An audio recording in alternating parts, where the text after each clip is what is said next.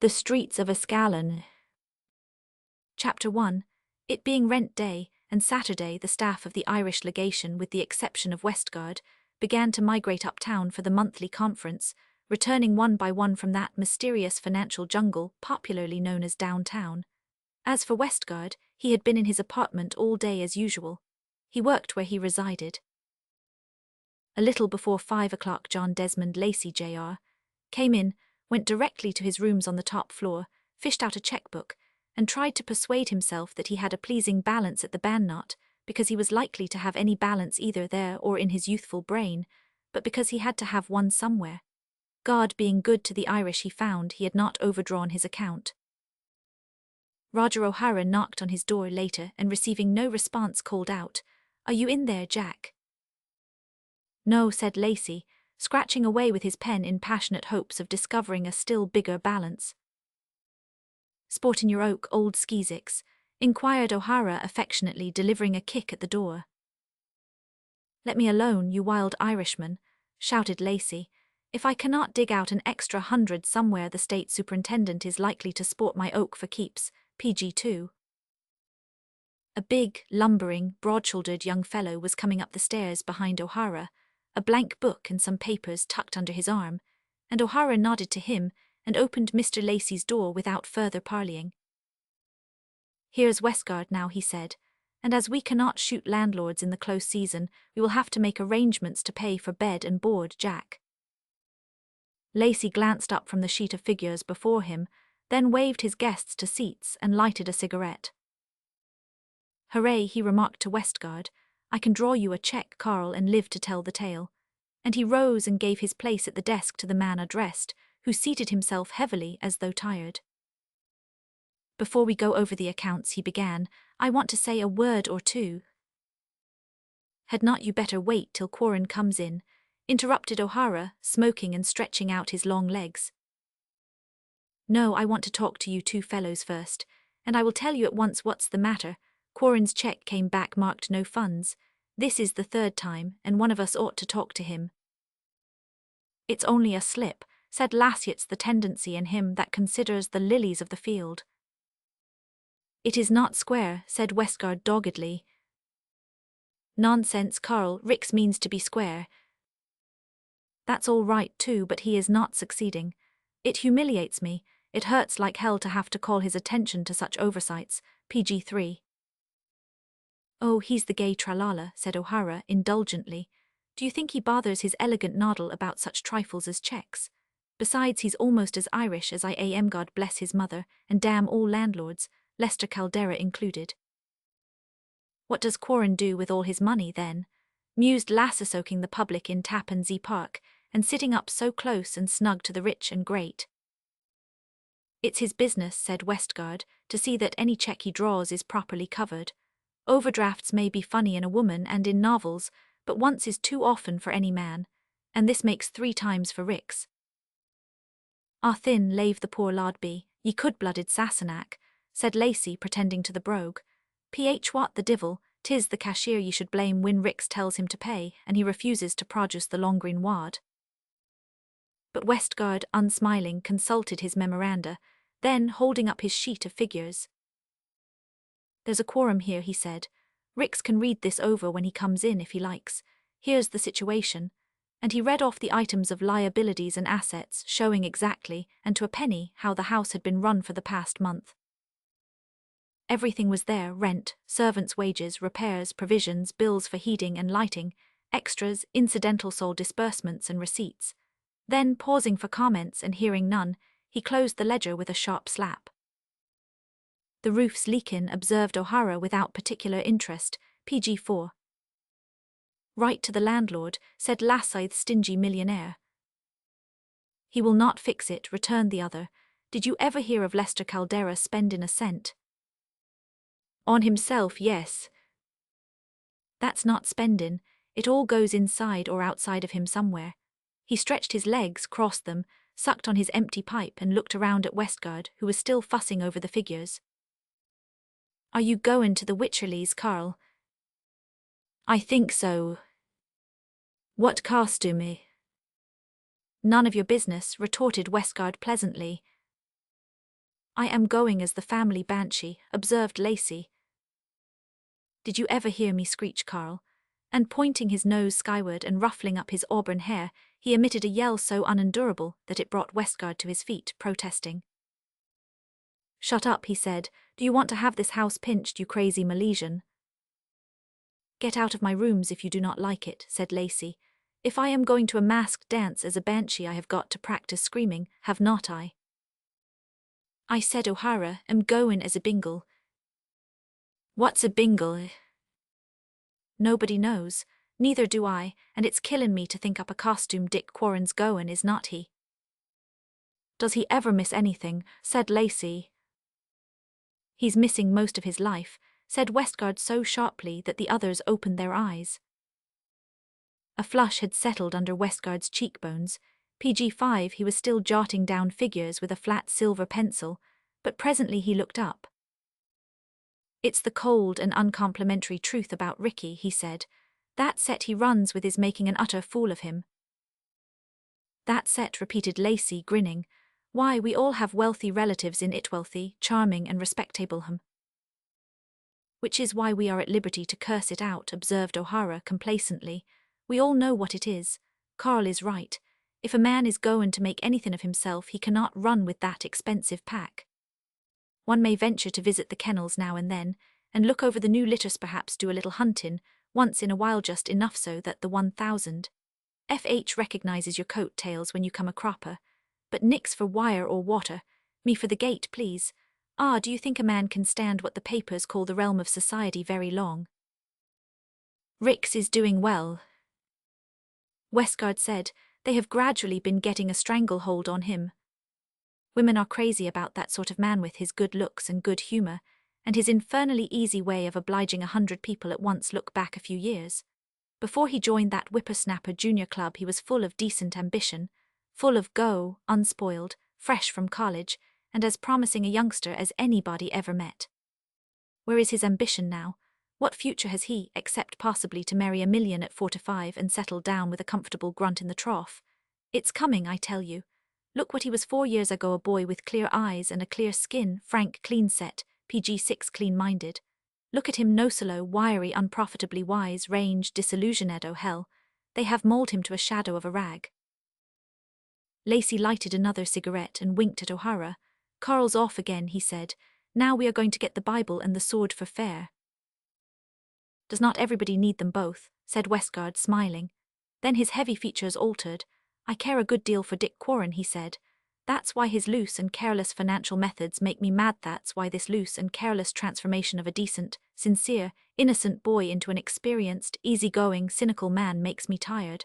I have got to stand for it, I suppose, but I do not want to. He's a gifted, clever, lovable fellow, but he has not any money and any right to leisure, and these people are turning him into one of those dancing things that leads cotillions and arranges tableaux, and plays social diplomat and forgets secrets and has his pockets full of boudoir keys. Good Lord, I hate to say it, but they are making a tame cat of him. They are using him ignobly. I tell you on that's the truth. If he had a friend with courage enough to tell him. I have tried, but I cannot talk this way to him. There was a silence. Then O'Hara crossed one lank leg over the other gingerly and contemplated his left shoe. Carl, he said, character never really changes, it only develops. What's born in the cradle is lowered into the grave, as some Russian guy said. You are a writer, and you know what I say is true. Granted, but Quarren's character is not developing, it's being stifled, strangled. He could have been PG-7, a professional mana lawyer, and a brilliant oneer, an engineer, or a physician, any old thing. He's in real estate, if you can call it that. All right, why does not he do something in it? I will tell you why, he added, angrily answering his own question. These silly women are turning Quarren's ambition into laziness, his ideals into mockery, his convictions into cynicism. He stopped short, the door opened and Quarren sauntered in. Could not help hearing part of your sermon, Carl, he said, laughing. Go ahead, I do not mind the Bible and the sword, it's good for Jack Lacey, too, and that scoundrel O'Hara. Hit us again, old Ironsides, we are no good. And he sat down on the edge of Lacey's bed and presently stretched out on it gracefully, arms under his blonde head. You have been catching it, Ricky, said O'Hara with a grin. Carl says that fashionable society is a bally wampire agorgin of hisself at the expense of bright young men like you. What's the comeback to that, sonny? Thanks, old fellow, said Quarren, laughing and slightly lifting his head to look across at Westgard. Go ahead and talk hell and brimstone. A fight is the only free luxury in the Irish legation. I will swat you with a pillow when I get mad enough. Westgard bent his heavy head and looked down at the yellow check on the table. Rix, he said, I have got to tell you that you have forgotten to make a deposit at your bank. Oh Lord, exclaimed Quarren with weary but amiable vexation. That is the third time. What PG8 are you fellows going to do? Put me out of the legation. Why the devil are you so careless? Growled Westgard. I honestly do not know. I did not suppose I was so short. I thought I had a balance. Rot, the minute a man begins to think he has a balance he knows damn well that he has not. I do not care, Rix, but, take it from me, you will have a mortifying experience one of these days. I guess that's right, said Quarren with a kind of careless contrition. I never seem to be more than a lap or two ahead of old Lady Ruin, and I break the speed laws too. No youngster ever beat that old woman in a foot race, observed Lacey. Pay up and give her enough car fare to travel the other way. That's your only chance, Ricky. Oh, certainly. No fellow need be in debt if he pays up, you Hibernian idiot. Do you want some money? Asked Westgard bluntly. Sure, Carl oodles of it, but not from you, old chap. You know you can have it from me too, do not you? Said O'Hara. Quarren nodded cordially. I will get it, no fear. I am terribly sorry about that check, but it will be all right tomorrow, Carl. Lacey thought to himself with a grin, he will kill somebody at auction to square himself. That's what Ricky means to do. God be good to the wealthy this winter night, PG9. O'Hara, lank, carefully scrubbed, carefully turned out as one of his own hunters, stood up with a yawn and glanced at his watch. Did not somebody say somebody was comin' in to tea? He asked generally. My cousin, Mrs. Wycherley, said Westgard, and a friend of hers I've forgotten. Mrs. Leeds, observed Lacey, and she is reputed to be a radiant peach. Did any of you fellows ever meet her in the old days? Nobody there had ever seen her. Did Mrs. Wycherley say she is a looker? Asked O'Hara skeptically. Westgard shrugged. You know what to expect when one woman tells you that another woman is good-looking. Probably she has a face that would kill a caterpillar. Quarren laughed lazily from the bed.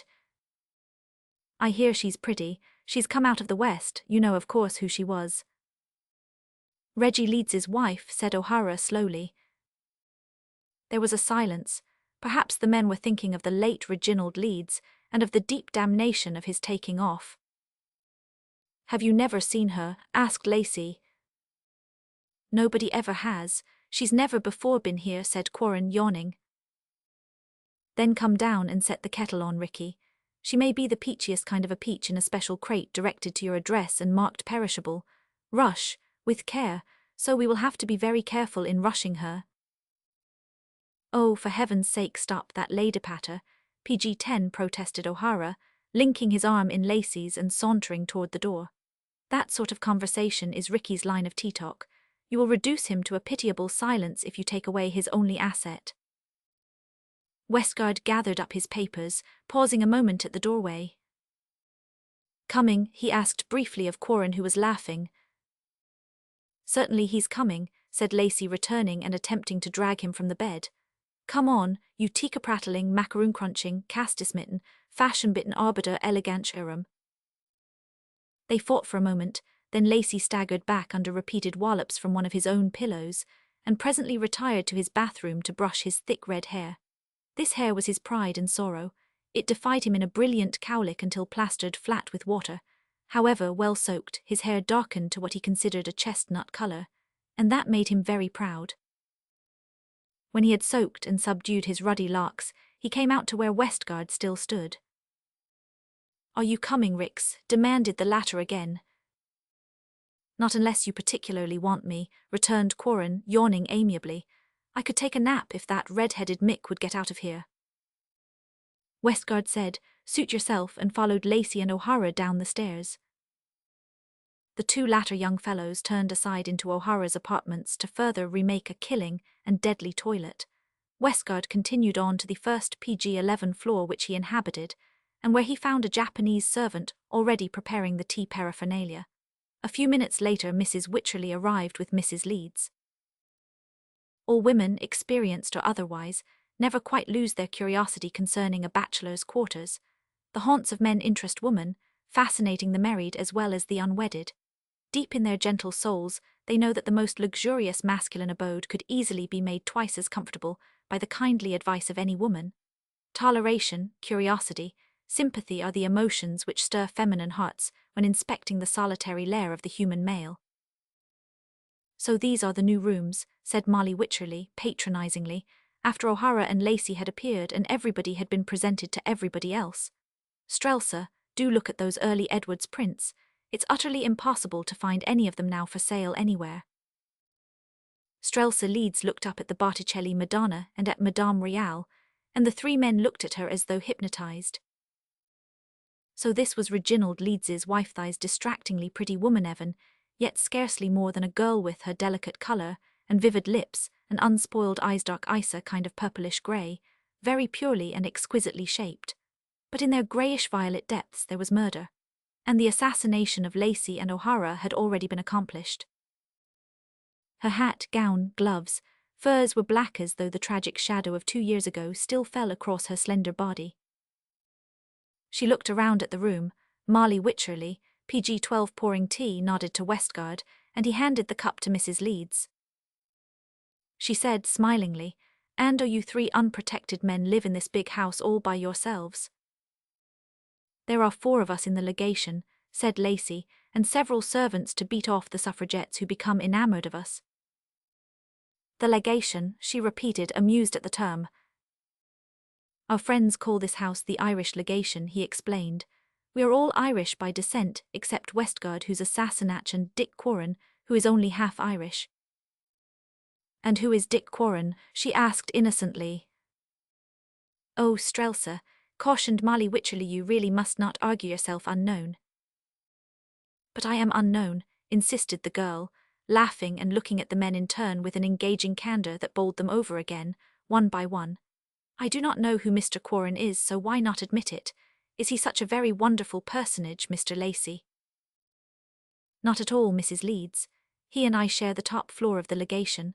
We are, as a matter of record, the 2 financial wrecks of this establishment, so naturally we go to the garret. Poverty is my only distinction. Mr. Quarren, however, also leads the Grand March at Lyric Hall now, and then I believe." "What is Lyric Hall, ought I to know?" Everybody was laughing, and Molly Wycherley said, "Richard Quarren, known variously as Rix, Ricky and Dick Quarren, is an exceedingly popular and in dis PG-13 pensible young man in this town. You will meet him, Strelsa, and probably adore him. We all do." "Must I wait very long?" asked Strelsa, laughing. "I would like to have the adoration begin." Lacey said to O'Hara, "Go up and pull that pitiable dub off the bed, Roger. The lady wishes to inspect him."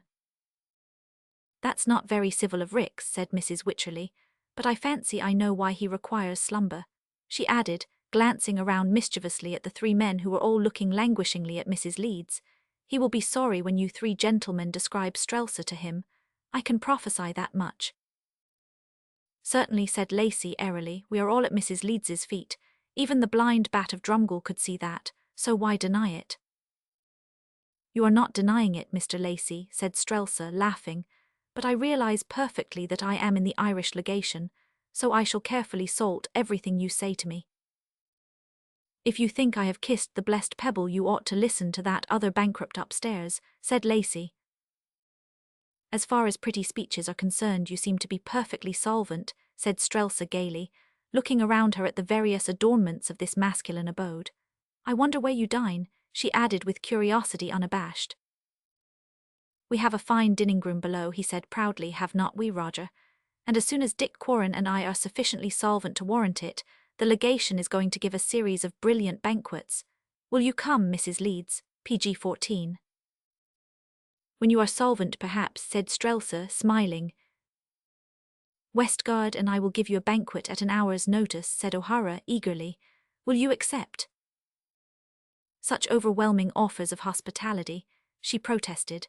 I had believed the contrary about New Yorkers. You see, I have just emerged from the West, and I do not really know what to think of such bewildering cordiality. Carl, said Mrs. Wycherley, are you going to show us over the house? If you are, we must hurry, as Strelsa and I are to decorate the Caldera's box this evening, and it takes me an hour to paint my face. She turned a fresh, winsome countenance to Westgard, who laughed, rose, and took his pretty cousin by the hand. Under triple escort, Mrs. Wycherley and Mrs. Leeds examined the legation from kitchen to garret and Strelsa, inadvertently glancing in at a room just as Westgard started to close the door, caught sight of a recumbent shape on a bedjust, a glimpse of a blonde, symmetrical head, and a well-coupled figure, graceful even in the careless relaxation of sleep. Westgard asked her pardon. That's Quarren. He was probably up till daylight. He was, said Molly Wycherley, and by the same token so was one. Thank you so much, Carl. Thank you, Mr. O'Hara, and you too, Jack, offering her hand. We've had a splendid party, Strelsa. We really ought to go at once. Will you come again, PG-15? We will come again if you ask us, said Strelsa. We are perfectly fascinated by the legation. And its personnel, hinted Lacey. Do you like us, Mrs. Leeds? I have only seen 3 of you, parried Strelsa, much amused. We refuse to commit ourselves, said Molly. Goodbye, I suppose you all are coming to my housewarming. They all looked at Mrs. Leeds, and said that they were coming, said so fervently. Molly laughed. She had no envy in her makeup, perhaps because she was too pretty herself. Oh yes, she said, replying to their unasked questions, Mrs. Leeds will be there, and I plainly see my miserable fate. But what can a wretched woman expect from the Irish? Not constancy. Strelsa, take warning, they loved me once. After Westgard had put them in their limousine, he came back to find Quarren in his sitting room, wearing a dressing gown, and Lacey madly detailing to him the charms of Strelsa Leeds. Take it from me, Dickie, she's some queen. You did not miss a thing but the prettiest woman in town, and there's a something about her, a kind of a sort of a something. You appear to be in love, dear friend, observed Quarren kindly. I am, so's every man here who met her. We do not deny it, we glory in our fall. What was that costume of hers, Carl? Mourning.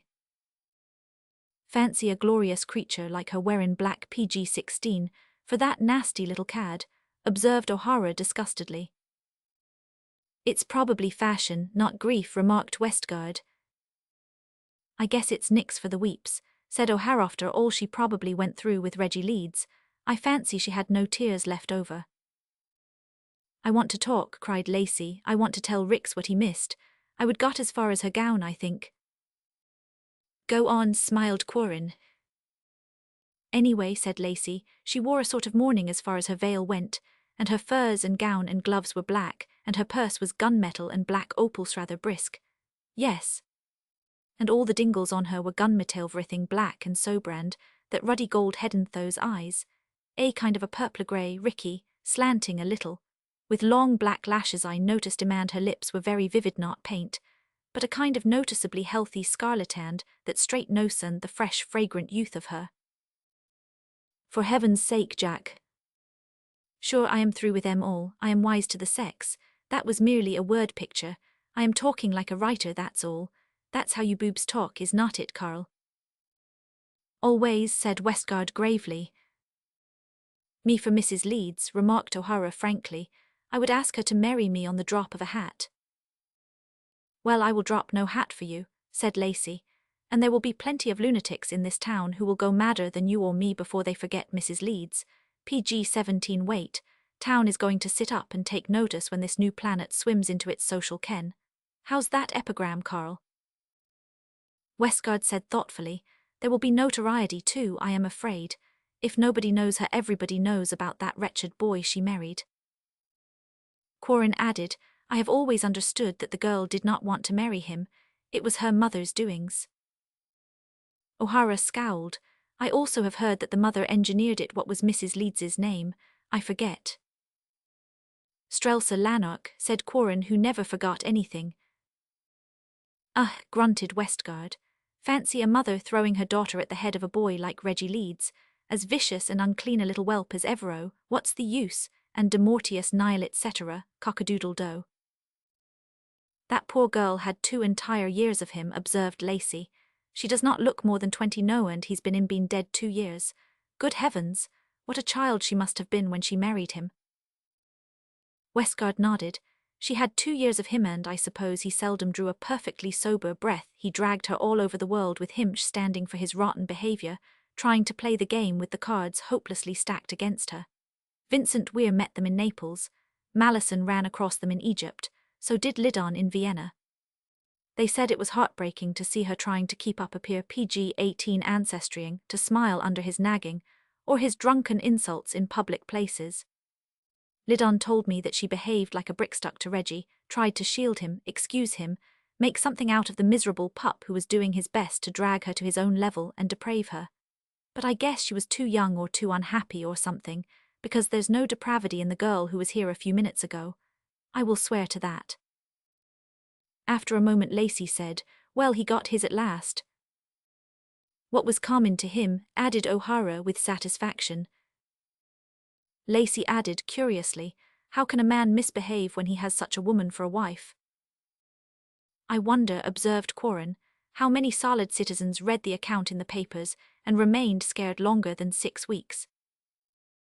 Lord help the wives of men, growled Westgard, if any of you fellows are dressing for dinner you would better be about it. Wait a moment. Rix, as Quarren, the last to leave, was already passing the threshold. The young fellow turned, smiling. The others went on.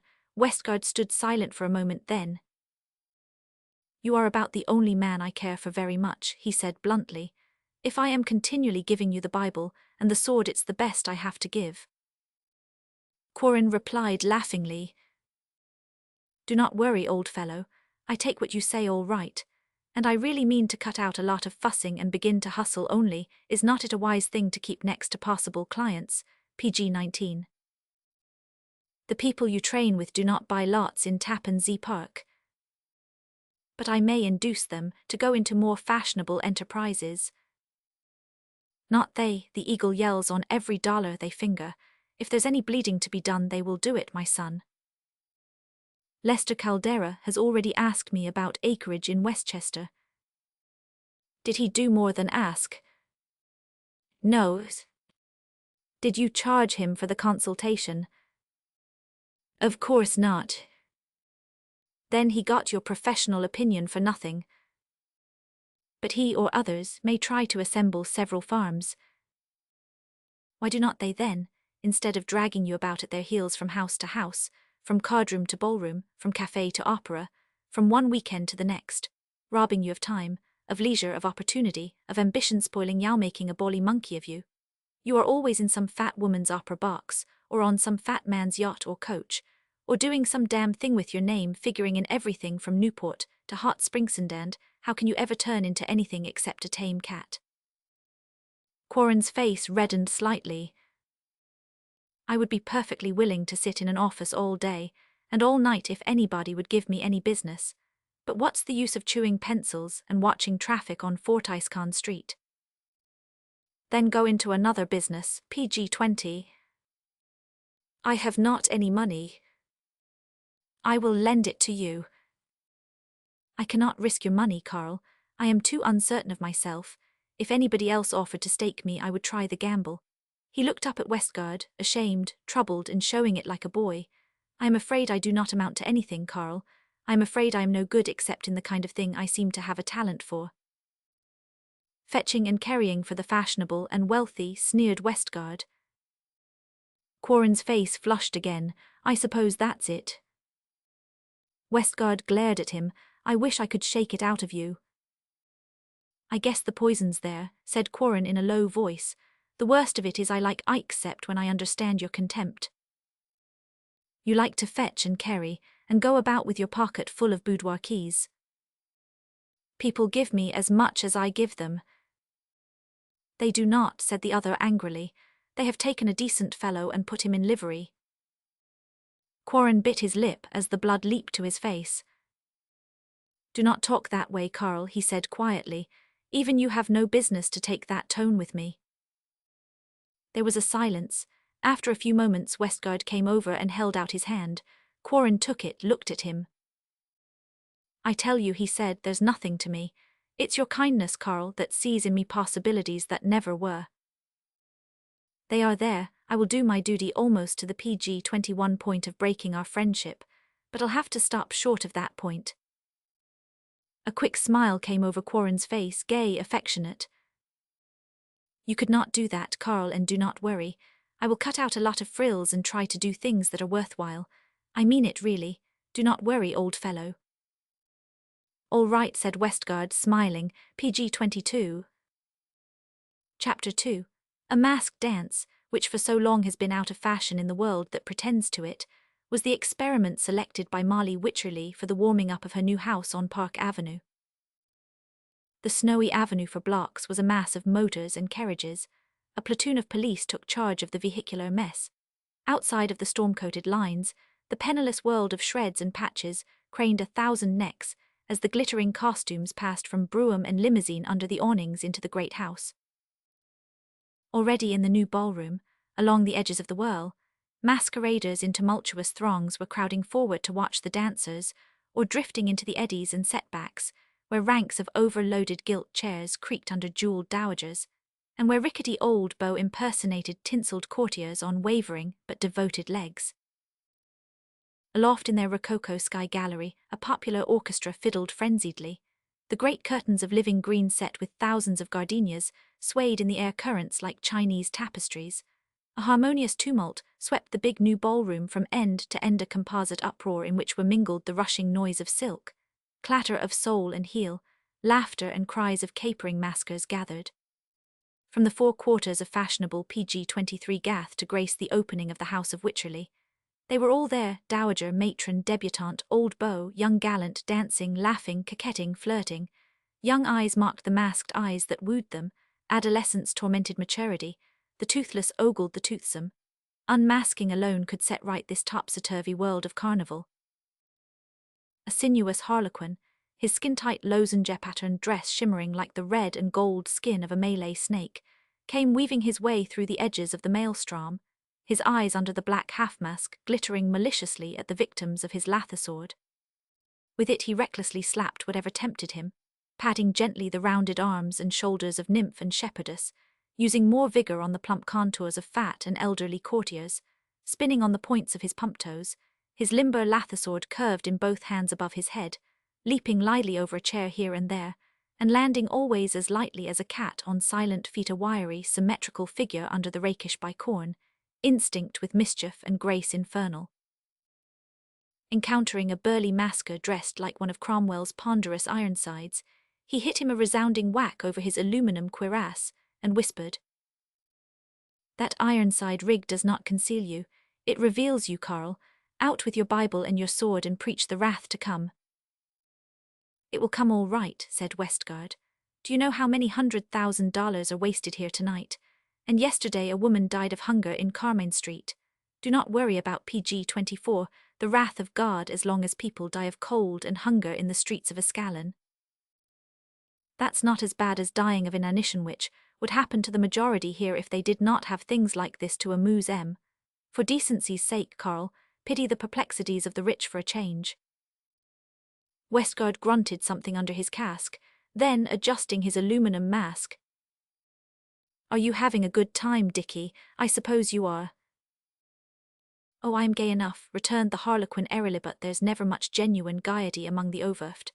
And he slapped a passing gallant with his wooden sword, spun around on his toes, bent over gracefully and stood on his hands, legs twinkling above him in the air. Then, with a bound, he was on his nimble feet again, and, linking his arm in the arm of the Cromwellian trooper, strolled along the ranks of fanning dowagers, glancing amiably into their masked faces. "Same old battle line," he observed to his companion, "their jewels give them away. Same old tiaras, same old ladies, all fat, all 50, all fanning away like the damned. Your aunt has on about a ton of emeralds. I think she does it for the purpose of banting, do not you, Carl?" The uproar drowned his voice. Westgard, colossal in his armour, gazed gloomily around at the gorgeous spectacle for which his cousin Molly Wycherley was responsible. Westgard, colossal in his armour, gazed gloomily around at the gorgeous spectacle Westgard, colossal in his armor, gazed gloomily around at the gorgeous spectacle. "It's monkey shines like this that breed anarchists," he growled. "Did you notice that rubbering PG-25 crowd outside the police lines in the snow? Marley and Jim ought to see it." "Oh, cut it out, Carl," retorted the Harlequin gaily. "There will be rich and poor in the world, as long as the bally old show runs. There'll be reserved seats, and gallery seats, and standing room only, and 99% of the world cooling its shabby heels outside." "I do not care to discuss the problem with you," observed Westgard. After a moment he added, "I am going to dance once or twice and get out. I suppose you will flit about doing the agreeable and fashionable until daylight." "I suppose so," said the Harlequin tranquilly. "Why not? Also, you ought to find material here for one of your novels." "A man does not have to hunt for material. It's in his bedroom when he wakes. It's all around him all day long. There's no more here than there is outside in the snow, and no less, but dancing all night is not going to help your business, Ricky." "It will not hurt any business I am likely to do." "Is not your Tappan Zee Park panning out?" "Fizzling out. Nobody's bought any building sites." "Why not?" "How the deuce do I know, Carl? I do not want to talk business here." He ceased speaking as 3 or 4 white-masked bacchantes in fluttering raiment came dancing by to the wild music of Philemon and Baucis, shaking their beribboned tambourines, flowery garlands and lynx-skins flying from their shoulders. They sped away on fleet little feet, hotly pursued by adoras. PG-26. "Come on," said the Harlequin briskly. "I think one of those skylarkers ought to prove amusing. Shall I catch you one?" But he found no encouragement in the swift courtship he attempted, for the bacchantes, loudly protesting at his interference, banged him over his head and shoulders with their resounding tambourines and danced away unheeding his blandishments. Flappers observed a painted and powdered clown whose voice betrayed him as O'Hara. "This town is overstocked with fudged broilers. They are always playin' about underfoot, spoilin' your huntin', and if you touch 'em they key no end." "I suppose you are looking for Mrs. Leeds," said Westgard, smiling. "I fancy every man here is doin' the same thing," replied the clown. "What's her costume? Do you know Ironsides?" "I would not tell you if I did," said Westgard frankly. The Harlequin shrugged. "This world," he remarked, "is principally encumbered with women, and naturally a man supposes the choice is unlimited. But as you live to drift from girl to girl, you will discover that there are just 2 kinds, the kind you can kiss and the kind you cannot. So finally you marry the latter. Does Mrs. Leeds flirt?" "Will a fish swim?" rejoined the clown. "You bet she will flirt, have not you met her?" "I know," said the Harlequin carelessly, which secretly amused both Westgard and O'Hara, for it had been whispered about that the new beauty not only had PG-27 taken no pains to meet Quarren, but had pointedly ignored an opportunity when the choice lay with her, remarking that dancing men were one of the social necessities which everybody took for granted, like flowers and champagne. And the comment had been carried straight to Quarren, who had laughed at the time and had never forgotten it, nor the apparently causeless contempt that evidently had inspired it. The clown brandished his bunch of toy balloons and gazed about him. "Anybody who likes can go and tell Mrs. Leeds that I am her declared suitor. I do not care who knows it. I am foolish about her.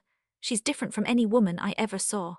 And if I do not find her pretty soon, I will smash every balloon over your head, Ricky." The Harlequin laughed. "Women," he said, "are cut out in various and amusing patterns like animal crackers, but the fundamental paste never varies, and the same pastry cook seasoned it." "That's a sickly and degenerate sentiment," observed Westgard. "You might say that about the unfledged," added O'Hara, "like those kittenish bacchantes. Winifred Miller and the youngest Vernon girl were 2 of those flappers, I think. But there's no real jollity among the satiated," he added despondently. "A mask, a hungry stomach and empty pockets are the proper ingredients for gaiety. Take it from me, Carl." And he wandered off, beating everybody with his bunch of toy balloons. Quarren leaped to the seat of a chair and squatted there, drawing his shimmering legs up under him like a great jeweled spider. PG-28. "Bet you 10 that the voluminous domino yonder envelops my aunt, Mrs. Sproul," whispered Westgard. "You are betting on a certainty and a fat ankle." Sure, I have seen her ankles going upstairs too often. What the devil is the old lady wearing under that domino? Wait till you see her later, said Quarren delightedly. She has come as Brunhilde. I do not want to see 300 pounds of relative as Brunhilde, growled Westgard. You will tomorrow. She's given her photograph to a herald man.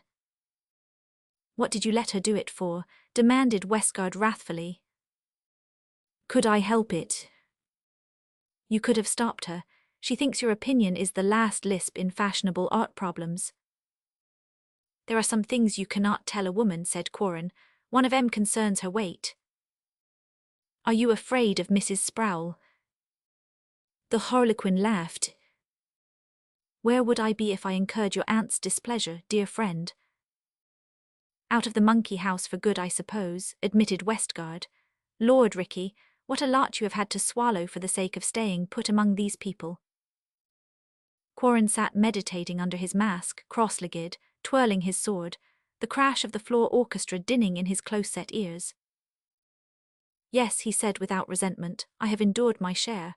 That's one reason why I do not want to let PG-29's several years of humiliation go for nothing. I have earned whatever place I have, and I mean to keep it. Westgard turned on him half angrily, hesitated, then remained silent. What was the use? If Quarren had not been guilty of actually fawning, toadying, currying favour, he had certainly permitted himself to be rudely used. He had learned very thoroughly his art in the school of the courtier, learned how and when to be blind, silent, deaf, how to offer, how to yield, when and how to demand and exact, which to Westgard meant the prostitution of intelligence, and he loathed the game like a man who is free to play it if he cares to. Of those who are denied participation, few really hate it. But he said nothing more, and the Harlequin, indolently stretching his glittering limbs, dropped a light hand on Westgard's cuirass shoulder. Do not be forever spoiling things for me, Carl. I really do enjoy the game as it lies. It does lie, that is the trouble, Rix. I cannot afford to criticize it. Listen, I am a mediocre man. I would never count among real men. I count in the set which I amuse and which accepts me. Let me enjoy it, cannot you? An aged dandy, masked, painted, wizened, and dressed like Henry Roman II, tottered by with a young girl on his arm, his shrill falsetto giggle piercing the racket around them. Do you wish to live to be like that? Asked Westgard sharply. Oh, I will die long before that, said Quarren cheerfully and leaped lightly to his feet. I shall now accomplish a little dancing, he said, pointing with his PG-30 wooden sword at the tossing throng. Venus, send me a pretty married woman who really loves her husband by Bacchus. Those dancers are going it. Come on, Carl, leave us foot it. Many maskers were throwing confetti now. Multi-tinted serpents shot out across the clamorous gulf. Bunches of roses flung high, rising in swift arcs of flight, crossed and recrossed. All along the edges of the dance, like froth and autumn leaves cast up from a whirlpool, fluffy feminine derelicts and gorgeous masculine escorts were flung pell-mell out of the maelstrom and left stranded or drifting breathless among the eddies setting in toward the Superum.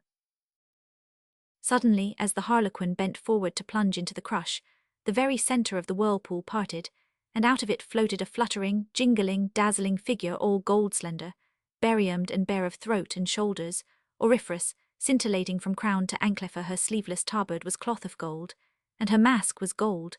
So were her jewelled shoes and the gemmed fillet that bound her locks, and her thick hair clustering against her cheeks had the lustre of precious metal.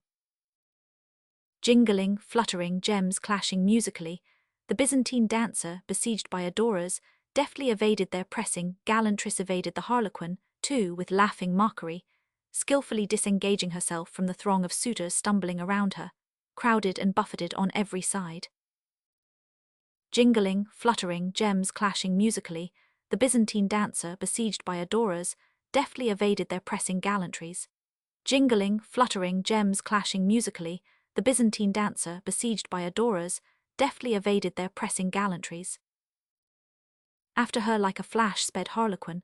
For an instant just ahead of him, she appeared in plain sight, glimmering brightly against the green and swaying tapestry of living leaves and flowers. Then even as her PG-31 pursuers looked at her, she vanished before their very eyes. They ran about distractedly hunting for her, Turk, drum major, Indian chief and Charles I, then reluctantly gave up the quest and drifted off to seek for another ideal. All women are ideal under the piquant promise of the mask. A pretty shepherdess, lingering near, whispered close to Quarren's shoulder behind her fan. Check to you, Harlequin. That golden dancer was the only girl in town who has not taken any pains to meet you. He turned his head warily, divining Molly Wycherley under the disguise, realizing, too, that she recognized him. You will never find her now, laughed the shepherdess. Besides, she does not care a rap about meeting a mere Harlequin. It's refreshing to see you so thoroughly snubbed once in a while. And she danced gaily away, arms akimbo, her garlanded crook over her shoulder, and her taunting laughter floated back to him where he stood irresolute, wondering how the golden dancer could have so completely vanished. Suddenly he recollected going over the house before its completion with Jim Wycherley, who had been his own architect, and the memory of a certain peculiarity in the construction of the ballroom flashed into his mind. The only possible explanation for her disappearance was that somebody had pointed out to her the low door behind the third pillar, and she was now in the gilded swallow's nest aloft. It was a whim of Wycherley's concealed stare recalled it perfectly no, and, parting the living PG-32 tapestry of blossoms, he laid his hand on the ivory and gilded panelling, pressing the heart of one carved rose after another, until with a click, a tiny door swung inward, revealing a narrow spiral of stairs, lighted rosily by electricity. He stepped inside, closed the door, and listened, then mounted noiselessly. Halfway up he caught the aroma of a cigarette, and a second later he stepped out onto a tiny latticed balcony, completely screened. The golden dancer, who evidently had been gazing down on the carnival scene below from behind the lattice, whirled around to confront him in a little flurry of cigarette smoke. For a moment they faced each other, then, "How did you know where to find me, Harlequin? I would have died if I had not found you, fairest, loveliest." "That is no answer. Answer me." "Why did you flee?" he asked. "Answer that first." She glanced at her cigarette and shrugged her shoulders. "You see why I fled, do not you? Now answer me." The Harlequin presented the hilt of his sword, which was set with a tiny mirror. "You see why I fled after you," he said, "do not you?" "All the same," she insisted smilingly, "I have been informed on excellent authority that I am the only one, except the family, who knows of this balcony. And here comes a Harlequin blundering in. You are not Mr. Wycherley, and you are certainly not Molly." "Alas, my ultimate ends are not as shapely." PG-33. "Then who are you?" she added, laughing. "They are shapely enough too." "I am only a poor wandering, love-smitten Harlequin," he said, "scorned, despised, and mocked by beauty." "Love-smitten," she repeated. "Can you doubt it now?" She laughed gaily and leaned back against the balcony's velvet rail. "You lose no time in declaring yourself, do you, Harlequin? That is, if you are hinting that I have smitten you with the pretty passion." "Through and through, beautiful dancer." "How do you know that I am beautiful under this mask?" "I know many things. That's my compensation for being only a poor mountebank of a Harlequin magic penetration, the clairvoyance of radium." "Did you expect to find me at the top of those corkscrew stairs?" "I 999, why?" Inference, every toad hides a jewel in its head, so I argued that somewhere in the ugliness of darkest Philistia a gem must be hidden, and I have searched for years up and down throughout the haunts of men from Gath to Ascalon. Anpold, my quest is ended at your pretty feet, rose diamond of the world. He sank lithely on one knee. She laughed deliciously, looking down at his masked face. "Who are you, Harlequin, whose wits and legs seem to be equally supple and symmetrical?"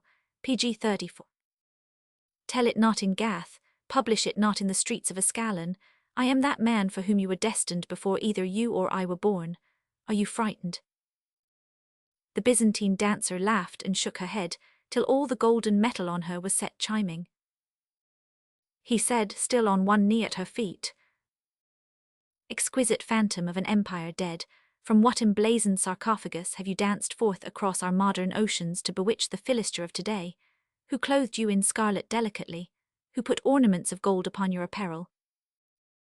You caught me with scripture as smoothly as heaven's great enemy, she said, unto your own ends as does he.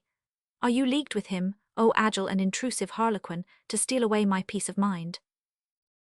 Lightly, silently he leaped up to the balustrade, and gathering his ankles under him, squatted there, cross-legged, peering sideways at her through the slanting eye-holes. If that screen behind you gives way, she warned him, you will have accomplished your last harlequinade. He glanced coolly over his shoulder. How far is it to the floor below, do you suppose? Far enough to make a good harlequin out of a live one, she said. Please be careful, I really mean it. Child, he said solemnly, do you suppose that I mind falling 100 feet or so on my head? I have already fallen infinitely farther than that this evening.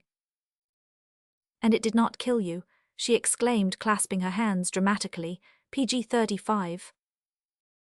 No, because our destiny must first be accomplished before I die. Ours is yours and mine, pretty dancer. I have already fulfilled my destiny by falling in love with you at first sight. That was a long fall, was not it? Very. Am I to fulfill mine in a similar manner? You art. Will it kill me, do you think? I do not think so. Try it. Will it hurt, this terrible fall, and how far must I descend to fall in love with you? Sometimes falling in love does hurt, he said gravely, when the fall is a long one. Is this to be a long one? You may think so. Then I decline to tumble. Please go somewhere about your business, Master Harlequin. I am inclined to like you. Dancer, my life's business is wherever you happen to be. Why are you so sure? Magic, he said seriously, I deal in it. Wonderful, your accomplishments overwhelm me. Perhaps through the aid of magic you can even tell me who I am.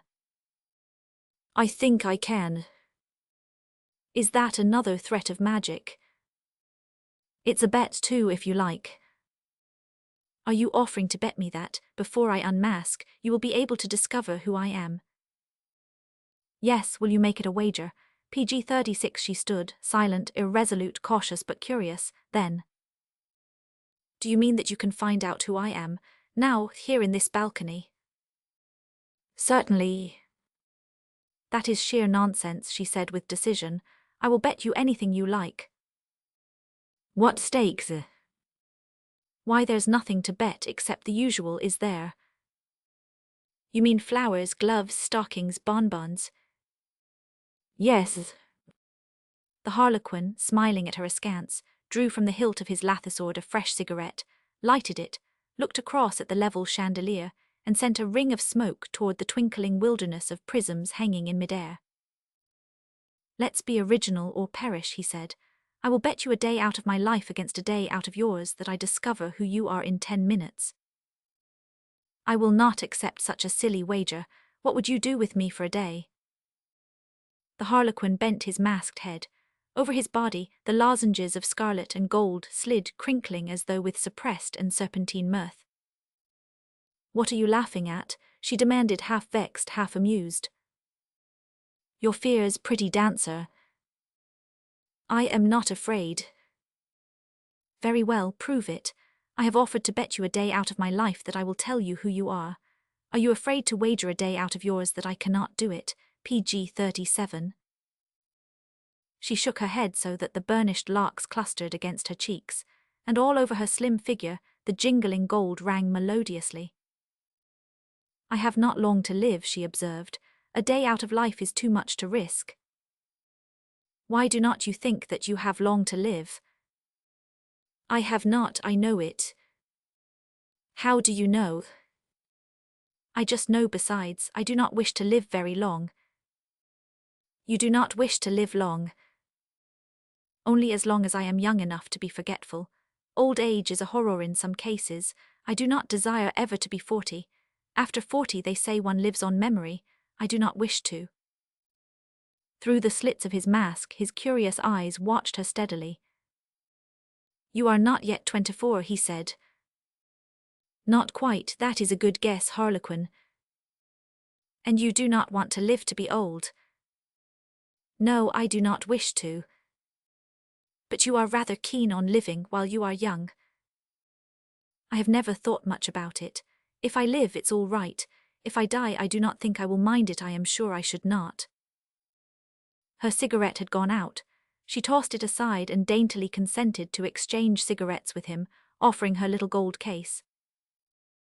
You are carefully inspecting my initials, are not you? She observed, amused.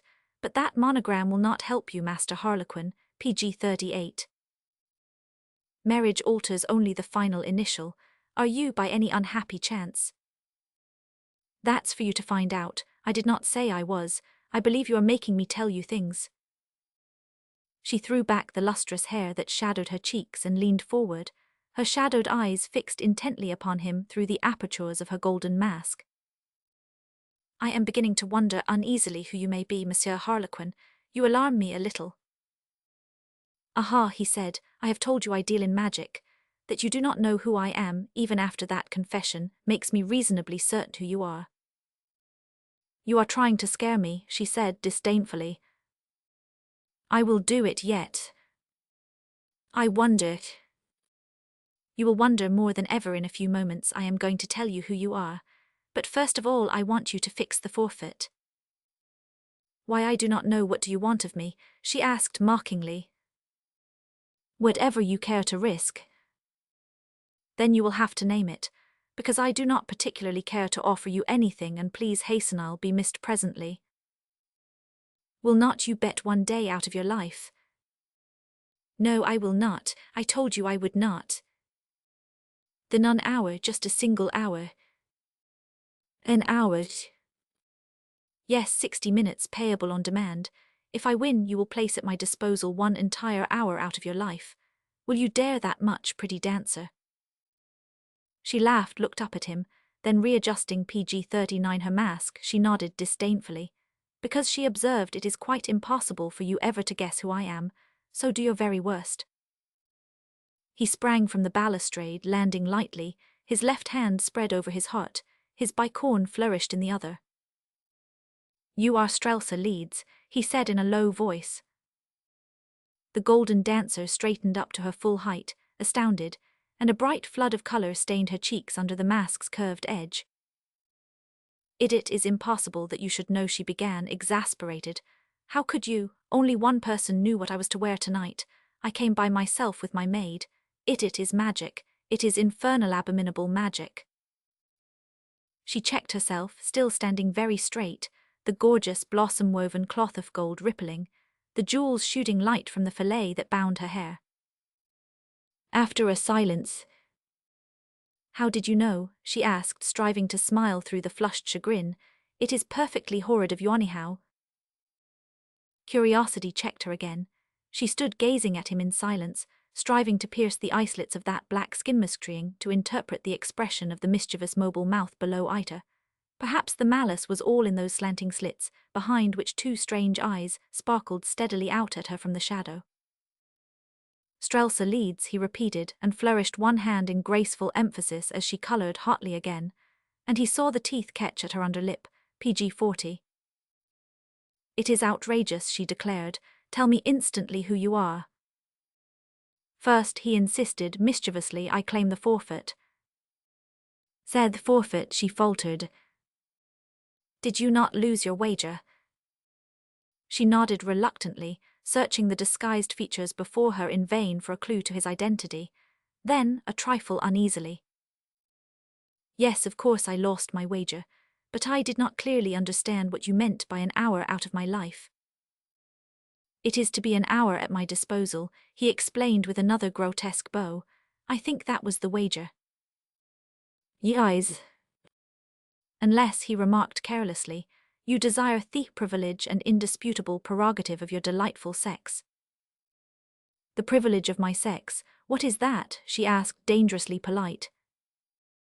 Why, to change your divine mind, repudiate the obligation. Harlequins. Madame, with an elaborate and wriggling bow. I pay what I always, do you understand? The Harlequin bowed again in arabesques, very low, yet with a singular and almost devilish grace. Madame concedes that the poor Harlequin has won his wager. Yes, you do not appear to be particularly humble, either, PG 41. Madame insists on paying, he inquired suavely. Yes, of course I do, she said uneasily. I promised you an hour out of my life, am I to pay it now? You pay by the minutione minute a day for 60 days. I am going to take the first minute now. Perhaps I may ask for the other 59 also. How? Shall I show you how? Very well. A magic pass or two first, he said gaily, crooking one spangled knee and spinning around. Then he whipped out his lather sword, held it above his head, coolly passed a glittering arm around her waist, and looked down into her flushed face. You will have to count out the 60 seconds, he said. I shall be otherwise occupied, and I cannot trust myself to do two things at once. What are you about to do? Sink through a trapdoor with me? I am about to salute you with the magic kiss. After that you will be my Columbine forever. That is not included in the bet, is it? She asked in real consternation. I may do as I please with my hour, may I not? Was it the bet that you were to be at liberty to kiss me? I control absolutely an hour out of your life, do I not? I may use it as I please. You had better count out 60 seconds. She looked down, biting her lip, and touched one hand against her cheeks alternately, as though to cool them with the snowy contact. PG 42. He waited in silence for her reply. Very well, she said resolutely. If you elect to use the first minute of your hour as frivolously as that, I must submit, I suppose. And she began to count aloud rapidly. 1, 2, 3, 4, 5, 6, 7, 8, 9. Her face was averted. He could see the tip of one small ear all aflame. Presently she ventured a swift glance around at him and saw that he was laughing. 10, 11, 12, she counted nervously, still watching him. 13, 14, 15, panic threatened her. She doubled both hands in the effort of self-control, and timed her counting as though the rapid beating of the tempo could hasten her immunity. 16, 17, 18, 19, 20, 1, 2, 3. Play fair, he exclaimed. I am trying to. Cannot I say it that way up to 10 and then say 30? Oh, certainly. I have still half a minute. You would better hurry. I may begin at any moment. 4 for Vesic 7:30, she cried, and the swift numbers fled from her lips, fairly stumbling over one another, tumbling the sequence of hurrying numerals into one breathless gasp of 40. His arm slid away from her waist. He stepped backward and stood watching her, one finger crooked, supporting his chin, the ironical smile hovering ever on his lips. 50, she counted excitedly, her hands beating time to the counting. 50 ont were 3 from 60, and she whirled around to face PG 43 him with an impulsively triumphant gesture which terminated in a swift curtsy, arms flung wide apart. Voila, she said breathlessly, I have paid my bet. Am I not a good sport, Harlequin? Own that I am, and I will forgive your outrageous impudence. You are a most excellent sport, madame, he conceded, grinning. Relief from the tension cooled her cheeks. She laughed bewitchingly and looked at him, exultant, unafraid. I frightened you well with my desperate counting, did not I? You completely forgot to do anything, did not you? Voyons, admit it. You completely terrorized me, he admitted. Besides, she said, while I was so busily counting the seconds aloud, you could not very well have kissed me, could you? That was strategy. You could not have managed it, could you? Not very easily. I really did nonplus you, did not I? She insisted, aware of his amusement. Oh, entirely, he said. I became an abject idiot. She stood breathing more evenly now, the pretty color coming and going in her cheeks. Considering him, looking alternately at his masked eyes and at his expressive lips where a kind of silent and infernal mirth still flickered, a sudden doubt assailed her, and presently, with a dainty shrug, she turned and glanced down through the gilt lattice toward the floor below. I suppose, she said, tauntingly, you hope I will believe that you refrained from kissing me out of some belated consideration for decency. But I know per PG 44 fectly well that I perplexed you, and confused you and intimidated you. This is, of course, the true solution of my motives in not kissing you. She turned toward him. What motive? My motive for not kissing you. My only motive was consideration for you, and for the sacred conventions of St. Grundy. I believe, she said scornfully, you are really trying to make me think that you could have done it, and did not. You are too clever to believe me a martyr to principle, madame. She looked at him, stamped her foot till the bangles clashed. Why did not you kiss me, then, if you wished to spoil my victory? You yourself have told me why. Am I wrong? Could Yao didn't I surprise you, in fact, paralyze Yao with astonishment? He laughed delighted, and she stamped her ringing foot again. I see, she said, I am supposed to be doubly in your debt now. I would rather you had kissed me and we were quits. It is not too late, you know. It is too late, it's all over. Madame, I have 59 other minutes in which to meet your kindly expressed wishes. Did you forget? What? She exclaimed aghast. 1 hour less 1 minute is still coming to me, PG 45. Am I have IIS this ridiculous performance going to happen again? She asked, appalled. 59 times, he laughed, doubling one spangled leg under the other and whirling on his toe till he resembled a kaleidoscopic teetotum. Then he drew his sword, cut right and left, slapped it back into its sheath, and bowed his wriggling bow, one hand over his heart. Do not look so troubled, madame, he said. I release you from your debt. You need never pay me what you owe me. Up went her small head, fiercely, under its flashing hair. Thank you, I pay my debts, she said crisply. You decline to accept your release. Yes, I do, from you. You will see this thing through, if it takes all winter. Of course, trying to smile and not succeeding. He touched her arm and pointed out across the hot, perfumed gulf to the gilded clock on high. You have seen it through. It is now 1 minute to midnight. We have been here exactly 1 hour, lacking a minute, since our bet was on, and I have wanted to kiss you all the while. Confused, she looked at the clock under its elaborate azure and ormolu foliations, then turned toward him, still uncertain of her immunity. Do you mean that you have really used the hour as you saw fit? She asked. Have I done my part honestly like a good sportsman? Have I really? He bowed laughingly. I cheerfully concede it. You are a good sport, PG 46. And all that time she began all that time. I had my chances, 60 of them, and did not take them. Only wanted to, but did not. You think that I... A woman never forgets a man who has kissed her. I took the rather hopeless chance that you might remember me without that, but it's a long shot. I expect that you will forget me. Do you want me to remember you? She asked curiously. Yes, but you will not. How do you know? I know from the expression of your mouth, perhaps. You are too pretty, too popular to remember a poor harlequin. But you never have seen my face, have you? No. Then why do you continually say that I am pretty? I can divine what you must be. Then owie did you refrain from? She laughed lightly and looked up at him mockingly.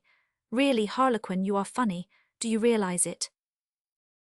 She laughed again, and the slight flush came back into her cheeks. But you are nice. Anyway, perhaps if you had seen my face you might have let me go unkissed. All the quicker masks cover horrible surprises. And then again, if you had seen it, perhaps you might never have let me go at all. She added audaciously, PG 47. In the gilded balcony opposite, the orchestra had now ceased playing. The whirl and noise of the dancers filled the immense momentary quiet. Then soft chimes from the great clock sounded midnight amid cries of unmask, masks off, everybody. The harlequin turned and, drawing the black vizard from his face, bent low and saluted her hand, and she, responding gaily with a curtsy, looked up into the features of an utter stranger. She stood silent a moment, the surprised smile stamped on her lips. Then in her turn she slipped the mask from her eyes. Voilà, she cried, c'est moi. After a moment he said, half to himself, I knew well enough that you must be unusual, but I had not any idea. Then you are not disappointed in me, monsieur. My only regret is that I had my hour and wasted it. Those hours never sound twice for wandering harlequins.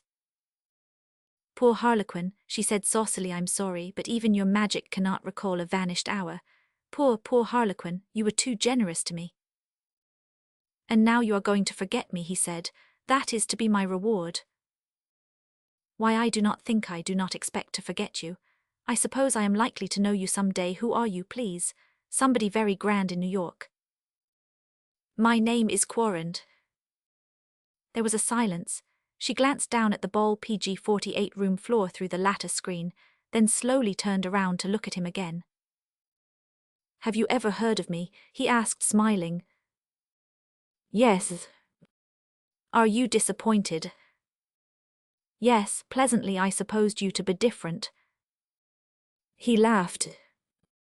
Has the world been knocking me very dreadfully to you, Mrs. Leeds? No, one's impressions form without any reason and vaguely from nothing in particular. I thought you were a very different sort of man.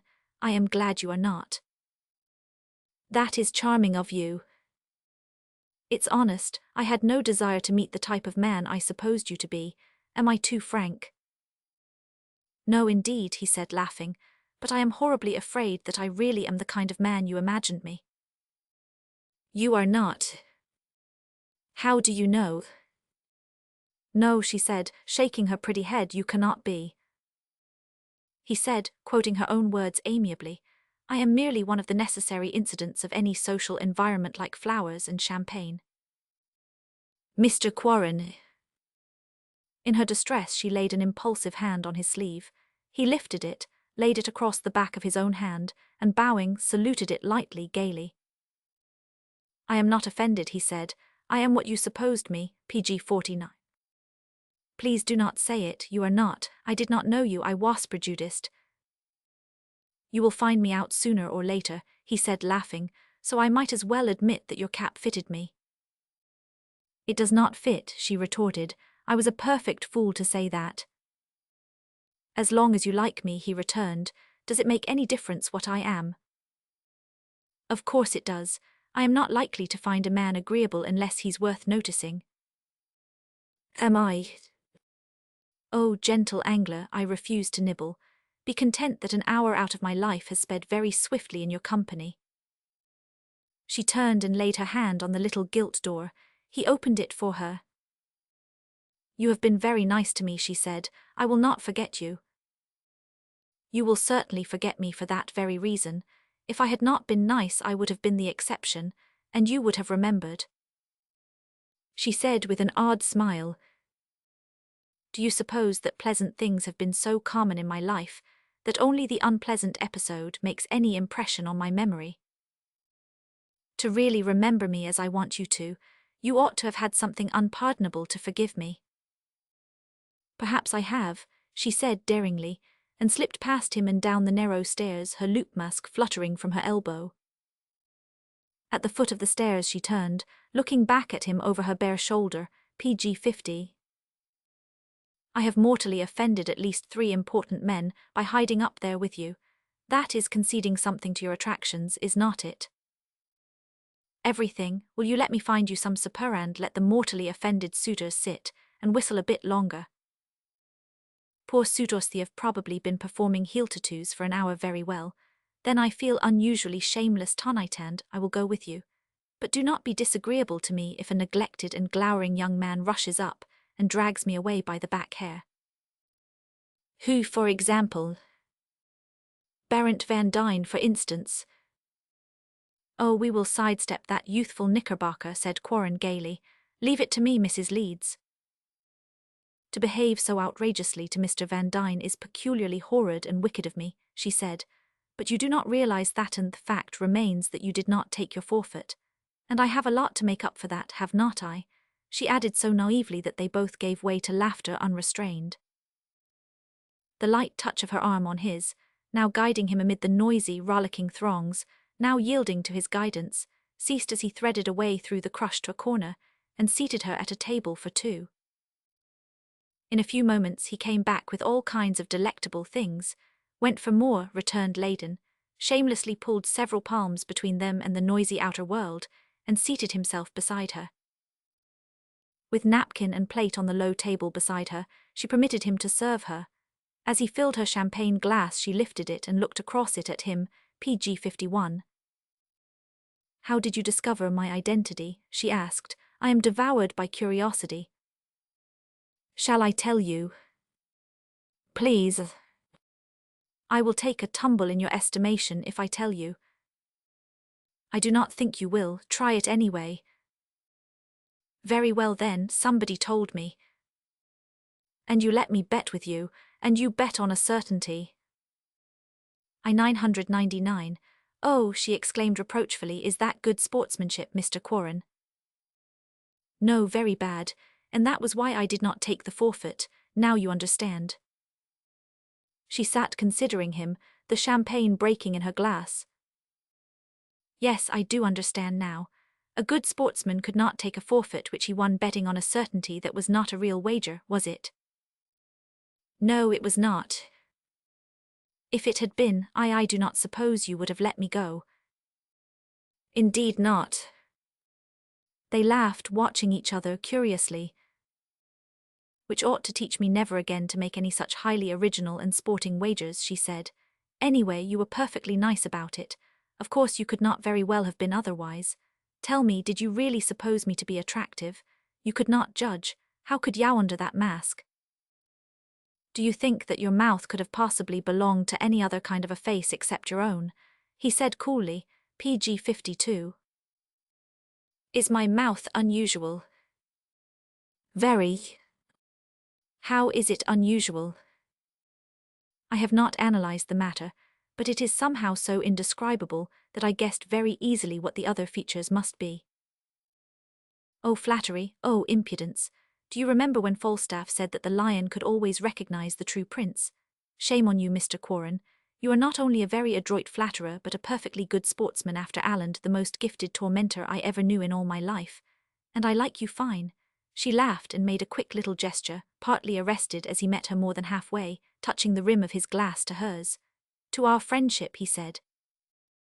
Our friendship, she repeated gaily, if the gods speed it. And its consequences, he added, do not forget those.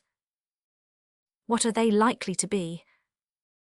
Who knows, that's the gamble, but let us recognize all kinds of possibilities and drink to them too, shall we?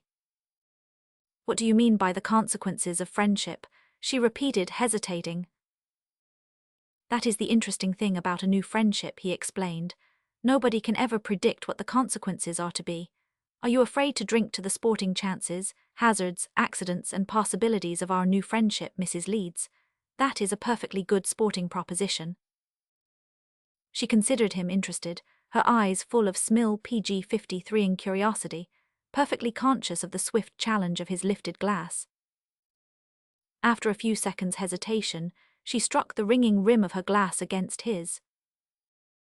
To our new friendship, Monsieur Harlequin, she said lightly, with every sporting chance, worldly hazard and heavenly possibility in it. To our new friendship, Monsieur Harlequin, she said lightly. To our new friendship, Monsieur Harlequin, she said lightly. For the first time the smile faded from his face, and something in his altered features arrested her glass at her very lips.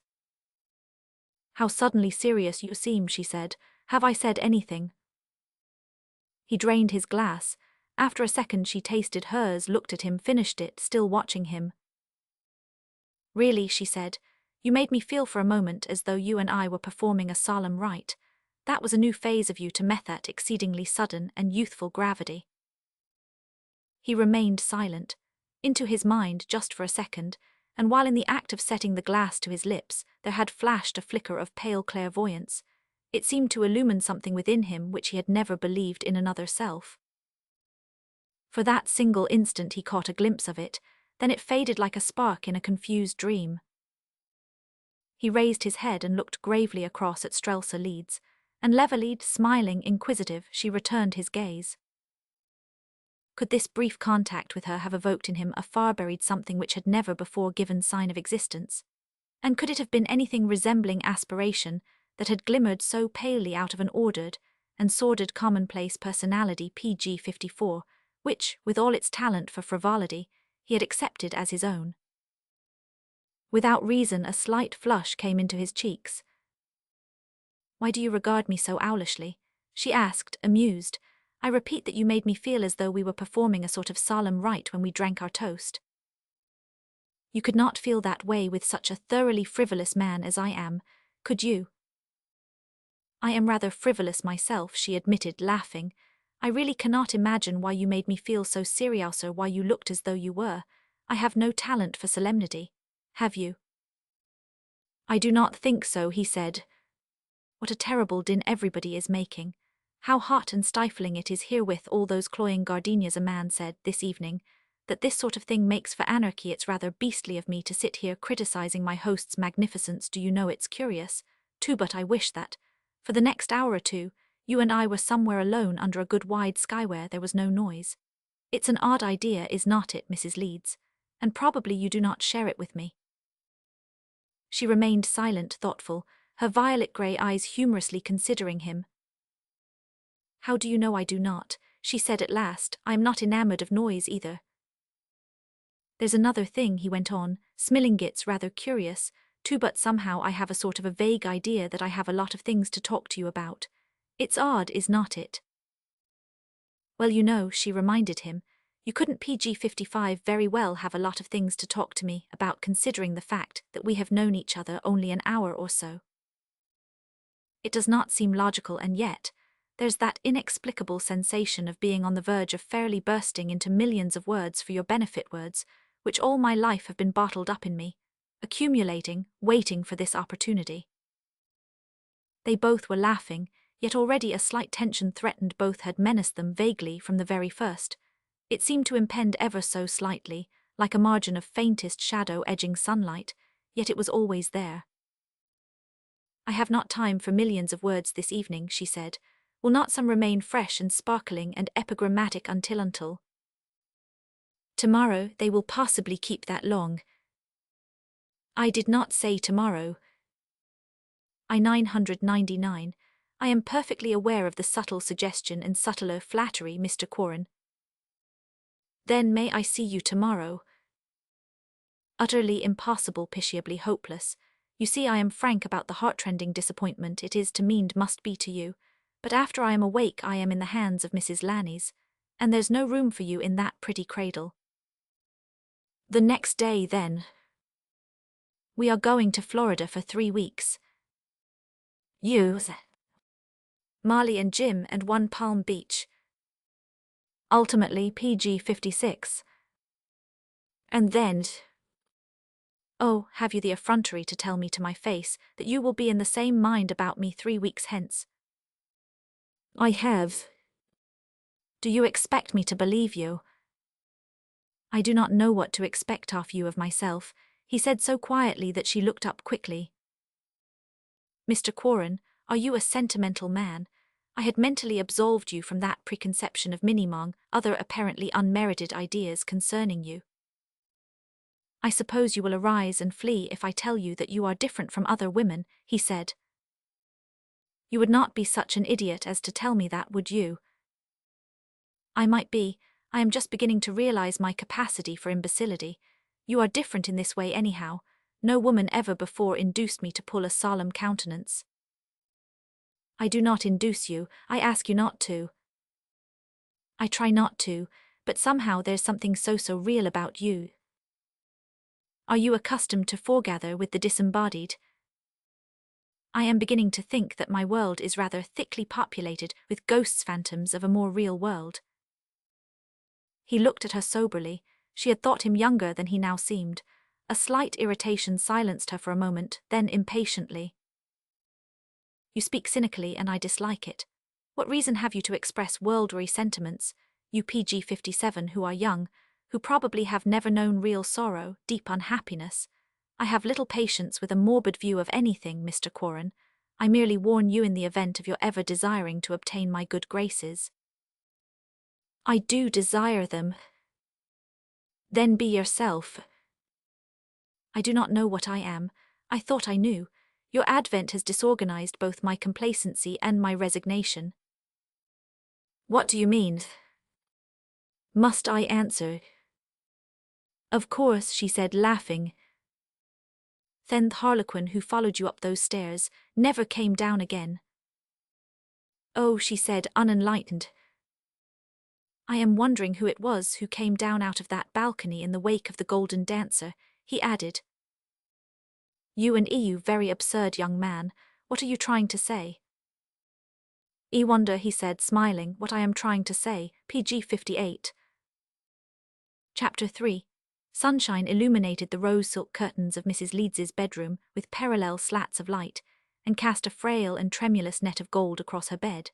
The sparrows in the Japanese ivy seemed to be unusually boisterous, and their persistent metallic chatter disturbed Strelsa, who presently unclosed her grey eyes upon her own reflected features in the wall-glass opposite. Face still flushed with slumber, she lay there considering her mirrored features with humorous, sleepy eyes. Then she sat up, stretched her arms, yawned, patted her red lips with her palm, pressed her knuckles over her eyelids, and presently slipped out of bed. Her bath was ready, so was her maid. A little later, cross-legged on the bed once more, she sat sipping her chocolate and studying the morning papers with an interest and satisfaction unjaded. Coupled with the naive curiosity of a kitten remained her unspoiled capacity for pleasure, and the interest of a child in a world unfolding daily in a sequence of miracles under her intent and delighted eyes. Bare of throat and arm and shoulder, the lustrous hair shadowing her face, she now appeared unexpectedly frail, even thin, as though the fuller curves of the mould in which she was being formed had not yet been filled up. PG 59. Fully dressed, gown and furs lent to her something of a youthful maturity which was entirely deceptive, for here in bed, the golden daylight revealed childish contours accented so delicately that they seemed almost sexless, and in her intent grey eyes and in her undeveloped mind was all that completed the bodily and mental harmony youth unawakened, as yet except to a confused memory of pain and the dreamy and passionless unconsciousness of an unusually late adolescence. At 24, Strelsa still looked upon her morning chocolate with a healthy appetite, and the excitement of seeing her own name and picture in the daily press had as yet lost none of its delightful thrill. All the morning papers reported the Wycherleys' housewarming with cloying detail, and she adored it. What paragraphs particularly concerned herself, her capable maid had enclosed in inky brackets. These Strelsa read first of all, warm with pleasure at every stereotyped tribute to her loveliness. The comments she perused were of all sorts, even the ungrammatical sort, but she read them all with profound interest, and loved everyone, even the most fulsome. For life and its kinder experience was just beginning for her after a shabby childhood, a lonely girlhood, and a marriage unspeakable, the memory of which already had become to her as vaguely poignant as the dull recollection of a nightmare. So her appetite for kindness, even the newspaper variety, was keen and not at all discriminating, and the reaction from 2 years' solitudetwo years of endurance, of shrinking from public comment had developed in her a fierce longing for pleasure, and for PG 60 playfellows. Her fellow men had responded with an enthusiasm which still surprised her delightfully at moments. The clever Swedish maid now removed the four-legged tray from her knees. Strelsa, propped on her pillows, was still intent on her newspapers, satisfying a natural curiosity concerning what the world thought about her costume of the night before, her beauty herself and the people she knew. At last, agreeably satiated, she lowered the newspaper and lay back, dreamy-eyed, faintly smiling, lost in pleasant retrospection. Strelsa, propped on her pillows, was still intent on her newspapers. Strelsa, propped on her pillows, was still intent on her newspapers. Had she really appeared as charming last night as these exceedingly kind New York newspapers pretended? Did this jolly world really consider her so beautiful? She wished to believe it. She tried too. Perhaps it was really true because all these daily paragraphs, which had begun with her advent into certain New York sets, must really have been founded on something unusual about her. And it could not be her fortune which continued to inspire such journalistic loyalty and devotion, because she had scarcely enough money in fact to manage with, dress with, pay her servants, and maintain her pretty little house in the East 80s. It could not be her wit. She had no more than the average American girl, nor was there anything else in her, neither her cultivation, attainments, nor talents to entitle her to distinction. So apparently it must be her beauty that evoked paragraphs which had already made her a fashion in the metropolis was making her a cult heaven, perhaps a notoriety. PG 61. Because those people who had personally known Reginald Leeds were exceedingly curious concerning this young girl who had been a nobody, as far as New York was concerned, until her name became legally coupled with the name of one of the richest and most dissipated scions of an old and honorable New York family.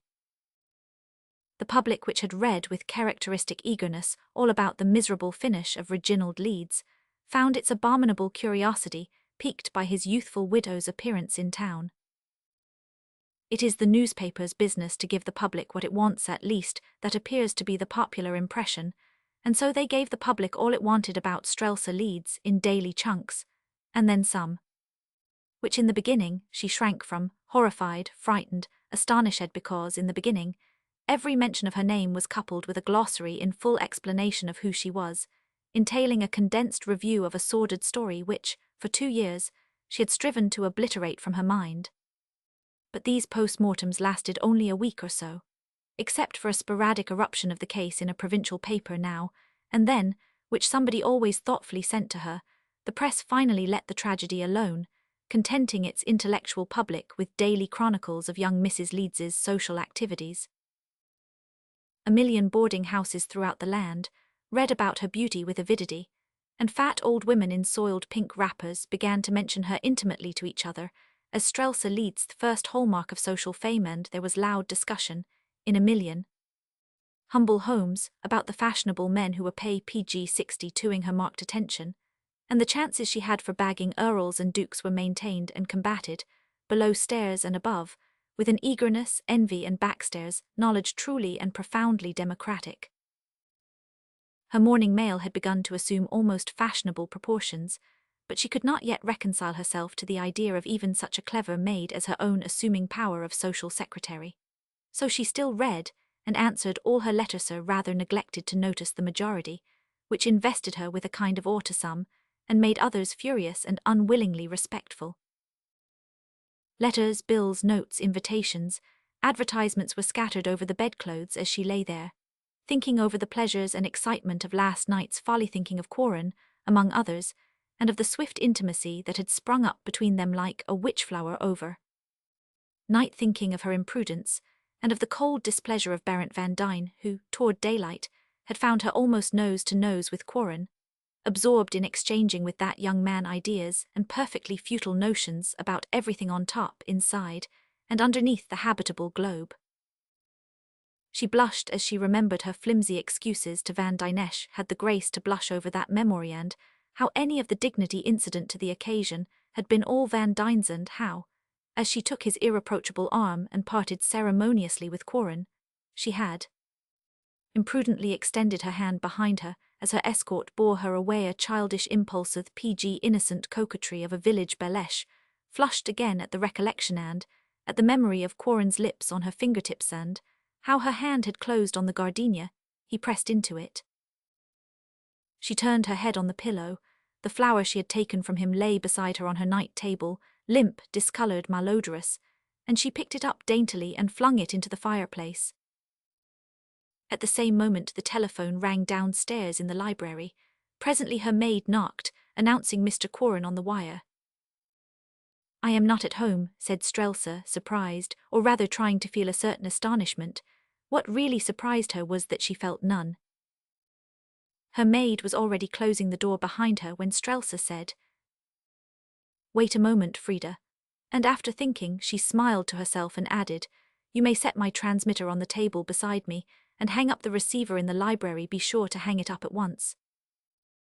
Then, sitting up in bed, she unhooked the receiver and set it to her ear. "Mr. Corin," she began coldly, and without preliminary amenities, "have you any possible excuse for awaking me at such an unearthly hour as midday?" "Good Lord," he exclaimed contritely, "did I do that?" She had no more passion for the exact truth than the average woman, and she quibbled. "Do you think I would say so if it were not true?" she demanded. "No, of course not, PG 64. "Well then," an indignant pause, But she added honestly, I was not exactly what you might call asleep, although it practically amounts to the same thing. I was reposing. Are you feeling quite fit this morning? She added demurely. I would be all right if I could see you. You cannot. What an idea. Why not? What are you going to do? There's no particular reason why I should detail my daily duties, obligations, and engagements to you, is there? But I am an unusually kind-hearted person, and not easily offended by people's inquisitiveness, so I will overlook your bad manners. First, then, I am lunching at the Province Club, then I am going to a matinee at the casino, afterward dropping in for tea at the Sprowls, dining at the Calderas, going to the opera with the Vernons, and afterward with them to a dance at the Van Dynes. So, will you kindly inform me where you enter the scene? She could hear him laugh over the telephone. What are you doing just now? He asked. I am seated upon my innocent nocturnal couch, draped in exceedingly intimate attire, conversing over the telephone with the original Paul Pry.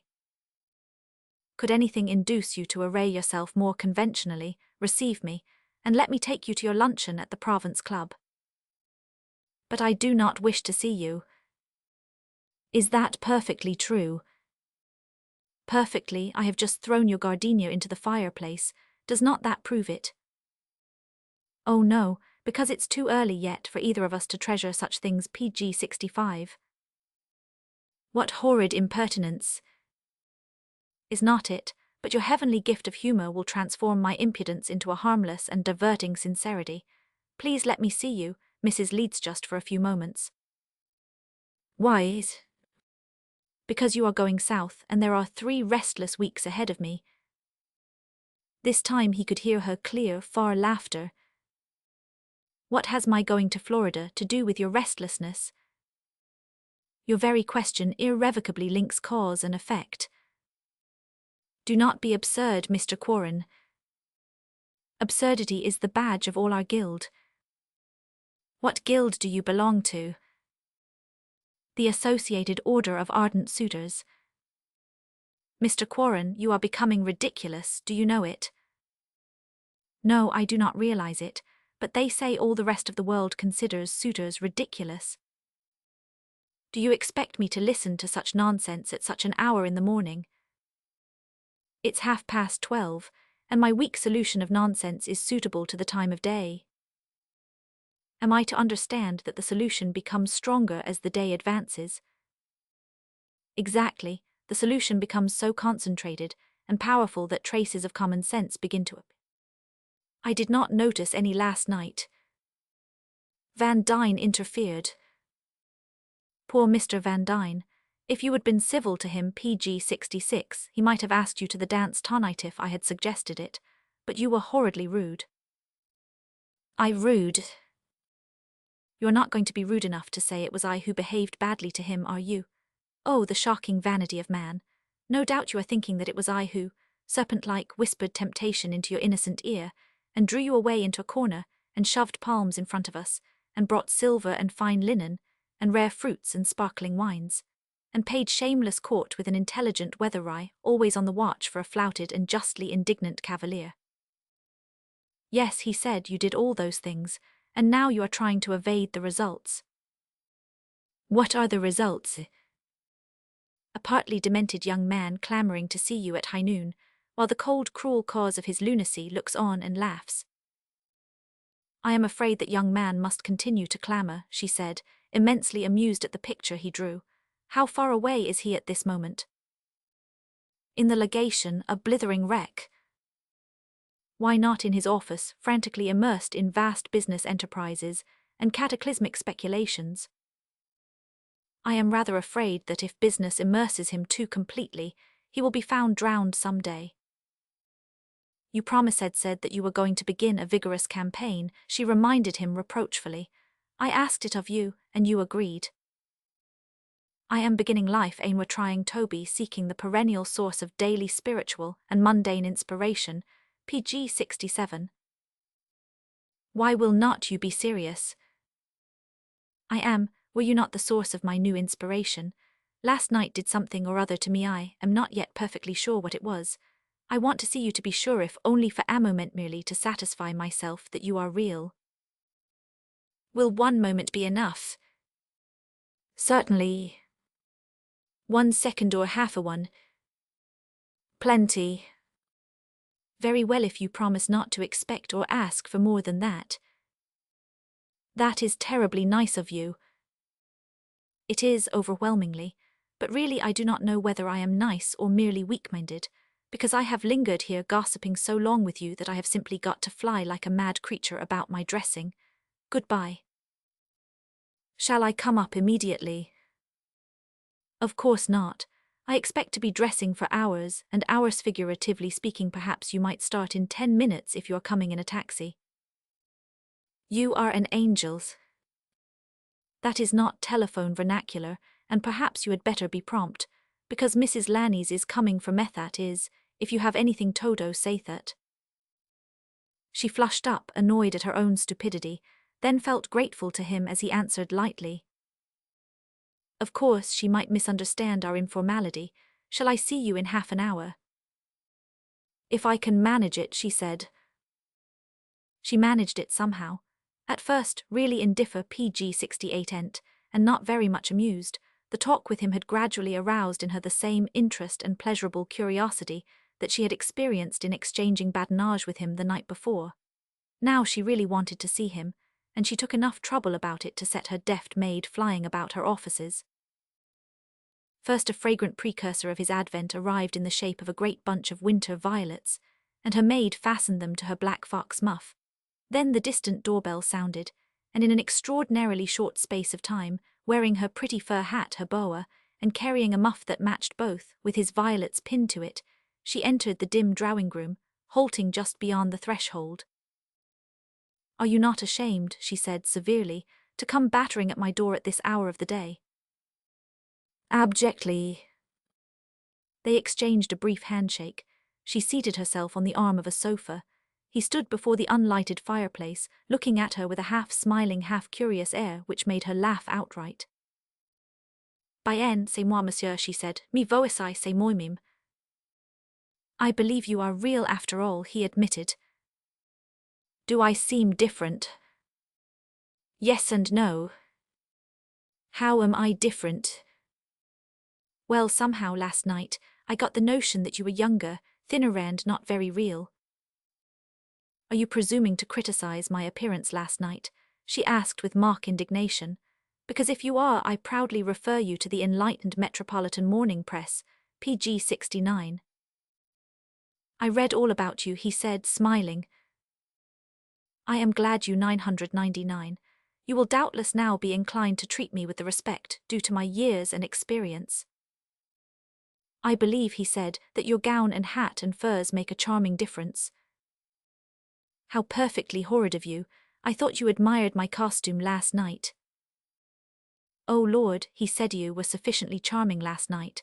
But now in your fluffy furs, you seem rather tolerless, slender perhaps, and tremendously fetching. Say that my clothes improve me, and that in reality I am a horrid, thin little beast. She exclaimed, laughing. I know I am, but I have not finished growing yet. Really, that's the truth, Mr. Quarren. Would you believe that I have grown an inch since last spring? I believe it, he said, but would you mind stopping now? You are exactly right. You know I am thin and flat as a board. You are perfect. It's too late to say that to me. It is too early to say more. Let's do not talk about myself, please. It has become the only subject in the world that interests me. Please, Mr. Quarren, are you actually attempting to be silly at this hour of the day? The wise inanities of midnight sound perilously flat in the sunshine, flatter than the flattest champagne, which no breadcrumbs can galvanize into a single bubble. Tell me, why did you wish to see me this morning? I mean the PG 70 real reason. Was it merely to find out whether I was weak-minded enough to receive you? He looked at her, smiling. I wanted to see whether you were as real and genuine and wholesome and unspoiled and friendly as I thought you were last night. Am I? More so. Are you so sure about my friendliness? I want to believe in it, he said. It means a lot to me already. Believe in it then, you very badly spoiled young man, she said, stretching out her hand to him impulsively. I do like you, and now I think you had better gownless you want to see Mrs. Lanny's. Retaining her hand for a second, he said, Before you leave town, will you let me ask you a question? I am leaving tomorrow, you will have to ask it now. Their hands fell apart. He seemed doubtful, and she awaited his question smilingly, and as he made no sign of asking, she said, You have my permission to ask it. Is it a very impertinent question? Very. How impertinent is it? She inquired curiously.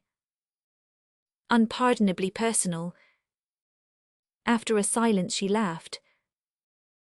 Last night, she said, you told me that I would probably forget you unless I had something unpardonable to forgive you.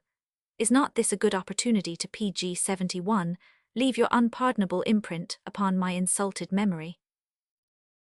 Excellent, he said. This is my outrageous question. Are you engaged to be married? For a full minute she remained silent in her intense displeasure.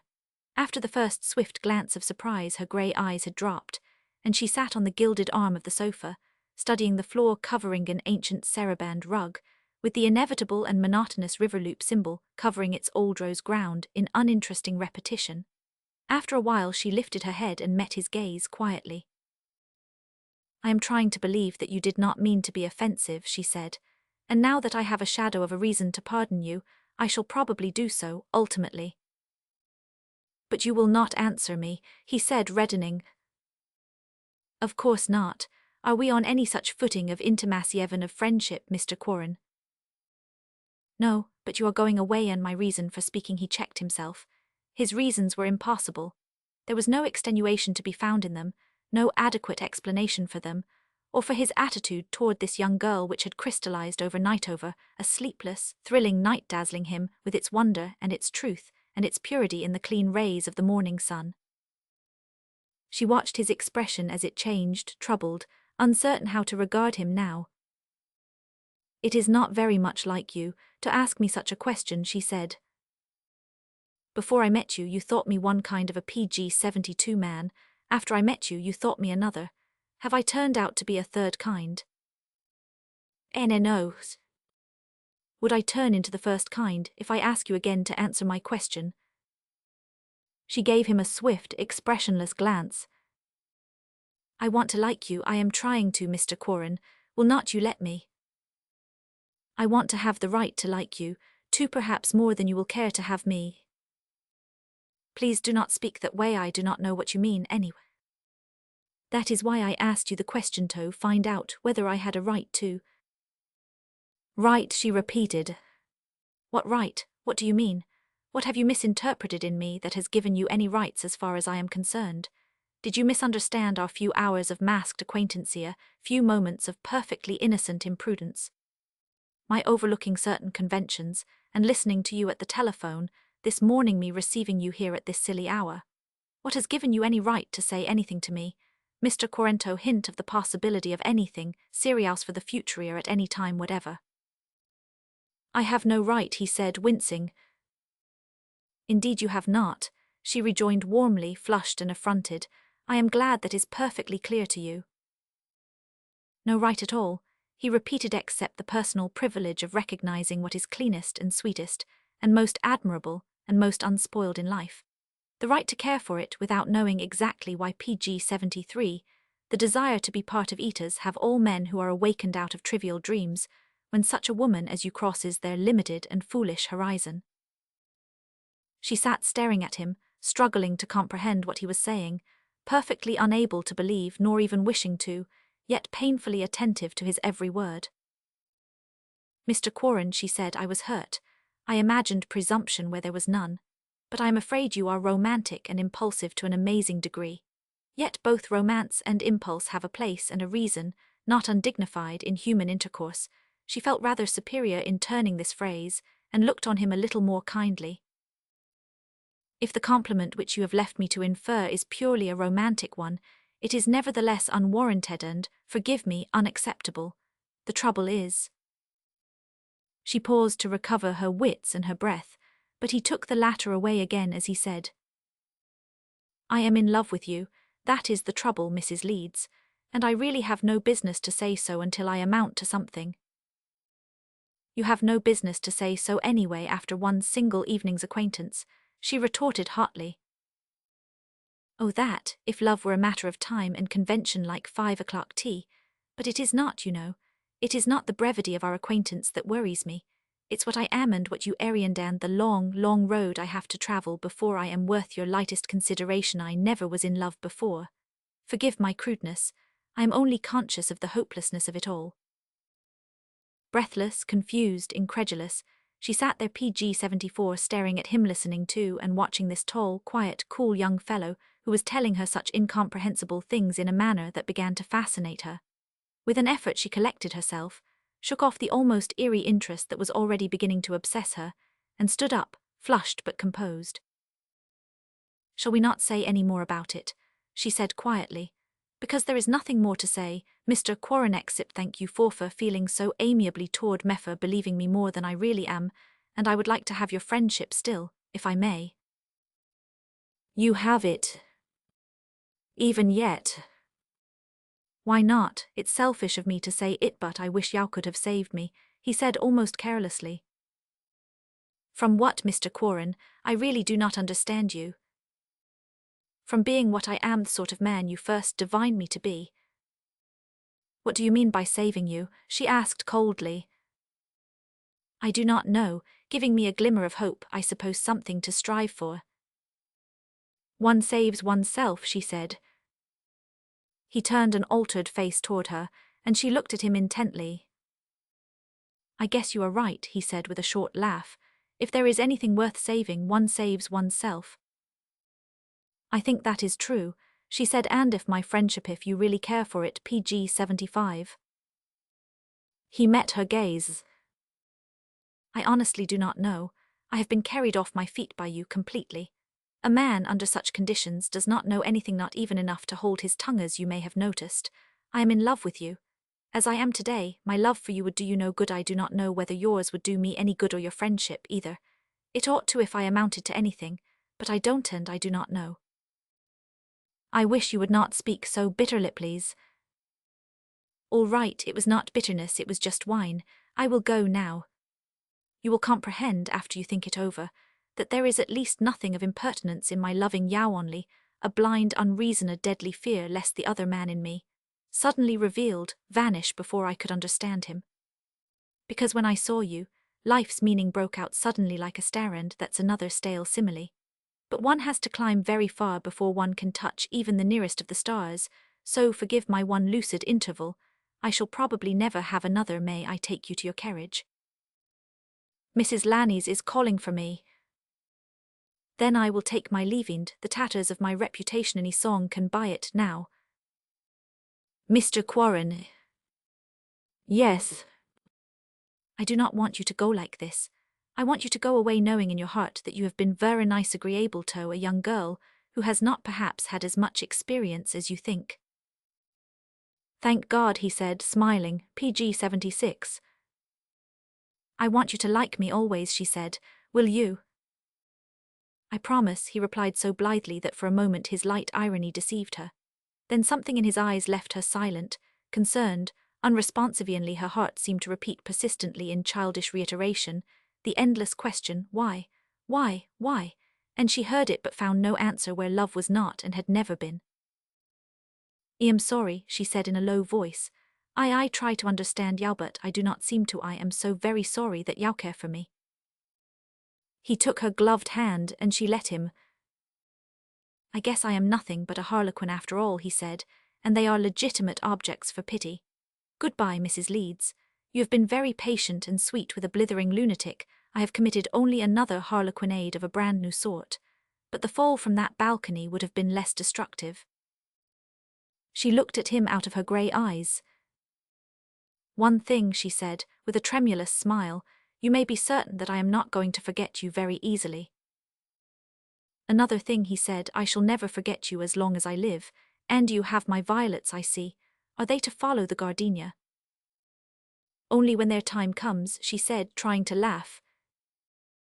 so he wished her a happy trip and sojourn in the south, and went away into the city downtown, by the way to drop into an office chair in an empty office, and listen to the click of a typewriter in the outer room, and PG-77 sit there hour after hour with his chin in his hand, staring at nothing out of the clear blue eyes of a boy.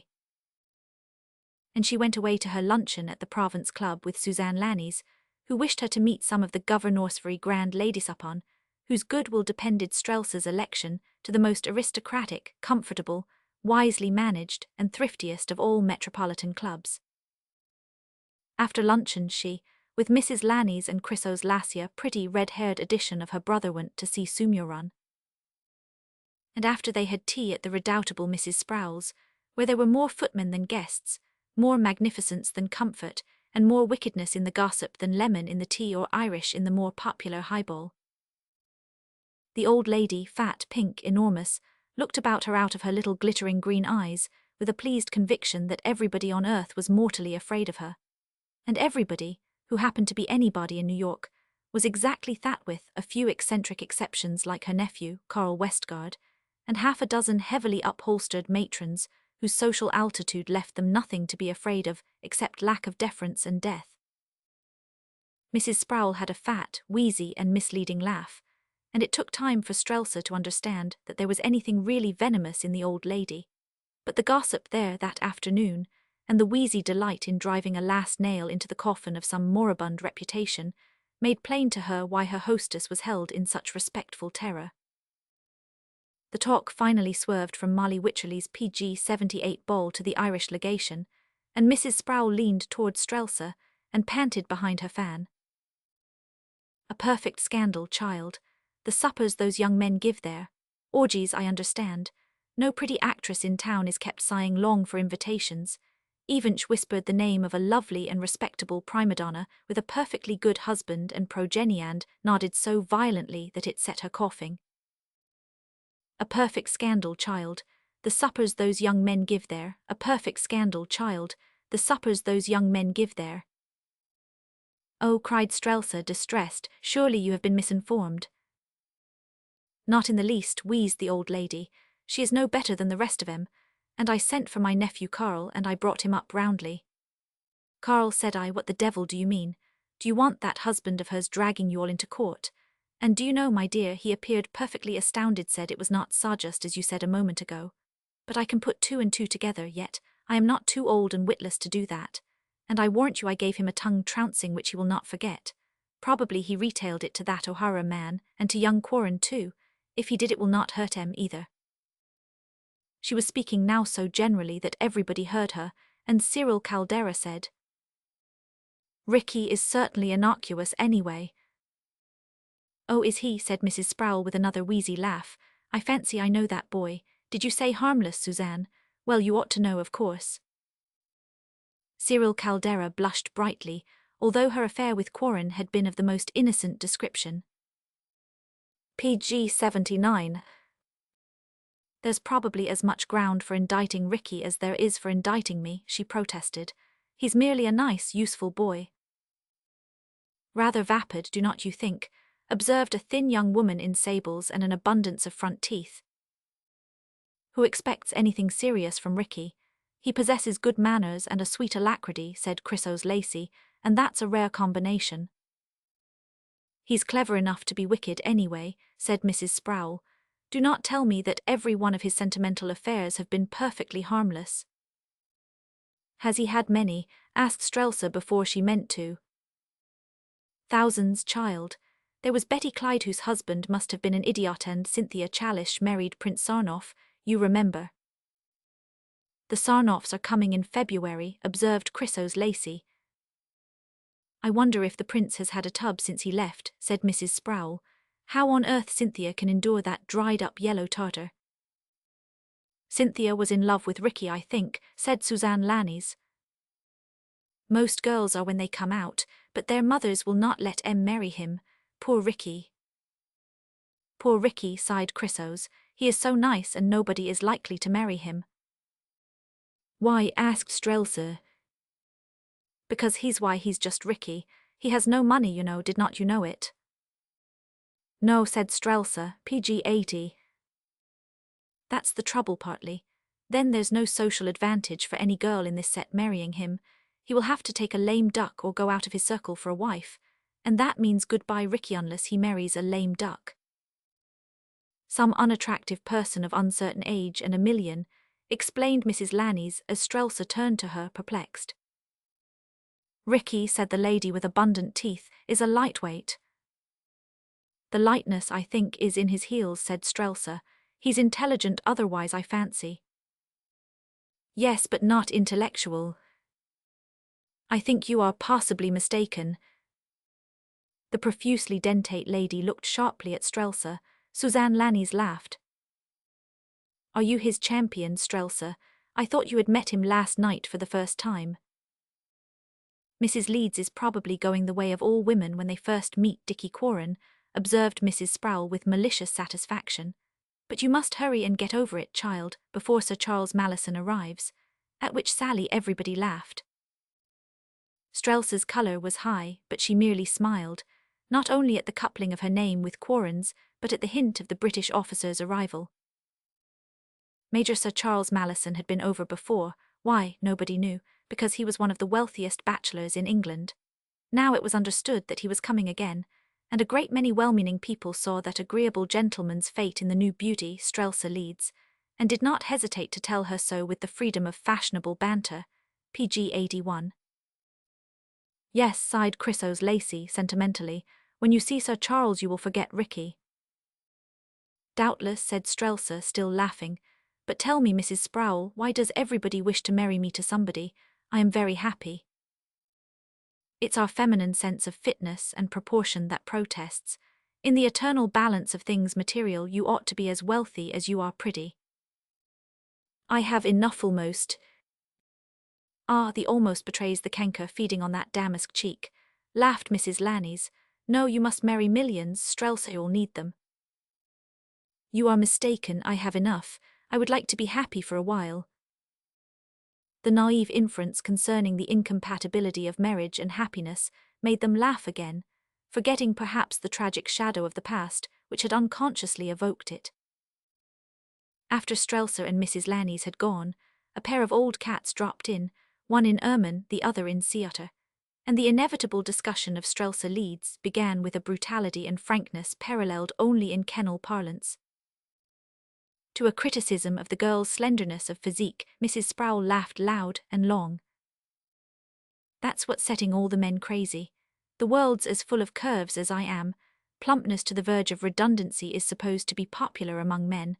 A well-filled stocking behind the footlights sets the gaby agape. But your man of the world has other tastes. Jaded tastes, said somebody. Maybe they are jaded and vicious, but they're PG 82 his. And maybe that girl has a body and limbs which are little more accented than a boy's, but it's the last shriek among people who know. Not such a late one either, said somebody. Who was the French sculptor who did the Marode? Before that Lippo fixed the type, observed somebody else. Personally, remarked a third, I do not fancy pipe stems. Mrs. Leeds needs Paddington suit my notions. Wait a year, said Mrs. Sproul significantly. The beauty of that girl will be scandalous when she fills out a little more if she only had the wits to match what she is going to be, but there's a streak of something silly in her eye, suspect latent sentiment which is likely to finish her if she does not look sharp. Fancy her taking up the cudgels for Ricky, now, a boy whose wits would be of no earthly account except in doing what he is doing. And he's apparently persuaded that little minx that he's intellectual. I will have to talk to Ricky. You would better talk to your nephew too, said somebody, laughing. Who, Carl, exclaimed the old lady, her little green eyes mere sparks in the broad expanse of face. Let me catch him mooning around that girl. Let me catch Ricky philandering in earnest. I have made up my mind about Strelsa Leeds. Ange glared around her, fanning vigorously. I think nobody is likely to interfere. That evening at the opera, Westgard came into her box, and she laid down the law of limits to him so PG 83 decisively that, taken aback, astonished and chagrined, he found nothing to say for the moment. When he did recover his voice and temper, he informed her very decidedly that he would follow his own fancy as far as any woman was concerned. But she only laughed derisively, and sent him off to bring Quarren, who had entered the Vernon's barks and was bending over Strelsa's shoulders. When Quarren obeyed, which he did not do with the alacrity she had taught him, she informed him with a brevity almost contemptuous that his conduct with Strelsa at the Wycherleys had displeased her. He said, surprised, "Why does it concern you? Mrs. Wycherley is standing sponsor for Mrs. Leeds." "I shall relieve Molly Wycherley of any responsibility," said the old lady. "I like that girl. Can Molly do as much as I can for her?" He remained silent, disturbed, looking out across the glitter at Strelsa. Men crowded the Vernon's barks, arriving in shoals and departing with very bad grace when it became necessary to give place to new arrivals.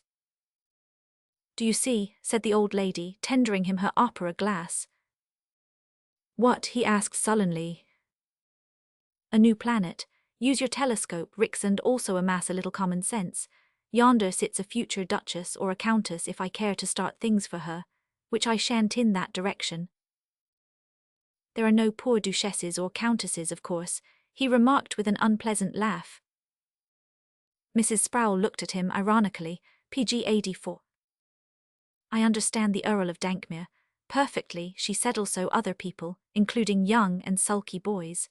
So if you clearly understand my wishes, and the girl does not make a fool of herself over you or any other callow ineligible, her future will give me something agreeable to occupy me." The blood stung his face as he stood a tall, graceful figure among the others in the box, a clean-cut, wholesome boy to all appearances, with that easy and amiable presence which is not distinction, but which sometimes is even more agreeable. Lips compressed, the flush still hot on his face, he stood silent, tasting all the bitterness that his career had stored up for himself, with contempt for a self that could accept and swallow such things, for he had been well schooled, but scarcely to that contemptible point. "Of course," he said pleasantly, "you understand that I shall do as I please." Mrs. Sproul laughed. "I will see to that too, Ricky." Chrysos Lacey leaned forward and began to talk to him, and his training reacted mechanically, for he seemed at once to become his gay and engaging self. He did not return to the Vernon's barks, nor did he see Strelsa again before she went south. The next night a note was delivered to him, written from the Wycherleys' car, Windflower. "My dear Mr. Quarren, why did you not come back to say goodbye? You spoke of doing so. I am afraid Chrysos Lacey is responsible. PG 85. The dance at the Van Dynes was very jolly. I am exceedingly sorry you were not there. Thank you for the flowers and bonbons that were delivered to me in my stateroom. My violets are not yet entirely faded, so they have not yet joined your gardenia in the limbo of useless things. Mr. Westgard came to the train. He is nice. Mr. O'Hara and Chrysos and Jack Lacey were there, so in spite of your conspicuous absence, the legation maintained its gay reputation and covered itself with immortal blarney. This letter was started as a note to thank you for your gifts, but it is becoming as serial as Marley and Jim, and I sit here watching the North Carolina landscape fly past our windows like streaks of brown lightened only by the occasional delicious and sunny green of some long-leafed pine. There's nothing to see from horizon to horizon except the monotonous repetition of mules and niggers, and evil-looking cypress swamps and a few razorbacks, and a buzzard flying very high in the blue. Thank you again for my flowers. I wonder if you understand that my instinct is to be friends with you. It was from the very beginning. And please do not be absurd enough to think that I am going to forget our jolly escapade at the Wycherley ball. You behaved very handsomely once. I know I can count on your kindness to me. Goodbye, and many, many thanks as Jack Lacey says for the Manny Boogerides, and Th Gumcandy, and the Bunches av Malagy Grapes. Sincerely your friend, Strelsa Leeds. PG 86. That same day, Sir Charles Malison arrived in New York and went directly to Mrs. Sproul's house. Their interview was rather brief but loudly cordial on the old lady's part. "How's my sister and Foxy?" she asked, meaning Sir Renard and Lady Spinney. Sir Charles regretted he had not seen them. "And you?" "Quite fit, thanks, and he gravely trusted that her own health was satisfactory. "You have not changed your mind?" she asked with a smile which the profane might consider more like a grin. Sir Charles said he had not, and a healthy colour showed under the tan. "All these years," commented the old lady, ironically. "4," said Sir Charles. "Was it 4 years ago when you saw her in Egypt?" 4 years last month the 10th. "And never saw her again?" "Never." Mrs. Sproul shook with asthmatic mirth. "Such storybook constancy. Why did not you ask your friend the late Sirdar to have leads pitched into the Nile? It would have saved you those 4 years waiting. You know you have not many years to waste, Sir Charles." "I am 45, he said, colouring painfully. 4 years gone to hell," said the old lady with that delicate candour which sometimes characterised her, "and now what do you propose to do with the rest of 'em? Dawdle away your time."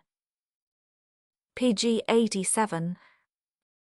"Face my fate," he admitted, touching his moustache and fearfully embarrassed. "Well, if you are in a hurry you will have to go down south to face it. She's at Palm Beach for the next 3 weeks. "Thank you," he said. She looked up at him, her little opaque green eyes a trifle softened. "I am trying to get you the prettiest woman in America," she said. "I am ready to fight off everybody else beat M to death," she added, her eyes snapping, then suddenly kind again, "Because, Sir Charles, I like you. And for no other reason on earth." Which was not the exact truth. It was for another man's sake she was kind to him, and the other man had been dead many years. Sir Charles thanked her awkwardly, and fell silent again, pulling his moustache. "Is Mrs. Leetswell?" he ventured at length, reddening again. "Is Mrs. Leetswell?" he ventured at length, reddening again. "Is Mrs. Leetswell?" he ventured at length, reddening again. "Perfectly, she's a bit wiry just now, thin leggy, why no. Some fanciers prefer M. weedy, but she will plump up, I know the breed." He shrank from her loud voice and the vulgarity of her comments, and she was aware of it and did not care a rap. There were plenty of noble ladies as vulgar as she, and more so, and anyway it was not this well-built, sober-faced man of 45, whom she was serving with all the craft and insolence and brutality and generosity that was inherent, was the son of a dead man, who had been much to her. How much nobody in these days gossiped about any longer, for it was a long time ago, a long, long time ago, that she had made her curtsy to PG 88, a young queen and a prince consort, and Sir Charles's father had died at Majuba Hill. "There's a wretched little knock-kneed peer on the cards," she observed, "Dankmere. He seems to think she has money or something. If he comes over here as my sister writes, I will set him straighter than his own legs, and I have written Foxy to tell him so." "Dankmere is a very good chap," said Sir Charles, terribly embarrassed. "But not good enough. His level is the Quartier d'Europe. He will find it, no fear. When do you go south?"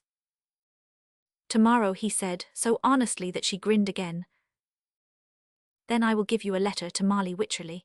Her husband is Jim Wycherley, of your sort, eternally lumbering after something to kill. He has a bungalow on some lagoon where he murders ducks, and no doubt he will go there. But his wife will be stopping at Palm Beach. I will send you a letter to her in the morning." "Many thanks," said Sir Charles shyly, PG 89. Chapter 4. Strelsa remained south longer than she had expected to remain, and at the end of the 3rd week Quarren wrote her. "Dear Mrs. Leeds, will you accept from me a copy of Carl's new book? And are you ever coming back? You are missing an unusually diverting winter. The opera is exceptional, there are some really interesting plays in town and several new and amusing people, Prince and Princess Sarnoff for example, and the Earl of Dankmere, an anxious and perplexed little man, sadly hard up and simple-minded enough to say so, which amuses everybody immensely. He's pathetically original, plebeian on his mother's side, very good-natured, nothing at all of a sportsman, and painfully short of both intellect and cash, a funny, harmless, distracted little man who runs about asking everybody the best and quickest methods of amassing a comfortable fortune in America. And I must say that people have jollied him rather cruelly. The Sarnoffs, on the other hand, are modest, and nice people. Prince is a yellow, dreed-up Asiatic who is making a collection of parasites, a shrewd, kindly, and clever little scientist. His wife is a charming girl, intellectual but deliciously feminine. She was PG-90 Cynthia Challey before her marriage, and always a most attractive and engaging personality. They dined with us at the legation on Thursday. Afterward there was a dance at Mrs. Sproul's. I led from one end, Lester Caldera from the other.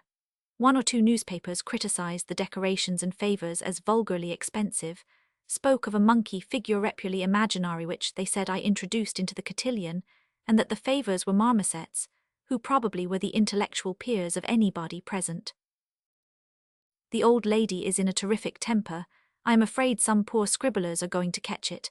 I thought it very funny. Speaking of scribblers and temper reminds me that Carl Westgard's new book is stirring up a toy tempest.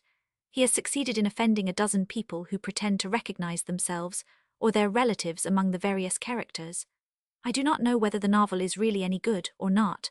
We, who know Carl so intimately, find it hard to realize that perhaps he may be a writer of some importance.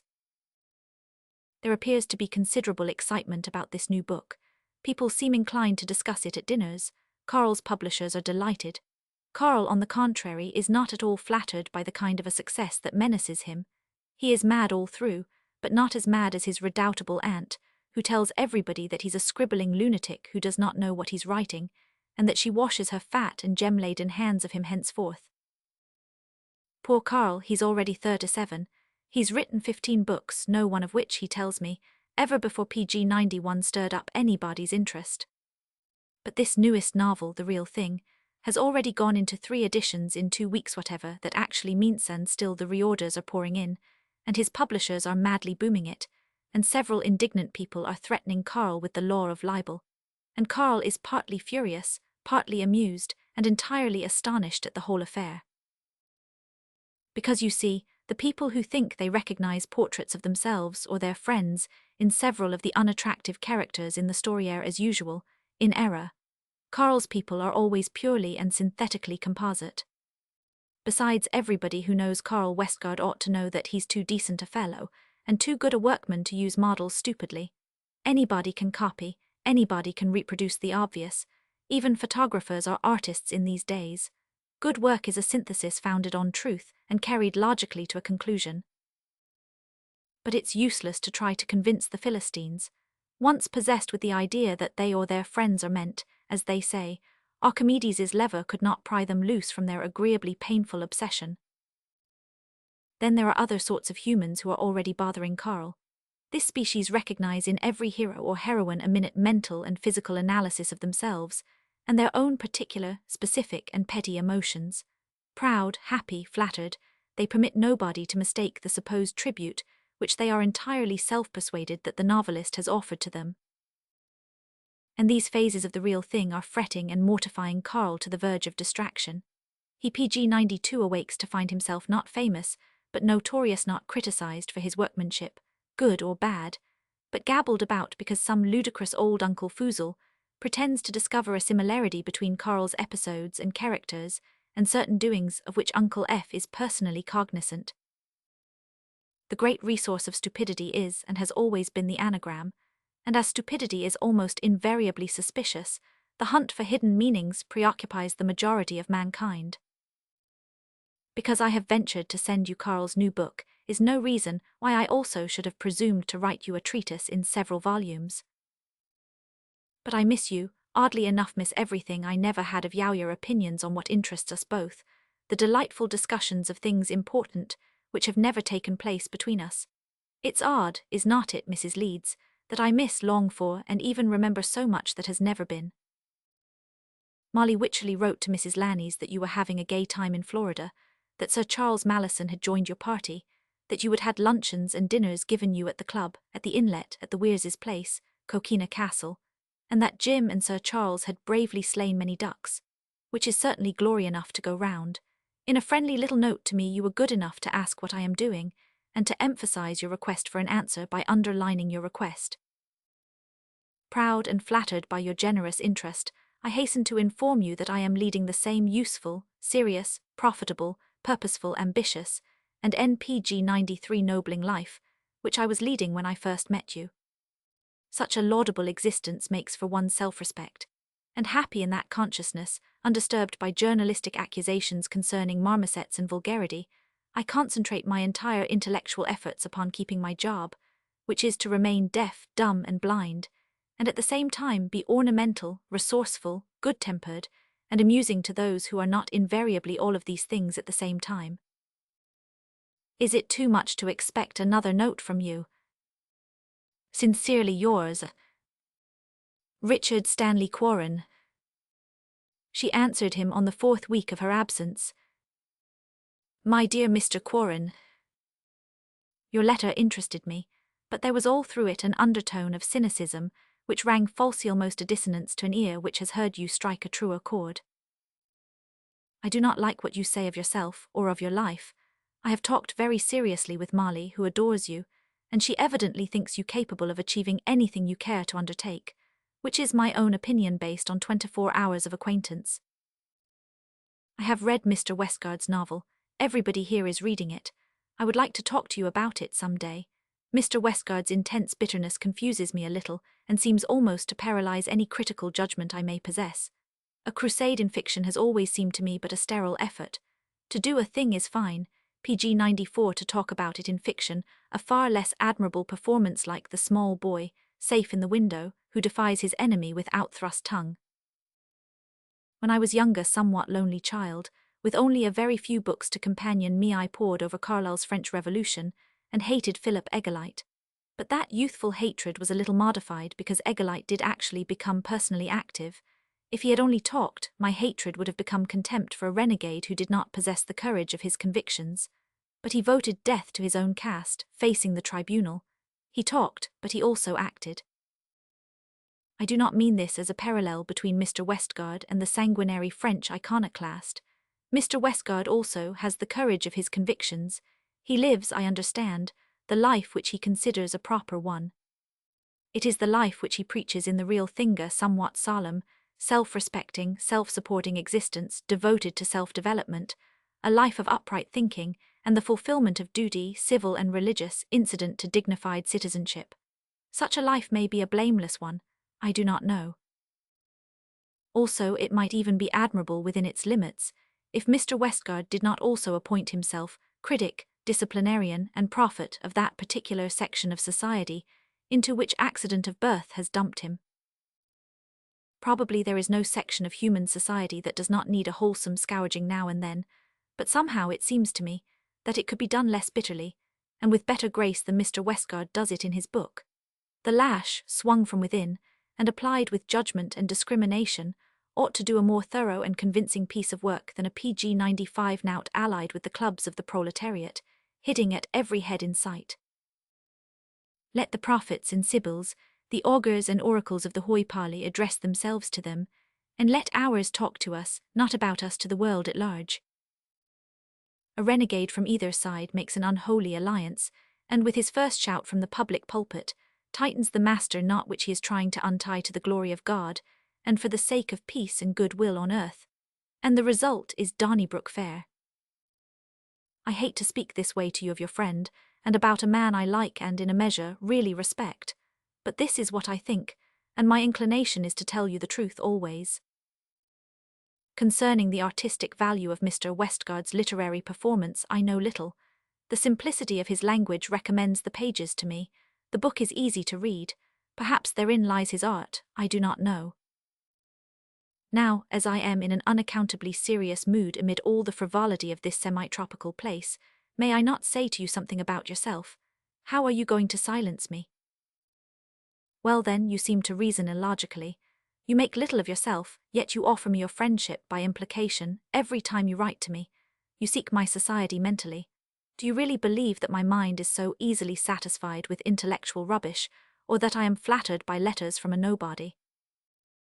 What do you suppose there is attractive about you, Mr. Quarren, if you really do amount to as little as you pretend? I have seen handsomer men, Monsieur PG 96 wealthier men, more intelligent men more experienced, men of far greater talents and attainments. Why do you suppose that I sit here in the southern sunshine, writing to you, when there are dozens of men perfectly ready to amuse me, and qualified to do it, too? For the sake of your beaux-yeux, non pas. But there is a something which the world recognizes as a subtle and nameless sympathy, and it stretches an invisible filament between you and the girl who is writing to you. That tie is not founded on sentiment, I think you know that, and of things spiritual you and I have never yet spoken. Therefore I conclude that the tie must be purely intellectual, that mind calls to mind and finds contentment in the far response.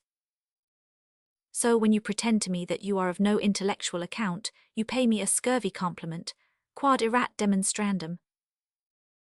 With this gentle reproof I seal my long, long letter, and go where the jasmine twineth and the orchestra playeth, for it is tea-time, my friend, and the park of peacocks is all a-glitter with plumage.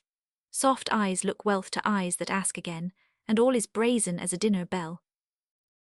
O friend, do you know that since I have been here I might have attained to fortune, had I cared to select any one of several generous gentlemen who have been good enough to thrust that commodity at me?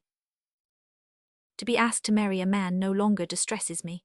I am all over the romantic idea of being sorry for wealthy amateurs who make me a plain business propos PG 97 scission, offering to invest a fortune in my good looks. To amateurs, connoisseurs and collectors, there is no such thing as a fixed market value to anything.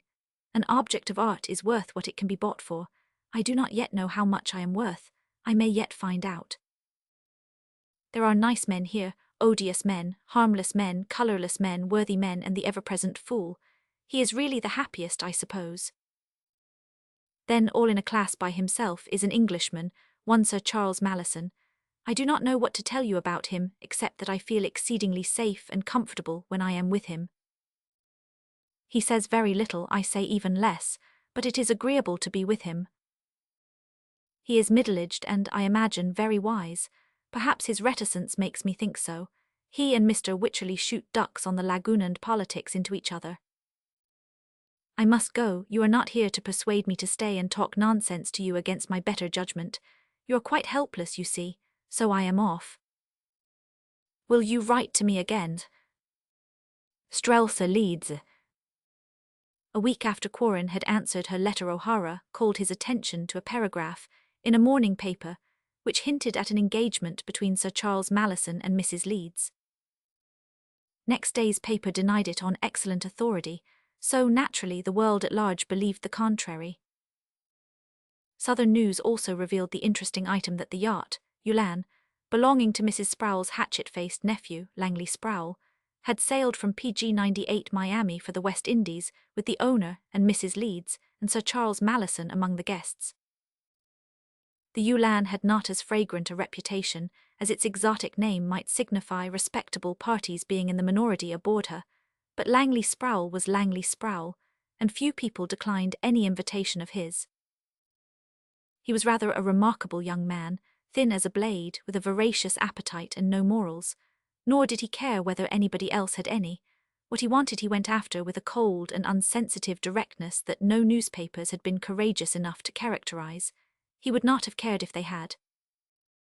Among other things that he had wanted recently was another man's wife. The other man being of his own caste made no difference to him. He simply forced him to let his wife divorce him, which it was understood that pretty young matron was now doing as rapidly as the laws of Nevada allowed. Meanwhile Langley Sproul had met Strelsa Leeds. The sailing of the Ulan for the West Indies became the topic of dinner and dance gossip, and Quarren heard every interpretation that curiosity and malice could put upon the episode. He had been feeling rather cheerful that day. A misguided man from Jersey City had suddenly developed a mania for a country home. Quarren personally conducted him all over Tappan Zee Park on the Hudson, through mud and slush in a skidding touring car, with the result that the man had become a pioneer and had promised to purchase a building site. So Quarren came back to the legation that after PG 99 noon feeling almost buoyant, and discovered Westgard in all kinds of temper, smoking a huge faience pipe which he always did when angry, and which had become known as the weather breeder. Jets jate des wetter loss, quoted Quarren, dropping into a seat by the fire. Where is this particular area of low depression centered, Carl? Over my damn book. The papers insist it's a livery clef, and I am certain the thing is selling on that account. I tell you it's humiliating. I have done my best as honestly as I know how, and not one critic even mentions the philosophy of the thing. All they notice is the mere story and the supposed resemblance between my characters and living people. I am cursed if I ever— Oh, shut up, said Quarren tranquilly. If you are a novelist, you write to amuse people, and you ought to be thankful that you have succeeded. Confound it, roared Westgard, I write to instruct people, not to keep 'em from yawning. Then you have made a jolly fluke of it. That's all because you have accidentally written a corking good story good enough, and interesting enough to make people stand for the cold chunks of philosophical admonition with which you have spread your sandwich thinly. Heaven be praised. I write, said Westgard, furious, because I have a message to deliver. I write, said Westgard, furious, because I have a message to deliver. I write, said Westgard, furious, because I have a message to deliver. Help, moaned Quarren. You write because it's in you to do it, because you have nothing more interesting to do, and because it enables you to make a decent and honorable living. Do those reasons prevent my having a message to deliver? Roared Westgard, PG 100. No, they exist in spite of it. You would write anyway, whether or not you believed you had a message to deliver. You have written some 15 novels, and 15 times you have smothered your story with your message. This time, by accident, the story got its second breath and romped home with message a bad second, and that selling Plato philosophy left at the post. Go on, you irreverent tout, growled Westgard. I want my novels read, of course. Any author does. But I wish to heaven somebody would try to interpret the important lessons which I— Oh, preciousness and splash. Tell your story as well as you can, and if it's well done there will be latent lessons enough in it. Are you perhaps instructing me in my own profession? Asked the other, smiling. Heaven knows I am not venturing. Heaven knows you are. Also there is something in what you say. He sat smoking thoughtfully, eyes narrowing in the fire. If I only could manage that, to arrest the public's attention by the rather cheap medium of the story, and then, cleverly, shoot a few moral pills into M. That's one way, of course. Like the drums of the Salvation Army. Westgard looked around at him suspiciously, but Quarren seemed to be serious enough. I suppose it does not matter much how a fellow collects an audience, so that he does collect one. Exactly, nodded Quarren. Get your people, then keep 'em interested and unsuspecting while you inject 'em full of thinks. PG 101.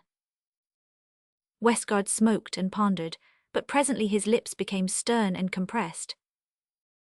I do not intend to trifle with my convictions or make any truce or any compromise with M, he announced. I am afraid that this last story of mine ran away with me. It sure did, old Ironsides. Heaven protected her on this time, and in the real thing you have ridden farther out among the people with your Bible and your sword than you ever have penetrated by brandishing both from the immemorial but immobile battlements of righteousness.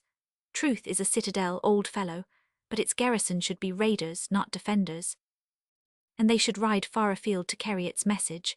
For few journey to that far citadel, you must go to them. And does it make any difference what vehicle you employ in the cause of truth so that the message arrives somewhere before your vehicle breaks down of its own heaviness? Novel or poem, sermon or holy reteats all one, Carl, so that they get there with their burden. Westgard sat silent a moment, then thumped the table emphatically. If I had your wasted talents, he said, I could write anything. Rot. As you please, you use your ability rottenly, that's true enough. My ability, mimicked Quarren. Yes, your many, many talents, Rix. God knows why he gave them to you. I don't, for you use them ignobly when you do not utterly neglect them. I have a light and superficial talent for entertaining PG 102 people. I have nimble legs, and possess a low order of intelligence known as tact. What more have I? You are the best amateur actor in New York, for example. An amateur, sneered Quarren. That is to say, a man who has the inclinations but neither the courage, the self-respect, nor the ambition of the professional. Well, I admit that. I lack something courage, I think. I prefer what is easy, and I am doing it.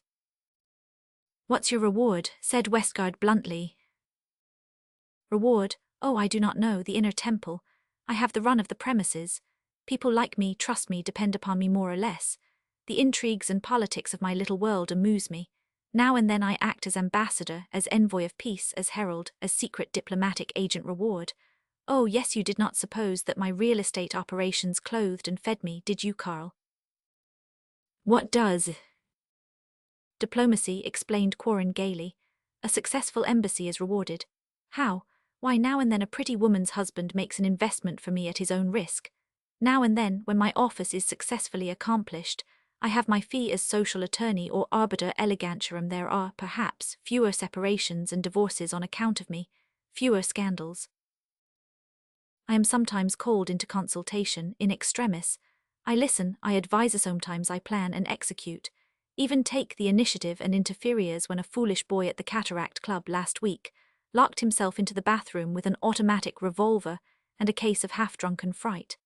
I had to be very careful. PG 103, I expected to hear that drumming fusillade at any moment. But I talked to him through the keyhole, and at last he opened the door to take a shot at me first. Quarren shrugged and lighted a cigarette. Of course, he added, his father was only too glad to pay his debts, but boys do not always see things in their true proportions, neither do women. Westgard, silent, scowling, pulled at his pipe for a while then. Why should you play surgeon and nurse in such a loathsome hospital? Somebody must. I seem better fitted to do it than the next man. Yes, said Westgard with a wry face, I fancy somebody must do unpleasant things even among the lepers of Malachi, but I would prefer real lepers. The social sort are sometimes sicker, laughed Quarren. I do not agree with you, by the way. It's all off between my aunt and me. I am sorry, Car. I am not. I do not want her money. She told me to go to the devil and I said something similar. Do you know what she wants me to do? He added angrily. Give up writing, live on an allowance from her and marry Chrysos Lacey. What do you think of that for a cold-blooded and impertinent proposition? We had a fearful family row, he continued with satisfaction, me aunt bellowing so that her footmen actually fled, and I doing the cool and haughty and letting her bellow her bally head off. PG 104.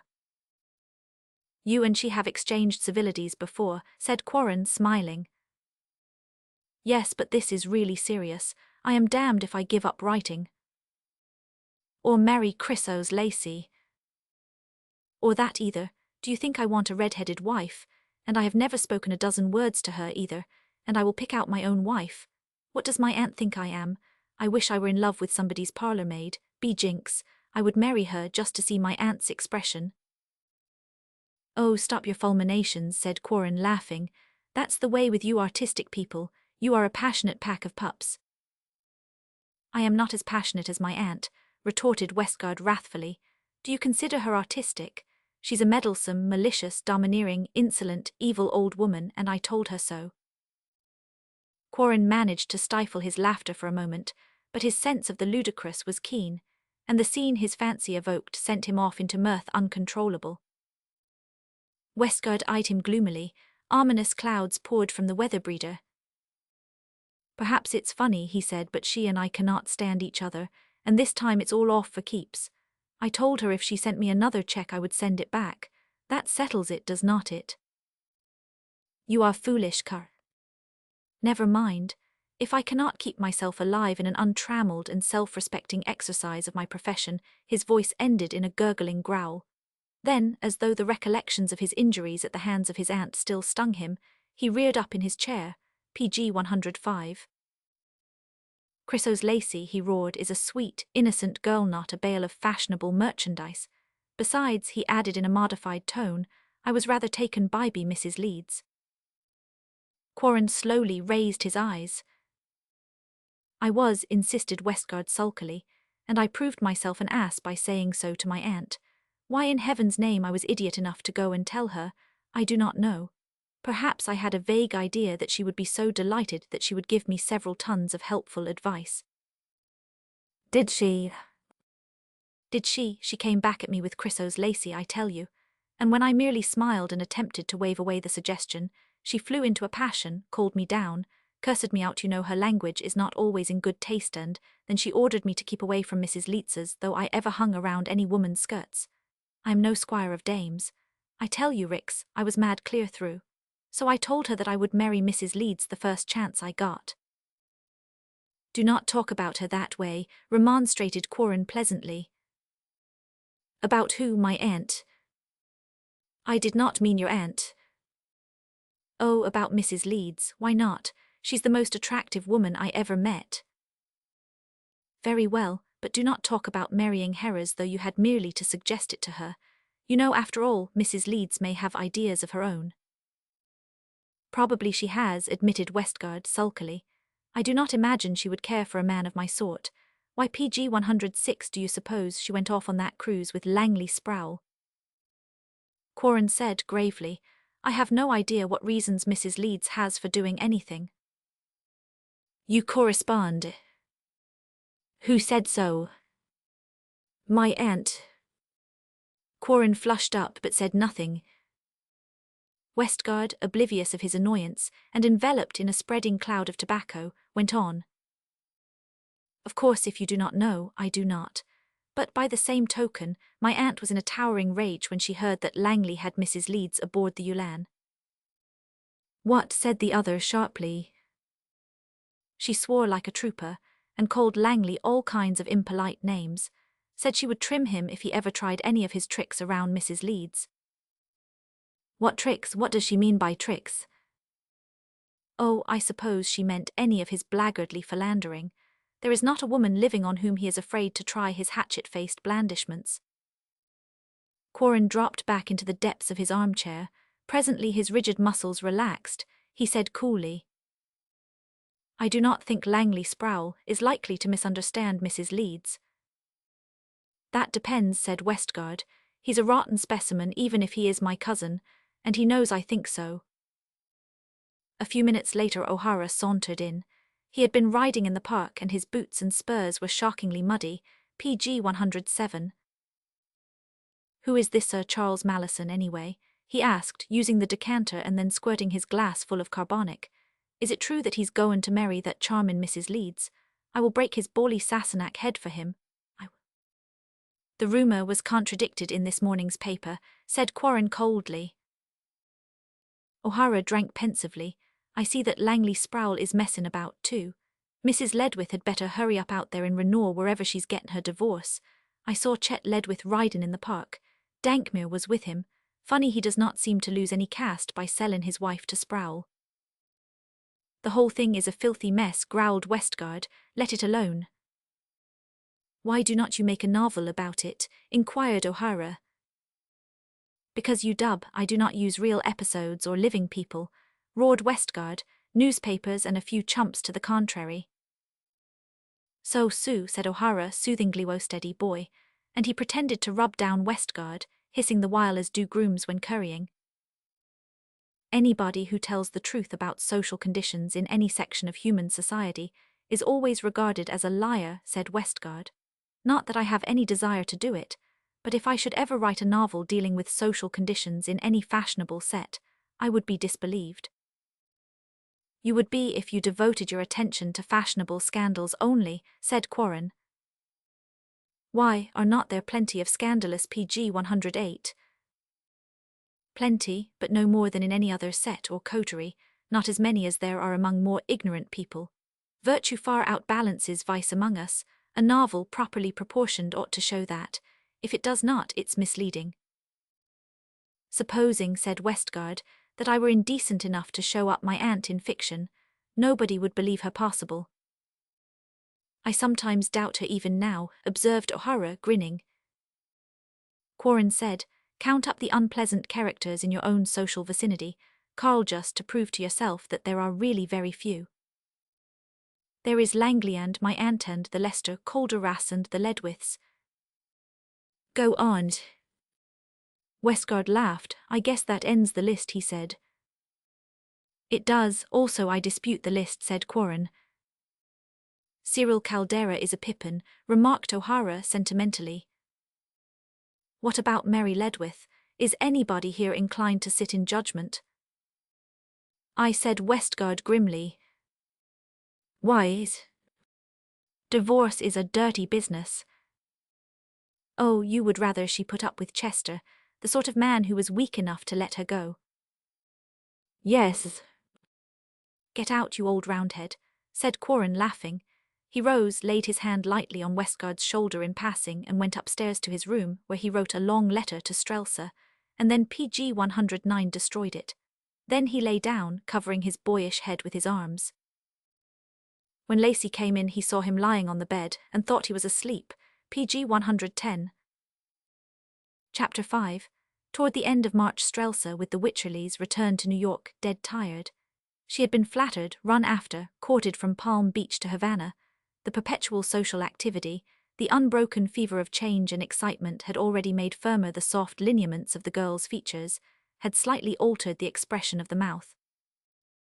By daylight the fatigues of pleasure were faintly visible, that unmistakable imprint, which may perhaps leave the eyes clear and calm, but which edges the hardened contour of the cheek under them with deeper violet shadow.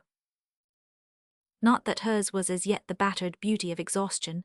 She had merely lived every minute to the full all winter long, and had overtaxed her capacity, and the fire had consumed something of her freshness.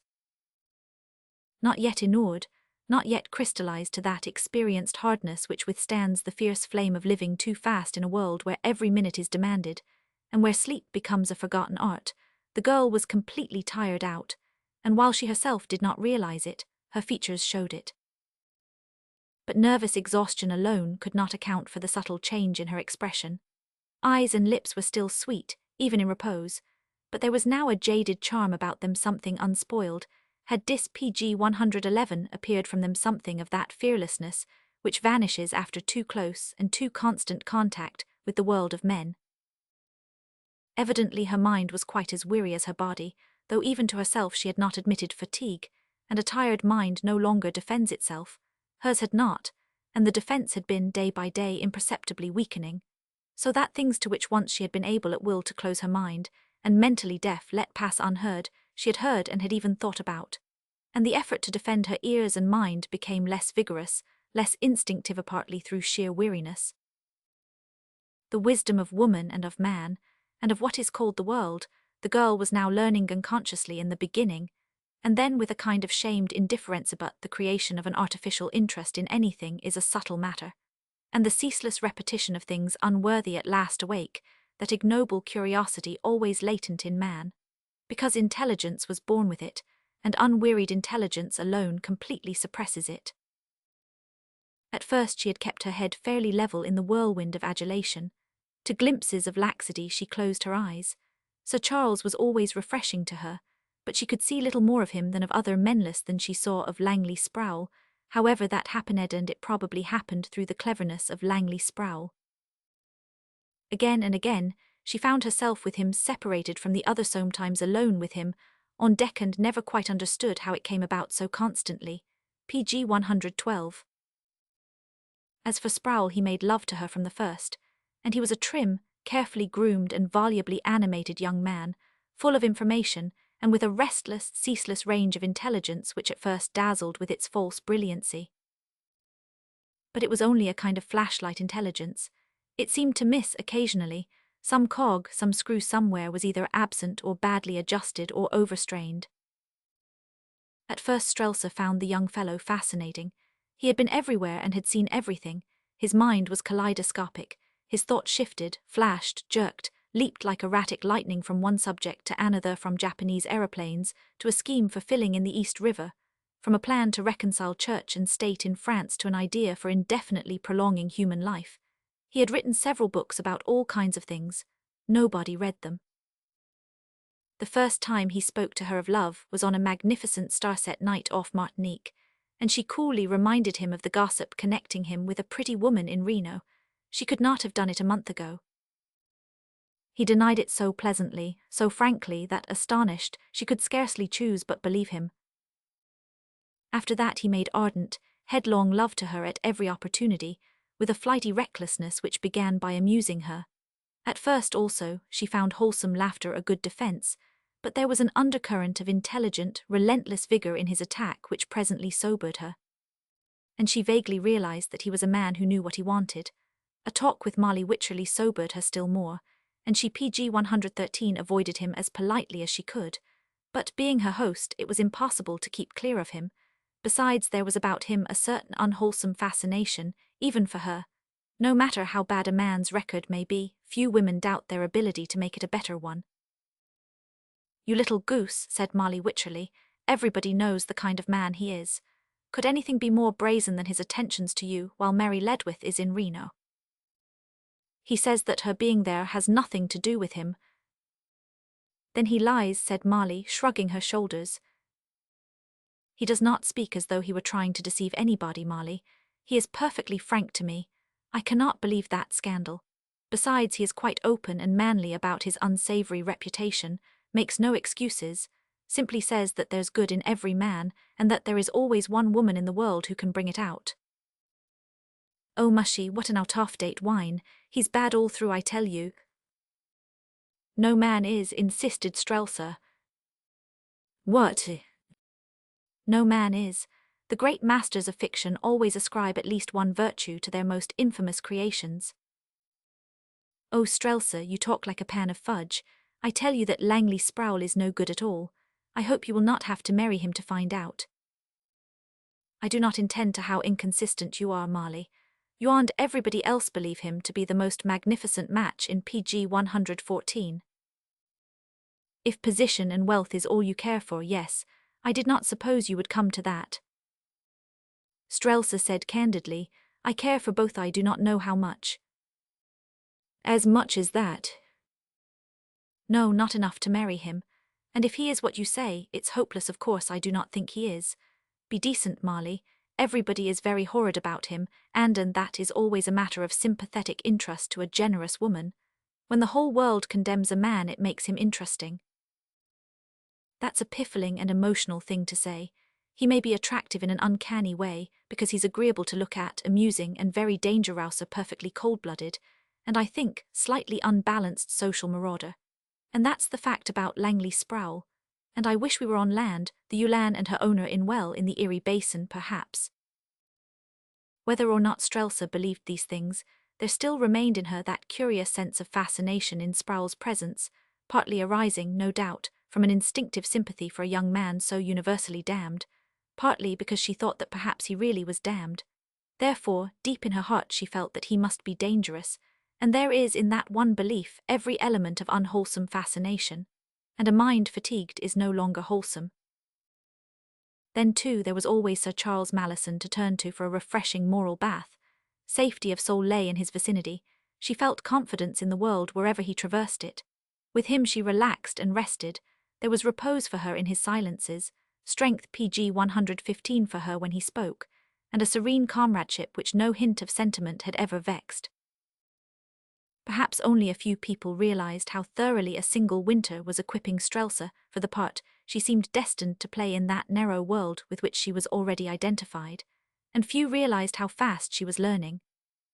Laxity of precept, easy morals, looseness of thought, idle and good-natured acquiescence in social conditions where all standards seemed alike, all ideals merely a matter of personal taste, thise was the atmosphere into which she had stepped from 2 years of Western solitude after.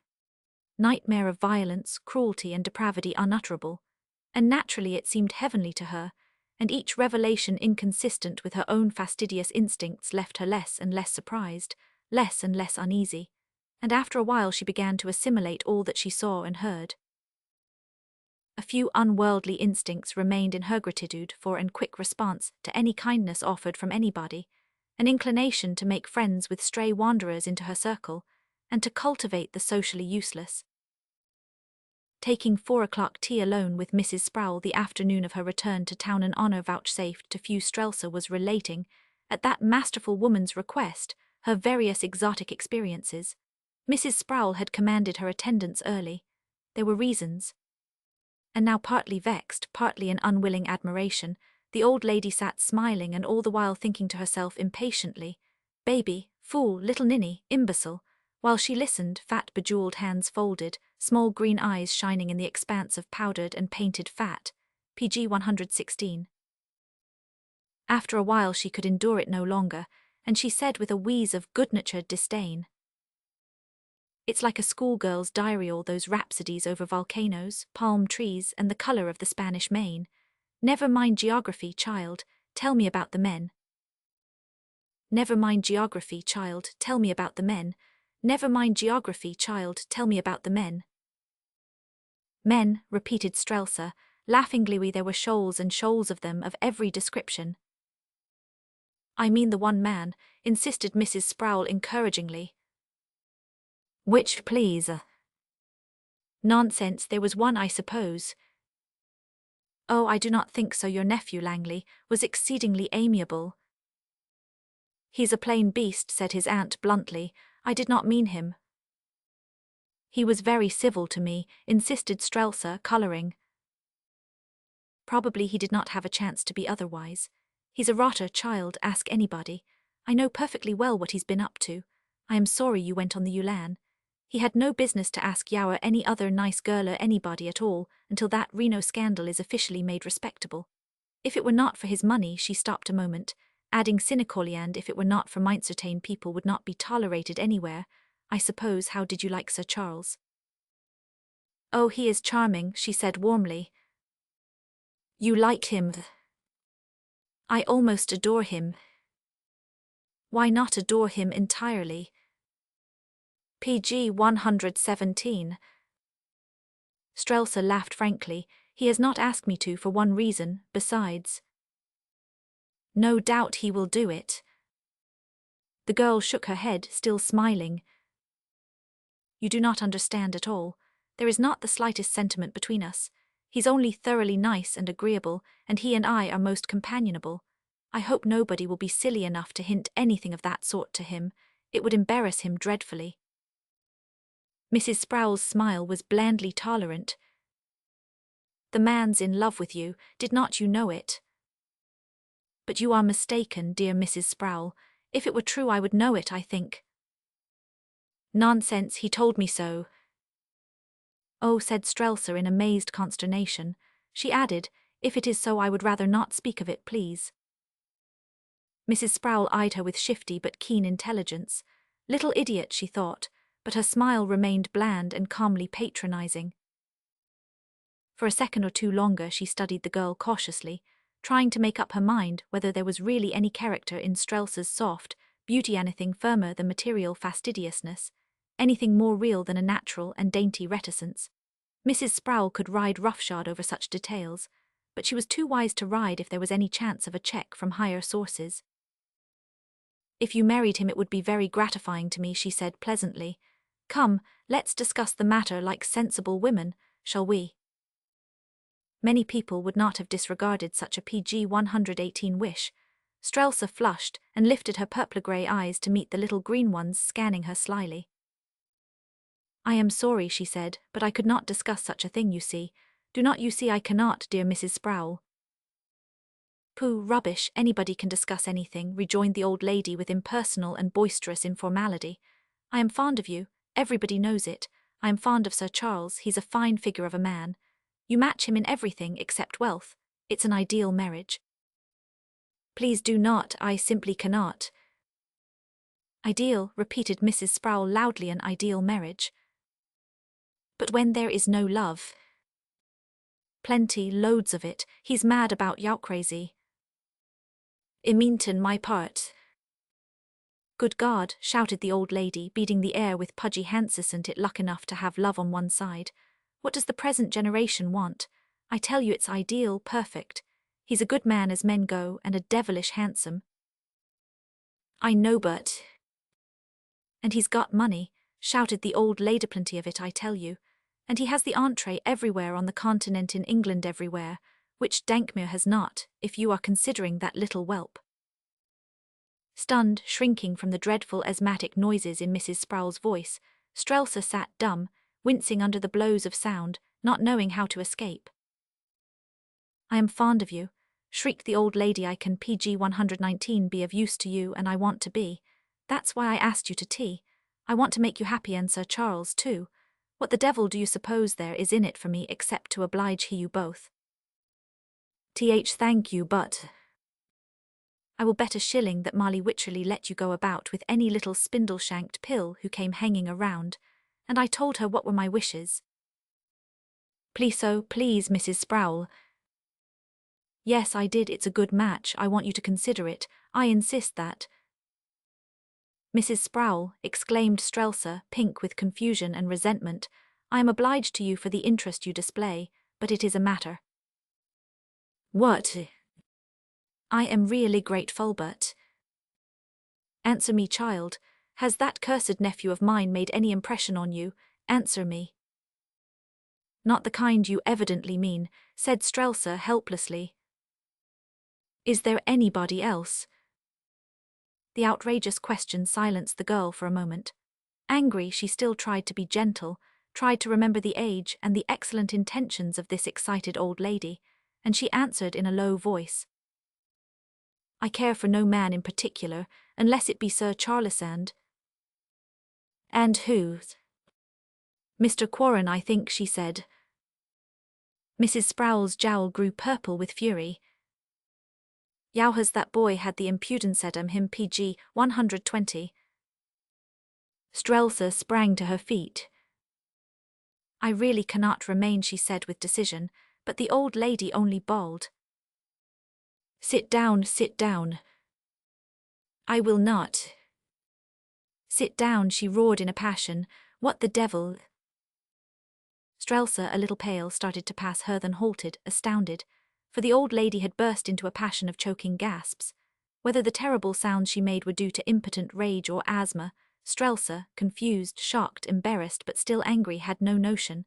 And while Mrs. Sproul coughed fatly, she stood still, catching muffled fragments of reproaches directed at people who flouted friendship, who had no consideration for age, and no gratitude, no tenderness, no pity. I am grateful, faltered Strelsa, only I cannot. I wanted to be a mother to you. I have tried to be, wheezed the old lady in a fresh paroxysm, and beat the air. For one swift instant the girl remembered what her real mother had been to her, and her heart hardened. I care only for your friendship, Mrs. Sproul. I do not wish you to do anything for me. Can we not be friends on that basis? Mrs. Sproul swabbed her inflamed eyes and peered around the corner of the handkerchief. Come here, my dear, she said. Strelsa went slowly, and Mrs. Sproul enveloped her like a fleshy squid, panting. I only wanted to be good to you, Strelsa. I am just an old fool, I suppose, PG 121. Oh, please do not. That's all I am, child, just a sentimental old fool. The poor man's adoration of you touched my heart, and you do like him a little, do not you? Very much thank you for wishing happiness to me. I really do not mean to be ungrateful. I have a horror of ingratitude. It's only that the idea never occurred to me, and I am incapable of doing such a thing for material reasons, unless I also really cared for a man. Of course, child, maybe you will care for him some day. I will not interfere any more. Don't lose your heart to any of these young jackals fawning around your skirts. Every set is full of them. They are nothing but the capering chorus in this comic opera. Be angry, but I am an older and wiser woman than you, and I am fond of you, and it's my duty to tell you that any of the lesser breed take young Quarren for exemplar of no real account, even in the society which they amuse. I would scarcely class Mr. Quarren with the sort you mention. Why not? He's of no importance. Because he is kind, considerate, and unusually intelligent and interesting, and he is very capable of succeeding in whatever he undertakes, said Strelsa, slowly. Ricky is a nice boy, but what does he undertake? Asked Mrs. Sproul with good-natured contempt. He undertakes the duties, obligations, and details of a useful man in the greater household, which make him acceptable to us, and I am bound to say that he does them very well, but outside of that he's a nobody. And I will tell you just what he will turn into, shall I? Society's PG 122 third chief bottle washer in succession. We had one who evolved us. He's dead. We have another. He's still talking. When he ultimately evaporates into infinity, Ricky will be his natural successor. Do you want that kind of a husband? Did you suppose? Do not get angry, Strelsa. I did not suppose anything. Ricky, like every other man, dangles his good-looking, good-humoured self in your vicinity. You are inclined to notice him.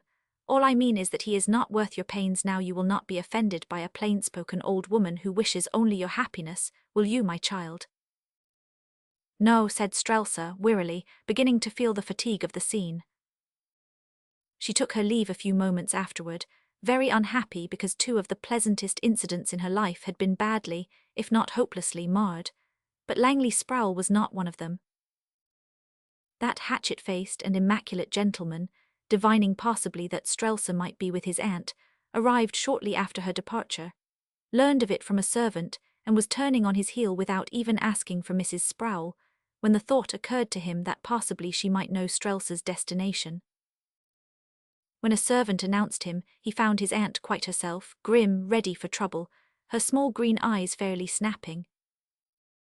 They indulged in no formalities, being alone together and caring nothing for servants' opinions. Their greeting was perfunctory, their inquiries 153, then there ensued a short silence, PG 123. Which way did Mrs. Leeds go? He asked, busily twisting his long moustache. None of your business, rejoined his aunt. He looked up in slight surprise, recognized a condition of things which, on second thought, surprised him still more, because his aunt had never before noticed his affairshad, not even commented on the Ledwith matter to him. He had always felt that she disliked him too thoroughly to care. I do not think I understood you, he said, watching her out of shifting eyes which protruded a trifle. I think you will understand me before I have done with you, returned his aunt grimly. It's a perfectly plain matter, you have the rest of the female community to chase if you choose. Go and chase 'em for all I care, hunt from here to Reno if you like, but I have other plans for Strelsa Leeds. Do you understand? I have put my private mark on her. There's no room for yours. Langley's gaze, which had not met hers and never met anybody's for more than a fraction of a second, shifted. He continued his attentions to his moustache, his eyes roved. He looked at but did not see 100 things in a second. You do not know where she's gone? He inquired with characteristic pertinacity and an indifference to what she had said, absolutely stony. Do you mean trouble for that girl? I do not. What do you mean? Nothing. Do you want to marry her? I said that I was considering nothing in particular. We are friends, PG 124. Keep away from her, do you understand? I really do not know whether I do or not. I suppose you mean Sir Charles. Mrs. Sproul turned red. Suppose what you like, you cold-blooded cad, but by God, if you annoy that child I will empty the family wash all over the sidewalk, and let the public pick it over. He rested his pale, protuberant eyes on her for a brief second. Will any of your finery figure in it?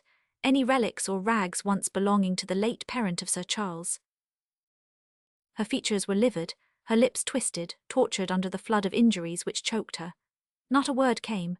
Exhausted for a moment, she sat there grasping the gilded arms of her chair, livid as the dead, save for the hell blazing in her tiny green eyes. I fancy that settles the laundry question, he said, while his restless glance ceaselessly swept the splendid room and his lean, sunburnt hand steadily caressed his moustache. Then, as though he had forgotten something, he rose and walked out. A footman invested him with hat and overcoat. A moment later the great doors clicked. In the silence of the huge house there was not a sound except the whispers of servants, and these ceased presently. All alone, amid the lighted magnificence of the vast room, sat the old woman hunched in her chair, bloodless, motionless as a mass of dead flesh. Even the spark in her eyes was gone, the lids closed, the gross lower lip pendulous. Later, two maids being summoned, a calm PG 125 panied her to her boudoir, and were dismissed. Her social secretary, a pretty girl, came and left with instructions to cancel invitations for the evening. A maid arrived with a choice of headache remedies, then, with the aid of another, disrobed her mistress and got her into bed. Their offices accomplished, they were ordered to withdraw but to leave one light burning. It glimmered over an old-fashioned photograph on the walled portrait of a British officer, taken in the days when whiskers, pillbox, and frogged frock tunic were cultivated in Her British Majesty's service. From where she lay she looked at him, and Sir Wayward Malison stared back at her through his monocle. Strelsa, at home, unpinning her hat before the mirror, received word over the telephone that Mrs. Sproul, being indisposed, regretfully recalled the invitations for the evening. The girl's first sensation was relief, then self-reproach, quite forgetting that if Mrs. Sproul's violent emotions had made that redoubtable old woman ill, they had also thoroughly fatigued the victim of her ill temper and made her very miserable. She wrote a perfunctory note of regret and civil inquiry and dispatched it, then surrendered herself to the ministrations of her maid. The luxury of dining alone for the first time in months appealed to her. She decided that she was not to be at home to anybody. Langley Sproul called about 6 and was sent away. Strelsa, curled up on a divan, could hear the staccato racket that his powerful racing car made in the street PG 126 outside. The informality of her recent host aboard the Ulan did not entirely please her. She listened to his departure with quiet satisfaction. Strelsa, curled upon a divan, listened to his departure with quiet satisfaction. Strelsa, curled upon a divan, listened to his departure with quiet satisfaction. Although it was not her day, several people came and went. Flowers from various smitten youths arrived, orchids from Sproul, nothing from Quarren. Then for nearly 2 hours she slept where she lay and awakened laughing aloud at something Quarren had been saying in her dream, but what it was she could not recollect. At 8 her maid came and hooked her into a comfortable and beloved second-year gown. Dinner was announced. She descended the stairway in solitary state, still smiling to herself at Quarren's forgotten remark, and passed by the library just as the telephone rang there. It may have been a flash of clairvoyance afterward. She wondered exactly what it was that made her say to her maid very confidently, "That is Mr. Quarren, I will speak to him." It was Mr. Quarren. The amusing coincidence of her dream and her clairvoyance still lingering in her mind, she went leisurely to the telephone and said, "I do not understand how I knew it was you, and I am not sure why I came to the phone because I am not at home to anybody, but what was it you said to me just now?" "When?" "A few minutes ago while I was asleep." "About 8 o'clock. She laughed. "It happened to be a few minutes before 8. How did you know that? I believe you did speak to me in my dream, did you?" PG 127. I 999, really? I said something aloud to you about 8 o'clock. How odd, did you know I was asleep, but you could not? No, of course not, I was merely thinking of you. You were, you happened to be thinking of me, and you said something aloud about me. About Yuand to you. How delightfully interesting. What was it, please? Oh, I was only talking nonsense. Will not it bear repetition? I am afraid not. Mr. Quarren, how maddening. I am dying with curiosity. I dreamed that you said something very amusing to me and I awoke, laughing, but now I simply cannot recollect what it was you said. I will tell you some day. Soon, would you tell me this evening? How can I? That's true, I am not at home to anybody, so you cannot drop in, can you? You are not logical. I could drop in because I am not anybody. What? I am not anybody in particular. You know, if you begin to talk that way, after all these days, I will ring off in a rage. You are the only man in the world to whom I am at home even over the telephone, and if that does not settle your status with me, what does? Are you well, Mr. Quarren, PG 128? Thank you perfectly. I called you up to ask you about yourself. I am tired somehow. Oh, we are all that. Nothing more serious threatens you than impending slumber. I said I was tired, not sleepy. I am wide awake but horribly lazy and inclined to slump. Where are you at the legation? At the Founders Club founded. What are you doing there? Absolutely nothing, reading the Evening Post. You are dining out, I suppose. No. She reflected until he spoke again, asking if she was still there. Oh yes, I am trying to think whether I want you to come around and share a solitary dinner with me. Do I want you? Just a little, don't you? Do you want to come? Yes. Very much. I cannot tell you how much over the telephone. That sounds both humble and dangerous. Which do you mean to be? Humbly and very, very grateful, dear lady. May I come? I don't know. Dinner was announced a quarter of an hour ago. It will not take me 3 minutes. If it takes you more, you will ring my doorbell in vain, young man. I will start now. Good. Do you remember our first toast? He asked, smiling. Do you remember our first toast? He asked, smiling.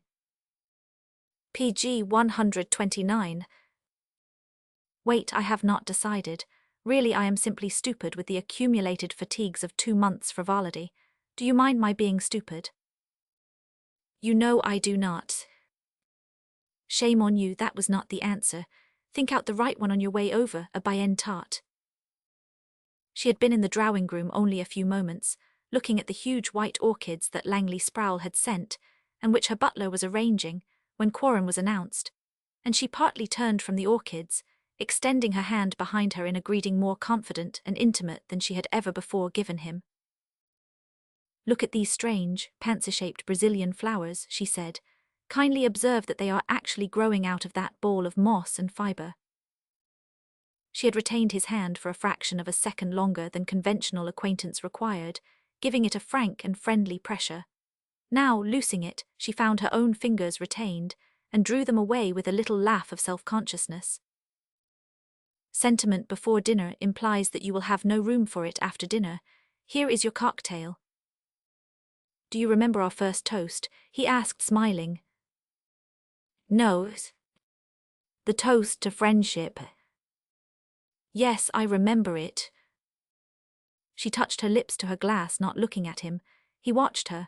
After a moment she raised her eyes, met his gaze, returned it with one quite as audacious. I am drinking that same toast again after many days, she said, PG 130. With all that it entails. She nodded. Its chances, hazards, consequences.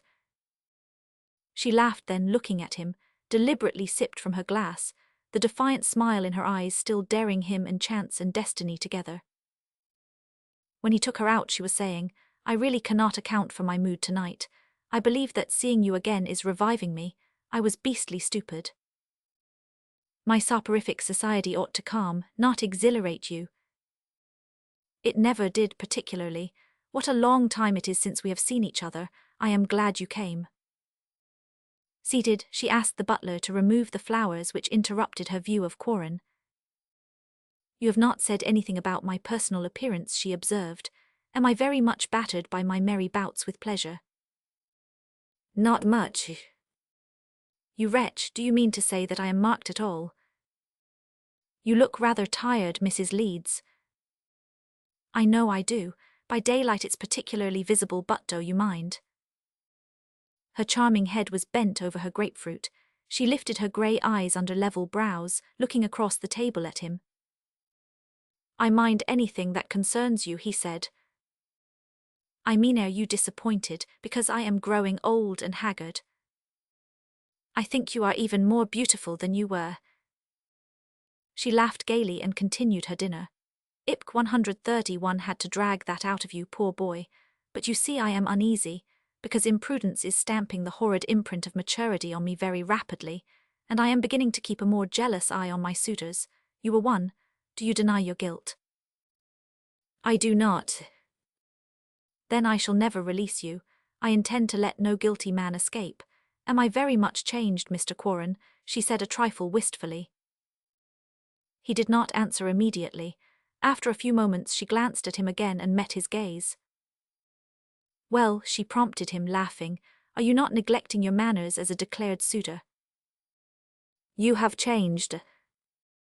What a perfect pill you are, she exclaimed, vexed you're casting yourself for the role of the honest friend, and I simply hate it. Young sir, do you not understand that I have breakfasted, lunched, and dined too long on flattery to endure anything more wholesome? If you cannot lie to me like a gentleman and a suitor, your usefulness in my entourage is ended. He said, do you want me to talk shop with you? I get rather tired of my trade sometimes. It's my trade to lie, you know. She looked up quickly, but he was smiling.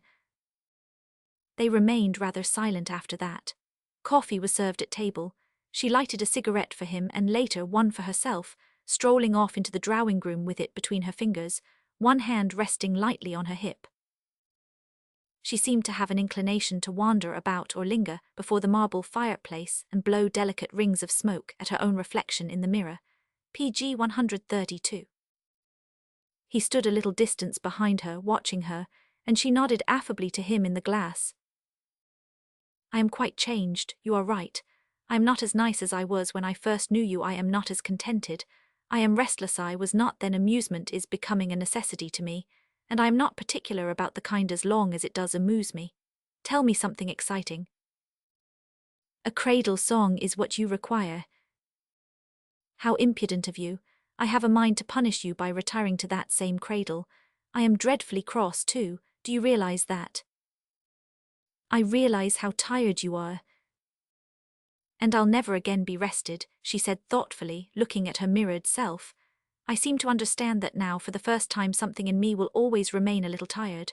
I wonder what, do you know? Conscience, he suggested, laughing. Do you think so? I thought it was my heart. Have you acquired one? She laughed too, then glanced at him askance in the glass, and turned around toward him, still smiling. I believe I did not have any heart when I first knew you, did I? I believe not, he said lightly. Has one germinated? I really do not know. What do you think? He took her cigarette from her and tossed it with his own into the fire. She seated herself on a sofa and bent toward the blaze, her dimpled elbows denting her silken knees, her chin balanced between forefinger and thumb. PG 133. Presently she said, not looking at him, somehow I have changed. I am not the woman you knew. I am beginning to realize it. It seems absurd. It was only a few weeks ago. But the world has whirled very swiftly. Each day was a little lifetime in itself. A week a century condensed. Time became only a concentrated essence, one drop of which contained eons of experience. I wonder whether my silly head was turned. A little people said too much to me. There were too many of them and they came too near. And do you know, looking back at it now, as I sit here talking to you, it seems absurd, but I believe that I was really a trifle lonely at times. She interlaced her fingers and rested her chin on the back of them. I thought of you on various occasions, she added. He was leaning against the mantel, one foot on the fender. Her eyes rested on that foot, then lifted slowly until they remained fixed on his face, which was shadowed by his hand, as though to shield his eyes from the bracket light. For a time she sat motionless, considering him, interested in his silence and abstraction, in the set of his shoulders, and the unconscious grace of him. Light, touching his short blonde hair, made it glossy like a boy's where his hand had disarranged it above the forehead. Certainly it was very pleasant to see him, agreeable to be with him, not exactly restful, perhaps, but distinctly agreeable, for, even in the frequent silences that had crept in between them, there was no invitation to repose of mind.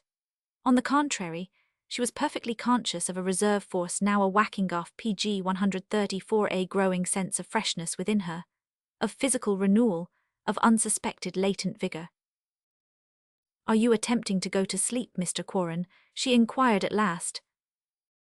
He dropped his hand, smiling. She made an instinctive move, scarcely an invitation, scarcely even perceptible, but he came over and seated himself on the arm of the lounge beside her. Your letters, he said, did a lot for me. I wrote very few. Did they really interest you? A lot. How? They helped that lame old gaffer, Time, to limp along toward the back door of eternity. How do you mean? Otherwise he would never have stirred a step until tonight. That is very gallant of you, Mr. Quarren, but a little sentimental, isn't it? Do you think so? I do not know. I am a poor judge of real sentiment, being unaccustomed to it. How many men made you declarations? Oh, is that real sentiment? I thought it was merely love. He looked at her. Do not, he said, you must not harden, do not become like the rest. She said, amused or pretending to be, you are clever, I have grown hard. Today I can survey unmoved many things which I could not even look at yesterday. But it makes life more interesting. Do not you think so? PG 135. Do you, Mrs. Leeds? I think so. A woman might as well know the worst truths about life and about men. Not about men. Do you prefer her to remain a dupe? Is anybody happy unless life dupes them? By life you mean men. You have the Seraglio point of view. You probably prefer your women screened and veiled. We are all born veiled. God knows why we ever tear the film. Mr. Coroner, you becoming misanthropic, she exclaimed, laughing, but under his marred eyes of a boy she saw shadows, and the pale induration already stamped on the flesh over the cheekbones. What have you been doing with yourself all these weeks? She asked curiously. Working at my trade. You seem thinner. Fewer crumbs have fallen from the banquet, perhaps. I keep Lent when I must. You are beginning to speak in a way that you know I dislike, aren't you? She asked, turning around in her seat to face him. He laughed. You make me very angry, she said. I like you. I'm quite happy with you, and suddenly you try to tell me that my friendship is lavished on an unworthy man, that my taste is low, and that you are a kind of a social jackalan upper servant. I feed on what the pack leaves and I wash their fragile plates for them, he said lightly. What else? She asked, furious. PG 136. I take out the unfledged for a social airing. I exercise the mature. I smooth the plumage of the aged. I apply first aid to the socially injured. Lick the hands that feed me as in duty bound. Tell my brother jackals which hands to lick and which to snap at. Curl up and go to sleep in sunny boudoirs without being put out into the backyard. And give first-class vaudeville performances at a moment's notice, acting as manager, principals, chorus, prompter, and carpenter. He laughed so gaily into her unsmiling eyes that suddenly she lost control of herself, and her fingers closed tight. What are you saying? She said fiercely. Are you telling me that this is the kind of a man I care enough for to write Toto, think about a great deal, care enough about to dine with in my own house when I denied myself to everybody else? Is that all you are after all, and am I finding my level by liking you? He said slowly, I could have been anything I could be yet if you are not anything for your own sake, you will never be for anybody's. She retorted, I refuse to believe that you are what you say anyway. It hurts, it hurts. It only hurts me, Mrs. Leeds.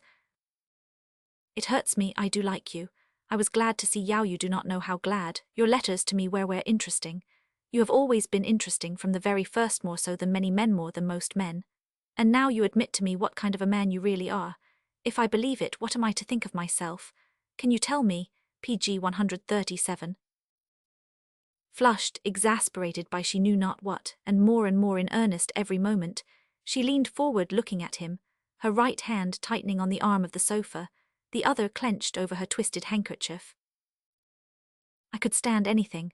My friendship for you could stand almost anything, except what you pretend you are and what other malicious tongues will say if you continue to repeat it. And it has been said already about you. Do you know that? People do say that of you. People even say so to me, tell me you are worthless, warn me against. What? Caring taking you seriously. And it's because you deliberately exhibit disrespect for yourself. A man, any man is what he chooses to be, and people always believe him what he pretends to be. Is there any harm in pretending to dignity and worth when you can be the peer of any man? What's the use of inviting contempt? This very day a woman spoke of you with contempt. I denied what she said. I would rather they would say anything else about you, that you had vice of vigorous, willful, unmanageable man's vices, than to say that of you. What? That you amount to nothing. Do you care what they say, Mrs. Leeds? Of course, it strikes at my own self-respect. Do you care otherwise? I carry as a friend, naturally. Otherwise still. No. Could you ever care? PG 138. No, she said nervously. She sat breathing faster and more irregularly, watching him. He looked up and smiled at her, rested so, a moment, then rose to take his leave. She stretched out one arm toward the electric bell, but her fingers seemed to miss it, and remained resting against the silk-hung wall. Are you going? She asked. Yes. Must you? I think I would better. Very well. He waited, but she did not touch the bell button. She seemed to be waiting for him to go, so he offered his hand pleasantly and turned away toward the hall, and, rising leisurely, she descended the stairs with him in silence. Good night, he said again. Good night, I am sorry you are going. Did you wish me to remain a little longer? I don't know what I wish. Her cheeks were deeply flushed. The hand he took into his again seemed burning. It's fearfully hot in here, she said. Please muffle up warmly because it's bitter weather outdoors. And she lifted the other hand as though unconsciously and passed her fingertips over his fur collar. Do you feel feverish? A little. Do you notice how warm my hand is? You have not caught malaria in the tropics, have you? No, you funny man. I am never 99, but it's odd how burning hot I seem to be PG 139. She looked down at her fingers, which still lay loosely across his. They were silent for a while, and little by little it seemed to her as though within her a curious stillness was growing, responsive to the quiet around Hera serenity stealing over her, invading her mind like a delicate, mistad, dreamy mental lethargy, soothing, obscuring sense and thought. Vaguely she was aware of their contact. He neither spoke nor stirred, and her palm burned softly, meltingly against his. At last he lifted her hand and laid his lips to it in silence. Small head lowered, she dreamily endured his touch, a slight caress over her forehead, the very ghost of contact, suffered his cheek against hers, closer, never stirring. Thought drifted, almost dormant, lulled by infinite and rhythmical currents which seemed to set her body swaying, gently, and listless, non-resistant, conscious of the charm of it, she gradually yielded to the sorcery. Then, like a shaft of sunlight slanting through a dream and tearing its fabric into tatters, his kiss on her lips awoke her. She strove to turn her mouth from his, twisted away from him, straining, tearing her body from his arms, and leaned back against the sterile, grey eyes expressionless as though dazed. He would have spoken, but she shook her head and closed both ears with her hands, nor would she even look at him now. Sight and hearing sealed against him, pale, expressionless she stood there awaiting his departure, and presently he opened the iron and glass door. A flurry PG 140 of icy air swept her. She heard the metallic snap of the spring lock and opened her heavy eyes. Deadly tired, she turned and ascended the stairs to her bedroom and locked the door against her maid. Thought dragged, then halted with her steps as she dropped onto the seat before the dresser and took her throbbing head in her hands. Cheeks and lips grew hotter. She was aware of strange senses dawning, of strange nerves signaling, stranger responses of a subtle fragrance in her breath so strange that she became conscious of it. She straightened up, staring at her flushed reflection in the glass, while through and through her shot new pulses, and every breath grew tremulously sweet to the verge of pain as she recoiled dismayed from the unknown. Unknown still, for she crouched there shrinking from the revelation, from the restless wonder of the awakening, willfully deaf, blind, ignorant, defying her other self with pallid flashes of self-contempt. Then fear came, fear of him, fear of herself, defiance of him and defiance of this other self, glimpsed only as yet, and yet already dreaded with every instinct. But it was a losing battle. Truth is very patient, and at last she looked truth in the eyes. So after all, she was what she had understood others were, or must one day become. Unawakened, pure in her inherent contempt for the lesser passion, incredulous that it could ever touch her, out of nothing had sprung the lower menace, full-armed, threatening hero out of a moment's lassitude, a touch of a man's hand and his lips on hers. And now all her life was already behind her, childhood, girlhood, wifehood, all PG 141 behind her now. And she, a stranger even to herself, alone on an unknown road, an unknown world before her. With every instinct inherent and self-inculcated, instincts of modesty, of reticence, of self-control, of pride, she quivered under this fierce humiliation born of self-knowledge scornfully admitted and defied with every breath but no longer denied. She was as others were fashioned of that same and common clay, capable of the lesser emotions, shamefully and incredibly conscious of them so keenly, so incomprehensibly, that at one unthinkable instant they had obscured and were actually threatening to obliterate the things of the mind. Was this the evolution that her winter's idleness and gaiety and the fatigues of pleasure had been so subtly preparing for her? Was that strange moment at the door, the moment that man's enemy had been awaiting, to find her unprepared? Wretched, humiliated, she bowed her head above the flowers and silver on her dresser fairest among the Philistines who had so long unconsciously thanked God that she was not like other women in the homes of Gath and in the sinful streets of Ascalon. PG 142. Chapter 6. Strelsa was no longer at home to Quarren, even over the telephone. He called her up 2 or 3 times in as many days, ventured to present himself at her house twice without being received, and finally wrote her a note. But at the end of the month the note still remained unanswered. However, there was news of her, sometimes involving her with Langley Sproul, but more often with Sir Charles Malison. Also, had Quarren not dropped out of everything so completely, he might easily have met her dozens of times in dozens of places. But for a month now he had returned every day from his office to his room in the legation, and even the members of that important diplomatic body found his door locked after dinner, though his light sometimes brightened the transom until morning. Westgard, after the final rupture with his aunt, had become a soured hermit-sourer because of the low motives of the public, which was buying his book by the thousands, and reading it for the story exclusively. His aunt had cast him off. To him she was the overt embodiment of society, so it pleased him to consider the rupture as one between society and himself. It tasted of martyrdom, and now his own public had vulgarly gone back on him according to his ideals.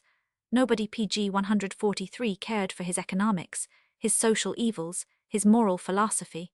Only what he considered the unworthy part of his book was eagerly absorbed and discussed. The proletariat had grossly betrayed him. A hermit's exemplary but embittered career was apparently all that remained for his declining years. So after dinner, he, too, retired to seclusion behind bolted doors, pondering darkly on a philosophically novel, which should be no novel at all, but a dignified and crushing rebuke to Mankinda's solid slice of moral, cake thickly frosted with social economics, heavy with ethical plums, and without any story to it whatever. Meanwhile his book had passed into the abhorred class of bestsellers. As for Lacey and O'Hara, both had remarked Quarren's abrupt retirement and his absence from that section of the social puddle which he was accustomed to embellish and splash in. O'Hara, inclining more toward sporting circles, noticed Quarren's absence less, but Lacey, after the first week, demanded an explanation at the dinner table. "You spoiled a party for Mrs. Lanny's," he said, and Winifred Miller was almost in tears over the charity tableaus. "I wrote them both in plenty of time, Jack." "Yes, but who is there to take your place? Whatever you touch is successful. Barrent Van Dyne made a dub of himself."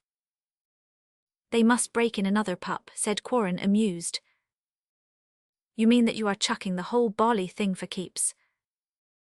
"Practically." PG 144. "Why?" asked O'Hara, looking up blankly. "Oh," said Quarren, laughing, "I am curious to find out what business I really am in. Until this week, I have never had time to discover that I was trying to be a broker in real estate, and I have just found out that I have been one for almost 3 years and never knew it." "One's own company is the best," growled Westgard. "The monkey people sicken you and the public make you 99. Solitude is the only remedy." "Not for me," said Quarren. "I could breakfast, lunch and dine with and on the public, and I am laying plans to do it." "They will turn your stomach." "Oh, dry up, Carl," said O'Hara. "There's a medium between extremes where you can get a good sportin' chance at anythin' horse, dog, girl anythin' you fancy. You would like some of my friends now, Ricky. They are a good sort, all game, all jolly, all interestin' as hell." "I do not want to meet any cockfighters," growled Westgard. "They are all right, too, but there are all kinds of interestin' people in my circus writers like Carl, huntin' people, a professional here and there, and then there's that fascinatin' Mrs. Wyland Bailey, the best trap-shot." "Trap-shot," repeated Westgard in disgust, and took his cigar and himself into seclusion. Quarren also pushed back his chair, preparing to rise. "Doin' anythin'?" inquired O'Hara, desiring to be kind. Young Callahan and the Harlem mutt have it PG 145 out at the Cataract Club tonight, he added persuasively. Another time, thanks, said Corin. I have letters to write. He wrote them all the business letters he could think of, concentrating his thoughts as much as possible. Afterward he lay down on the lounge with a book, and remained there for an hour, although he changed books every few minutes. This was becoming a bad habit, but it was difficult reading although it ranged from Kipling to the Book of Common Prayer, and at last he gave it up and turning over buried his head in the cushions. This would not do either. He racked his brain for further employment, found excuses for other business letters, wrote them, then attacked a pile of social matters notes and letters heretofore deliberately neglected to the ragged edge of decency. He replied to them all, and invariably in the negative. It gave him something to do to go out to the nearest lamp post and mail his letters, but when again he came back into his room, the silence there left him hesitating on his threshold. But he went in and locked his door, and kept his back turned to the desk where pen and ink were tempting him as usual, and almost beyond endurance now, and at last he weakened and wrote to her once more. My dear Mrs. Leeds, I feel sure that your failure to answer my note of last week was unintentional, PG 146. Some day, when you have a moment, would you write me a line saying that you will be at home to me? Very sincerely yours, Richard Stanley Quarren. He took this note to the nearest district messenger office, then returned to his room. After an interminable time, the messenger reported for the signature. Mrs. Leeds was not at home, and he had left the note as directed. The night was a white one. He did not feel very well when he sat scanning the morning paper over his coffee. Recently he had formed the custom of reading 2 columns only in the paper Real Estate News and Society. In the latter column Strelsa usually figured. She figured as usual this morning, and he read the fulsome stuff attentively. Also there was a flourish concerning an annual event at the Santa Regina. And Corin read this very carefully, and made up his mind as he finished the paragraph. The conclusion he came to over his coffee and newspaper materialized that afternoon at a charity bazaar, where, as he intended, he met Strelsa Leeds face to face. She said, coolly amiable, Have you been away? One never sees you these days. I have been nowhere, he said pleasantly. She shook her pretty head in reproof. Is it good policy for a young man to drop out of sight? Our world forgets overnight. He laughed. Something similar has been intimated PG 147 to me by others but less gently. I am afraid I have offended some people. Oh, so you have already been disciplined. Verbally trounced, admonished, and still smarting under the displeasure of the powers that reign. They seem to resent my Sunday out yet, even their other domestics have that. And it's the first I have taken in 3 years. I think I will have to give notice to my missus. The spectre of servitude still seems to obsess your humour, she observed indifferently. I am that spectre, Mrs. Leeds. You certainly look pallid enough for any disembodied role. You have not been ill by any chance carelessly? Not at all, thank you. Rude health and I continue to link arms. Then it is not by chance that you absent yourself from the various festivities, where your part is usually supposed to be a leading one. All cooks eventually develop a distaste for their own concoctions, he explained gravely. She lifted her eyebrows. Yet you are here this afternoon.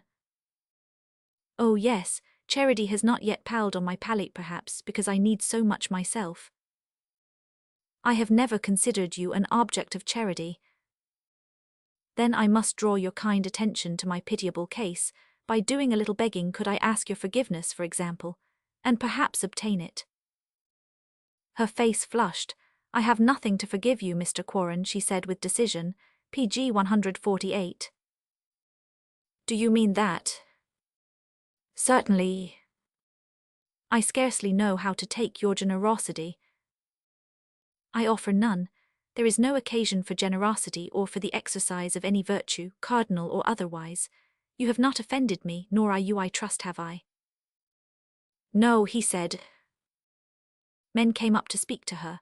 One or two women nodded to her from nearby groups which presently mingled, definitely separating her from Quarren unless either he or she chose to evade the natural trend of things. Neither made the effort. Then Sir Charles Malison joined her, and Quarren, smilingly accepting that gentleman's advent as his own conge, took his leave of Strelsa and went his way, which chanced also to be the way of Mrs. Lester Caldera, very fetching in lilac gown and hat.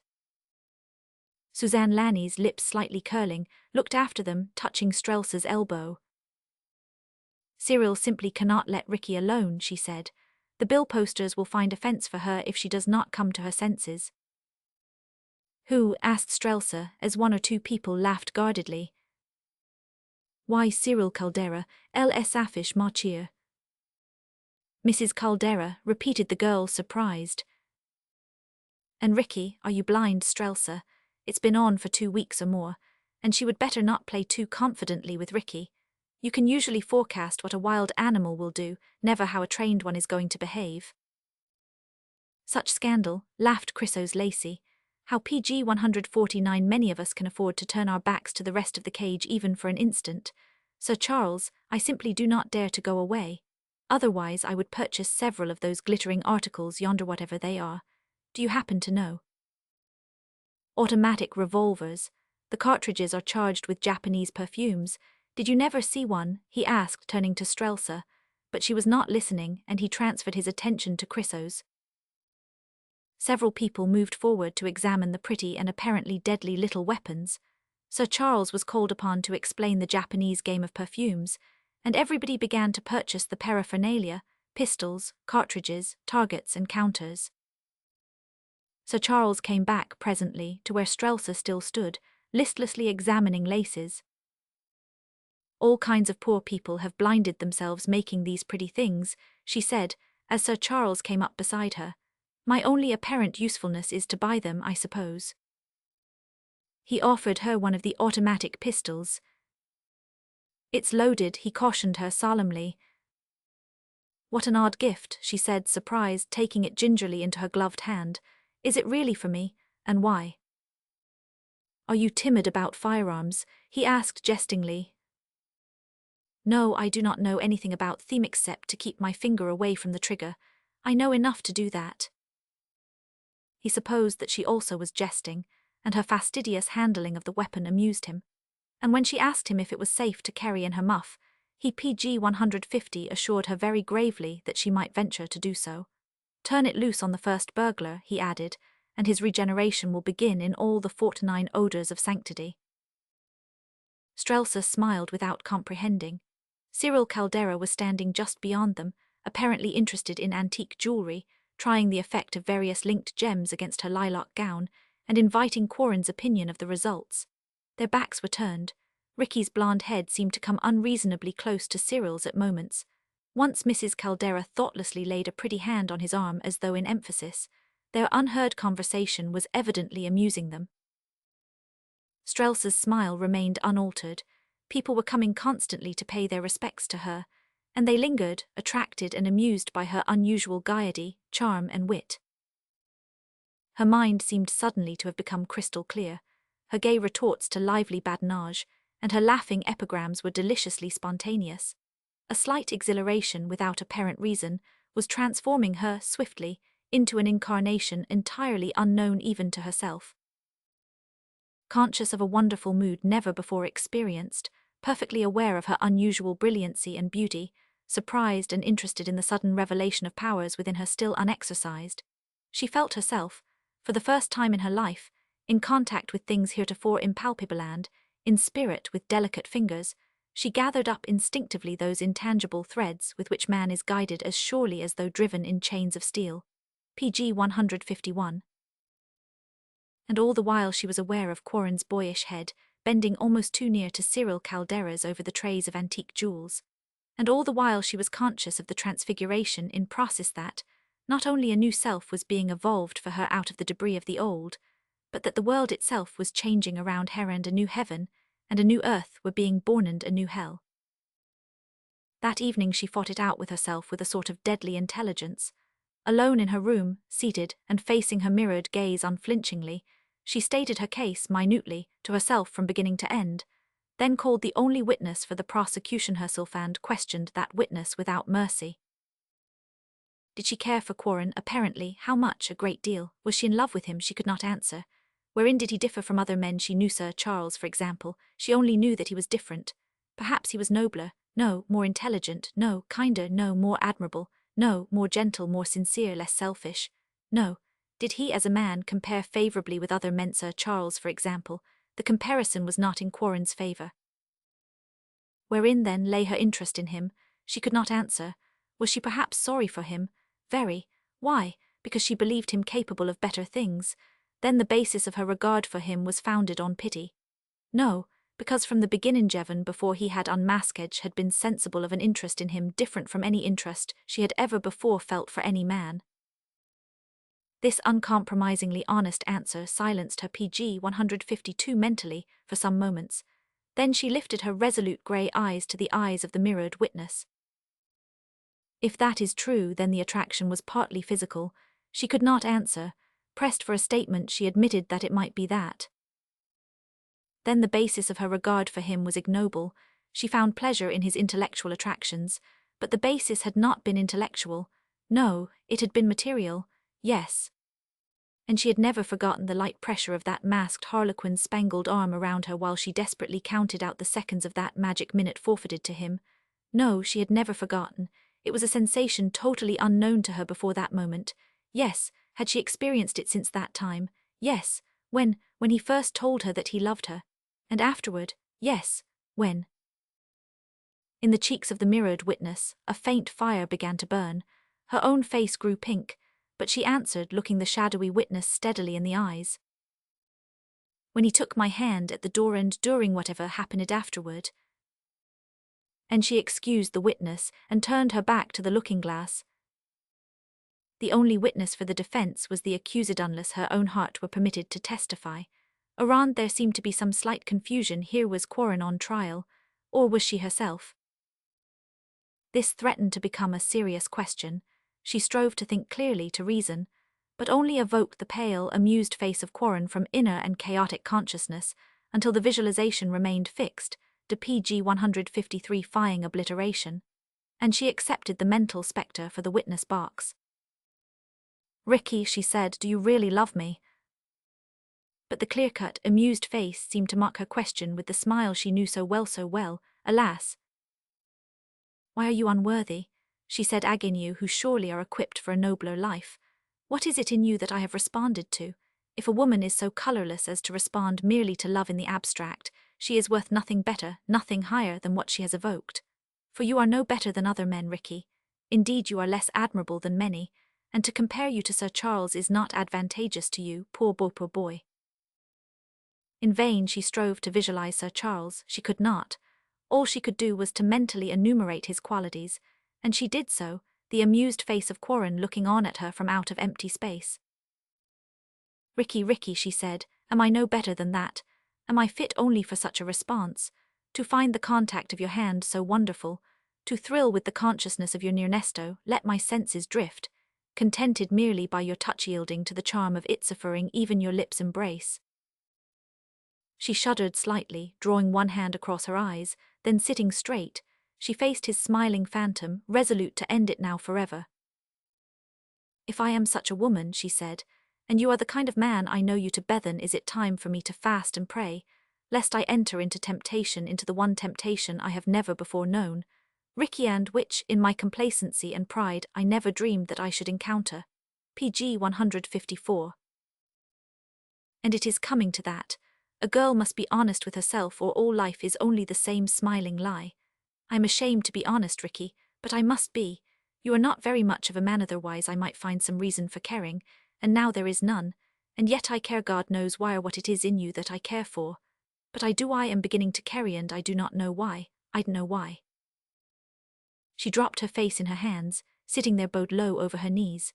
And there, hour after hour, she fought it out with herself, and with the amused spectre ever at her elbow, so close at moments that some unaroused nerve fell a-trembling in its sleep, threatening to awaken those quiet senses that she already feared for their unknown powers. The season was approaching its end, still kicking now and then spasmodically, but pretty nearly done for. No particularly painful incidents marked its demise, except the continued absence of Quarren from social purlieus, accustomed to his gay presence and adroit executive abilities. After several demoralized cotillions had withstood the shock of his absence, and a dozen or more functions had become temporarily disorganized because he declined to occupy himself with their success, and after a number of hostesses had filled in his place at dinner, at theatres, at weekends, on yachts and coaches, and after an unprecedented defiance of 2 summonses to the hazardous presence of Mrs. Sproul, he obeyed a third subpoena and presented himself with an air of cheerful confidence that instantly enraged her. PG 155. The old lady lay abed with nothing more compromising than a toothache. Quarren was conducted to the inner shrine. She glared at him hideously from her pillows, and for one moment he felt seriously inclined to run. "Where have you been?" she wheezed. "Nowhere in particular." "I know damn well you have been nowhere," she burst out. "Marley Wycherley's dance went to pieces because she was fool enough to trust things to you. Do you know who led? That great oaf, Barrett Van Dyne. He led like a trick elephant, too." Quarren looked politely distressed. "And there are a dozen hostesses perfectly furious with you," continued the old lady, pounding the pillows with a fat arm, parties of all sorts spoiled, idiocies committed, dinners either commonplace or blank failures. What the devil possesses you to behave this way?" "I am tired," he said politely. "What?" He smiled. "Oh, the place suits, Mrs. Sproul. I have not any complaint, and the work and wages are easy and it's comfortable below stairs. But I'm just tired." "What are you talking about?" "I am talking about my employers, and I am talking like the social upper servant that I am or was. I am merely giving a respectable warning. That is the airy purport of my discourse, Mrs. Sproul." "Do you know what you are saying?" "Yes, I think so," he said wearily. PG 156. "Well then, what the devil are you saying?" "Merely that I have dropped out of service to engage in trade." "You cannot," she yelled, sitting up in bed so suddenly that her unquiet tooth took the opportunity to assert itself. She clapped a pudgy hand to her cheek, squinting furiously at Quarren. "You cannot drop out," she shouted. "Do not you ever want to amount to anything?" "Yes, I do, that's why I am doing it." "Do not act like a fool. Have not you any ambition?" "That also is why," he said pleasantly. "I am ambitious to be out of livery and see what my own kind will do to me." "Well, you will see," she threatened. "You'll see what we will do to you." "You are not my kind. I always supposed you were, but you all knew better from the day I took service with you." "Ricky." "It is perfectly true, Mrs. Sproul. My admittance included a livery and the perennial prerogative of amusing people. But I had no money, no family affiliations with the very amiable people who found me useful. Only in common with them, I had the inherent taste for idleness and the genius for making it endurable to you all.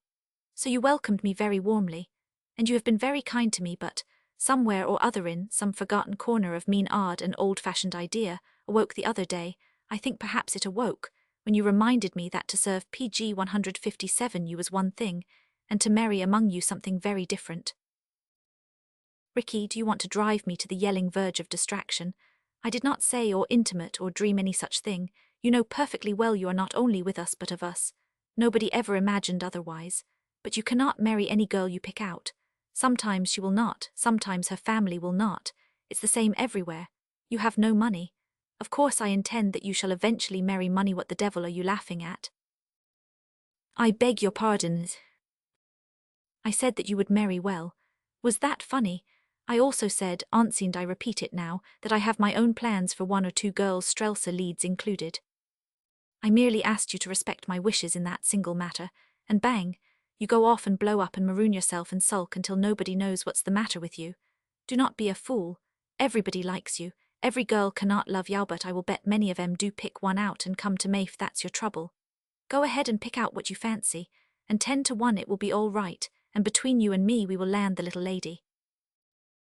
"You are tremendously kind." "I know I am.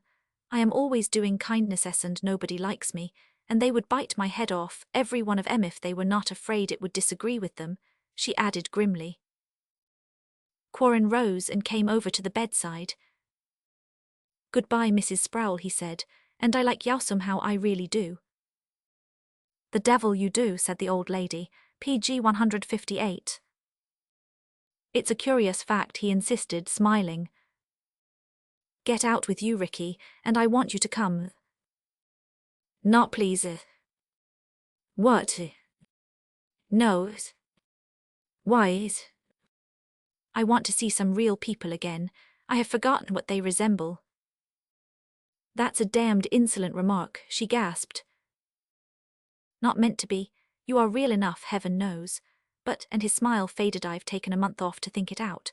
And do you know, thinking being an unaccustomed luxury, I have enjoyed it. Imagine my delight and surprise, Mrs. Sproul, when I discovered that my leisurely reflections resulted in the discovery that I had a minder real one capable of reason and conclusions. And so when I actually came to a conclusion, my joy knew no bounds." "Ricky, stop those mental athletics, do you hear? I have a toothache and a backache and I cannot stand 'em."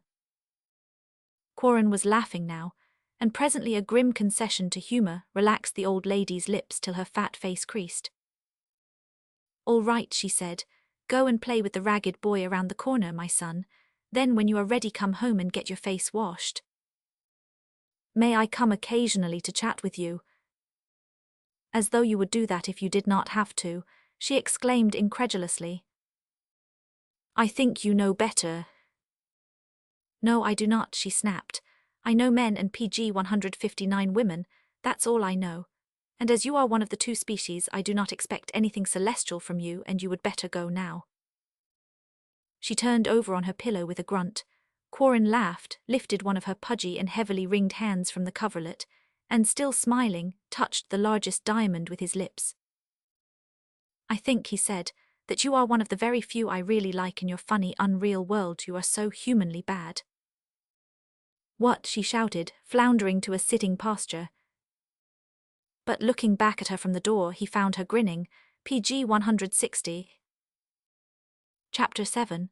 Premonitions of spring started the annual social exodus, because in the streets of Ascalon and in the busy ways of Gath, spring becomes summer overnight, and all Philistia is smitten by the sun.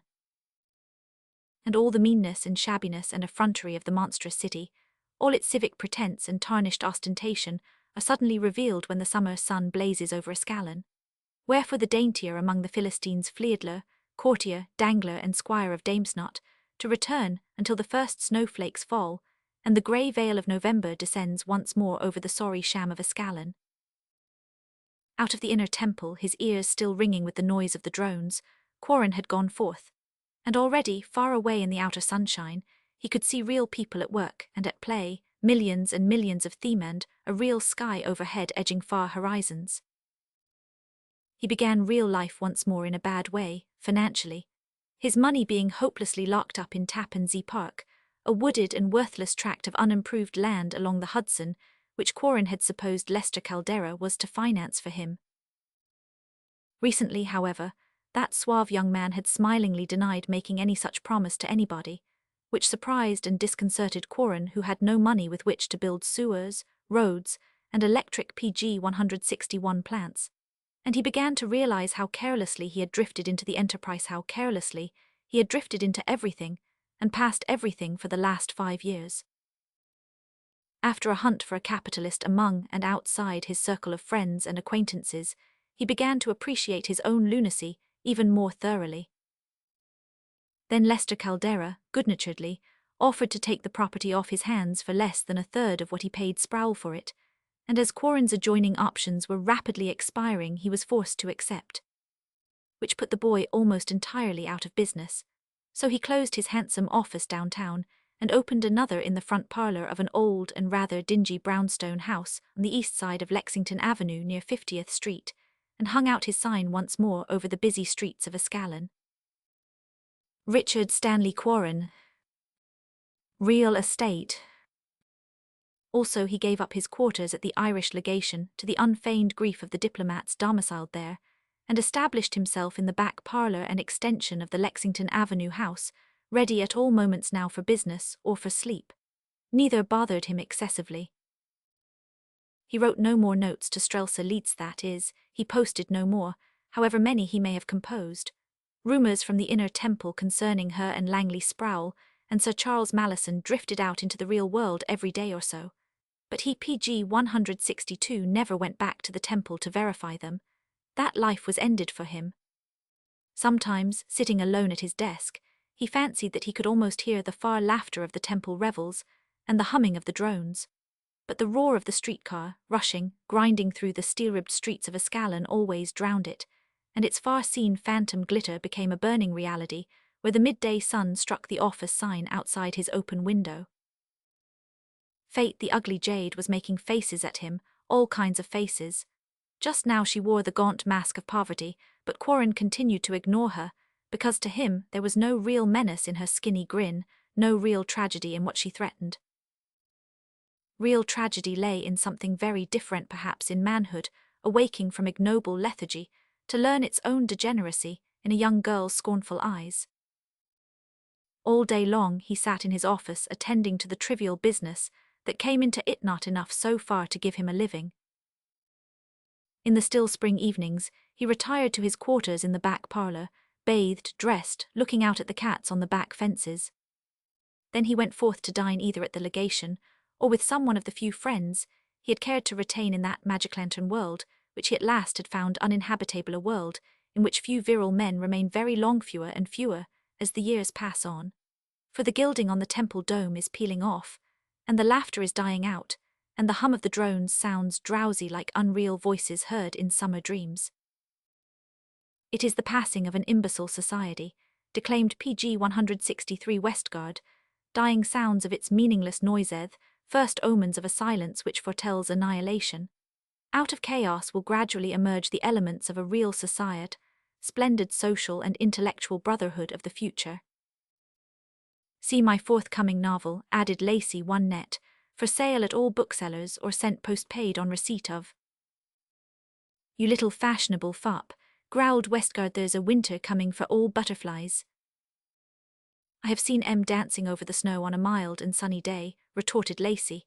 Carl, my son, the nobly despairing writer with a grouch never yet convinced anybody. I do not despair, retorted Westgard. This country is getting what it wants and what it deserves, ladled out to it in unappetizing garbs. Year after year great incoming waves of ignorance sweep us from ocean to ocean. But I do not forget that those very waves also carry a constantly growing and enlightened class higher and higher toward permanent solidity. Every annual wave pushes the flotsam of the year before toward the solid land. The acquaintance with sordid things is the first real impulse toward education. Some day there will be no squalor in the land, neither the physical conditions in our slums, nor the arid intellectual deserts within the social frontiers. But the waves will accomplish that, not your very worthy novels, said Lacey impudently. If you call me worthy I will bat you on the head, roared Westgard, sitting up on the sofa where he had been sprawling, and laughter, loud and long, rattled the windows in the Irish legation, PG 164. The May night was hot. A sickly breeze stirred the curtains at the open windows of Westgard's living room, where the legation was entertaining informally. Quarren, Lacey, O'Hara and Sir Charles Malison sat by the window playing poker. The Earl of Dankmere, perched on the piano stool, was mournfully rattling off a string of melodies acquired along Broadway. Westgard himself, flat on his back, occupied a leather lounge and dispensed philosophy when permitted. You know, said Lacey, dealing rapidly, you are only a tin-horn philosopher, Carl, but you really could write a good story if you tried. Get your people into action, that's the game. O'Hara nodded.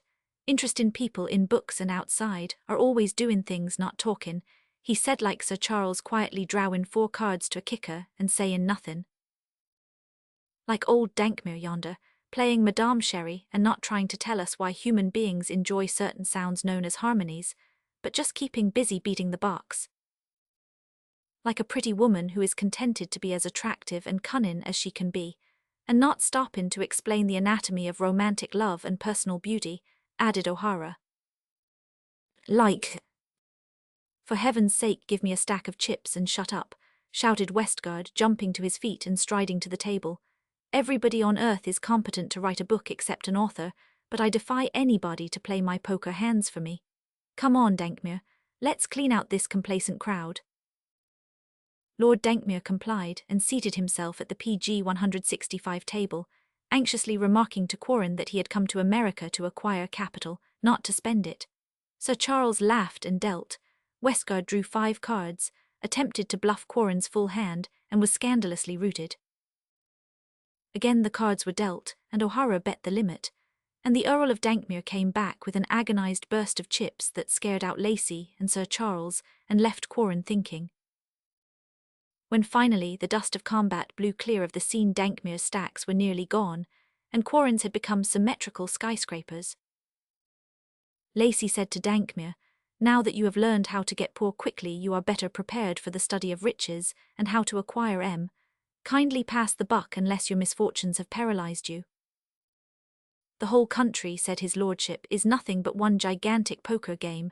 I sail on the next steamer. I am bluffed out." "Poor old Dankmere," purred Lacey, "will not the ladies love you?" "Their demonstrations," said the Earl, "are not keeping me awake nights." "Something keeps Quarren awake nights, judging by his transom light. Is it love, Ricky?" A slight colour mounted to Quarren's thin cheeks, but he answered carelessly, "I read late sometimes. How many cards do you want?" Sir Charles Malison turned his head after a moment and looked at Quarren, and meeting his eye said pleasantly, "I only want 1 card, Quarren. Please give me the right one." "Which PG 166? "The Queen of Hearts." "Dealer draws 1 also," said the young fellow. Sir Charles laid down his hand with a smile. "Did you fill?" he asked Quarren as everybody else remained out. "I do not mind showing," said Quarren, sorting out his cards, faces up. "Which end?" inquired O'Hara. "An interior," and he touched the Queen of Hearts carelessly. "Crazy playing and lunatic's luck," commented Lacey. "Dankmere, and you too, Sir Charles, you would better cut and run for home as fast as your little legs can toddle. Quarren is on the loose." Sir Charles laughed, glanced at Quarren, then turned to Dankmere. "It's none of my business," he said, "but if you really are in the devilish financial straits you pretend to be, why do not you square up things and go into trade?" "Square things," repeated the little Earl mournfully. "Will somebody tell me how? Have not I been trying out everything? Did not I back a musical comedy of sorts? Did not I even do a turn in it myself?" "That's what probably smashed it," observed O'Hara. "He did it very well," laughed Sir Charles. "Dankmere ought to have filled his show full of flossy flappers," insisted Lacey. "Who wants to see an Earl dance and sing? Next time I will manage the company for you, Dankmere." "There will be no next time," said Dankmere, scanning his cards. "I am done for," he added dramatically, letting his own ante go, PG 167. "You have lost your nerve," said Quarren, smiling. "And everything else, my boy." "What's the matter with the heiresses, anyway?" inquired O'Hara sympathetically. "The matter is that I do not want the sort that want me. Somebody's ruined the business in the States. I suppose I might possibly induce a Broadway showgirl." The little Earl got up and began to wander around, hands in his pockets, repeating, "I would make a pretty good actor in spite of what O'Hara said. It's the only thing I like anyway. I can improvise songs too. Listen to this impromptu, you fellows." And he bent over the piano, still standing, and beat out a jingling accompaniment. "I sigh for the maiden I never have seen. I will make her my countess, whatever she's been. Typewriter, manicure, heiress or queen. Aged 50 or 30 or lovely 18. Redundant and squatty or scraggy and lean. Generous spendthrift or miserly mean. I sigh for the maiden I never have seen. Provided she's padded with wads of long green." Still singing the air, he picked up a silk hat and walking stick, and began to dance rather lightly and gracefully, his sunken, heavy-lidded eyes fixed nonchalantly on Space High's nimble little feet, making no sound on the floor as he swung, swayed, and capered under the electric light, timing his agile steps to his own singing. Loud applause greeted him, much hand-clapping PG 168 and cries of good old Dankmere, 3 cheers for the British peerage. Sir Charles looked slightly bored, sitting back in his chair and waiting for the game to recommence, which it did with the return of the Earl, who had now relieved both his intellect and his legs of an accumulated and terpsichorean incubus. "If I was a bigger ass than I am," said the Earl, "I would go into vaudeville and let my creditors howl." "Did they really send you over here?" asked O'Hara, knowing that his lordship made no bones about it. "They certainly 999, and a fine mess I have made of it, have not I? No decent girl wants metho, why, I do not know, because I am decent enough as men go. But your newspapers make fun of me and my tightlind, I might as well cut away to Dankmere Tarns, and let 'em pick my carcass clean." "What's Dankmere Tarns?" asked O'Hara. "Mine, except the mortgages on it." "Entailed." "Naturally." "Kept up." "No, shut up." "What sort of a gallery is that of yours at Dankmere Tarns?" inquired Sir Charles, turning around. "How the devil do I know?" replied his lordship fretfully. "I do not know anything about pictures." "Are there not some very valuable ones there?" "There are a lot of very dirty ones." "Do not you know their value?" "No, I do not.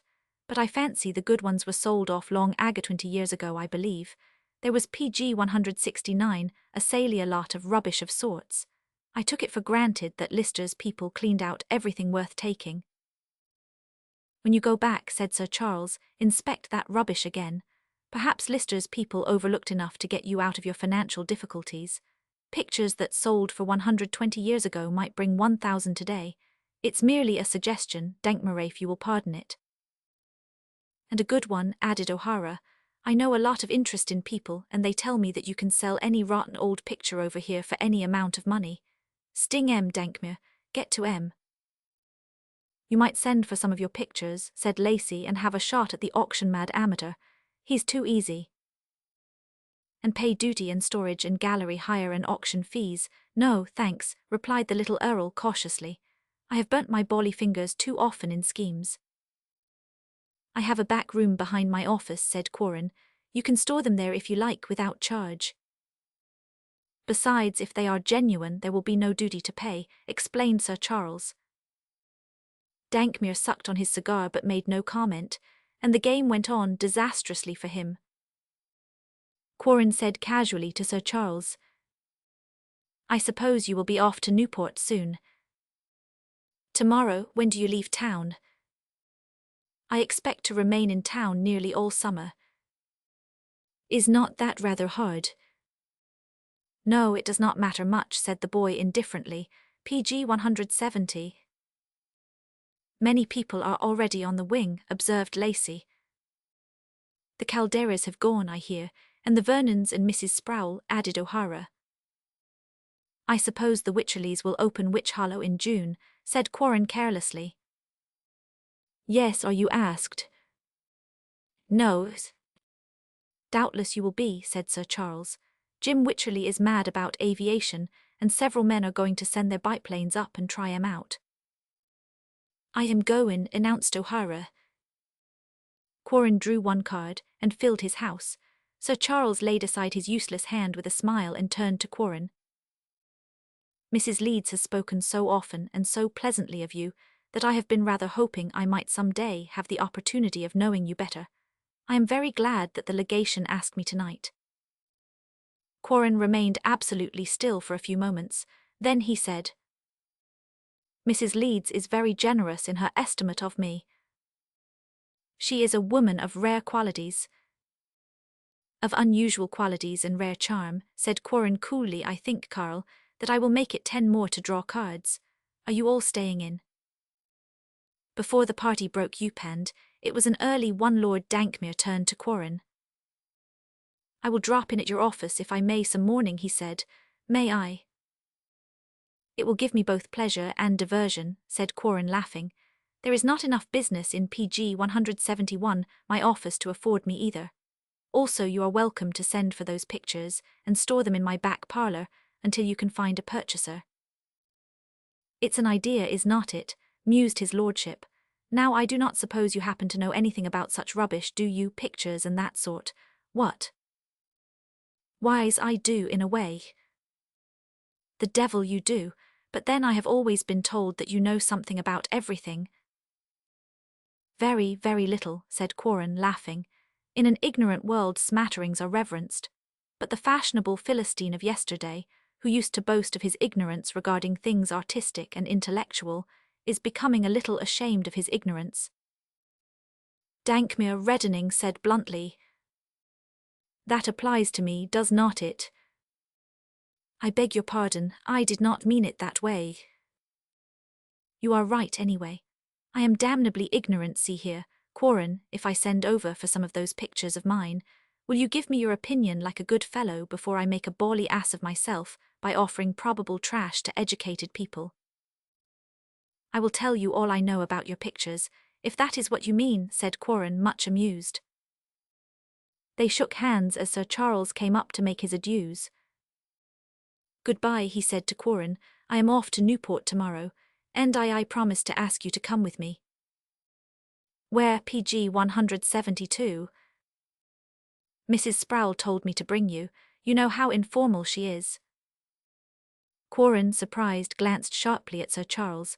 I do not believe she really wants me, he said. If she did not, she would not have made me promise to bring you. She's that sort, you know. Will not you come? I am sure that Mrs. Leeds also would be glad to see you.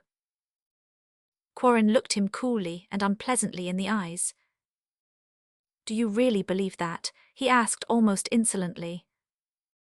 Sir Charles reddened. She asked me to say so to you. I heard from her this morning, and I have fulfilled her request.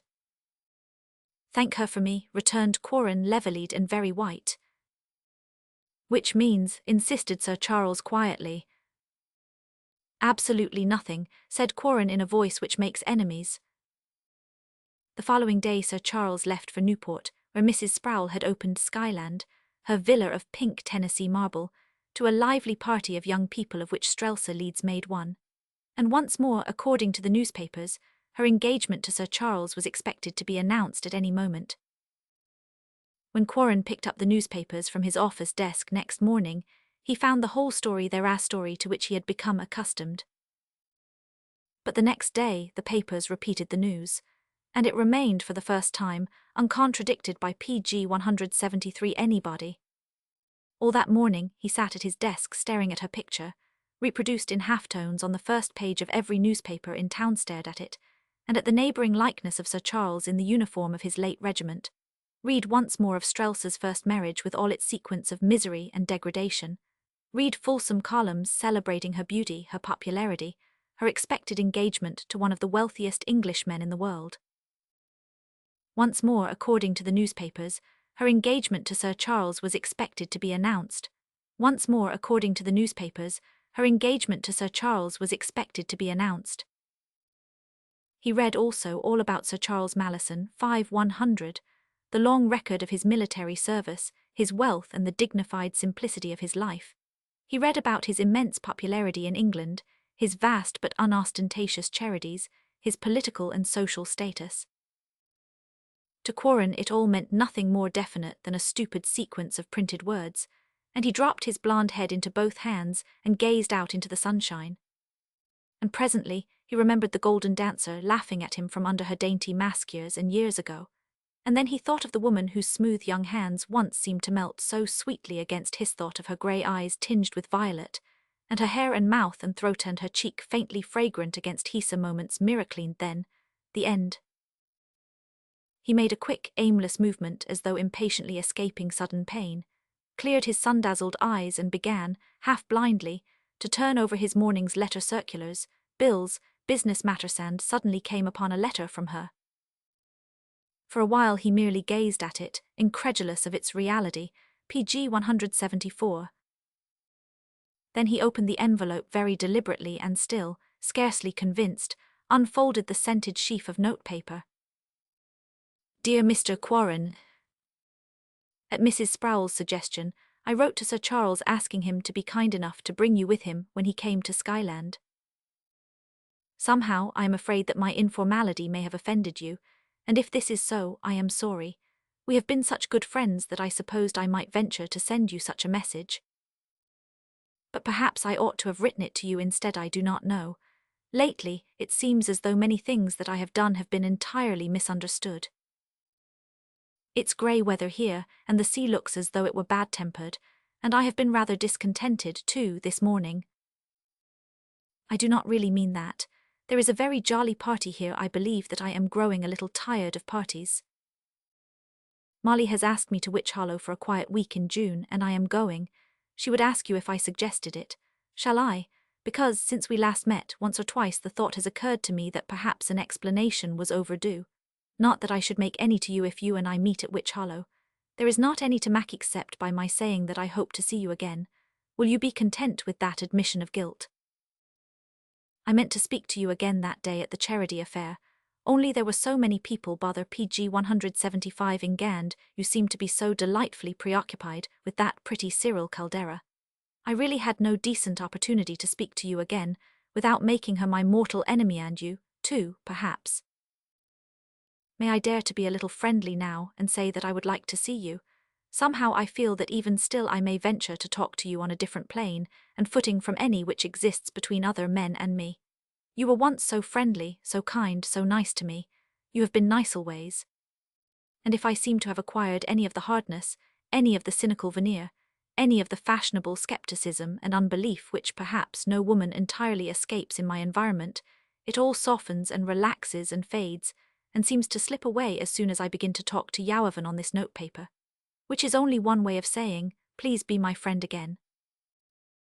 I sometimes hear about you from others.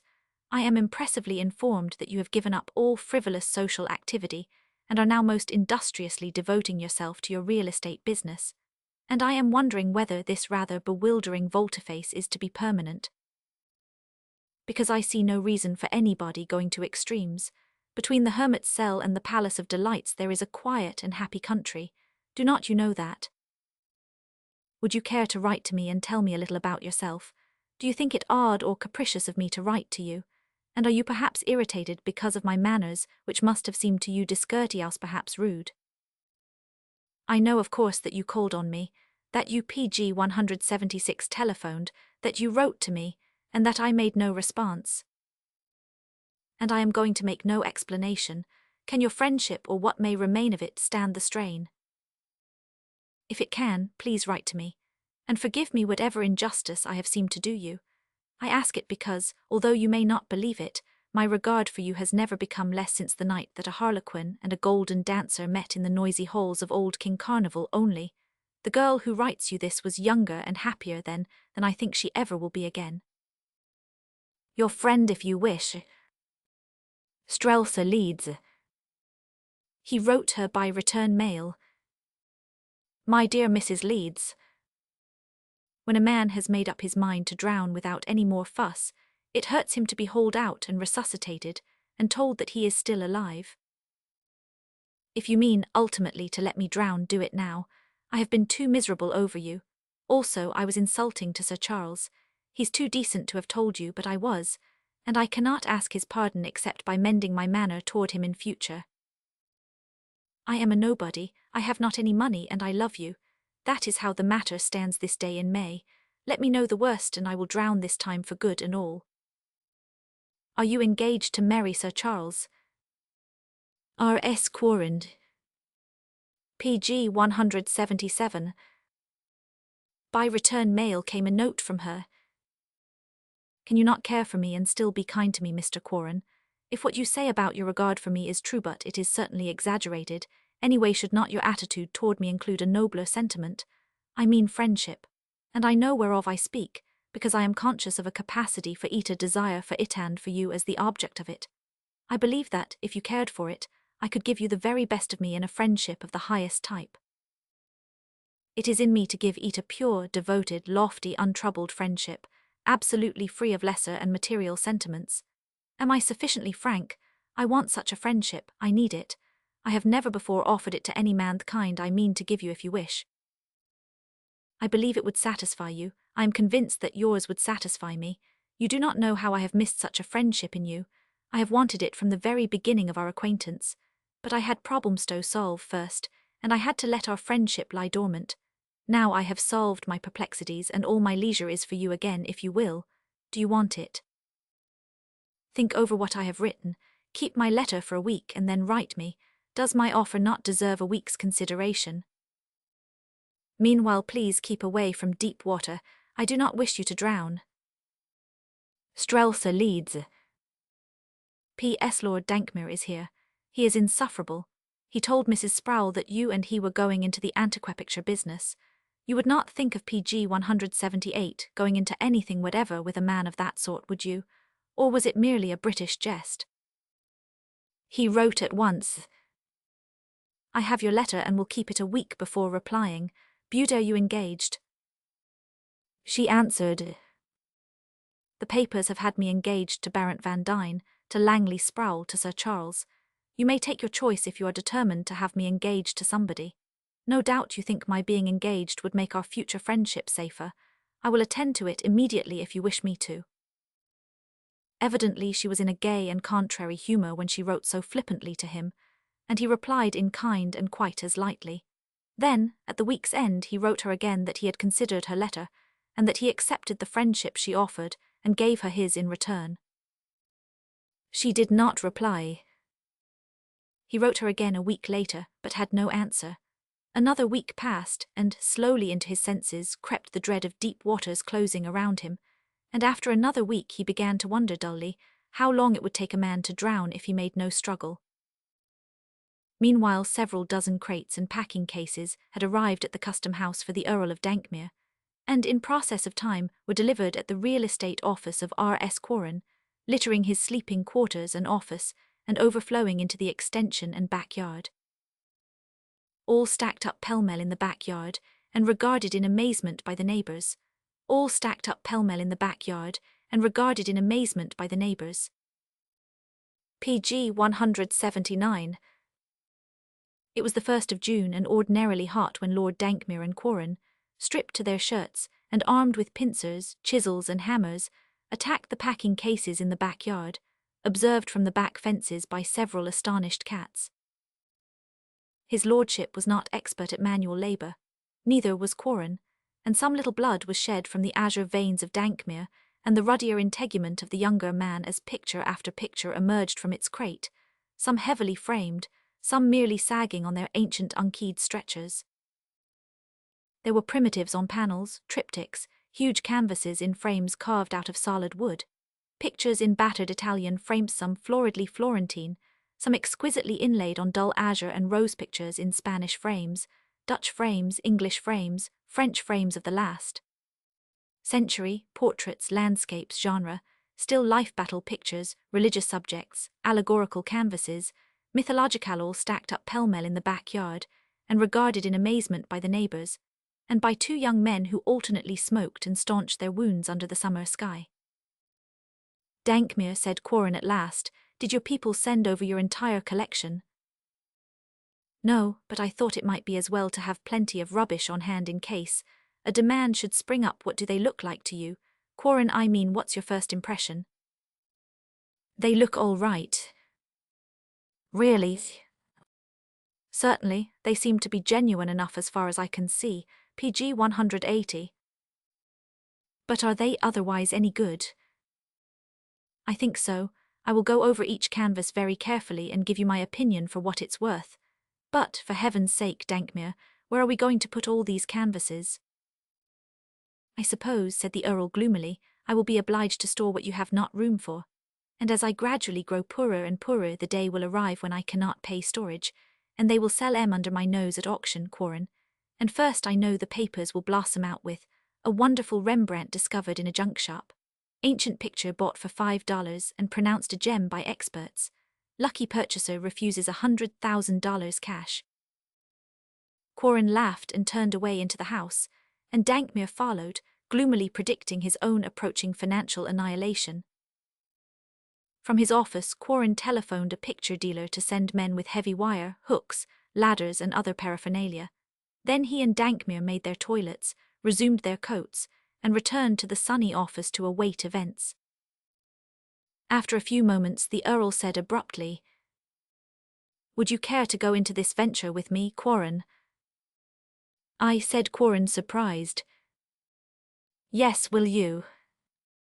"Why, I have my own business, Dankmere." "Is it enough to keep you busy?"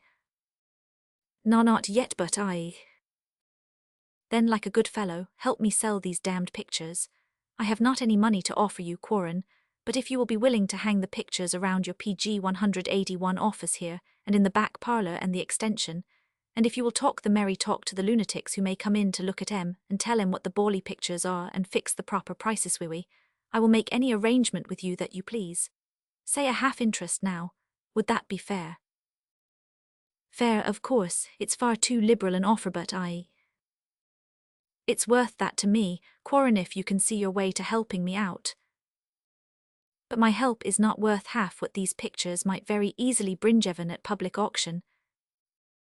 "Why not? I would have to pay an auctioneer, an expert to appraise them, an art dealer to hang them in his gallery for a couple of weeks, either that or rent a place by the year. The only way I can recompense you for your wall space, for talking art talk to visitors, for fixing prices, is to offer you half of what we make." "Why not? You pay a pretty stiff rent here, do not you? You also pay a servant, you pay for heat and light, do not you? So if you will turn this floor into a combination gallery of sorts art and real estate, you see we'll go into business, egad." "What? The Dankmere galleries? What? By gad, I will have a sign made to hang out there beside your Shinglianly. I am afraid you will have to pay for it, Quarren, and recompense yourself after we sell the first picture." "But Dankmere," he protested, very much amused, "I do not want to become a picture dealer." "What's the harm? Take a shot at it, old chap. A young man cannot collect too many kinds of experience. Take me for example. I have sold dogs and hunters on commission, gone shares in about every rotten PG 182 scheme anybody ever suggested to me, financed a show and acted in it, as you know, and by gad, here I am now a dealer in old masters. Be a good fellow and come in with me." "What?" "I do not really know enough about antique pictures to—" "What's the odds? Neither do I, my dear sir. We must lie like gentlemen for the honour of the Dankmere gallery. What? Along comes a chap walking slowly and painfully for the weight of the money in his pockets, ho. Says he, 'Genuine Van Dyck.' 'Certainly,' you say very coldly. 'And how much?' says he, shivering for fear he mayn't get it. 300,000, you say, trying not to yawn in his face." Quarren could no longer control his laughter. Dankmere blinked at him amiably. "We will hang them anyhow, Dankmere," he said. "As long as there is so little business in the office, I do not mind looking after your pictures for you." "Yours too," urged the Earl. "No, I cannot accept anything." "Then it's all off," exclaimed Dankmere, turning a bright red. "I am blessed if I will accept charity, even if I am hunting heiresses. I will marry money if I can, but I am damned if I hold out a tin cup for coppers." "If you feel that way," began Quarren, very much embarrassed, "I will do whatever would make you feel comfortable." "Half interest or it's all off. A Dankmere means what he says no, and then—" "1/3 interest then." "A half, by gad. There's a good fellow, PG 183. "No, 1/3 is all I will accept." "Oh, very well. It may amount to $10, it may amount to 10,000 and 10 times that, perhaps. What?" "Perhaps," said Quarren, smiling. "And if you are going out, Dankmere, perhaps you had better order a sign painted, anything you like, of course. Because I am afraid I could not leave these pictures here indefinitely, and we might as well make plans to get rid of some of them as soon as possible." "Righto, I am off to find a painter. Leave it to me, Quarren. And when the picture hangers come, have them hung in a poor light. I mean the pictures, God knows they need it. The dimmer the light, the better." "What? Take care of yourself, old chap. There's money in sight, believe me." And the lively little Earl trotted out, swinging his stick and setting his straw hat at an angle slightly rakish. No business came to the office that sunny afternoon, neither did the picture hangers. And Quarren, uneasy, and not caring to leave Dankmere's ancestral collection of pictures in the backyard all night lest the cats and a possible shower knock a little superfluous antiquity into them, had just started to go out and hire somebody to help him carry the canvases into the basement, when the office door opened in his very face, and Marley Wycherley came in, breezily. "Why, Marley," he exclaimed, surprised, "this is exceedingly nice of you." "Oh, Ricky, I am glad to see you. But I do not want to buy a house or sell one or anything. I am very unhappy and I am glad to see you PG 184.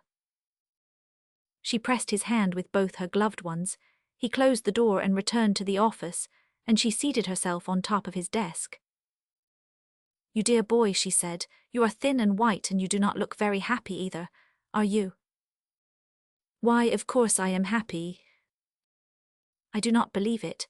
Anyway, I was passing, and I saw your shingle swinging, and I made the chauffeur stop on the impulse of the moment. How are you, Ricky dear?" "First rate. You are even unusually pretty, Marley." "I do not feel so. Strelser and I came into town for the afternoon, the most horrid kind of business, Ricky." "I am sorry." "You will be sorrier when you hear that about all of Strelser's money was in that miserable Adamant Trust Company, which is causing so much scandal. You did not know Strelser's money was in it, did you?" "No," he said gravely. "Is not it dreadful? The child does not know whether she will ever get a penny or not. Some of those disgusting men have run away, one shot himself. You read about it, and now they are trying to pretend that the two creatures they have arrested are insane and irresponsible. I do not care whether they are or not. I would like to kill them. How does their insanity concern Strelser?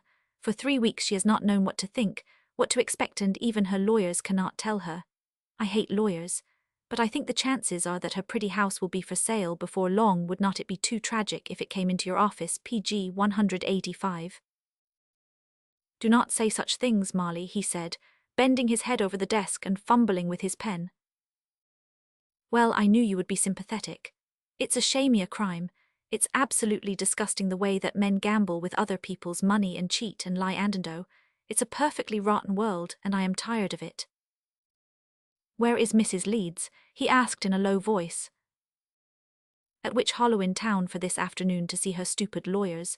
They do not do anything. They say they cannot just yet. They are lazy or something worse. That's my opinion. We go out on the 5:3 train, Strelser and I." "Is she much affected?" "No, and that's the silly part of it. It would simply wreck me. But she has not wept a single tear. I suppose she will have to marry." Now Mrs. Wycherley glanced askance at Quarren, but his face remained gravely expressionless. "Ricky dear." "Yes." "I had a frightful row, on your account, with Mrs. Sproul." "I am sorry. Why?" "I told her I was going to ask you and Strelser to Witch Hollow." Quarren said calmly. "Do not do it then, Marley. There's no use of your getting in wrong with Mrs. Sproul."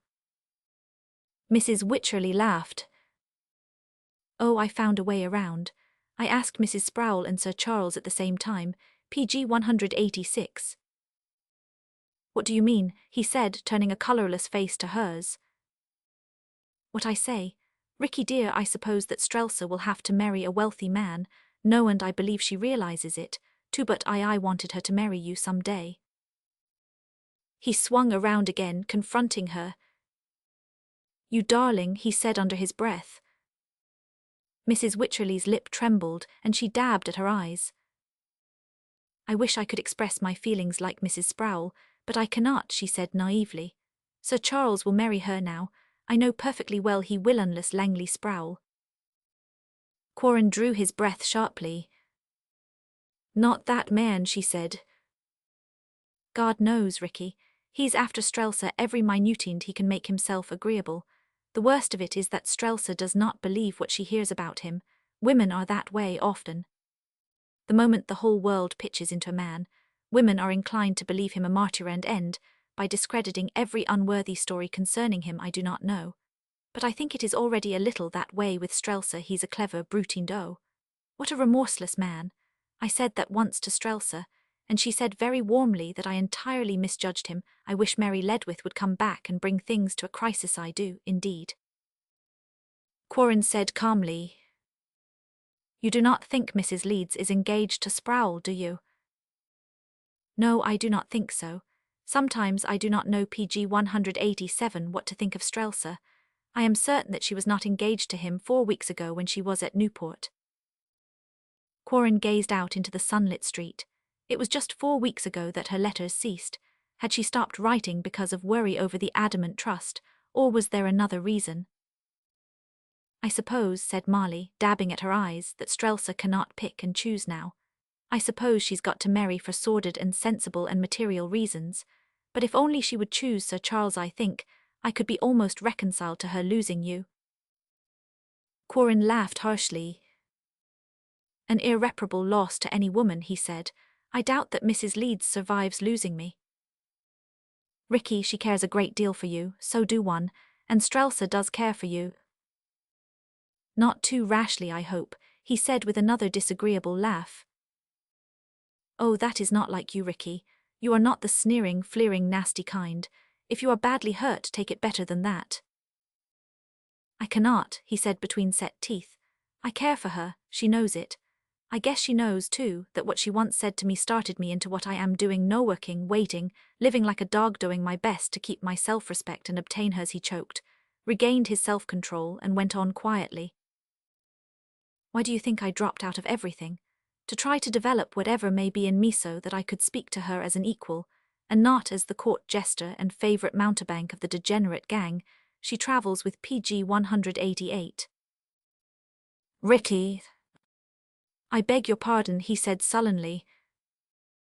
I am not offended. You poor boy, I had not realized that you were so much in love with her, so deeply concerned. I have always been, she knows it. He cleared his eyes, and turned a dazed gaze on the sunny street once more. If I could, he stopped. A hopeless look came into his eyes, then he slowly shook his head. Oh, Ricky, Ricky, cannot you do something? Cannot you make a lot of money very quickly? You see, Strelsa has simply got to marry money. Be fair, be just to her. A girl cannot exist without money, can she? You know that, do not you? I have heard your world say so. You know it's true. I do not know what is true. I do not know truth from falsehood. I suppose that love requires money to keep it nourished as roses require manure. Ricky. I am speaking of your world. My world, the entire world knows that money is necessary, except perhaps a silly sentimentalist here and there. Yes, there are one or two here and there, he said, but they are all poor and prejudiced. Marley applied her handkerchief to her eyes viciously.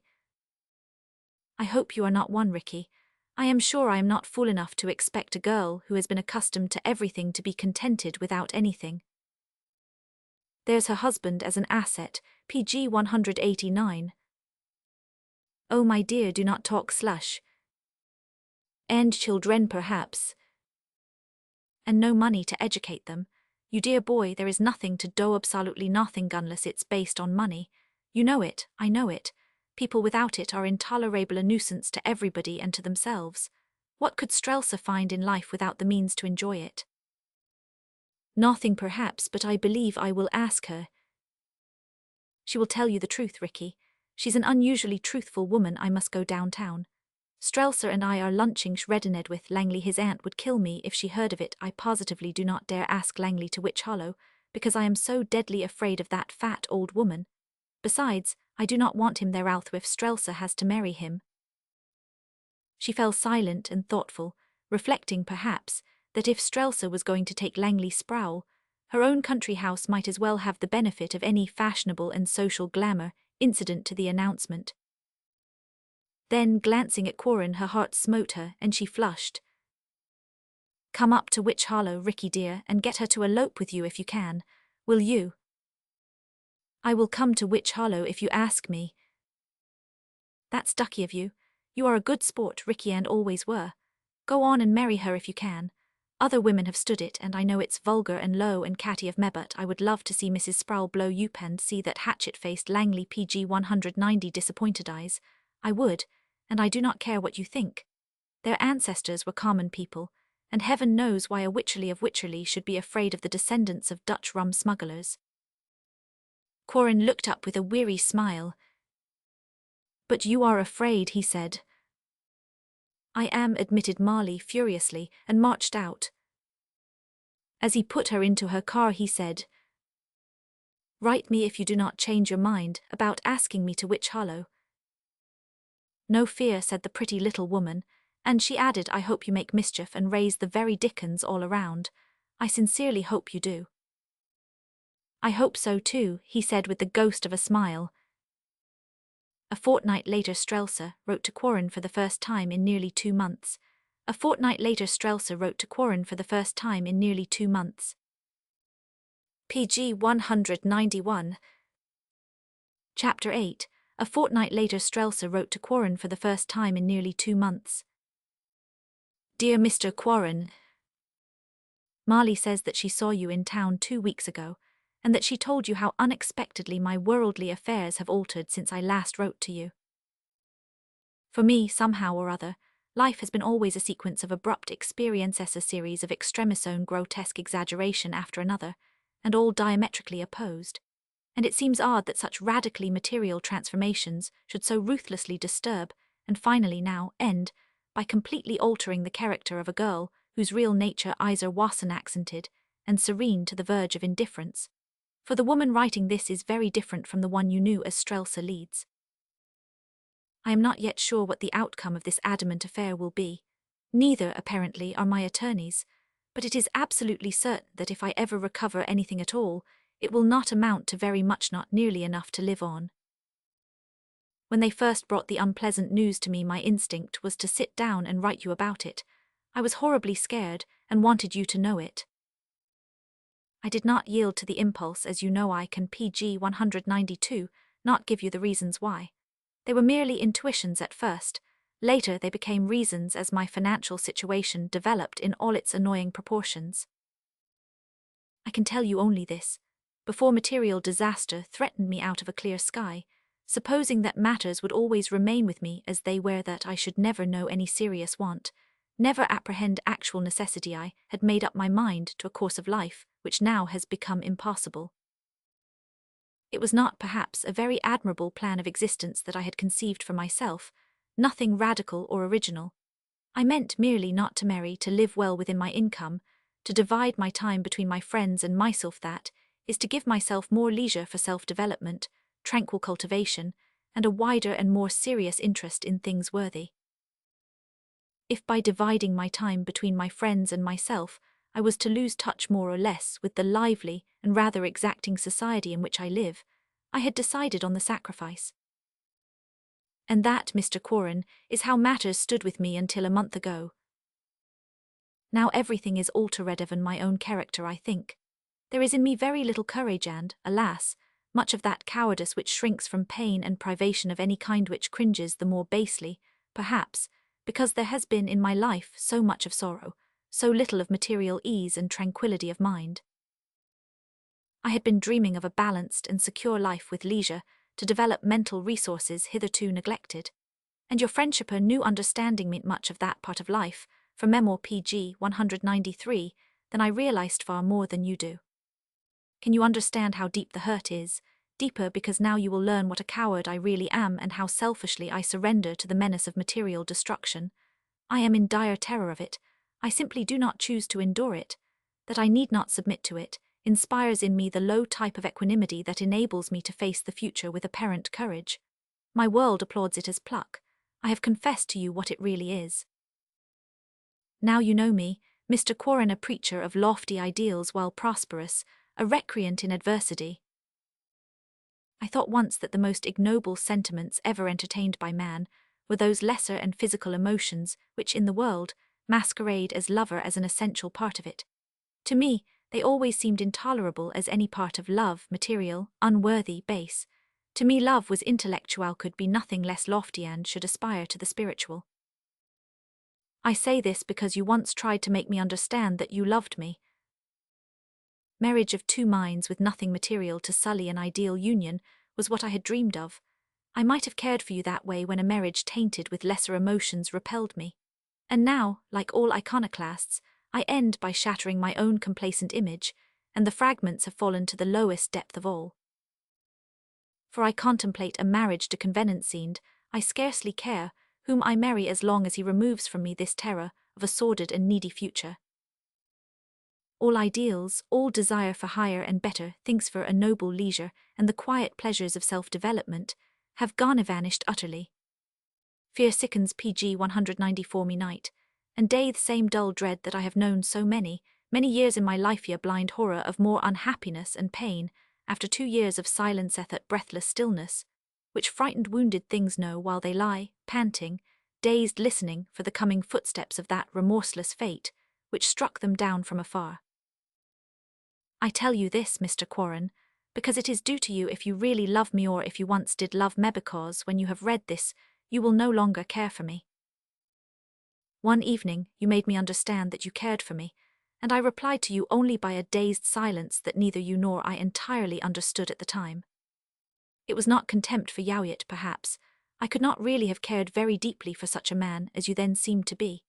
It was not intellectual indifference that silenced me, and I can say no more about Ike except that something changed me radically from that moment, and ever since I have been trying to understand myself, to learn something about myself and of the world I live in and of men. When a crisis arrives, self-revelation comes in a single flash. My financial crisis arrived, as you know. I suddenly saw myself as I am, a woman astonishingly undeveloped and ignorant in many ways, crude, unawakened, stupid, a woman half-blinded with an unreasoning dread of more pain, which she thought had at last been left behind her, and a coward all through, and selfish from head to heel. This is what I really am, and I shall prove it by marrying for reasons entirely material, because I have no courage to ever again face adversity and unhappiness. PG 195. I say, Quarendo's this old lady hang next to the battered party in black. I say, Quarendo's this old lady hang next to the battered party in black. You will not care to write to me, and you will not care to see me again. I am glad you once cared for me. If you should ever reply to this letter, do not be very unkind to me. I know what I am, and I vaguely surmise what I shall lose by being so, but I have no courage for anything else. Strelsa Leeds. That was the letter she wrote to Quarren, and he read it standing by his desk, while several noisy workmen were covering every available inch of his walls with Dankmere's family pictures, and the little Earl himself, whistling a lively air, trotted about superintending everything with all the cheerful self-confidence of a family dog, regulating everything that goes on in his vicinity. I say, Quarendo's this old lady hang next to the battered party in black, he demanded briskly. Quarren looked around. Yes, he said, they are both by Nicholas Mass according to your list. I think they are bally fakes, remarked the Earl, do not you? We will try to find out, said Quarren absently. Dankmere puffed away on his cigar and consulted his list. Reynolds Sir Joshua. Portrait of Lady Dankmere, he read. Portrait of Sir Boggs Dankmere. String him up aloft over that jolly little lady with no frock on, Rembrandt van Rijn. Born near Leyden, July 15, 16070. Who cares as long as it is a Rembrandt, is it, Quarren? It is not a copy, is it? I hope not, said the young fellow absently. Egad, so do one. And to the workman file PG 196 Moan and Bossis by Rembrandt. Hang him up next to that Romney over the Jan Steen Quarren. Yes. Do you think that St. Michael's Mount is a real Turner? It looks like it. I cannot express opinions offhand, Dankmere. I can, said the little Earl, and I say that if that is a Turner I can beat it myself, working with tomato catsup, an underdone omelette and a clothes brush. Hello. I like this picture. The list calls it a Watteau the Fate Champeter. What do you know about it, Quarren? Nothing yet, it seems to be genuine enough. And this pretty girl by Boucher? I tell you, Dankmere, that I do not know. They all appear to be genuine after a superficial examination.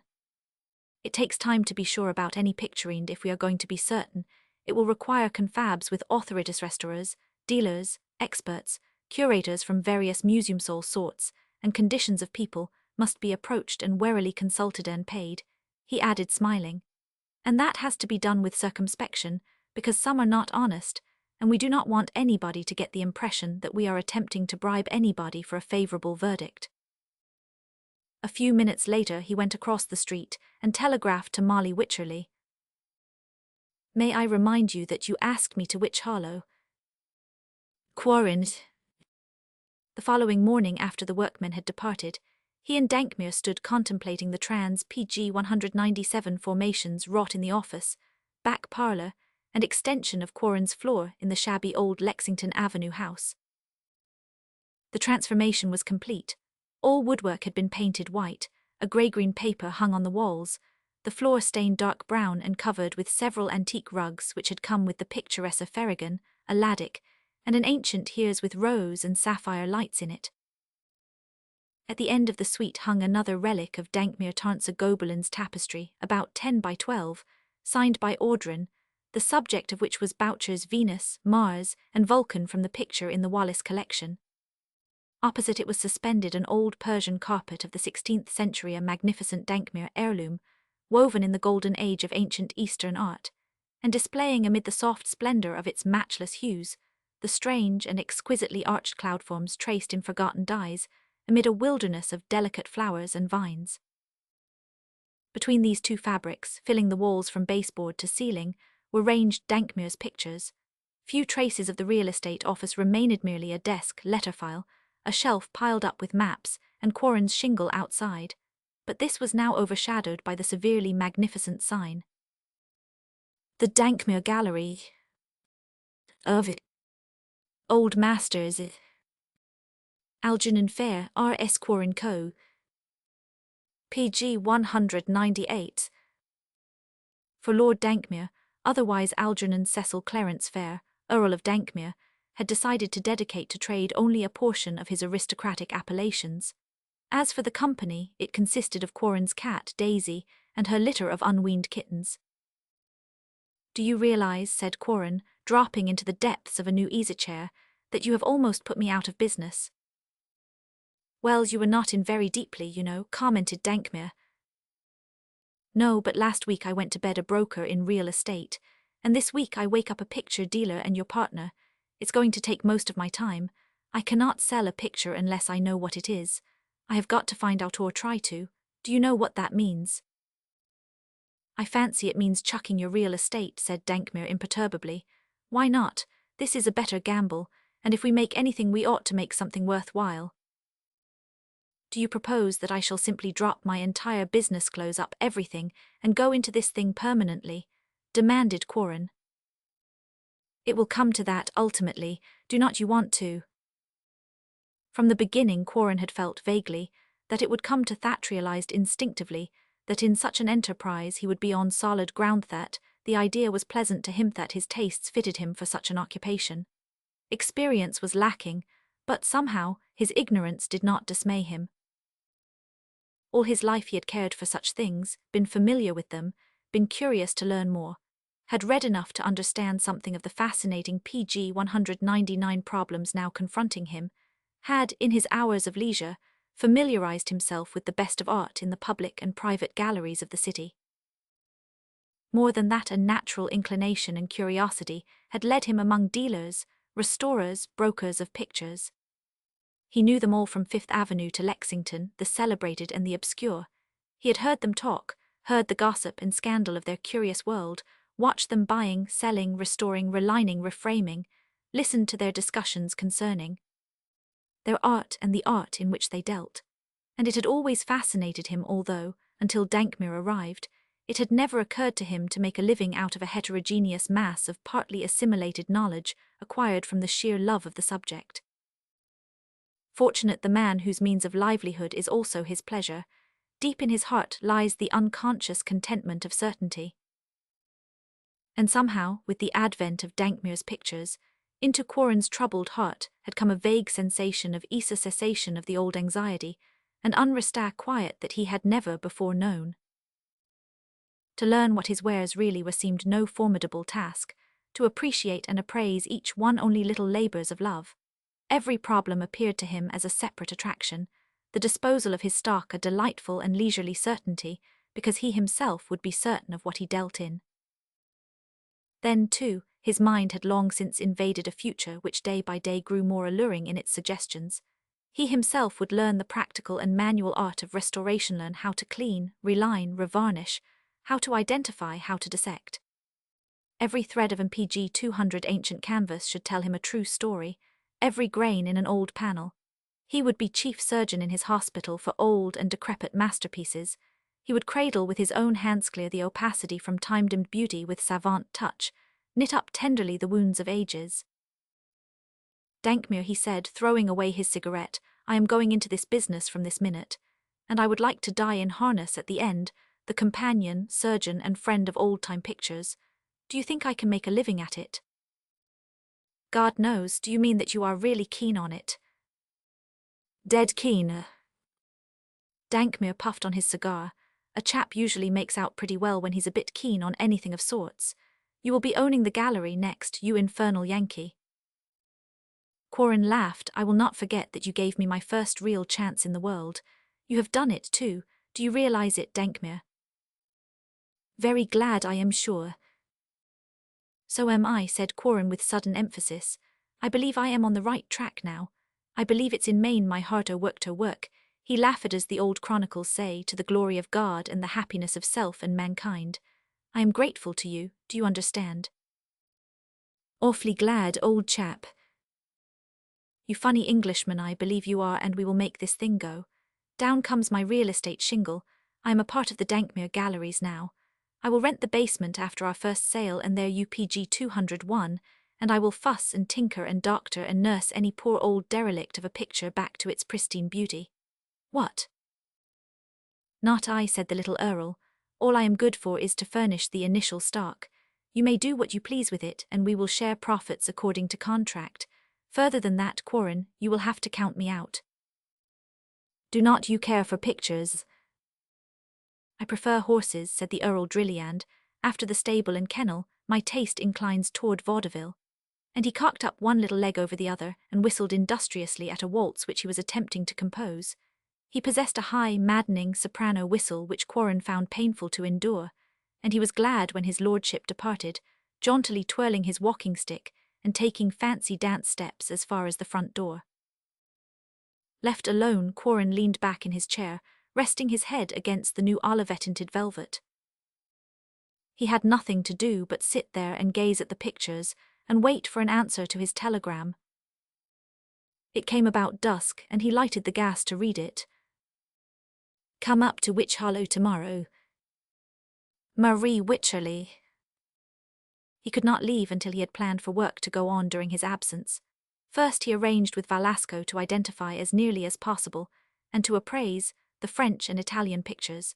Then he made an arrangement with Van Boschoven for the Dutch and Flemish, secured Drayton Quinn for the English, and warned Dankmere not to bother or interfere with these tempera PG 202 mental and irascible gentlemen while in exercise of their professional duties.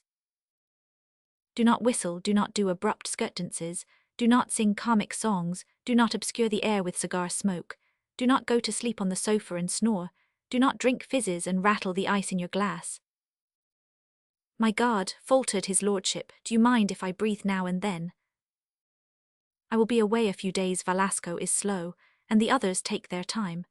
Let anybody come in who wants to, but do not sell anything until the experts report to me in writing. Suppose some chap rushes in with 10,000. No. What? Certainly not. Chaps who rush in with any serious money at all will rush in again all the faster if you make them wait. Do not sell a picture, not even to Velasco or any of the experts. Suppose a charming lady. Now you understand, do not you? I would not think of selling a single canvas until I have their reports, and have made up my own mind that they are as nearly right as any expert can be who did not actually see the artist paint the picture. The only trustworthy expert is the man who saw the picture painted, if you can believe his word.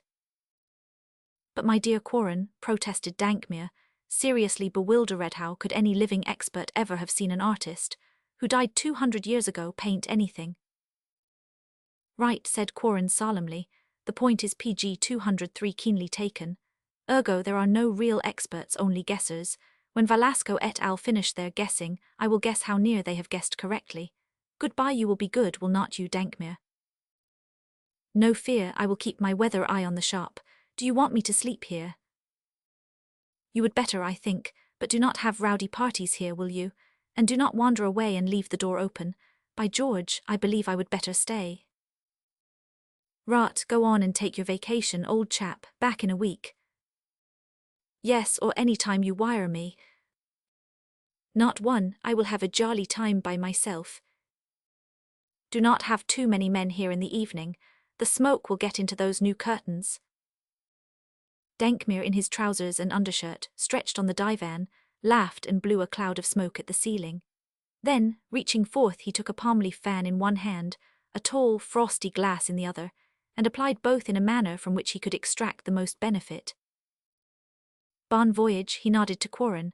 My duties and compliments and all that, and pick me out an heiress of sorts, there's a good fellow. As Quarren went out, he heard his lordship burst forth into his distressing whistle, and he left him searching piercingly for inspiration to complete his coster's hornpipe. On the train, Quarren bought the evening papers, and the first item that met his eye was a front-page column devoted to the Dankmere galleries. Every paper PG 204 had broken out into glaring scareheads, announcing the recent despoiling of Dankmere Tarns, and the venture into trade of Algernon Cecil Clarence Fair, 10th Earl of Dankmere. The majority of papers were facetious, one or two scathing, but the more respectable journals managed to repress a part of their characteristic antagonism and report the matter with a minimum of venom and a rather exhaustive historical accompaniment. Poor peers eager to sell heirlooms. Lord Dankmere's case said to be one of dozens. Among the British aristocracy.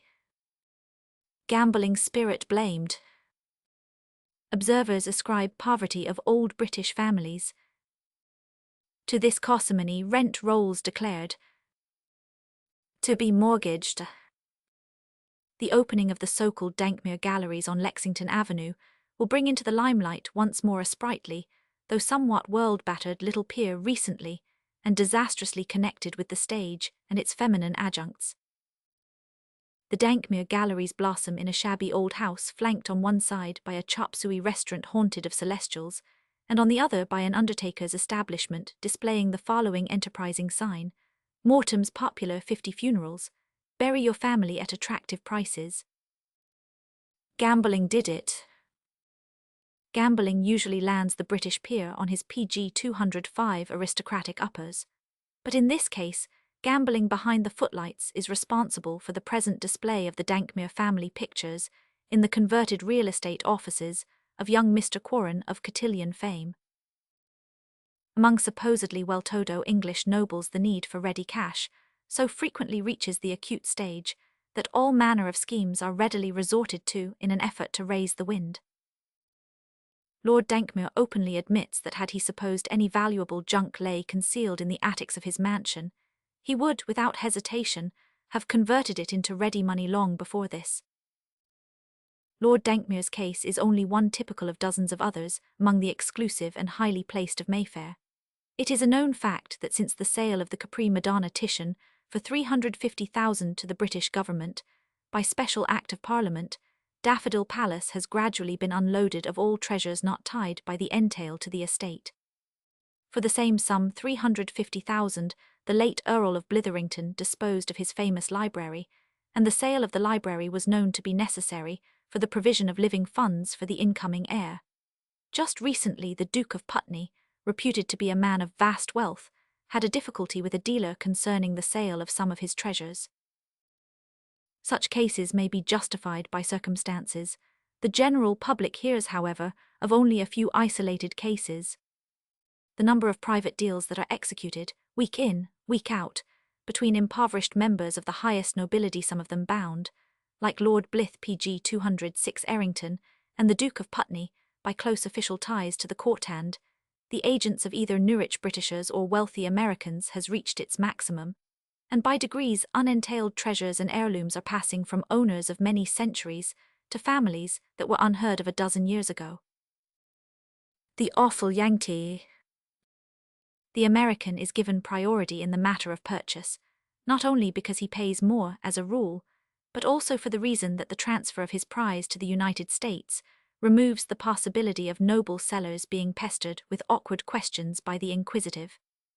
For however unostentatiously home deals are made and transfers effected, society soon learns the facts.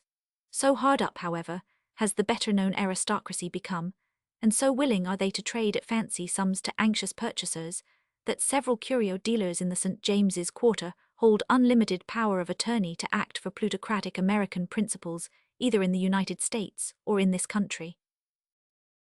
Those who are reasonably entitled to explain the cause of this poverty among old families, whose landed estates are unimpaired in acreage at least, and whose inheritance was of respectable proportions, declare that not since the 18th century has the gambling spirit so persistently invaded the inside coteries of high society.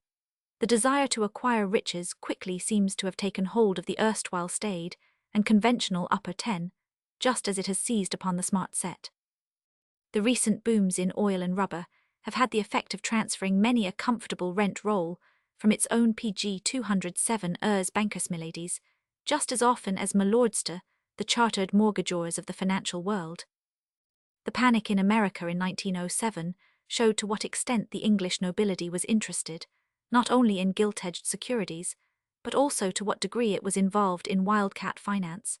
The directing geniuses of many of the suspect ventures of today in London are often the possessors of names that are writ rubric in the pages of Debrett and Burke. According to a London radical paper, there are at present over a score of estates in the auction mart, which must soon pass from some of the blues-blooded nobles in Great Britain to men whose fortunes have grown in the past few years from the humblest beginnings, a fact which itself cannot fail to change both the tone and constitution of town and country society. Quarren read every column grimly to the end, wincing when he encountered some casual reference to himself and his recent social activities. Then, lips compressed, boyish gaze fixed on the passing landscape, he sat brooding until at last the conductor opened the door and shouted the name of his station. The Wycherleys' new place, Witch Hollow, a big rambling farm among the Connecticut hills, was only 3 hours from New York and half an hour by automobile from the railroad. The buildings were wooden and not new. A fashionable architect had made the large house colonially endurable with furnaces and electricity, as well as with fanlights and fluted pilasters. Most of the land remained wildweed-grown pastures, hardwood ridges, neglected orchards planted 70 years ago. Molly Wycherley had ordered a brand PG 208 new old-time garden to be made for her overlooking the wide, unruffled river, also a series of sylvan paths along the wooded shores of the hillset, lake which was inhabited by bass, placed there by orders of her husband. "For heaven's sake," he said to his wife, "do not try to knock any antiquity into the place. I am sick of fine old ancestral halls put up by building-loan associations. Plenty of paint and varnish for mine, Molly, and a few durable iron fountains and bronze stags on the lawn." "No, Jim," she said firmly. So he ordered an aeroplane, a herd of sheep, a shepherd and 2 tailless sheepdogs, and made plans to spend most of his vacation yachting when he did not spend it in town. But he was restlessly domiciled at Witch Hollow now, and he met Quarren at the station in a bright purple runabout which he drove like lightning, one hand on the steering wheel, the other carelessly waving toward the streaky landscape in affable explanation of the various points of interest. "Quite a little colony of us up here, Quarren," he said. "I do not know why anybody picked out this silly country for estates, but Langley Sproul started a stud farm over yonder, and then poor Chester Ledwith built a house for his wife in the middle of 1,000 acres, over there where you see those maple woods.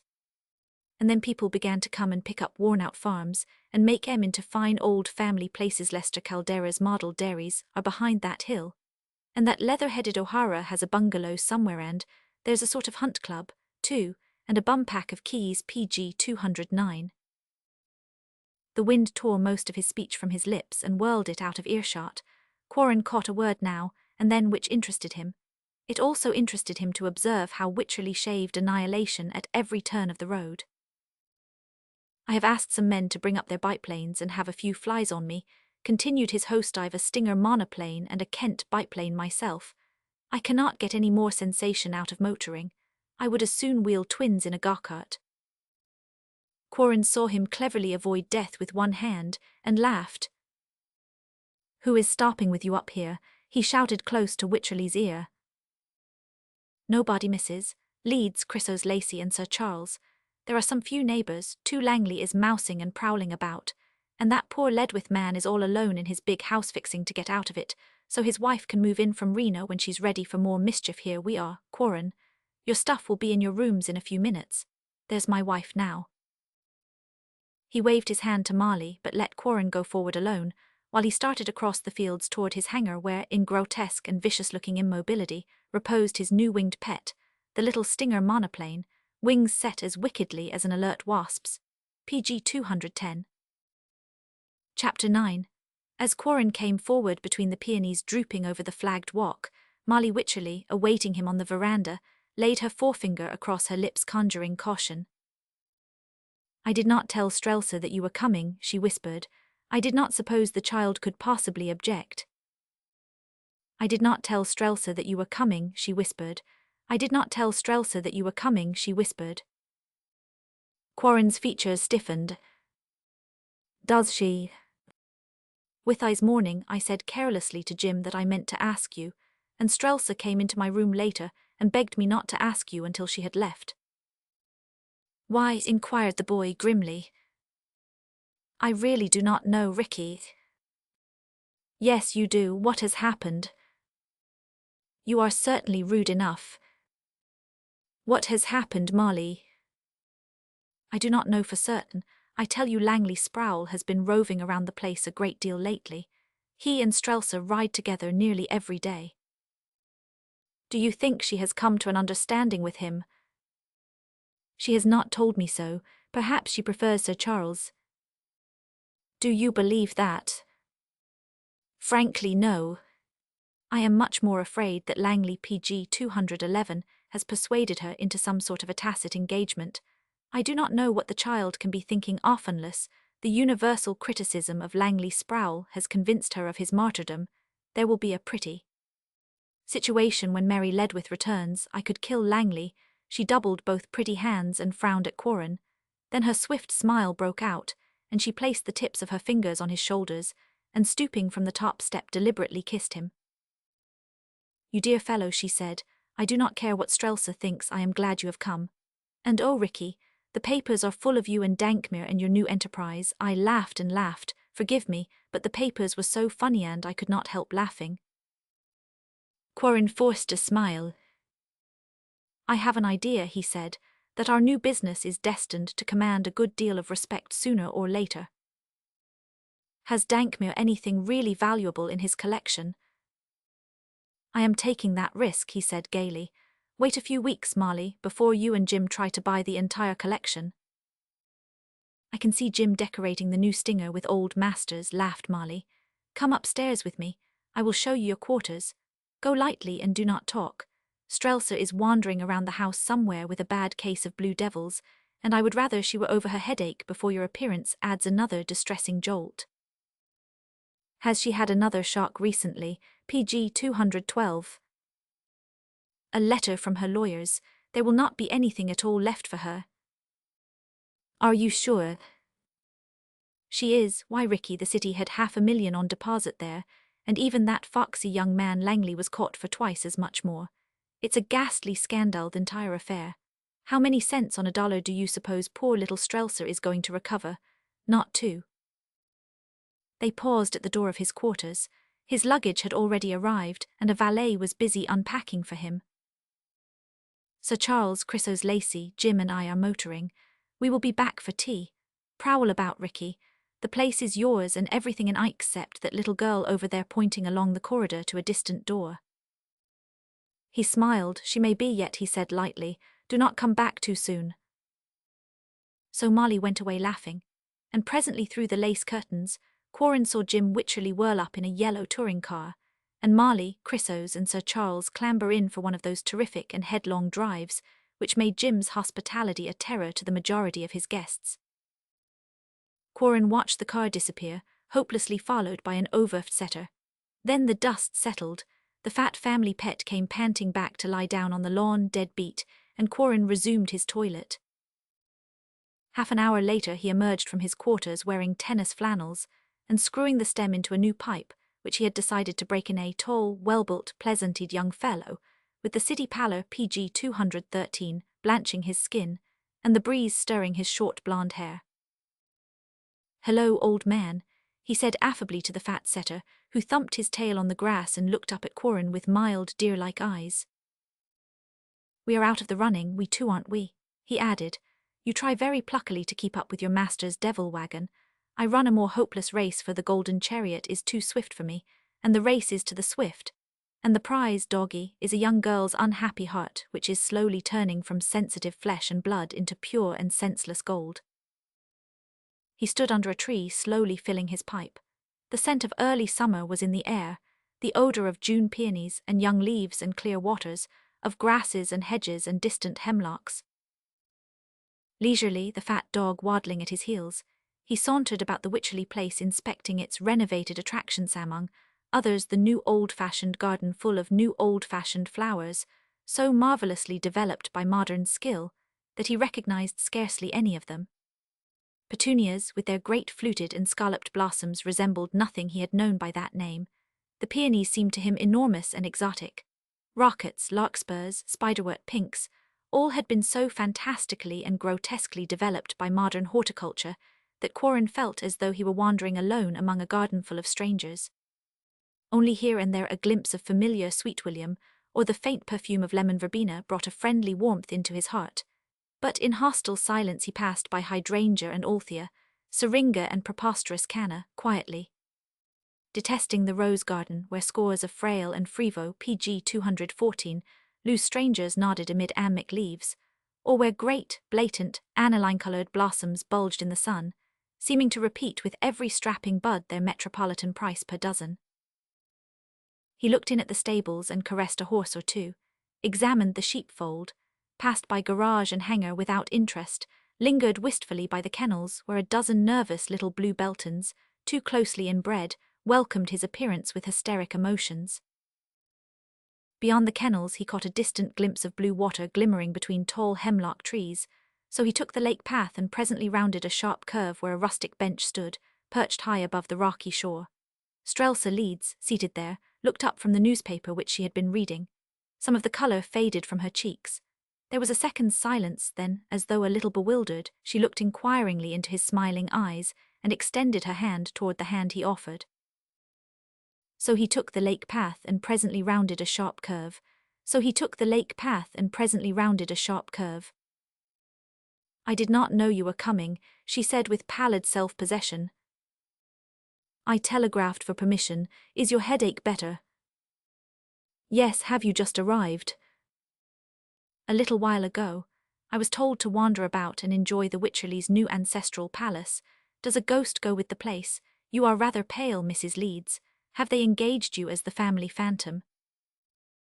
She laughed a little, then her grey eyes grew sombre, and watching, he saw the dusky purple hue deepen in them under the downward sweep of the lashes. "PG 215. He waited for her to speak, and she did not. Her remote gaze rested on the lake where the base of the rocks fell away sheer into limpid depths, where green trees, reversed in untroubled reflection, tinted the still waters exquisitely, and bits of sky lay level as in a looking-glass. No fish broke the absolute stillness of the surface, no breeze ruffled it, only the glitter of some drifting dragonfly accented the intense calm. "Are you offended?" she said at last, her gaze now riveted on the water. "Of course not," he replied cordially. She lifted her eyes, surveying him in silence. "Why did you suppose so?" he asked amiably. "Did you receive my letter?" "Of course I 999. You did not answer it." "I did not know how then." His reply seemed to perplex her, so did his light and effortless good humour. "I know how to answer it now," he added. She forced a smile. "Is not it too late to think of answering that letter, Mr. Quarren?" "Oh no," he said pleasantly. "A man who is afraid of being too late seldom dares start. I wonder if anything could induce you to ask me to be seated." She flushed vividly and moved to the extreme edge of the seat. He took the other end, knocked the ashes from his pipe and put it in his pocket. "Now," he said, smiling, "I am ready to answer your letter." "Really, Mr. Quarren, PG 216. Do not you want me to?" I don't think it matters now. But it's only civil of me to answer it, he insisted, laughing. She could not entirely interpret his mood. Of one thing she had been instantly conscious had changed since she had seen him changed radically.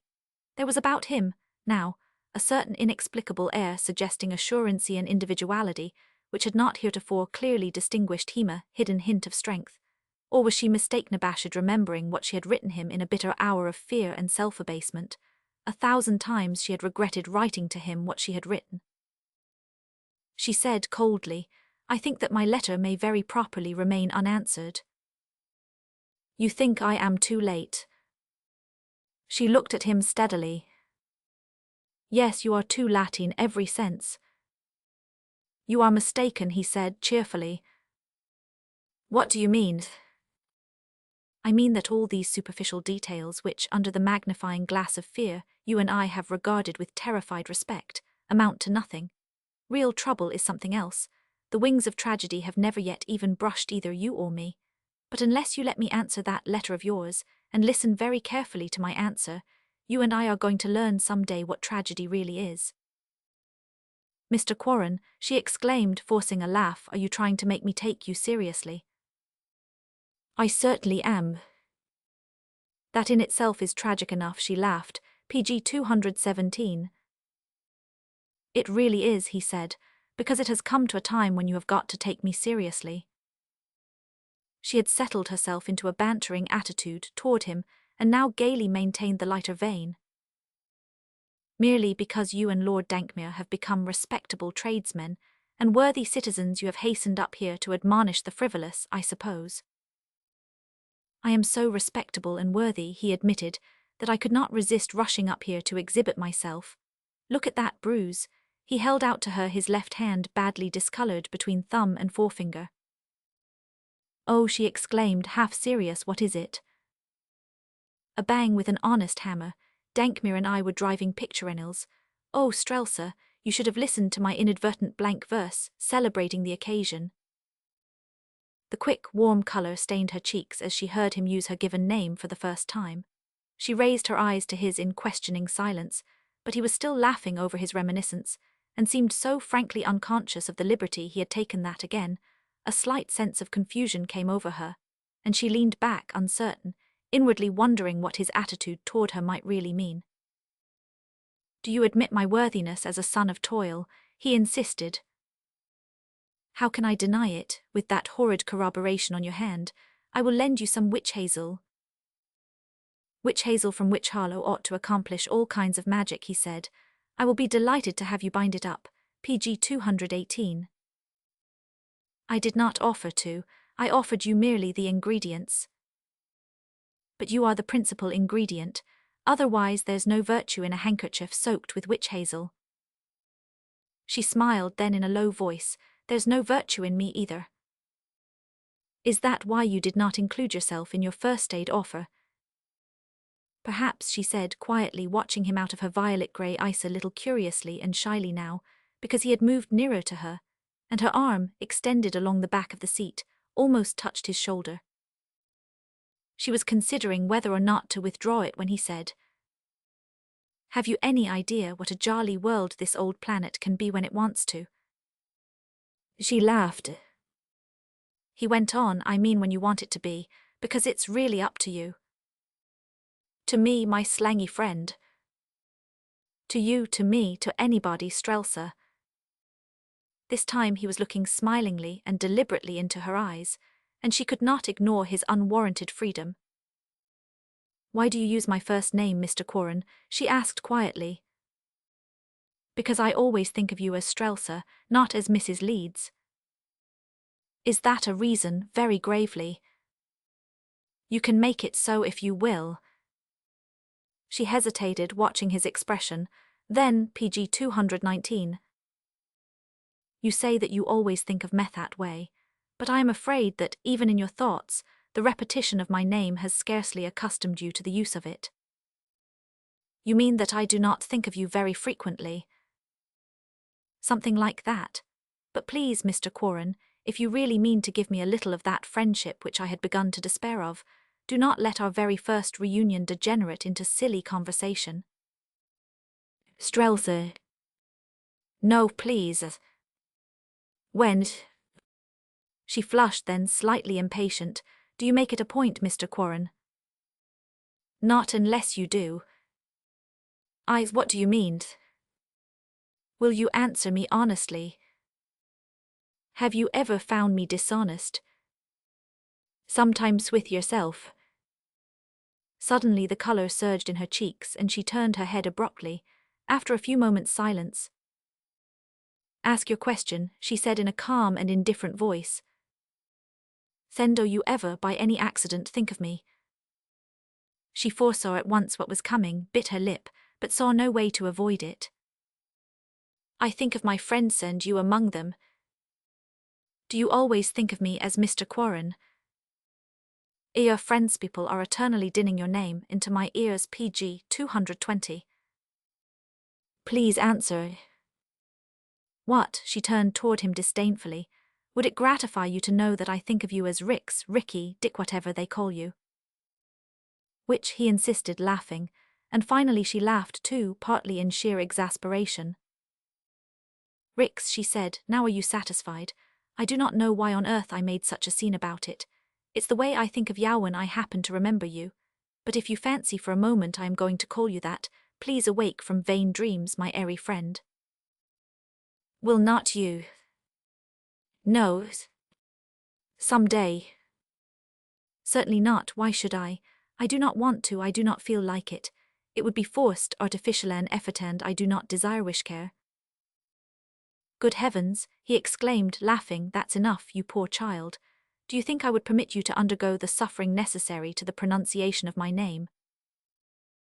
Amused yet resentful, perplexed, uncertain of this new phase of the man beside her, she leaned back, head slightly lowered, but her grey eyes were swiftly lifted every few moments to watch him. Suddenly she became acutely conscious of her extended arm, where her hand now was lightly in touch with the rough cloth of his sleeve, and she checked a violent impulse to withdraw her hand. Then, once more, and after all these months, the same strange sensation passed through her, a thrilling consciousness of his nearness. Absolutely motionless, confused, yet every instinct PG 221 alert to his slightest word or movement, she sat there, grey eyes partly lowered. He neither spoke nor moved. His pleasant glance rested absently on her, then wandered toward the quiet lake, and venturing to raise her eyes she saw him smile to himself and wondered uneasily what his moment's thought might be.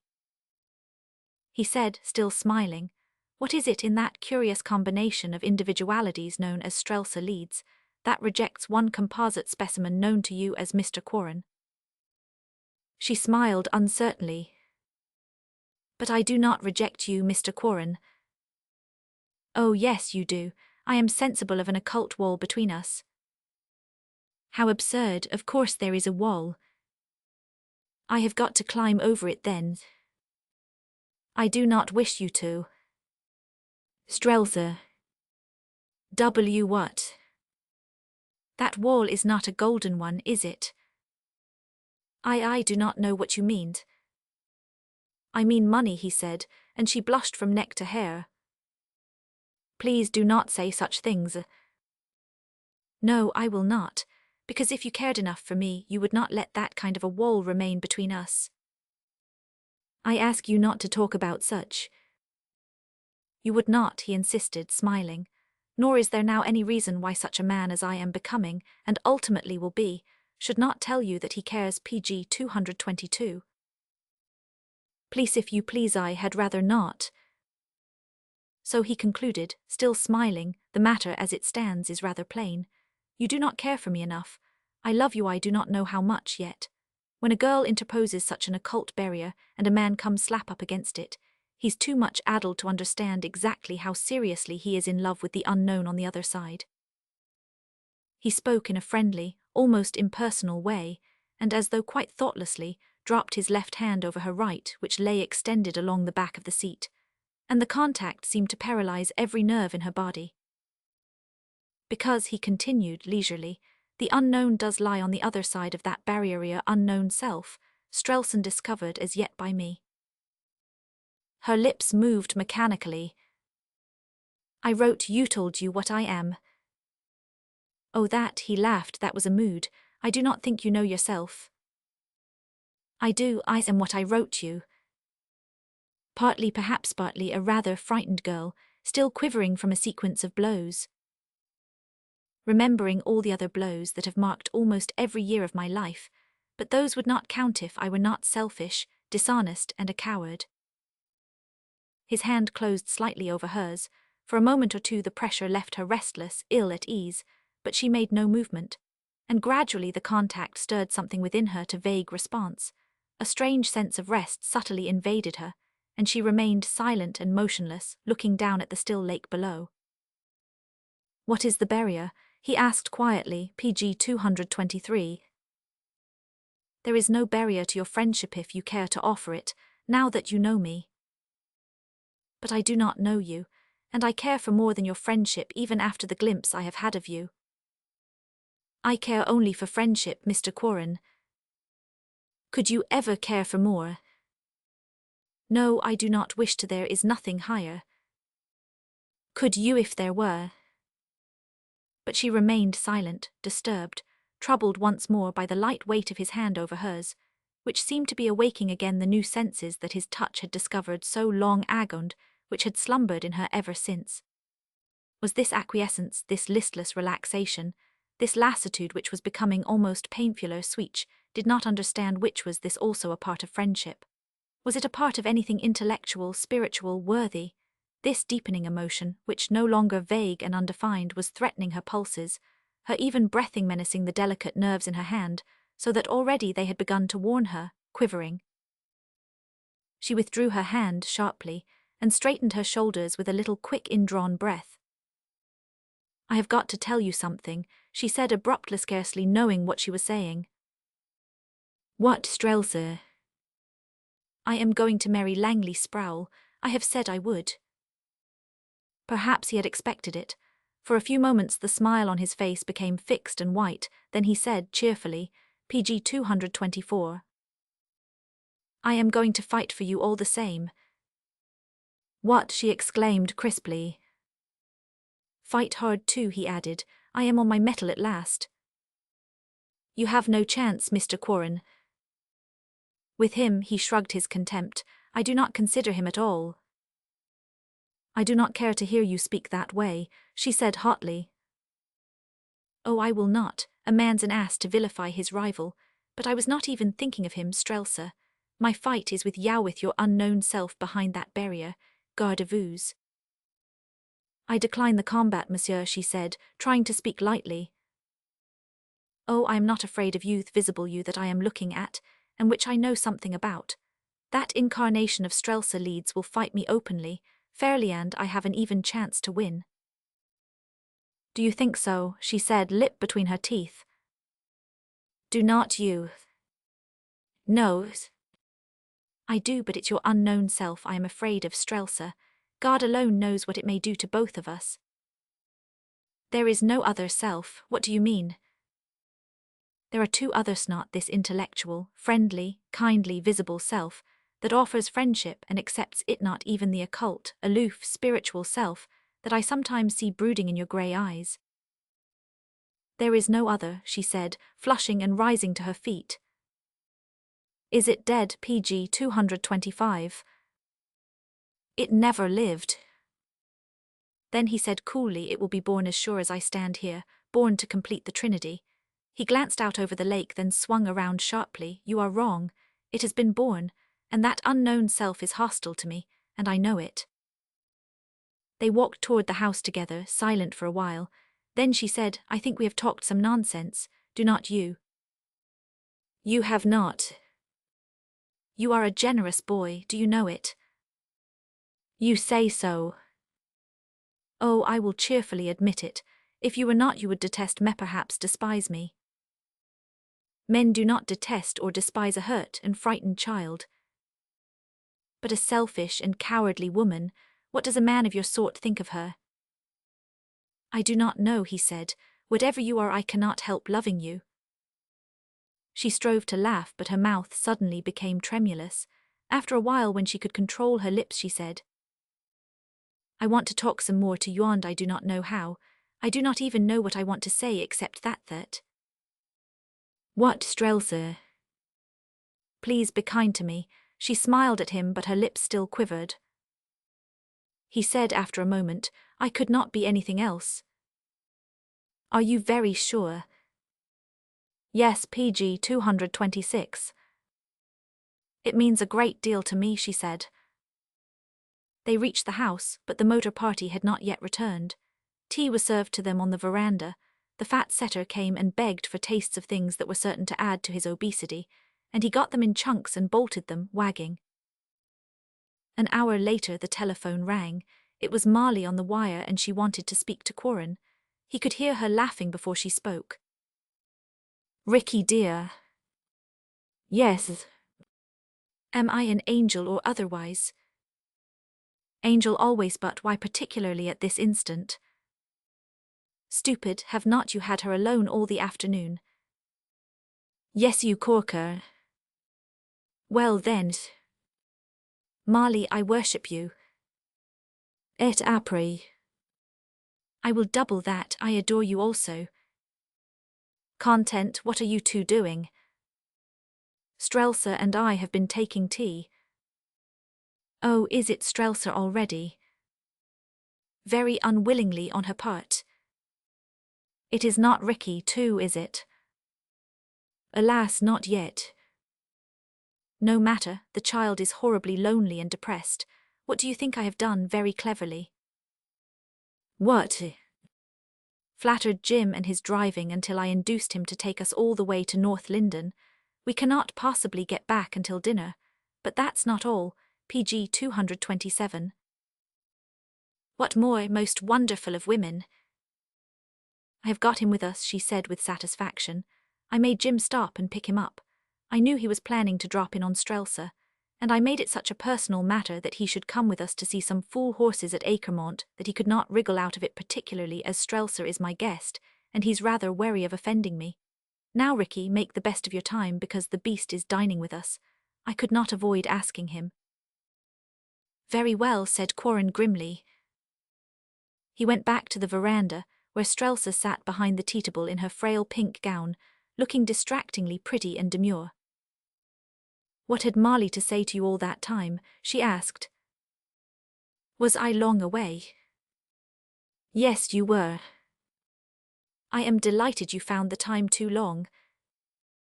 I did not say so. If you think it was short, I shall warn Jim Wycherley how time flies with you and Marley. Oh dear, is that a mosquito? I am afraid it is, said Corin. Then indoors I go, exclaimed Strelsa indignantly. You may come with me or remain out here and be slowly assassinated.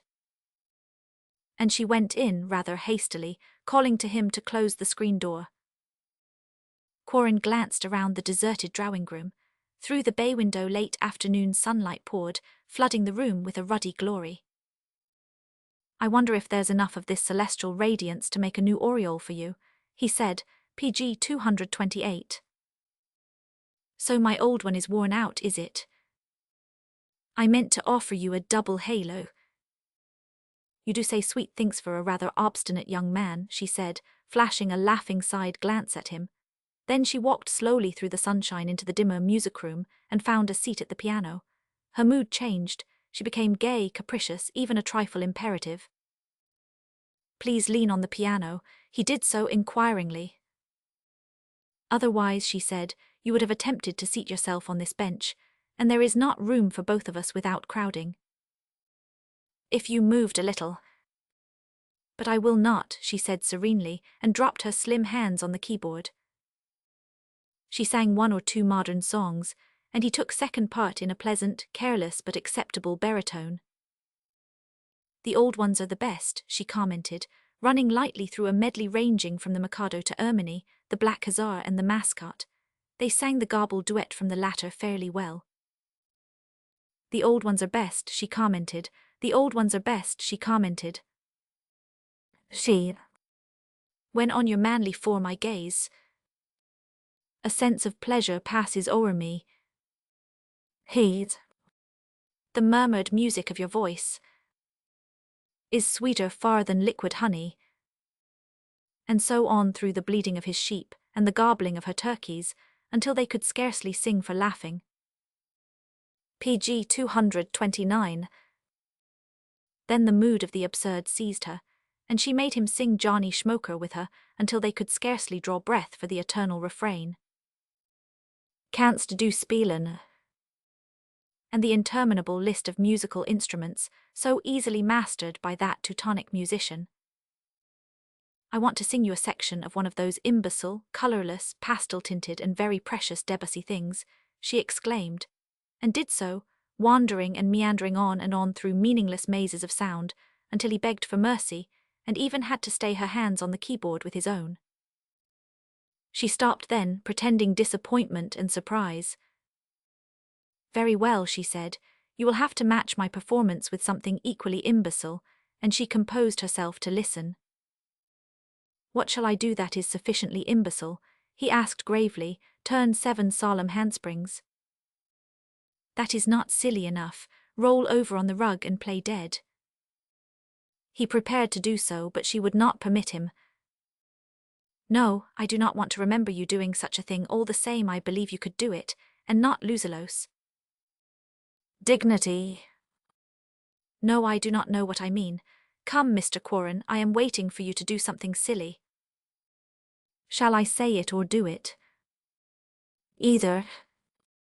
Then I will recite something very, very precious, subtly, intricately and psychologically precious, PG 230. Oh, please do. It's about a lover. She blushed. Do you mind? You are the limit, of course I do not. It's about a lady too. Naturally. And love rash, precipitate, unwarranted, unrequited and fatal love. I can stand it if you can, she said with the faintest glimmer of malice in her smile. All right, the title is, Oh Love, Oh Why. A perfectly good title, she said gravely. I always says why to love. So he bowed to her and began very seriously. Oh lover in haste, beware of fate. Wait for a moment while I relate a harrowing tragedy up to date of innate hate. A maiden rocked on her rocking chair. Her storkels stirred in the summer air. An amorous fly espied her there, so rare and fair. Before she knew where she was at, he would kissed the maiden where she sat, and she batted him one which slapped him flat. Curse bat like that. O life, O death, O Swatinthiae. Beyond the bournes of the by and by, spattered the soul of that amorous fly. O love, O wise. PG 231. She pretended to be overcome by the tragic pathos of the poem. I cannot bear it, she protested. I cannot endure the realism of that spattered soul. Why not let her wave him away and have him plunge headlong onto a sheet of flypaper and die a buzzing martyr? Then, swift as a weather vane swinging from north to south, her mood changed once more and softened, and her fingers again began idling among the keys, striking vague harmonies. He came across the room and stood looking down over her shoulder, and after a moment her hands ceased stirring, fell inert on the keys. A single red shaft of light slanted on the wall. It faded out to pink, lingered, and then the grey evening shadows covered it. The world outside was very still. The room was stiller save for her heart, which only she could hear, rapid, persistent, beating the reveille. She heard it and sat motionless. Every nerve in her was sounding the alarm, every breath repeated the prophecy, and she did not stir even when his arm encircled her. Her head, fallen partly back, rested a moment against his shoulder. She met his light caress with unresponsive lips and eyes that looked up blindly into his. Then her face burned scarlet and she sprang up, retreating as he caught her slender hand. No, please let me go. This is too serious even if we did not mean it. You know I mean it, he said simply. You must not, you understand why. And don't again. I do not choose Toad or allow such things PG 232. He still held her by one hand and she stood twisting at it, and looking at him with cheeks still crimson and eyes still a little dazed. Please, she repeated, and please, and she came toward him a step and laid her other hand over the one that still held hers. Will not you be kind to me, she said under her breath, be kind to me and let me go. Am I unkind? Yes, as you know how it is with me. Let me go my way, I am going anyhow, she added fiercely. You cannot check me not for one moment. Check you from what, Strelsa? From what I want out of life, tranquility, ease, security, happiness. Happiness. Yes, it will be that. I do not need anything except what I shall have. I do not want anything else. Cannot you understand? Do you think women feel as men do? Do you think the kind of love that men experience is also experienced by women? I do not want it. I do not require it. I've always had a contempt for it, and I have still anyway. I have offered you the best that is in me to offer any man friendship. That is the nearest I can come to love. Why cannot you take it and let me alone? What is it to you if I marry and find security and comfort and quiet and protection, as long as I give you my friendship, as long as I never swerve in it, as long as I hold you first among my friends, first among men if you wish? More I cannot offer you, I will not. Now let me go. PG 233. Your other self fighting me, he said, half to himself. No, I am. What do you mean by my other self? There is no other. Its lips rested on mine for a moment.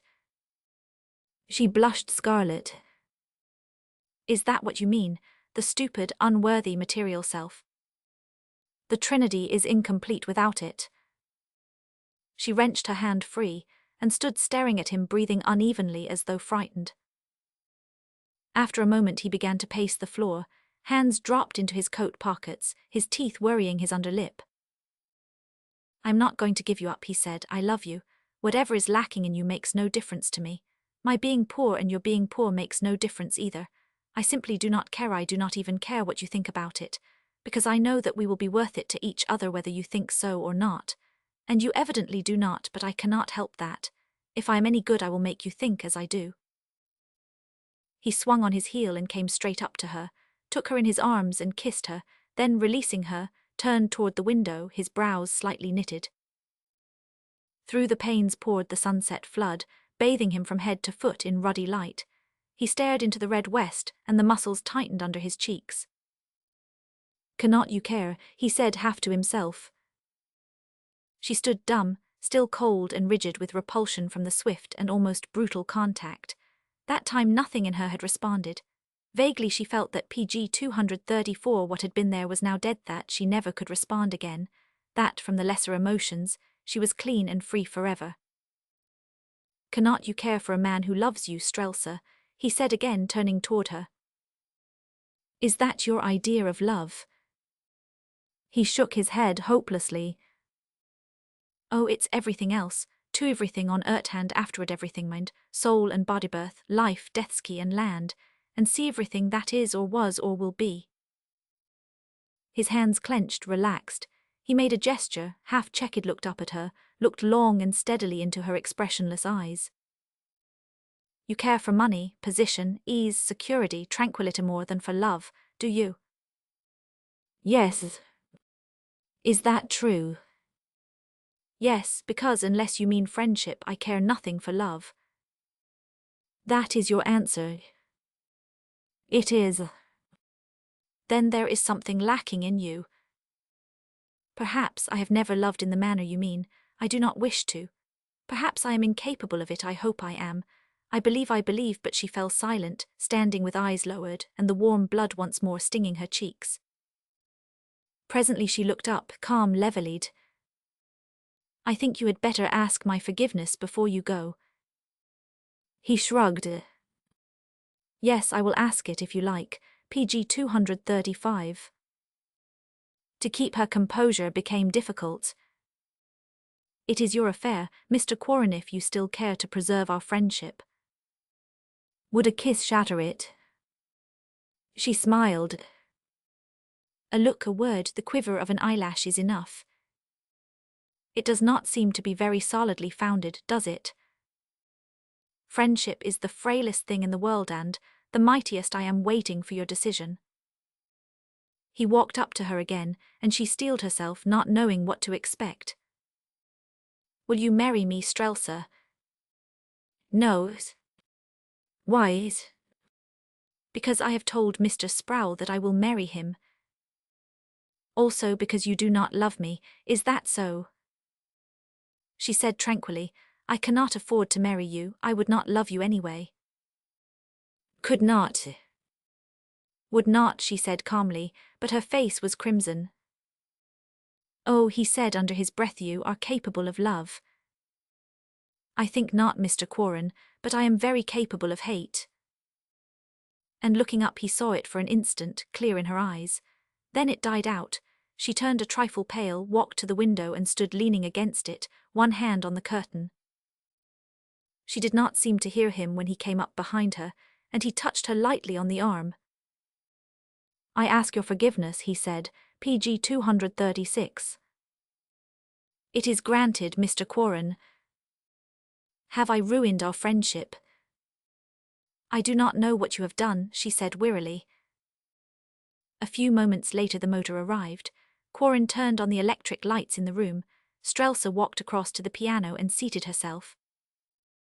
She was playing ragtime when the motor party entered. Quarren came forward and shook hands with Chrysos Lacey and Sir Charles. Langley Sproul passed him with a short nod, saying, How are you, Quarren, and kept straight on to Strelsa. Rotten luck, he said in his full, careless voice. I would meant to ride over and chance a gallop with you, but Wycherley picked me up and started on one of his breakneck tears. What have you been up to all day? Nothing, Mr. Quarren came. I showed him about, I expect. A little. Are you feeling fit, Strelsa? Perfectly. Why? You look a bit streaky. Thank you. Pon my word, you do a bit under the weather, you know. Woman's only friend and protector a headache, she said, gaily rattling off more ragtime. Where did you go, Langley? To look over some silly horses. They are fine nags, remonstrated Molly, and I was perfectly sure that Langley would buy half a dozen. Not I, said that hatchet-faced young man, and PG 237 into his sleek and restless features came a glimmer of shrewdness, sly thrift, that lurks in the faces of those who bargain much and wisely in petty wares. It must have been a momentary ancestral gleam from his rum-smuggling ancestors, for Langley Sproul had never dealt in little things. Chrysos Lacey was saying, It's adorable to see you again, Ricky. What is this we hear about you and Lord Dankmere setting up shop?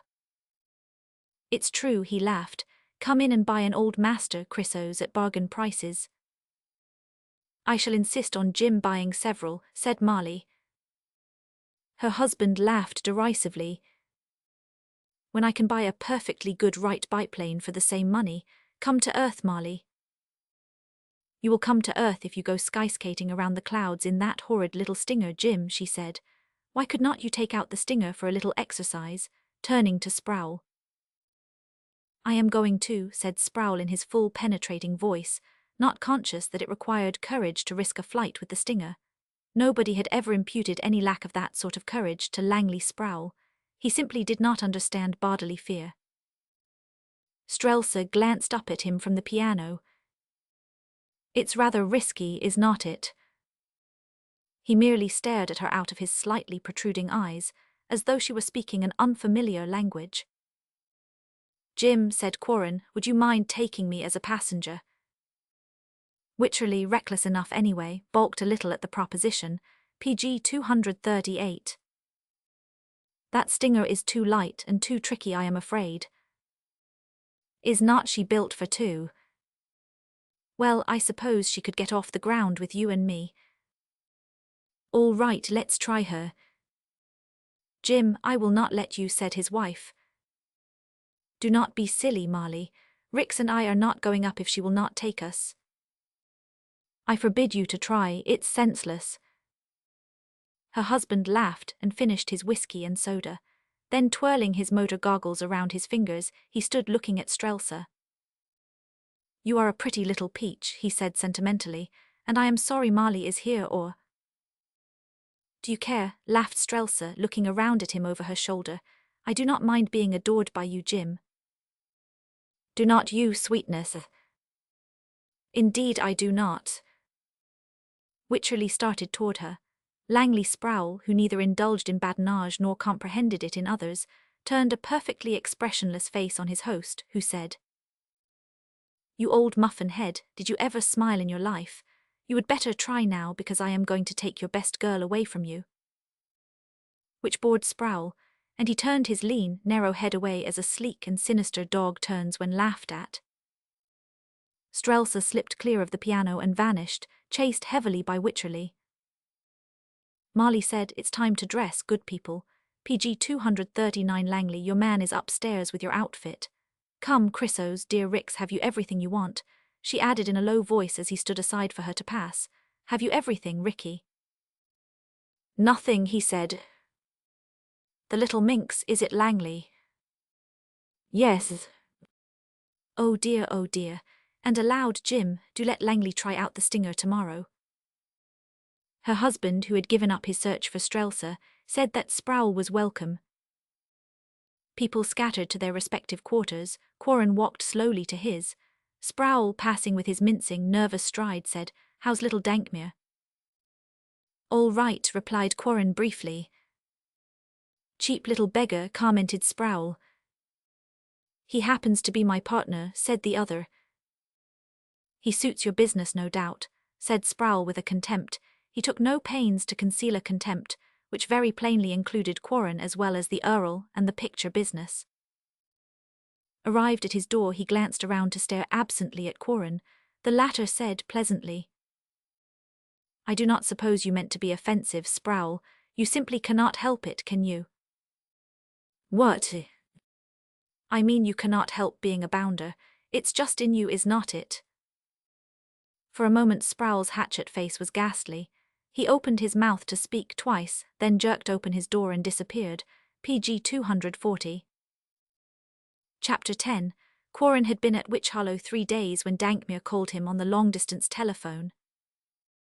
Do you want me to come back? Asked the young fellow. I do not mind if you do, I am quite ready to return. Not at all, my dear chap, said his lordship. I fancied you might care to hear how matters are going in the Dankmere galleries. Of course I do, but I rather hoped nothing in particular would happen for a week or so.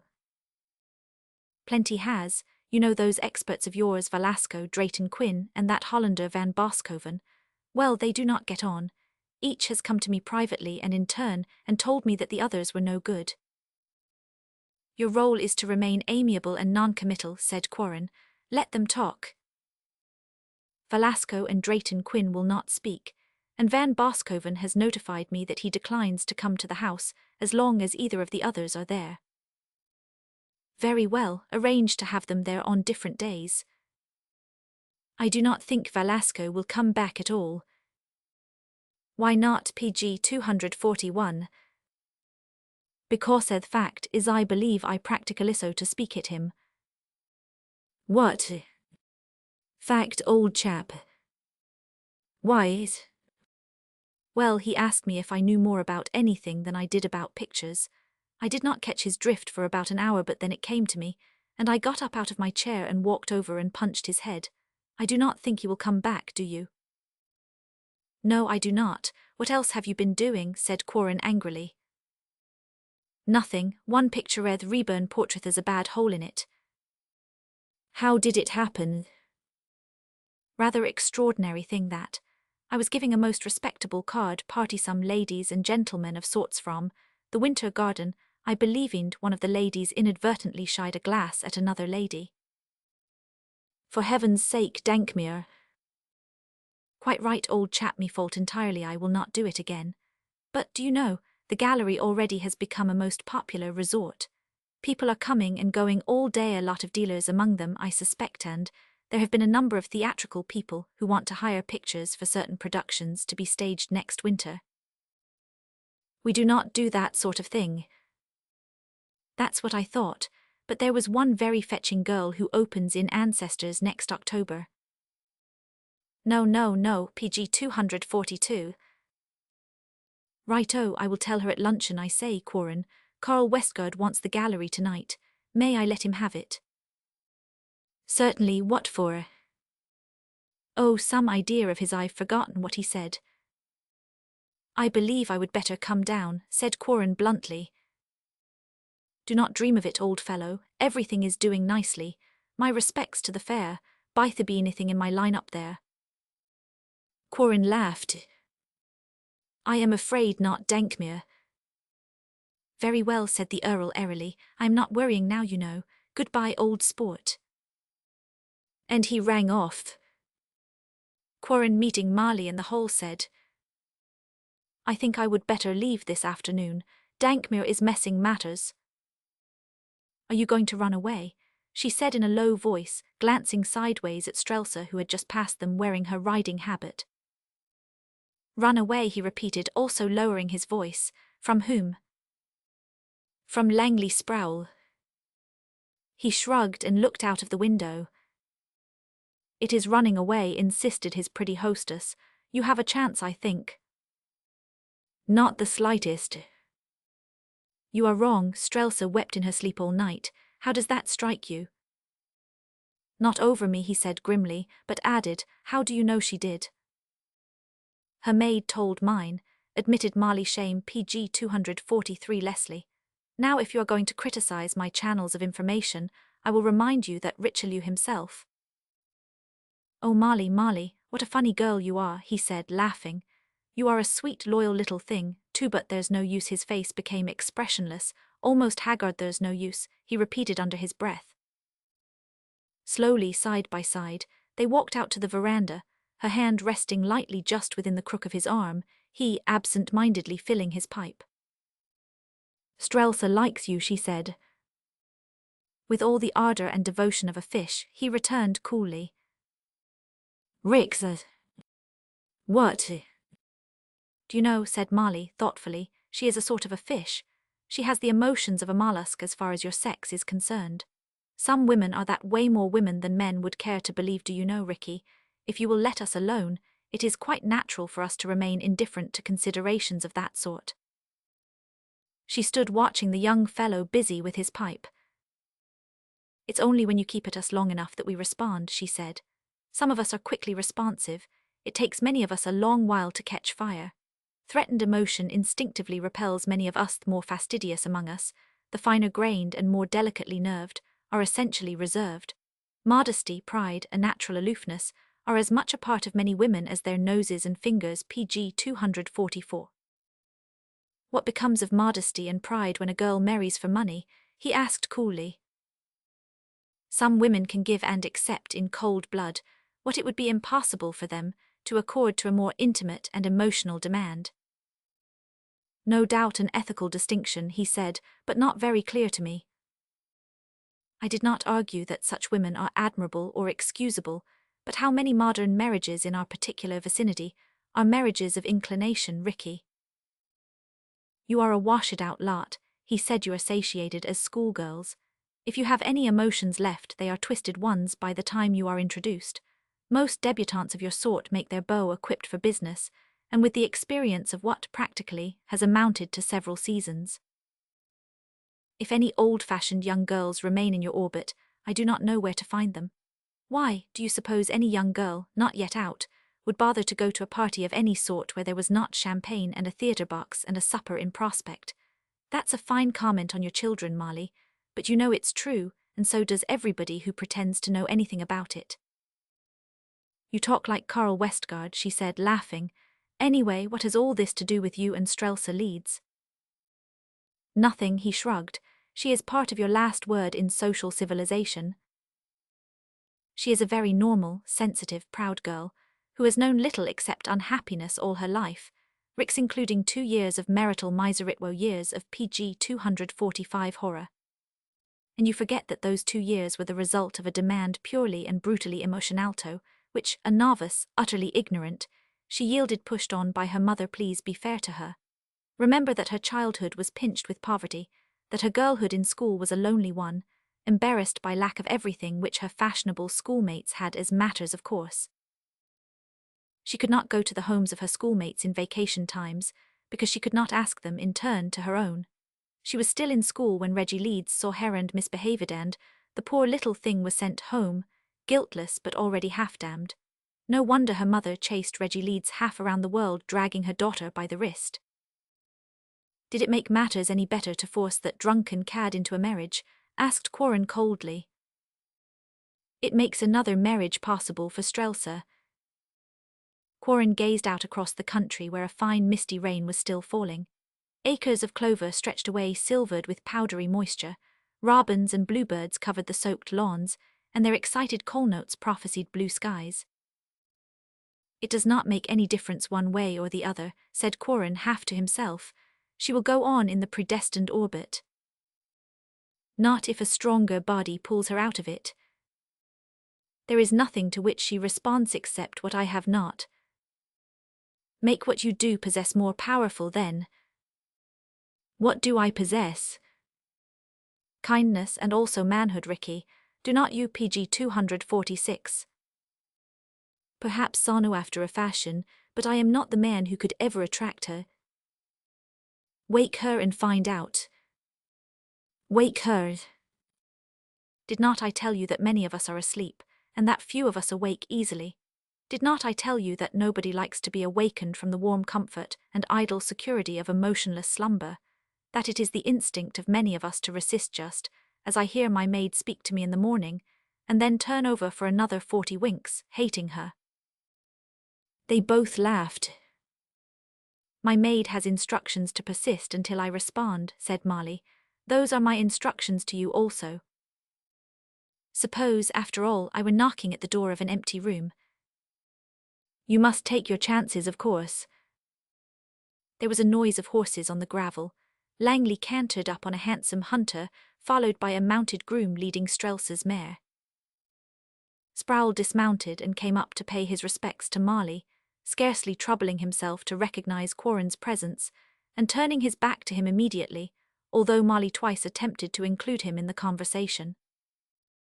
Strelsa in the library, pulling on her gloves, was silent witness to a pantomime unmistakable, but her pretty lips merely pressed each other tighter, and she sauntered out, crop under one arm, with a careless greeting to Langley. Strelsa in the library, pulling on her gloves, was silent witness to a pantomime unmistakable. Strelsa in the library, pulling on her gloves, was silent witness to a pantomime unmistakable. He came up offering his hand, and she took it. Then PG 247 stood a moment in desultory conversation, facing the others so as to include Corin. I thought I overheard you say to Marley that you were going back to town this afternoon, she remarked, casting a brief glance in his direction. I think I would better go, he said pleasantly. A matter of business, I suppose, eyebrows slightly lifted. In a way, Dankmere is alone, poor fellow. Marley laughed. It is not good for man to be alone. Sproul said, There's a housemaid in my employers, saved something I understand. You might notify Dankmere. He half-wheeled toward Corin, eyes slightly bulging without a shadow of expression on his sleek, narrow face. Marley flushed. Corin glanced at Sproul, amazed at his insolence out of a clear sky. What? He said slowly, then stepped back a pace as Strelsa passed close in front of him, apparently perfectly unconscious of any discord. Will you get me a lump of sugar, Mr. Corin? My mare must be pampered, or she will start that jiggling Kentucky amble and never walk one step. Corin swung on his heel and entered the house. Marley, ignoring Strelsa, turned sharply on Sproul. If you are insolent to my guests, you need not come here, she said briefly. Langley's restless eyes protruded. He glanced from Marley to Strelsa, then his indifferent gaze wandered over the landscape. It was plain that the rebuke had not made the slightest impression. Marley looked angrily at PG 248 Strelsa, but the latter, eyes averted, was gazing at her horse.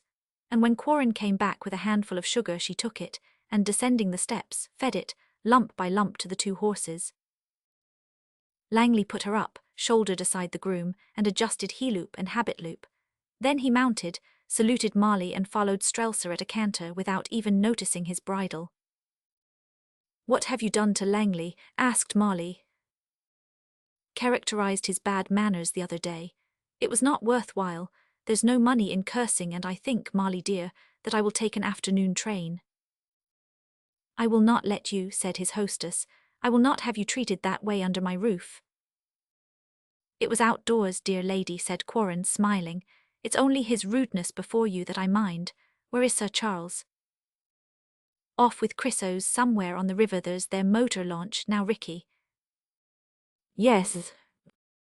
"I am angry all through." Strelsa might have said something showed her lack of sympathy for Langley's remark.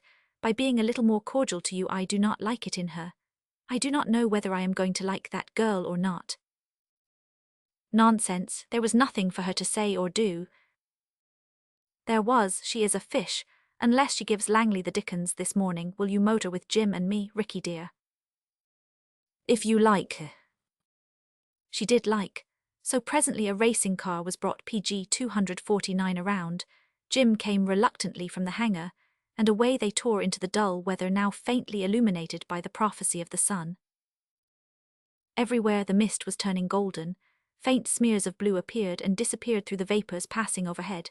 Then, all at once, the sun's glaring lens played across the drenched meadows, and the shadows of tree and hedge and standing cattle streamed out across the herbage. In spite of the chains, the car skidded dangerously at times.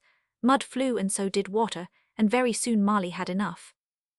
So they tore back again to the house, Marley to change her muddy clothes and write letters, her husband to return to his beloved Stinger, Quarren to put on a pair of stout shoes and heather spats, and go wandering off crosslets past woodlands still dripping with golden rain from every leaf, past tiny streams swollen amber where mint and scented grasses swayed half immersed, past hedge and orchard and wild tangles ringing with bird music, past fields of young crops of every kind, washed green and fresh above the soaking brown earth.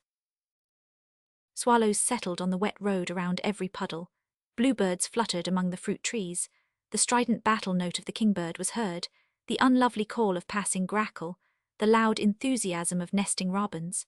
Everywhere a rain-cleansed world resounded with the noises of lesser life, flashed with its colour in a million blossoms and in the delicately brilliant wings hovering over them. Far away he could see the river and the launch too, where Sir Charles and Chrysos Lacey were circling hither and thither at full speed. Once, across a distant hill, PG 252 horses and their riders passed outlined against the sky, but even the eyes of a lover and a hater could not identify anybody at such a distance. So he strolled on, taking roads when convenient, fields when it suited him, neither knowing nor caring where he was going. Avoiding a big house amid brand new and very showy landscape effects, he turned aside into a pretty strip of woods, and presently came to a little footbridge over a stream. A man sat there reading, and as Quarren passed he looked up. "Is that you, Quarren?" he said. The young fellow stopped and looked down curiously at the sunken, unhealthy face, then, shocked, came forward hastily and shook hands. "Why, Ledwith," he said, "what are you doing here? Oh, I forgot, you live here, do not you?" "That's my house yonder was," said the man with a slight motion of his head, and after a moment, "You did not recognize me. Have I changed much?" Quarren said, "You seem to have been Roman 99. "Yes, I have been. I am ill. All right, will you have a seat for a few minutes unless you are going somewhere in particular? Do not care to talk to me." "Thank you." Quarren seated himself. It was his instinct to be gentleven with such a man. "I have not seen much of you. For a couple of years I have not seen much of anybody," said Ledwith, turning the pages of his book without looking at them. Then, furtively, his sunken eyes rested a moment on Quarren, PG 251. "You are stopping with the Wycherleys?" "Oh yes, I have not seen them lately. They are neighbours," waved his sickly coloured hand, "but I am rather quiet. I read a good deal, as you see." He moistened his bluish lips every few moments, and his nose seemed to annoy him too, for he rubbed it continually. "It's a pretty country," said Quarren. "Yes, I thought so once. I built that house. There's no use in my keeping up social duties," he said with another slinking glance at Quarren. "So I am giving up the house." "Really?" "Hasn't you have heard so, have not you?" He kept twitching his shoulders and shifting his place continually, and his fingers were never still, always at the leaves of his book, or rubbing his face which seemed to itch, or he snapped them nervously and continuously as he jerked about in his seat. I suppose, he said slyly, people talk about me, Quarren. Do you know anybody immune to gossip? Inquired Quarren, smiling. No, that's true, but I do not care anything for people. I read, I have my horses and dogs, but I am going to move away. I told you that, did not I? I believe you. 999. Ledwith stared at his book with lackluster eyes, then, almost imperceptibly, shifted his gaze craftily askance. There's no use pretending to you, Quarren, is there? PG 252. Quarren said nothing. You know all the gossip, all the dirty little fates divers of your world, and you are a sort of doctor and confidential. You are mistaken, Ledwith, he said pleasantly. I am done with it. How do you mean? Why, that I have gone into a better business, and I am too busy to be useful and amusing any longer. Ledwith's dead eyes stared. I heard you had dropped out where never seen about. Is that true? Yes. Found the game too rotten. Oh no, it's no different from any other game, a mixture of the same old good and bad, with good predominating, but there's more to be had out of life in other games. Yours is slipping phony pictures to the public, with Dankmere working as side partner, is not it? Quarren said pleasantly, if you are serious, Ledwith, you are a liar. After a silence, Ledwith said, do you think there's enough left of me to care what anybody calls me? Quarren turned. I beg your pardon, Ledwith, I had no business to make you such an answer. Never mind, in that last year when I still knew Peeplind, when they still knew Mayu, were very kind to me, Quarren. Why not? You were always decent to me. Ledwith was now picking at his fingers, and Quarren saw that they were dreadfully scarred and maltreated. You have always been kind to me, repeated Led PG 253 with, his extinct eyes fixed on space. Other people would have halted at sight of me, and gone the other way past by cutting me dead. You sat down beside me. Am I anybody to refuse? But Ledwith only blinked nervously down at his book, presently fell to twitching the uncut pages again. Poems, he said, scarcely what you would think I would wish to read, Quarren, poems of youth and love. You are young, Ledwith, if you cared to help yourself. Yes, if I cared. In this book they all seem to care, youth and happiness care, sorrow and years still care. Listen to this. You who look forward through the shining tears of April's showers into the sunrise of the coming years, golden with unborn flowers. I who look backward where the sunset lowers, counting November's hours. But I do not care, I care no longer, Quarren. That's losing your grip. He raised his ashy visage. I am trying to let go, but it's slow, very slow. With a little pleasure, Rahel's own pleasure, he turned his shoulder, fished something out of his pocket, and pulling back his cuff, bent over. After a few moments he turned around calmly. You have seen that on the stage, I fancy. Otherwise also. Quite likely. I have known a pretty woman. He PG 254 ended with a weary gesture and dropped his head between his hands. Quarren, he said, there's only one hurt left in it all. I have 2 little children.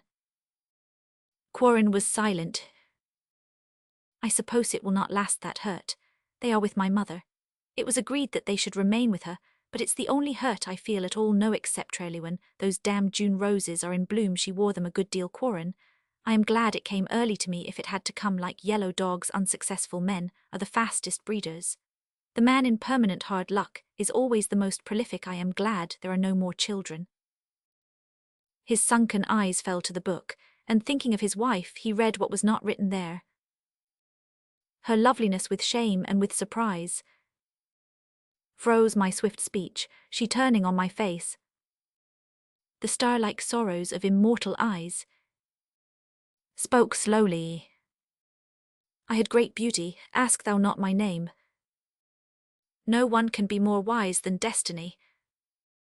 Many drew swords and died, where'er I came. I brought calamity. Quarren bit his lip and looked down at the sunlit brook dancing by under the bridge in amber beauty. Ledwith said musingly, "I do not know who it might have been if it had not been Sproul. It would have been somebody. The decree has been made absolute." Quarren looked up, PG 255. "She's coming back here soon now. I have had the place put in shape for her." After a silence, Quarren rose and offered his hand. Ledwith took it. "I suppose I shall not see you again. I am going to town this afternoon. Goodbye." Looking back at the turn of the path, he saw Ledwith, bent nearly double, terribly intent on his half-bared arm.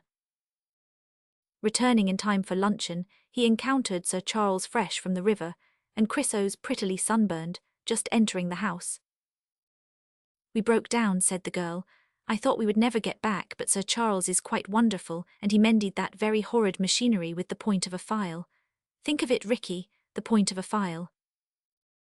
Sir Charles laughed and explained the simplicity of the repairs, and Chrysos, not a whit less impressed, stared at him out of her pretty golden eyes with a gaze perilously resembling adoration. Afterward, by the bay window upstairs, Quarren said lightly to Marley, "How about the little lacy girl and the baronet?" "She's an idiot," said Marley shortly. "I am afraid she is." "Of course she is. I wish I had not asked her.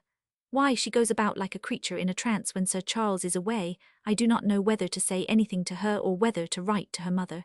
She's slated for Roger O'Hara." "I do not suppose her parents would object to Sir Charles," said Quarren, smiling, PG 256. "That's why I hesitate to write. Sir Charles is in love with Strelsa. Anybody can see that, and everybody knows it, and it is not likely that a child like Chrysos could swerve him." "Then you would better send him or her away, had not you?" "I do not know what to do," said Marley, vexed. "June is to be quiet and peaceful at Witch Hollow, and Sir Charles wanted to be here, and Mrs. Lacey asked me to have Chrysos because she needed the quiet and calm. And look what she's done." "It's probably only a young girl's fancy." "Then it ought to be nipped in the bud. But her mother wants her here and Sir Charles wants to be here, and if I write to her mother she will let her remain anyway. I am cross, Ricky. I am tired, too, having dictated letters and signed checks until my head aches. Where have you been?" "Prowling." "Well, luncheon is nearly ready and Strelsa is not back. Are you going to New York this afternoon?" "Yes." "Please do not." "I think it's better," he said lightly. "All right, run away if you want to. Do not say another word to me, I am irritated." Luncheon was not very gay. Chrysos adored Sir Charles in silence, but so sweetly and unobtrusively that the baronet was totally unaware of it. Marley, frankly out of temper, made no effort of any sort.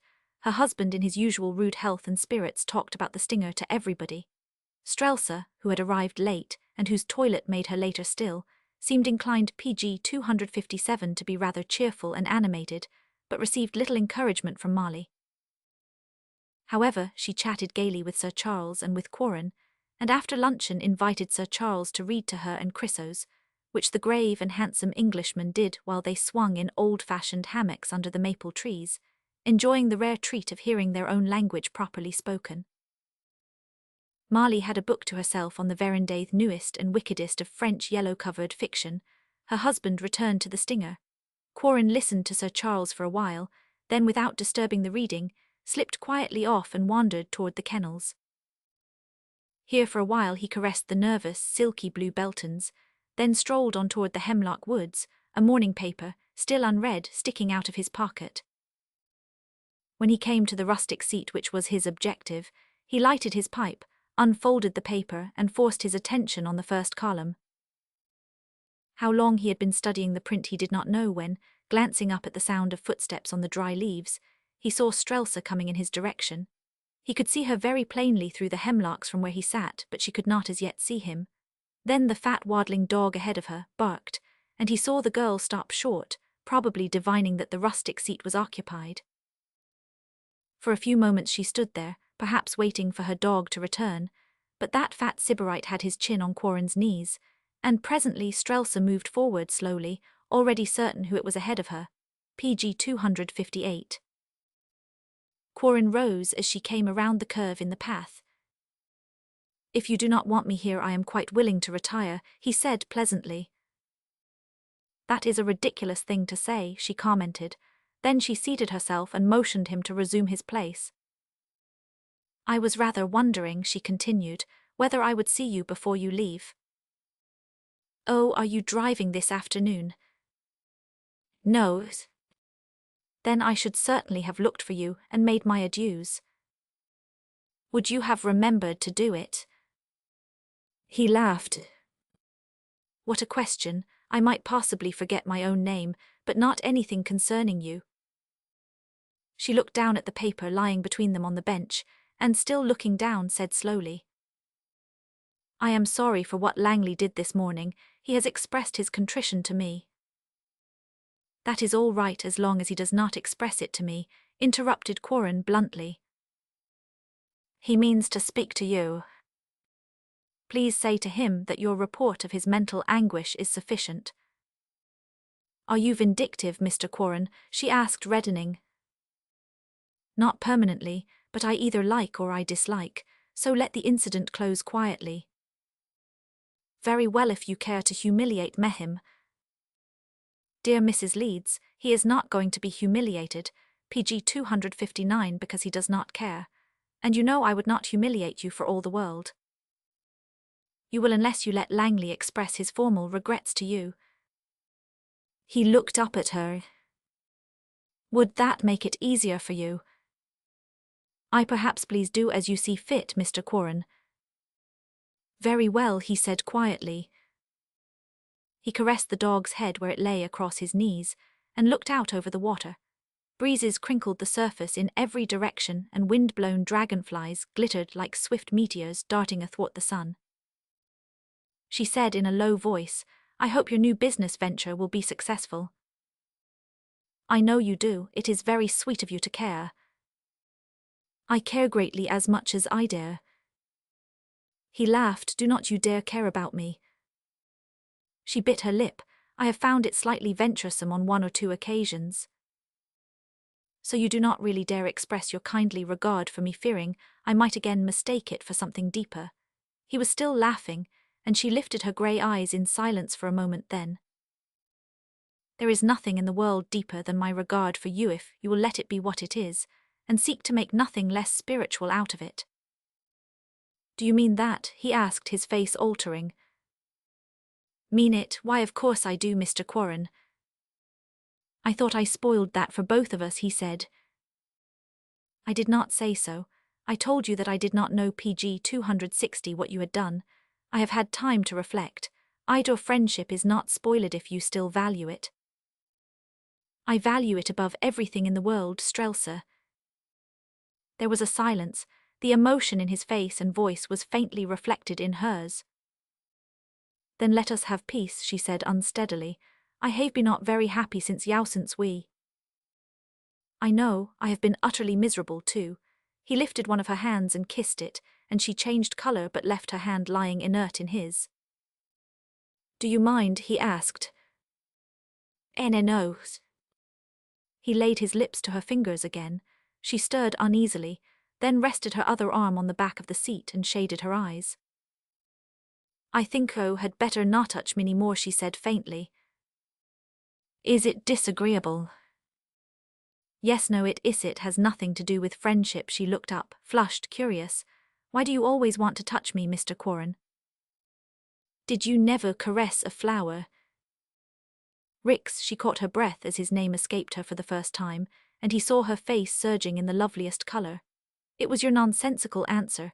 It took me by surprise, and I ask your pardon for being stupid, and may I have my hand? I use it occasionally. He quietly reversed it, laid his lips to the palm and released her fingers.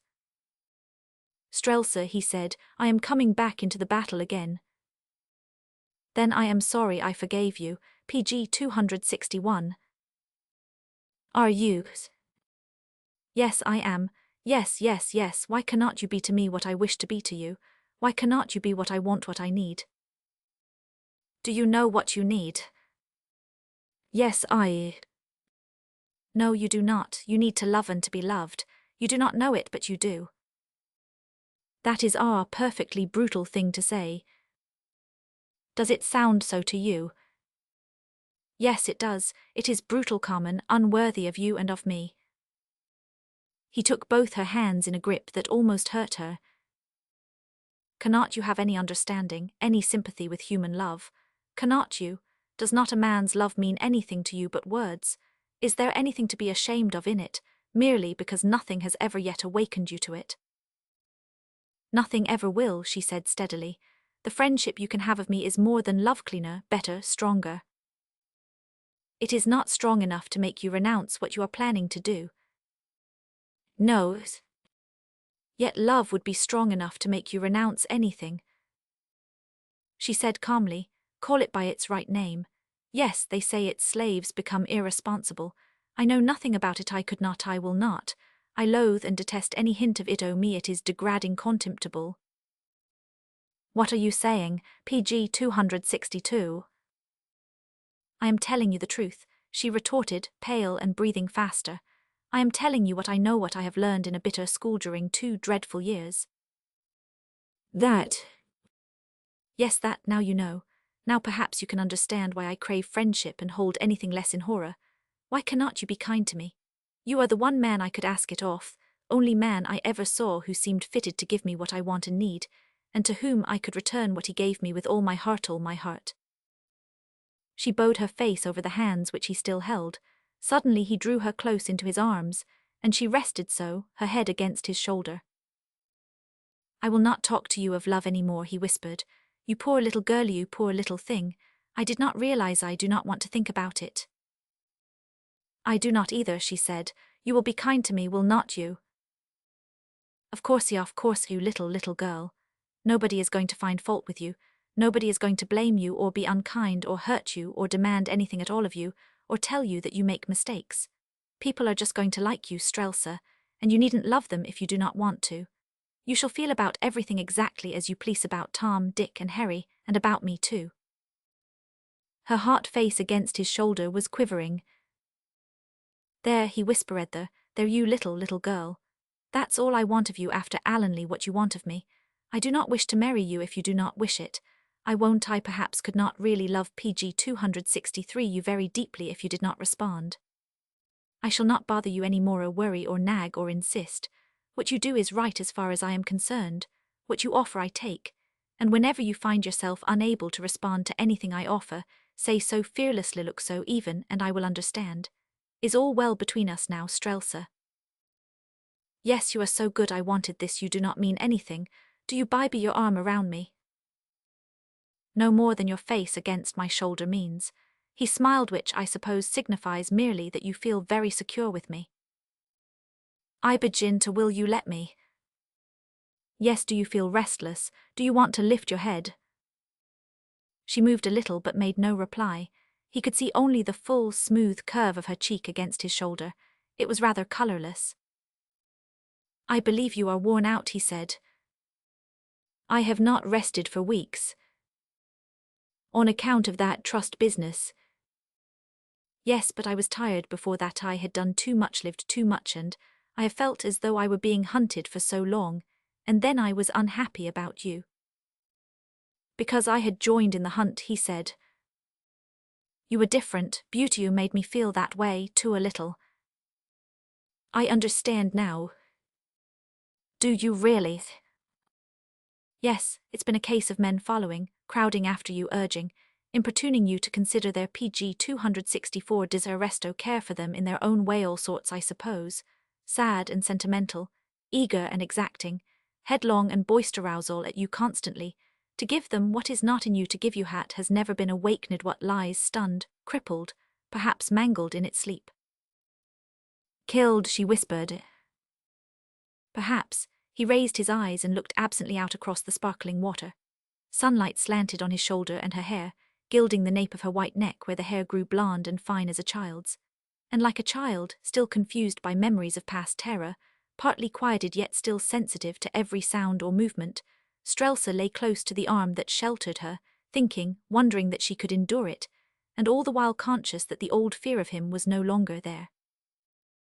do you know about me?" she asked in a still, low voice. About the past. "About my marriage?" Yes. "Everything." "Some things." "You know what the papers said?" "Yes, do not speak of it unless you care to, Strelsa. I want to do you know this is the first time." Is it? "The first time I have ever spoken of it to anybody as long as my mother lived. I did not once speak of it to her." PG 265. She rested in silence for a while then. "Could I tell you?" My dear, of course you can." "It's been unsaid so long there was nobody to tell it to. I have done my best to forget it, and for days I seem to forget it. But sometimes when I wake at night, it is there the horror of it, the terror sinking deeper into my breast. I was very young. You knew that?" Yes. "You knew my mother had very slender means?" Yes. "I would not have cared. I was an imaginative child and could have lived quite happy with my fancies on very, very little. I was a sensitive and affectionate child inclined to be demonstrative. You would not believe it, would you?" "I can understand it." "Can you? It's odd because I have changed, so I was quite romantic about my mother, madly in love with her. There is nothing more to say. In boarding school, I was perfectly aware that I was being given the best grooming that we could afford. Even then romance persisted. I had the ideas of a colored picture book concerning men and love and marriage. I remember as a very little child that I had a picture book showing Cinderella's wedding. It was a very golden sort of picture. It colored my ideas long after I was grown up." She moved her head a little, looked up for an instant and smiled, but at his answering smile she turned her cheek to his shoulder hastily and lay silent for a while. Presently she continued in a low voice, PG 266. "It was when we were returning for the April vacation and the platform was crowded, and some of the girls' brothers were there. There were 2 trains in and much confusion. I do not know how I became separated from Miss Buckley and my schoolmates. I do not know to this day how I found myself on the Baltimore train, and Gladys Leeds's brother laughing and talking, and the train moving faster and faster. There is no use saying any more. I was as ignorant as I was innocent, a perfect little fool, frightened, excited, even amused by turns. He had been attentive to me. We both were fools. Only finally I became badly scared, and he talked such nonsense, and I managed to slip away from him and board the train at Baltimore. As soon as we arrived there, if he had not found me and returned to New York with me, it might not have been known. But we were recognized on the train, and it was a dreadful thing for me when I arrived home after midnight." She fell silent. Once or twice he looked down at her and saw that her eyes were closed. Then, with a quick, uneven breath, "I think you know the rest, do not you?" "I think so." But she went on in a low, emotionless voice. "I was treated like a damaged gown for which depreciation in value somebody was to be made responsible. I suffered. Days and nights seemed unreal. There were lawyers, did you know it?" No. "Yes," she said wearily. "It was a bad, dreamy mother. Other she's family, many people strange and familiar passed through it. Then we traveled. I saw PG 267 nothing, feeling half dead. We were married in the Hawaiian Islands." "I know." "Then the 2 years began." After a long while she said again, "That was the real nightmare. I passed through the depths as in a trance. There was nothing lower, not even hell. We traveled in Europe, Africa and India for 2 years. I scarcely remember a soul I saw or one single object. And then that happened." "I know, dear." A slight shudder passed over her. "I have told you," she whispered. "I've told you at last. Shall I tell you more?" "Not unless." "I do not know whether I want to about the gendarmess and that terrible woman who screamed when they touched her with the handcuffs, and how ill I was." She had begun to tremble so perceptibly that Quarren's arm tightened around her, and presently she became limp and motionless. "This what I have told you is a very close bond between us, is not it?" she said. "Very close, Strelsa." "Was I much to blame?" "No." "How much?" "You should have left him long before." Why, he was my husband. I had made a contract, I had to keep it and make the best of it. Is that your idea? That was all I could see to do about it. PG 268. Do not you believe in divorce? Yes, but I thought he would be killed. I thought he was a little insane. If he had been well mentally and merely cruel and brutal, I would have left him. But one cannot abandon a helpless person. Every word you utter, he said, forges a new link in my love for you. You do not mean love. We mean the same, I think, differing only in degree.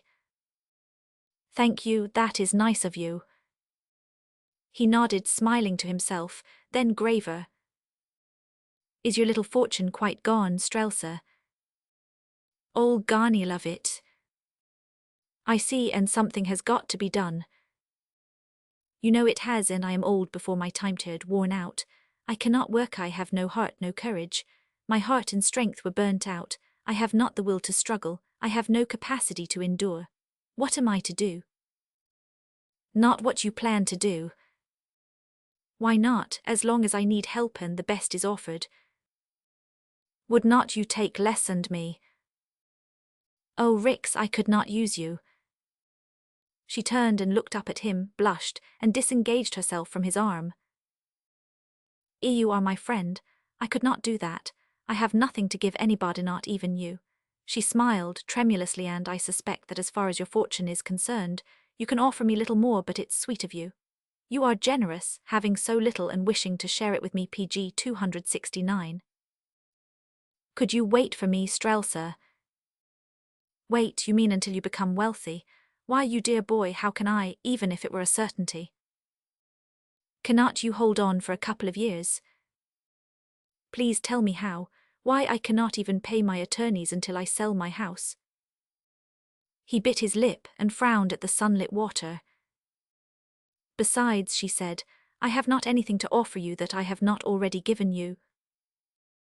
I ask no more. Oh, but you do. No, I want only what you want, Strelsianly, what you have to offer of your own accord. They fell silent, leaning forward on their knees, eyes absent, remote. I do not see how it can be done, do you? She said. If you could wait. But Rix, I have told him that I would marry him. Does that count? Yes, I do not know. I do not know how dishonest I might be. I do not know what is going to happen. I am so poor, Rix, you do not realize, and I am tired and saddled before my time, perplexed, burnt out. She rested her head on one slender, curved hand and closed her eyes. After a while she opened them with a weary smile. I will try to think after you are gone. What time does your train leave? He glanced at his watch and rose, and she sprang up too. Have I kept you too long? PG 270. No, I can make it. We will have to walk rather fast. I would rather you left me here. Would you? Then goodbye. Goodbye, will you come up again? I will try. Shall we write? Will you? Yes, I have so much to say now that you are going. I am glad you came. I am glad I told you everything. Please believe that my heart is enlisted in your new enterprise, that I pray for your success and welfare and happiness. Will you always remember that? Yes, dear. Then I must not keep you a moment longer. Goodbye. Goodbye. They stood a moment, neither stirring. Then he put his arms around her. She touched his shoulder once more, lightly with her cheek, a second's contact. Then he kissed her clasped hands and was gone. PG 271. Chapter 11. Quarren arrived in town about twilight. Taxis were no longer for him nor he for them. Suitcase and walking stick in hand, he started up Lexington Avenue, still excited and exhilarated from his leave-taking with Strelsa. An almost imperceptible fragrance seemed to accompany him, freshening the air around him in the shabby streets of Ascalon. The heat-cursed city grew cooler, sweeter for her memory. Through the avenue's lamplit dusk passed the pale ghosts of Gath and the phantoms of the Philistines, and he thought their shadowy forms moved less wearily, and that strange faces looked less wanly at him as they grew out of the night, clothed in scarlet and ornaments of gold, and, dissolved again into darkness. Still thrilled, almost buoyant, he walked on, passing the high-poled masonry of the branch post office and the central palace on his left. Against high stars, the twin powerhouse chimneys stood outlined in steel. On the right, endless blocks of brownstone dwellings stretched northward, some already converted into shops where print sellers, dealers in old books, and here and there antiquaries, had constructed show windows. Firemen lounged outside the 8th Battalion quarters. Here and there a grocer's or winecellar's windows remained illuminated, where those who were neither well PG 272 to do, nor very poor passed to and fro with little packages, which seemed a burden under the sultry skies. At last ahead, the pseudo-oriental towers of a synagogue varied the flat skyline, and a moment later he could see the New Thought laundry, the tonsorial drawing rooms, the undertaker's discreetly illuminated windows, and finally the bay window of his own recent real estate office, now transmogrified into the Dankmere galleries of old masters, Fair and Quarren, proprietors. The window appeared to be brilliantly illuminated behind the drawn curtains, and Quarren, surprised and vexed, concluded that the little Englishman was again entertaining. So it perplexed and astonished him to find the Earl sitting on the front steps, his straw hat on the back of his head, smoking. At the same moment from within the house, a confused and indescribable murmur was wafted to his ears, as though many people were applauding. "What on earth is going on inside?" he asked, bewildered. "You told me over the telephone that Carl Westgard might have the gallery for this evening," said the Englishman calmly, "so I let him have it." "What did he want of it? Who has he got in there?" demanded Quarren as another ripple of applause sounded from within. Dankmere thought a moment. "I really do not know the audience, Quarrenthia, not a very fragrant lot." "What audience? Who are they?" "You Americans would call them a tough-looking PG 273 bunch except Westgard, and Bleecker de Groot, and Mrs. Caldera." "Cyril Caldera and de Groot. What's that silly old dandy doing down here?" "Diffusing sweetness and light among the unwashed, telling them that there are no such things as classes, that wealth is no barrier to brotherhood, that the heart of Fifth Avenue beats as warmly and guilelessly as the heart of Essex Street, and that its wealth-burdened inhabitants have long desired to fraternize with the benchers in Paradise Park." "Who put Westgard up to this?" asked Quarren aghast. "De Groot. Carl is writing a leveling novel calculated to annihilate caste. The undertaker next door furnished the camp chairs, the corner grocer the collation, Westgard, Mrs. Caldera, and Bleecker de Groot the mind food. Go in and look him over." The front door was standing partly open. The notes of a piano floated through. A high and soulful tenor voice was singing Perfumes of Araby, but Quarren did not notice any as he stepped inside. A high and soulful tenor was singing Perfumes of Araby. A high and soulful tenor was singing Perfumes of Araby. Not daring to leave his suitcase in the hallway, he kept on along the passage to the extension where the folding doors were locked. Here he deposited his luggage, locked the door, then walked back to the front parlor and, unobserved, slipped in, seating himself among the battered derelicts of the rear row. A thin, hirsute young man had just finished scattering the Perfumes of Araby. Other perfumes nearly finished Quarren, but he held his ground and gazed grimly at an improvised platform where sat in a half-circle and in full evening dress Carl Westgard, Cyril Caldera PG 274, and Bleecker de Groot. Also there was a table supporting a calla lily. Westgard was saying very earnestly, "The world calls me a novelist. I am not. Thank heaven I aspire to something loftier. I am not a mere scribbler of fiction. I am a man with a messagia plain, simple, earnest, warm-hearted humanitarian who has been roused to righteous indignation by the terrible contrast in this miserable city between wealth and poverty." "That's right," interrupted a hoarse voice. "It's all a con game and the Perlis is into it too." "T hell wit T bulls, croak M," observed another gentleman thickly. Westgard, slightly discountenanced by the significant cheers which greeted this sentiment, introduced Bleecker de Groot, and the rotund old beau came jauntily forward, holding out both immaculate hands with an artlessly comprehensive gesture, calculated to make the entire East Side feel that it was reposing upon his beautifully laundered bosom. "Ah, my friends," cried de Groot, "if you could only realize how great is the love for humanity within my breast, If you could only know of the hours and days, and even weeks that I have devoted to solving the problems of the poor. And I have solved them every one.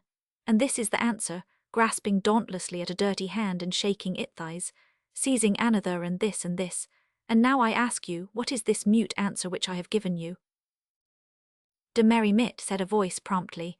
Mr. de Groot smiled with sweetness and indulgence. I apprehend your quaint and trenchant vernacle PG 275 lar, he said. It is the merry mit, glad glove, the happy hand. Fifth Avenue clasps palms with Doyers Street. Ding, said a weary voice, you're in wrong, boss. It's nix for the tongs wit us gents. We transfer to Avenue A. Mr. de Groot merely smiled indulgently. The rich, he said, are not really happy. His plump, highly coloured features altered. Presently a priceless tear glimmered in his monocle eye, and he brushed it away with a kind of noble pity for his own weakness. Dear, dear friends, he said tremulously, believe me, oh, believe me that the rich are not happy. Only the perspiring labourer knows what is true contentment. The question of poverty is a great social question.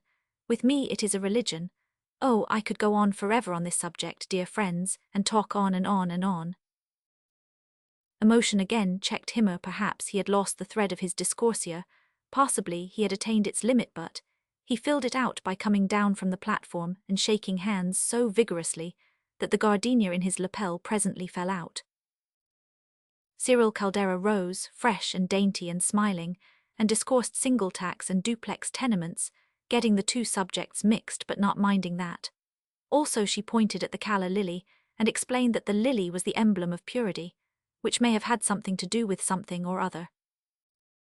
Then Westgard arose once more and told them all about the higher type of novel he was writing for humanity's sake, and became so interested and absorbed in PG 276, his own business, that the impatient shuffling of shabby feet on the floor alone interrupted him. Has anybody, inquired de Groot sweetly, any vital question to ask, any burning inquiry of deeper, loftier import, which has perhaps long remained unanswered in his heart? A gentleman known usually as Mike the Mink arose, and indicated with derisive thumb a picture among the Dankmere collection, optimistically attributed to Correggio. Is that Salome, mister? He inquired with a leer. De Groot looked at the canvas, slightly startled. No, my dear friend, that is a picture painted hundreds of years ago by a great Italian master. It is called Danae. Jupiter, you know, came to her in a shower of gold. They all have to come across with it, remarked the Mink. Somebody observed that if the police caught the Dago who painted it, they would pinch him. To make a diversion, and with her own fair hands, Cyril Caldera summoned the derelicts to sandwiches and ginger ale, and de Groot, dashing more unmanly moisture from his monocle, went about resolutely shaking hands, while Westgard and the hirsute young man sang comrades with much feeling. Quarren, still unrecognized, edged his way out and rejoined Dankmere on the front stoop. Neither made any comment on the proceedings. Later the derelicts, moodily replete, shuffled forth into the night, herded lovingly by de Groot, still shaking hands. From the corner of the street opposite, Quarren and PG 277 Dankmere observed their departure, and later they beheld de Groot and Mrs. Caldera slip around the block and discreetly disappear into a 1912 touring car with silver mountings and two men in livery on the box. Westgard, truer to his principles, took a tram, and Quarren and the Earl returned to their gallery with mixed emotions, and opened every window top and bottom. It's all right in its way, I suppose, said Quarren. Probably de Groot means well, but there's no conversation possible between a man who has just dined rather heavily and a man who has no chance of dining at all. Like preaching Christ to the poor from a Fifth Avenue pulpit, said Dankmere vaguely. How do you mean? A church on a side street would seem to serve the purpose, and the poor need the difference. I do not know about those matters. No, I do not either. It's easy, cheap, and popular to knock the clergy still, somehow or other. I cannot seem to forget that the disciples were poor, and it bothers me a lot, Quarren. Quarren said, have not you and I enough to worry us concerning our own morals? Dankmere, who had been closing up and piling together the undertaker's camp chairs, looked around at the younger man. "What did you say?" he asked. "I said that probably you and I would find no time left to criticize either de Groot or the clergy, if we used our leisure in self-examination." His lordship went on piling up chairs. When he finished he started wandering around, hands in his POC PG 278 Then he turned out all the electric lamps, drew the bay window curtains wide, so that the silvery radiance from the arc light opposite made the darkness dimly lustrous. A little breeze stirred the hair on Quarren's forehead. Dankmere dropped into the depths of an armchair near him. For a while they sat together in darkness and silence, then the Englishman said abruptly, "You have been very kind to me." Quarren glanced up surprised. "Why not?" "Because nobody else has any decent words to say to me or of me." Quarren, amused, said, "How do you know that I have, Dankmere?" "A man knows some things. For example, most people take me for an ass. They do not tell me so, but I know it. And if they do not take me for an ass, they assume that I am something worse because I have a title of sorts, no money, an inclination for the stage and the people who make a living out of it." Also, Quarren reminded him, "You are looking for a wealthy wife." "God bless my soul, am I the only chap in America who happens to be doing that?" "No, but you are doing it conspicuously." "You mean I am honest about it?" Quarren laughed. "Anyway, perhaps that's one reason why I like you. At first I also thought it was merely stupidity." Dankmere crossed his short legs and lighted his pipe. "The majority of your better people have managed PG 279 not to know me. I have met a lot of men of sorts, but they draw the line across their home thresholds, most of them. Is it the taint of vaudeville that their wives sniff at, or my rather celebrated indigence?" "Both, Dankmere, then some." "Oh, I see. Many thanks for telling me. I take it you mean that it was my first wife they shy at." Quarren remained silent. "She was a barmaid," remarked the Earl. "We were quite happy until she died." Quarren made a slight motion of comprehension. "Of course my marrying her damned us both," observed the Earl. "Of course." "Quite so, people would have stood for anything else, but she wouldn't. You may think it odd, and I was in love, so there you are." For a while they smoked in the semi-darkness without exchanging further speech, and finally Dankmere knocked out his pipe, pocketed it and put on his hat. "You know," he said, "I am not really an ass. My tastes and my caste do not happen to coincide, that's all, Quarren." They walked together to the front stoop. "When do we open shop?" asked the Earl briskly. "As soon as I get the reports from our experts." "Will not business be dead all summer?" "We may do some business with agents and dealers." "I see, you and I are to alternate as salesmen."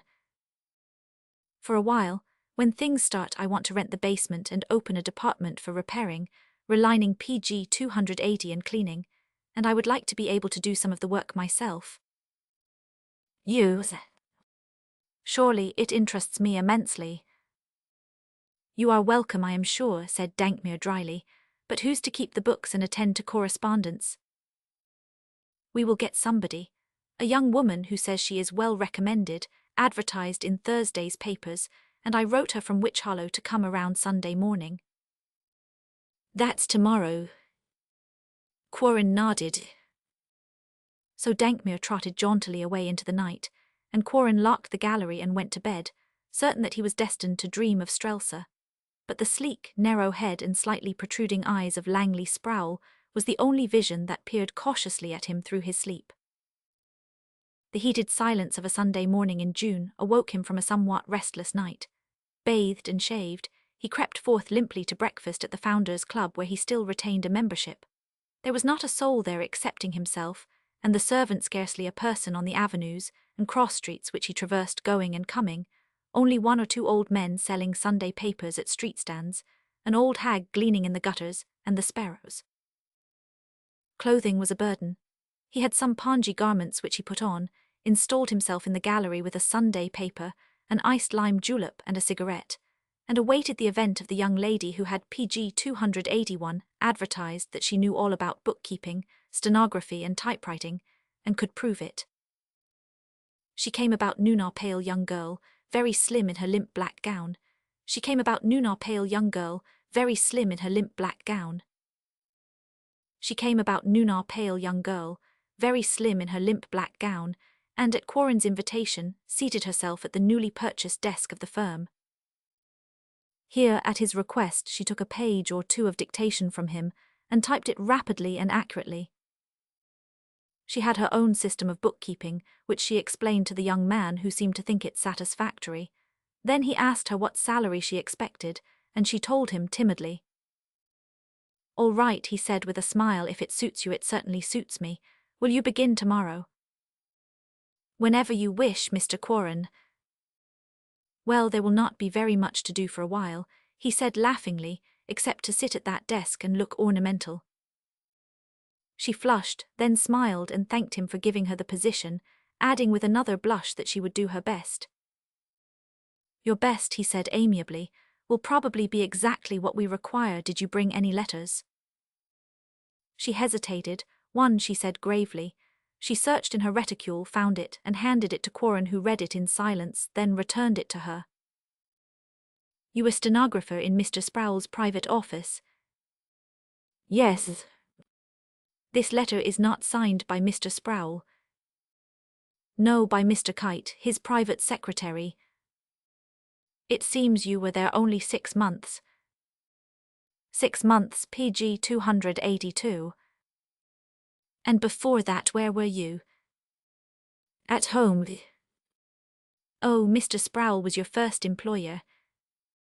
"Yes." "Why did you leave?" The girl hesitated so long that he thought she had not understood, and was about to repeat the question when something in her pallor and in her uplifted eyes checked him. "I do not know why I was sent away," she said in a colorless voice. He thought for a while, then carelessly, "I take it that there was nothing irregular in your conduct?"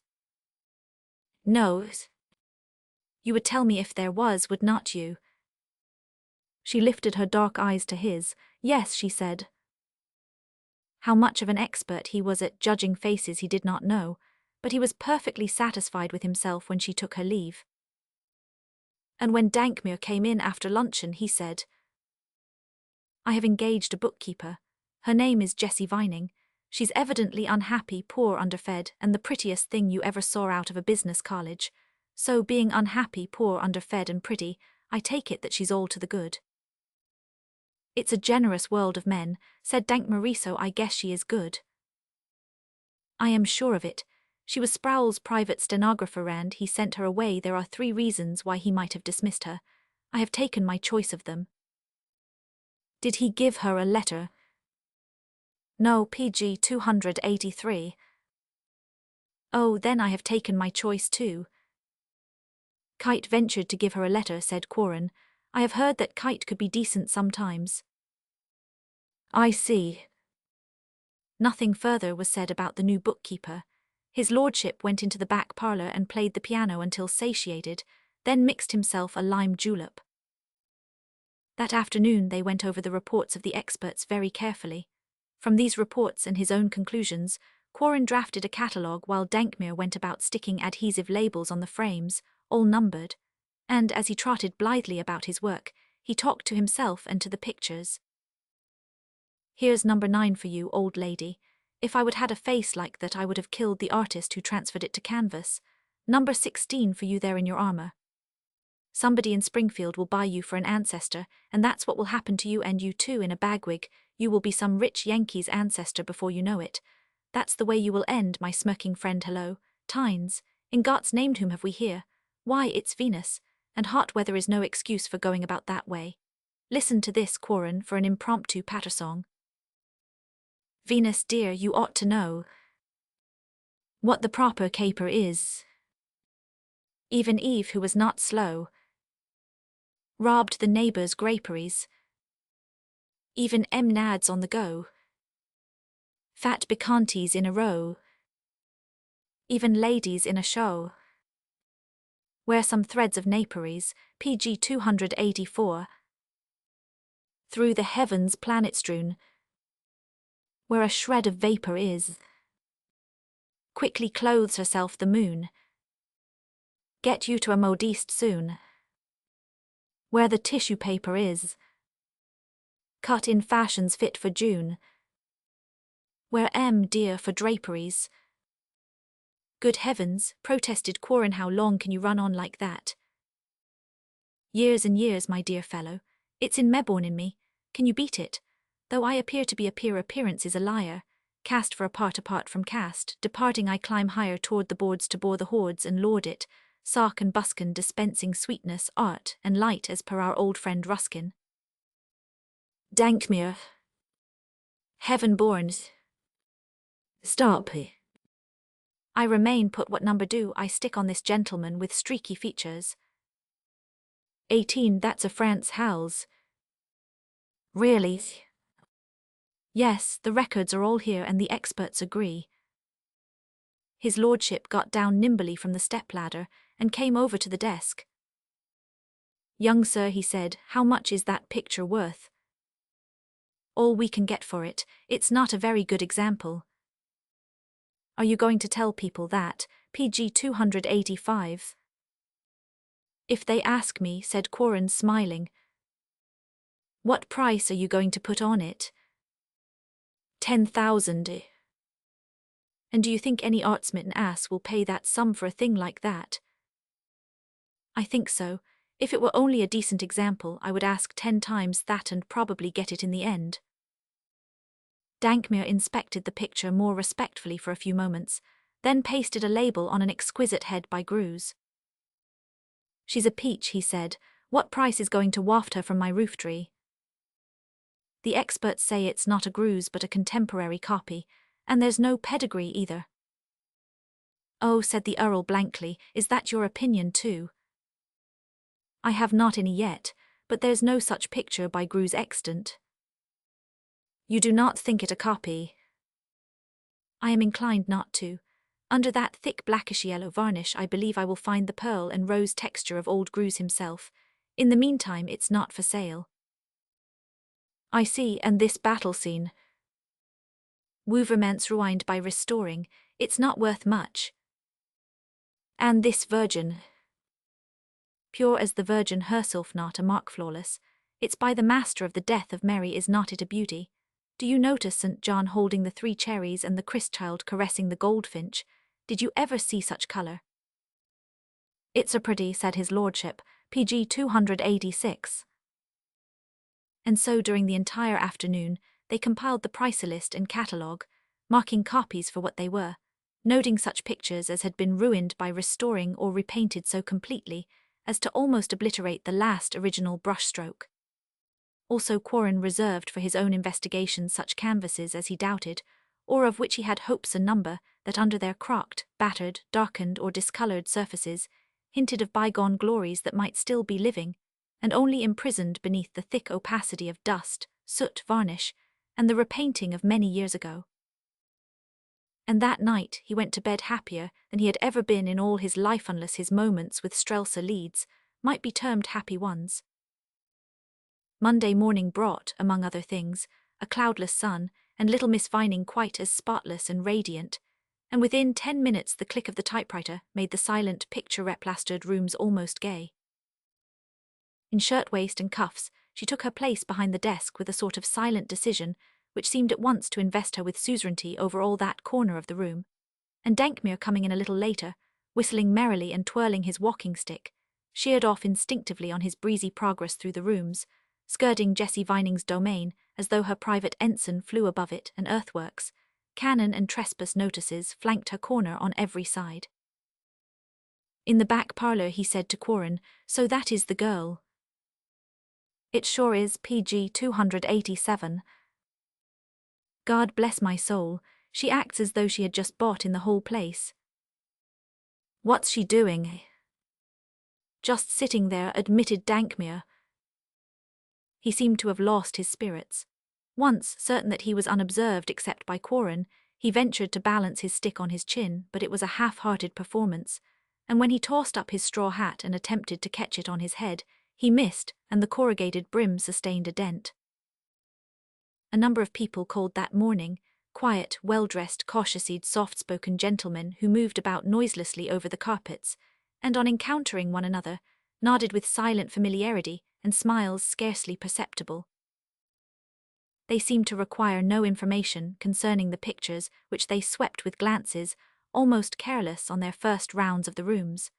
But the first leisurely tour always resulted in a second, where one or two pictures seemed to claim their closer scrutiny. Now and then one of these gentlemen would screw a jeweller's glass into his eye and remain a few minutes' nose, almost touching a canvas. Several used the large reading glass lying on a side table. Before they departed, all glanced over the incomplete scale of prices, which Jessie Vining had typed and bound in blue covers. But one and all took their leave in amiable silence, saying a non-committal word or two to Quarren in pleasantly modulated voices, and passing Jessie's desk with a grave inclination of gravely preoccupied faces. When the last leisurely lingerer had taken his leave, Quarren said to Jessie Vining, "Those are representatives of various first-class PG 288 dealers, confidential buyers, Sant 7 dealers themselves, like that handsome grey-haired young-looking man who is Max von Ebers, head of that great house." "But they did not buy one single thing," said Jessie. Quarren laughed. "People do not buy offhand. Our triumph is to get them here at all. I wrote to each of them personally." Nobody else came for a long while. Then one or two of the lesser dealers appeared, and now and then a man who might be an agent or a prowling and wealthy amateur, or perhaps one of those curious haunters of all art marts who never buy, but who never miss assisting at all inaugurations, in person-like and ubiquitous and silent dog, who turns up wherever more than two people assemble with any purpose in view or without any. During the forenoon and early afternoon, several women came into the galleries, and they seemed to be a little different from ordinary women, although it would be hard to say wherein they were different, except in one instance a tall, darkly handsome girl whose jewelry was as conspicuously oriental as her brilliant colour. Later, Quarren told Jessie Vining that they were expert buyers on commission or brokers, having clients among those very wealthy people who bought pictures now, and then because it was fashionable to do so. Also, these same women brokers represented a number of those unhappy old families who, incognito, were being forced by straitened circumstances to part secretly with heirlooms, family plate, portraits, miniatures, furniture, even with the antique mirrors on the walls PG 289, and the very fire dogs on the hearth amid the ashes of a burnt-out race almost extinct. A few Jews came representing the extreme types of the most wonderful race of people in the world, a tall, handsome, immaculate young man whose cultivated accent, charming manners, and quiet bearing challenged exception, and one or two representing the other extreme, loud, restless, aggressive, and as impertinent as they dared be, discussing the canvases in noisy voices and with callous manners verging always on the offensive. These evinced a disposition for cash deals and bargain wrangling, discouraged good-naturedly by Quarren, who referred them to the catalogue, and presently they took themselves off. Dankmere sidled up to Quarren rather timidly toward the close of the afternoon. "I do not see what bally good I am in this business," he said. "I do not mean to shirk, Quarren, but there does not seem to be anything for me to do. I think that all these beggars spot me for an ignoramus the moment they lay eyes on me, and the whole thing falls on you." Quarren said laughingly, "Well, did not you furnish the stock?" "We ought to go halves," muttered Dankmere, shyly skirting Jessie Vining's domain, where she was writing letters with the social register at her elbow. The last days of June and the 1st of July were repetitions in a measure of the opening day at the Dankmere galleries. People came and were received and entertained by Quarren. Dankmere sat about in various chairs or retired furtively to the backyard to PG 290 smoke at intervals. Jessie Vining, with more colour in her pale, oval face, ruled her corner of the room in a sort of sweet and silent dignity. Dankmere, who innately possessed the effrontery of a born comedian, for some reason utterly unknown to himself, was inclined to be afraid of her, afraid of the clear brown eyes indifferently lifted to his, when he entered, afraid of the quiet "Good morning, Lord Dankmere," with which she responded to his morning greeting, afraid of her cool, skillful little hands busy with pencil, pen, or lettered key afraid of everything about her, from her rippling brown hair and snowy collar, to the tips of her little tan shoe-seven afraid of the back of her head, when it presented only a slender neck and two little rosy, close-set ears. But he did not mention his state of abasement to Quarren. A curious thing occurred too. Jessie had evidently been gay on Sunday, and Monday noon, while out for lunch, she had left on her desk 2 Coney Island postal cards decorated with her own photograph. When she returned, one card had vanished, and she searched quietly but thoroughly before she left for home that evening, but she did not find the card. But she said nothing about it. The dreadful part of the affair was that it was theft to the Earl of Dankmere's first crime. Why he had taken it he did not know. The awful impulse of kleptomania alone seemed to explain, but scarcely palliate, his first offence against society. It was only after he realised that the picture and Jessie Vining vaguely resembled his dead countess that his lordship began to understand why he had committed a felony before he actually knew what he was doing. Jessie Vining, PG 291. And one day, when Quarren was still out for lunch and Jessie had returned to her correspondence, the terrified Earl suddenly appeared before her, holding out the photograph, and she took it, astonished, her lifted eyes mutely inquiring concerning the inwardness of this extraordinary episode. But Dankmere merely fled to the backyard, and remained there all the afternoon smoking his head off, and it was several days before Jessie had an opportunity to find herself alone in his vicinity, and to ask him with almost perfect self-possession where he had found the photograph. "I stole it," said Dankmere, turning bright red to his ear-tips. All she could think of to say was, "Why? It resembles my wife, so do you." "Really?" she said coldly. Several days later, she learned by the skillfully careless questioning of Quarren that the Countess of Dankmere had not existed on Earth for the last 10 years. This news extenuated the Earl's guilt in her eyes to a degree which permitted a slight emotion resembling pity to pervade her, and one day she said to him, casually pleasant, "Would you care for that postcard, Lord Dankmere? If it resembles your wife, I would be very glad to return it to you." Dankmere, painfully red again, thanked her so nicely that the slight, instinctive distrust and aversion which in the beginning she had entertained for his lordship suddenly disappeared so entirely that it surprised her when she had leisure to think it over afterward. So she gave him the postcard, and next day she PG 292 found a rose in a glass of water on her desk, and that ended the incident for them both, except that Dankmere was shyer of her than ever, and she was beginning to realise that his aloof and expressionless deportment was due to shyness which seemed to be inexplicable, because otherwise timidity was scarcely the word to characterise his lively little lordship. Once, looking out of the rear windows, through the lace curtains she saw the Earl of Dankmere in the backyard, gravely turning handsprings on the grass while still smoking his pipe. Once, entering the gallery unexpectedly, she discovered the Earl standing at the piano, playing a rattling breakdown while his nimble little feet performed the same with miraculous agility and professional precision. She withdrew to the front door, hastily, and waited until the piano ceased from rumbling and the Oxfords were at rest, then returned with heightened colour and a stifled desire to laugh which she disguised under an absent-minded nod of greeting. Meanwhile, 1 or 2 pictures had been sold to dealers not important once, but the sales were significant enough to justify the leasing of the basement, and here Quarren installed himself from morning to noon as apprentice to an old Englishman who, before the failure of his eyesight, had amassed a little fortune as surgeon, physician, and trained nurse to old and decrepit pictures. Not entirely unequipped in the beginning, Quarren now learned more about his Tradeth-guarded secrets of mediums and solvents, the composition of ancient and modern canvases, how old and modern colours were ground and prepared, how mixed, how applied, PG 293. He learned how the old masters of the various schools of painting prepared a canvas or panel, how the snowy veil was spread and dried, how the underpainting was executed in earthed and bone black, how the glaze was used and why, what was the medium, what the varnish. He learned about the baths of sunlight, those clarifying immersions practiced so openly yet, until recently not understood. He comprehended the mechanics, physics, and simple chemistry of that splendid, mysterious inward glow, which seemed to slumber under the colours of the old masters like the exquisite warmth in the heart of a gem. To him, little by little, was revealed the only real wonder of the old masters, their astonishing honesty. He began to understand that, first of all, they were self-respecting artisans, practicing their trade of making pictures and painting each picture as well as they knew how.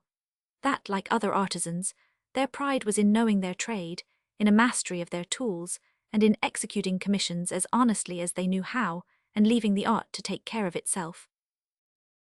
Also, he was obliged to learn in self-protection the tricks and deceptions and forgeries of the trade-all that was unworthy about it, all its shabby disguises and imitations, and crude artifices and cunning falsehoods.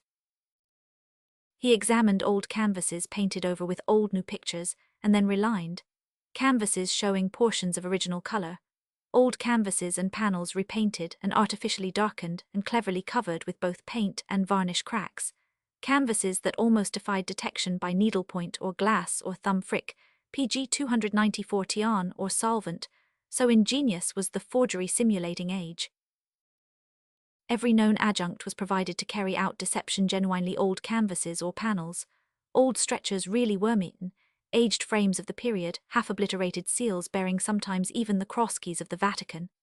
Even, in some cases, pretense that the pictures had been cut from the frame, and presumably stolen was carried out by a knife-slashed and irregular ridge where the canvas had actually been so cut, and then sewed to a modern toile. For forgery of art is as old as the Greeks, and as new as Tadeth, one sinister art that perhaps will never become a lost art. And Quarren and his aged mentor in the basement of the Dankmere galleries discovered more than enough frauds among the Dankmere family pictures, showing how the little Earl's forebears had once been gulled before his present lordship lay in his cradle. To Quarren the work was fascinating, and, except for his increasing worry over Strelsa Leeds, would have been all-absorbing to the degree of happiness that interested contentment which passes for it on earth.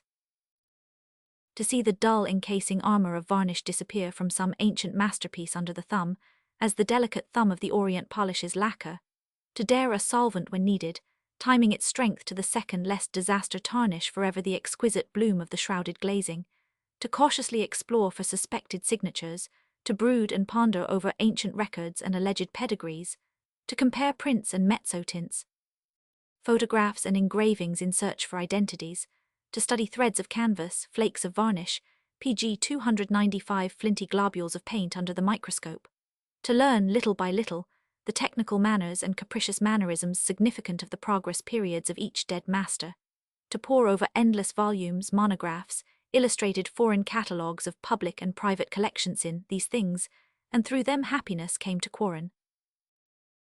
Never a summer's sun rose over the streets of Ascalon, arousing the Philistine to another day of toil, but it awoke Quarren to the subdued excitement of another day. Eager, interested, content in his self-respect, he went forth to a daily business which he cared about for its own sake, and was fast learning to care about to the point of infatuation. He was never tired these days, but the summer heat and lack of air and exercise made him rather thin and pale. Close work with the magnifying glass had left his features slightly careworn, and had begun little converging lines at the outer corners of his eyes. Only one line in his face expressed anything less happy: the commencement of a short perpendicular crease between his eyebrows.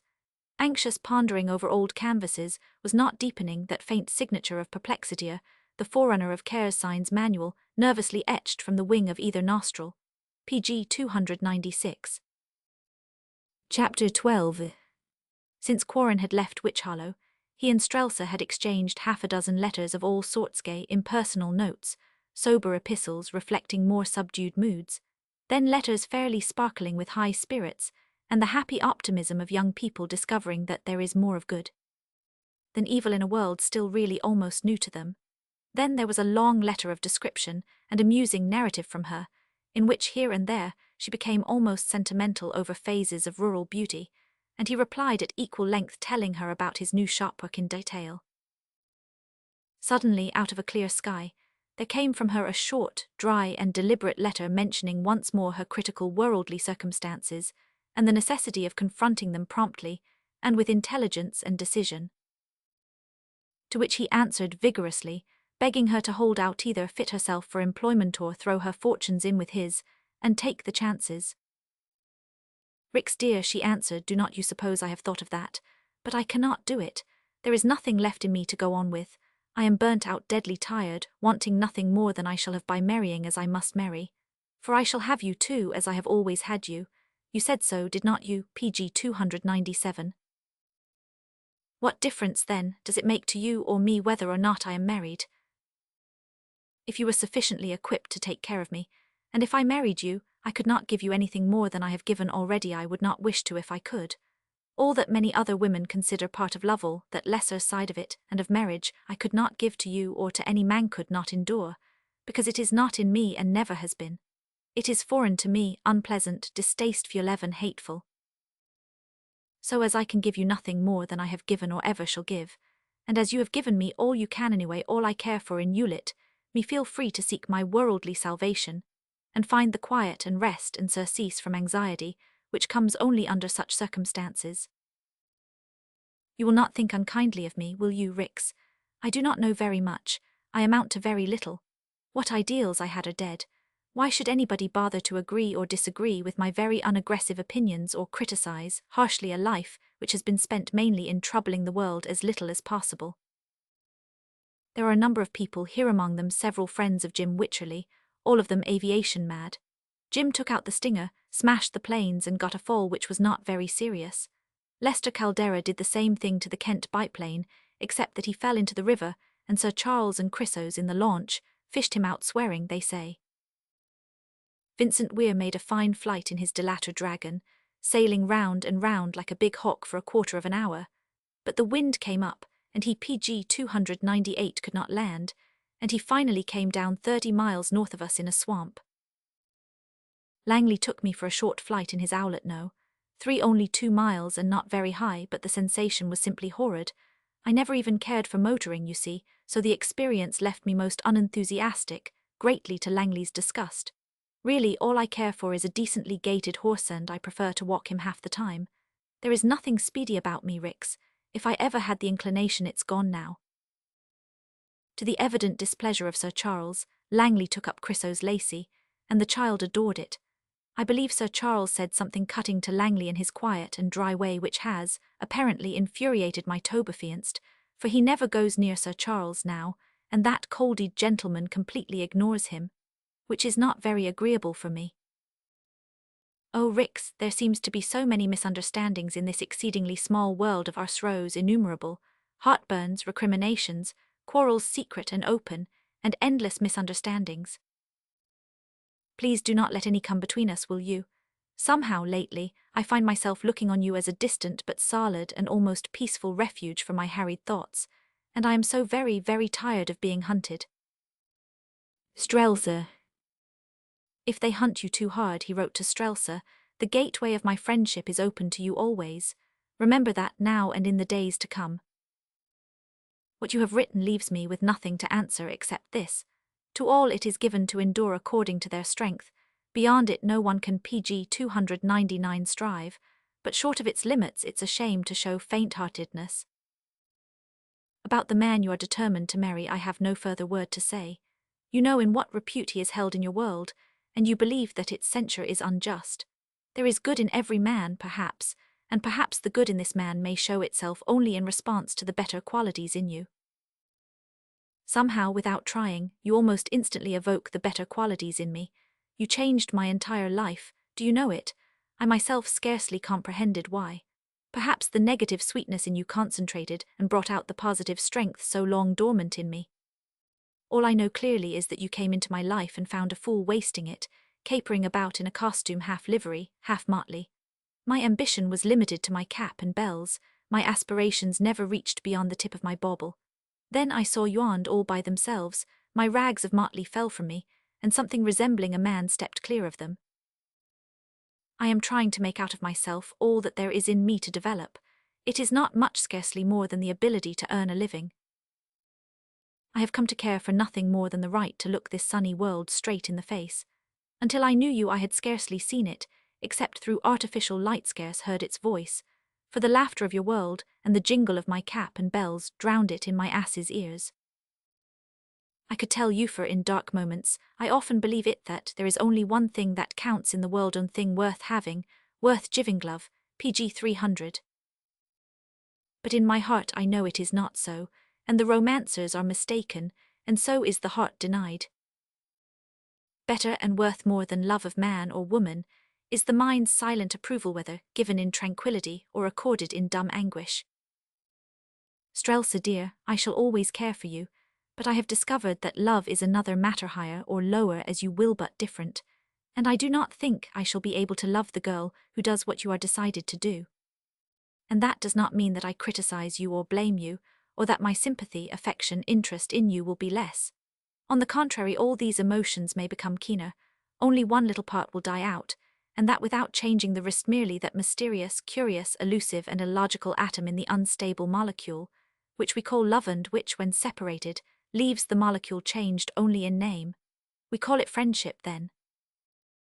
And this is, I think, what you would most desire, so when you do what you have determined to do, I will really become toward you what you Ariand have always been toward me, and could either of us ask for more? Only forgive me, I wish it had been Sir Charles or almost any other man, but that is for your decision. Strelsa governs and alone is responsible to Strelsa. Meanwhile, do not doubt my affection, do not fear unkindness, judgment or criticism. I wish I were what you cared for most in the world after the approval of your own mind. I wish you cared for me not only as you do, but with all that has never been aroused in you, for without that I am helpless to fight for you. PG 301. So in your own way you will live life through, knowing that in me you will always have an unchanged friend, even though the lover died when you became a wife. Is all clear between us now? If you are ever in town or passing through to Newport or Bar Harbor, stop and inspect our gallery. It is really quite pretty, and some of the pictures are excellent. You should see it, no sunlight slanting in through the dusty bay window, Dankmere at a long polished table doing his level best to assemble certain old prints out of a portfolio containing nearly 1,000. Pretty little Miss Vining, pencil in hand, checking off at her desk the reference books we require in our eternal hunt for information. I below stairs in overalls, if you please, paint and varnish stained, a jeweller's glass screwed into my left eye, examining an ancient panel which I strongly hope may have been the work of a gentleman named Bronzenoffer. Its mate is almost certainly the man in armour in the Metropolitan Museum. Strelsa, it is the most exciting business I ever dreamed of. And the beauty of it is that it leads out into everything, stretches 1,000 sensitive tentacles which grasp at knowledge of beauty, everywhere, whether it lie in the sombre splendour of the tapestries of Bayeux, of Italy, of Flanders, or deep in the woven magnificence of some dead sultan's palace rug, or in the beauty of the work of silversmiths, goldsmiths, of sculptors in ivory, or in wood long dead, or in the untinted marbles of the immortal masters. Never before did I understand how indissolubly all arts are linked, how closely and eternally knit to PG 302 together in the vast fabric fashioned by man from the beginning of time, and in the cryptograms of which lie buried all that man has ever thought and hoped. My cat Daisy recently presented the Dankmere galleries with 5 squeaking kittens of assorted colour and design. Their eyes are now open. Poor Daisy, it seems only yesterday when, calmly purring on my knee, she heard for the first time in her innocent life a gentleman cat begin an intermezzo on the back fence. Never before had Daisy heard such amazing language. She rose, astounded, listening, then, giving me one wild glance, fled under the piano. I shied an empty bottle at the moonlit minstrel, and I supposed that Daisy approved. But man supposes and cat proposes, and Daisy's kittens are certainly ornamental. Dankmere carries one in each pocket, Daisy trotting at his heels with an occasional little exclamation of solicitude and pride. Really, we are a funny lot here in the Dankmere Galleries, not superficially businesslike perhaps, for we close at 5 and have tea in the extension, Dankmere, Miss Vining, I, Daisy, and her young ones Daisy, and the latter taking their nourishment together in a basket which Miss Vining has lined with blue silk. In the evenings, sometimes Miss Vining remains and dines with Dankmere and myself at some near restaurant, and after dinner Carl Westgard comes in and reads the most recent chapter of his novella. Perhaps Dankmere plays and sings old-time songs for user. If the heat makes us feel particularly futile, I perform some of those highly intellectual tricks, which once made PG 303 me acceptable among people I now seldom or never see. In the evenings, sometimes Miss Vining remains and dines with Dankmere and myself at some near restaurant. In the evenings, sometimes Miss Vining remains and dines with Dankmere and myself at some near restaurant. Miss Vining, as I have already told you in other letters, is a sweet, sincere girl with no pretense to anything out of the ordinary, yet blessed with a delicate sense of honor, and incidentally of humor. She is quite alone in the world, and now that she has made up her mind about Dankmere and me, I can see that she shyly enjoys our including her in our harmless informalities. Westgard is immensely interested in her as a type, and he informs me that he is studying her, which is more or less bosh, but Carl loves to take himself seriously. Nobody you know has been to see us. It may be because your world is out of town, but I am beginning to believe that the Dankmere galleries need expect no patronage from that same world. Friendship usually fights shy of the frontiers of business.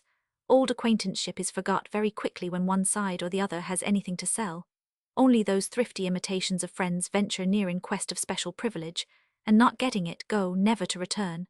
You buy amici, I buy opes. When you pass through this furnace of Ascalon called New York, will you stop among the Philistines long enough to take a cup of tea with us? I will show you the pictures. Dankmere will play Shannon water for you.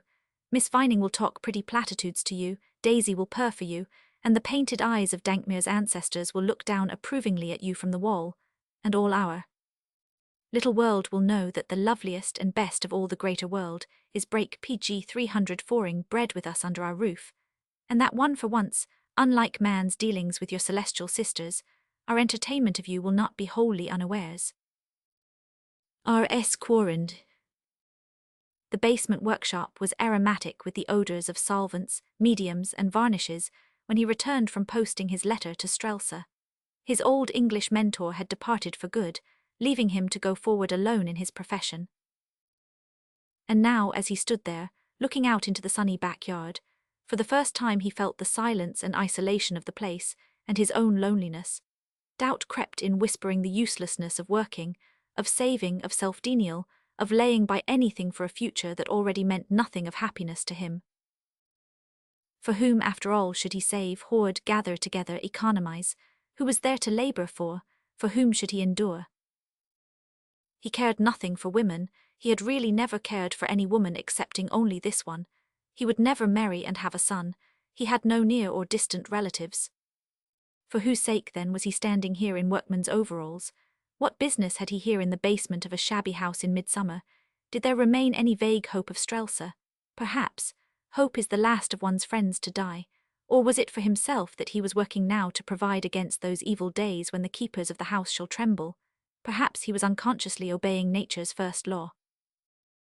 And yet, slowly within him grew a certainty that these reasons were not the real once-not, the vital MPG 305 pulse, that moved his hand steadily through critical and delicate moments, as he bent, breathless, over the faded splendours of ancient canvases. No, somehow or other he had already begun to work for the sake of the work itself, whatever that really meant. That was the basic impulsive occult motive, and somehow he knew that, once aroused, the desire to strive could never again in him remain wholly quiescent. Both Dankmere and Miss Vining had gone to lunch, presumably in different directions. Daisy and her youngsters, having been nourished, were asleep. There was not a sound in the house except the soft rubbing of tissue paper, where Quarren was lightly removing the retouching varnish from a relined canvas. Presently the front doorbell rang. Quarren rinsed his hands and, still wearing overalls and painter's blouse, mounted the basement stairs and opened the front door, and Mrs. Sproul, supported by a footman, waddled in, panting. "Tell your master I want to see him," she said. "I do not mean that fool of an Englishman. I mean Mr. Quar, good Lord. Ricky, is that you? Here, get me a chair. Those front steps nearly killed me. Long ago I swore I would never enter a house which was not basement built and had an elevator. Hand me one of those fans, and if there's any water in the house not swarming with typhoid germs, get me a glass of it." He brought her a tumbler of spring water. She panted and gulped and fanned and panted, her little green eyes roaming around her. Presently she dismissed the footman, and turned her heavily flushed face on Quarren. The rolls of fat PG 306 crowded the lace on her neck, perspiration glistened under her spark-like eyes. "How are you?" she inquired. He said smilingly that he was well. You do not look it. You look gaunt well. I never thought you would come to this, that you had it in you to do anything useful. I believe I have heard you say so now and then, he said with perfect good humor. Why not? Why should I have thought that your talents amounted to more than ornaments? No reason to suppose so, he admitted, amused. Not the slightest. Talent usually damns people to an effortless existence, and yours was a pleasant one too. You had a good time, did not you? Oh, very. There was nothing to do except to come in, kiss the girls all around and make faces to amuse them, was there? Not much more, he admitted, laughing. Mrs. Sproul's little green eyes travelled all over the walls. Umph, she snorted. I suppose these are some of Dankmere's heirlooms. I never fancied that little bounder. Wait. What? Wait a moment. I like Dankmere, and he is not a bounder. He is one. Keep that opinion to yourself, he said bluntly. The old lady's eyes blazed. I am damned if I do, she retorted. I'll say what, PG 307? Not here. You must not be uncivil here. You know well enough how to behave when necessary, and if you do not do it I will call your carriage. For fully 5 minutes Mrs. Sproul sat there attempting to digest what he had said. The process was awful to behold, but she accomplished it at last with a violent effort. Ricky, she said, I did not come here to quarrel with you over an Englishman with whom I have my personal opinion. He laughed, leaned over and deliberately patted her fat wrist, and she glared at him somewhat as a tigress inspects a favourite but overgrown and presuming cub. I do not know why you came, he said, but it was nice of you anyway, and I am glad to see you. If that's true, she said, you are one of mighty few. The joy which people feel in my presence is usually exhibited when I am safely out of their houses, or they are out of mine. She laughed at that, and he did too, and she gulped her glass of water empty and refused more. Ricky, she began abruptly, you have been up to that Witch Hollow place of Marley's. Yes. Well, what the devil is going on there? Aviation, he said blandly. What else? Do not evade an answer.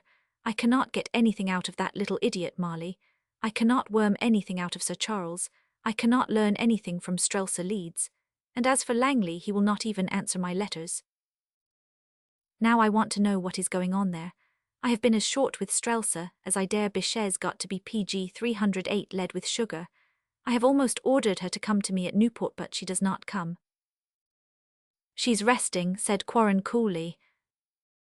Has not she had time to rest in that dingy, deadened place? And what keeps Langley there? He has nothing to look at except a few broodmares. Do you suppose he has the bad taste to hang around waiting for Chester Ledwith to get out and Mary Ledwith to return? Or is it something else that glues him there with the Ulan in the North River? Quarren shrugged his lack of interest in the subject. If I thought, muttered the old lady, if I imagined for one moment that Langley was daring to try any of his low, cold-blooded tricks on Strelsa Leeds, I would go up there myself. I'd take the next train, and tell that girl plainly what kind of a citizen my charming nephew really is. Quarren was silent. Why the dickens do not you say something? She demanded. I want to know whether I ought to go up there or not. Have you ever observed, have you ever suspected that there might be anything between Langley and Strelsa Leeds, any tacit understanding, any interest on her part in him? Why do not you answer me? You know, he said, that it's none of your business what I believe. Am I to take that impudence literally? Exactly as I said it. You asked improper questions. I am obliged to remind you that you cannot expect me to answer them. Why cannot you speak of Langley? Because what concerns him does not concern me. PG 309. I thought you were in love with Strelsa, she said bluntly. If I were, do you imagine I would discuss it with you? I will tell you what, she shouted, purple with rage, you might do a damn sight worse. I'd rather see her your wife than his, and God knows what he wants of her at Tharta's. Mary Ledwith has first call, or the world will turn Langley out of doors. Quarren, slightly paler, looked at her in silence. I tell you the world will spit in his face, she said between her teeth, if he does not make good with Mary Ledwith after what he's done to her and her husband. He has too much money, said Quarren, besides there's an ordinance against it. You watch and see, some things are too rotten to be endured. What, I have not noticed any either abroad or here, anyway it does not concern me. Do not you care for that girl? We are friends. Friends, eh? She mimicked him wickedly, plying her fan like a madwoman. Well, I fancy I know what sort of friendship has made you look 10 years older in half a year. Oh, Ricky, she added with an abrupt change of feeling, I'm sorry for you. I like you even when you're impertinent to mean you know I do. But in my heart is set on her marrying Sir Charles, you know it is. Could anything on earth be more suitable, happier for her as well as for him? Is not he a man where Langley is our toad, a cold-blooded worm, our thing? I tell you my heart's set on it. There is nothing else. PG 310 interests me. I think of nothing else, care for nothing else. Why is... What, she said, suddenly on her guard. Why do you care for it so much? Why, that is an absurd question. Then answer it without taking time to search for any reason, except the real one. Ricky, you insolent. Never mind, answer me. Why are you so absorbed in this marriage? She said with a calmly contemptuous shrug, because Sir Charles is deeply in love with her, and I am fond of them both. Is that sufficient reason for such strenuous and persistent efforts on your part? That and hatred for Langley, she said stolidly. Just those 3 reasons. Certainly just those 3. He shook his head. Do you disbelieve me? She demanded. I am compelled to knowing that never in all your life have you made the slightest effort in behalf of friendship, never inconvenienced yourself in the least for the sake of anybody on earth. She stared at him, amazed, then angry, then burst into a loud laugh, but even while laughing her fat features suddenly altered as though pain had cut mirth short. What is the matter? He said. Nothing, you are the matter. I have always been fool enough to take you for a fool. You were the only one among us clever enough to read us PG 311 and remain unread. God, if only some of us could see what we look like in the archives of your brain. Let it go at that. I do not care what I look like as long as it's a friendly hand that draws my features. I am an old woman, remember, and it is a friendly pencil you wield, is not it, Ricky? Yes. I believe it. I never knew you to do or say a deliberately unkind thing. I never knew you to abuse a confidence, either, and you were the receptacle for many, heaven only knows how many trivial, petty, miserable little intrigues you were made aware of, or how many secret kindnesses you have done. Let that go too. I want to tell you something. She motioned him nearer. She was too stout to lean far forward, and he placed his chair beside hers. Do you know where and when Sir Charles first saw Strelsa Leeds? Yes. In Egypt. She was the wife of the charming and accomplished Reggie at the time. I know. Did you know that Sir Charles fell in love with her then? That he never forgot her? That when Reggie finally took his last header into the ditch he had been riding for, Sir Charles came to me in America and asked what was best to do? That on my advice he waited until I managed to draw the girl out of her retirement. That then on my advice he returned to America to offer himself when the proper time arrived. Did you know these things, Rix? No, he said. Then you know them now, PG 312s. Yes, he hesitated, looking straight at her in silence, and after a while a slight colour not due to the heat deepened the florid hue of her features. I knew Sir Charles's father, she said in a voice so modulate, a voice so unexpected and almost pretty, that he could scarcely believe it was she who had spoken. You said, she went on under her breath, that in all my life friendship has never inspired in me a kindly action. You are wrong, Rix. In the matter of this marriage my only inspiration is friendship. The friendship I had for a man who is dead. Sir Charles is his only son. Quarren looked at her in silence. I was young once, Ricky. I suppose you can scarcely believe that. Life and youth began early for me and lasted a little more than a year, and then they both burnt out in my heart, leaving the rest of me alive as dross. She touched herself on her bosom, then lowered her eyes and sat thinking for a while. Daisy walked into the room and seated herself in a bar of sunlight, pleasantly blinking her yellow eyes. Mrs. Sproul glanced at her absently, and they eyed each other in silence. Then the larger of the pair drew a thick, uneasy breath, looked up at Quarren, all the cunning and hardness gone from her heavy features. "I have only been trying to do for a dead man's son what might have pleased that man were he alive," she said. "Sir Charles was a little lad when he died, but he left a letter for him to read when he was grown up. I never saw the letter, but Sir Charles has told me that, pg 313 in it, his father spoke amiably of me, and said that in me his son would always find a friend that is all Ricks. Do you believe me?" "Yes." "Then should I go to Witch Hollow?" "I cannot answer you." "Why?" Because I care for her too much, and I can do absolutely nothing for her. I could not swerve her or direct her. She alone knows what is in her heart and mind to do. I cannot alter it. She will act according to her strength. None can do otherwise, and she is tired to the very soul. You tell me that life and youth in you died within a year's space. I believe it, but with her it took 2 years to die. And then it died. Let her alone, in God's name. The child is weary of pursuit, deathly weary of importunity, tired, sad, frightened at the disaster to her fortune. Let her alone. If she marries, it will be because of physical strength, lacking strength of character, of mind, perhaps moral, perhaps spiritual strength. I do not know. All I know is that no man or woman can help her, because the world has bruised her too long and she's afraid of it."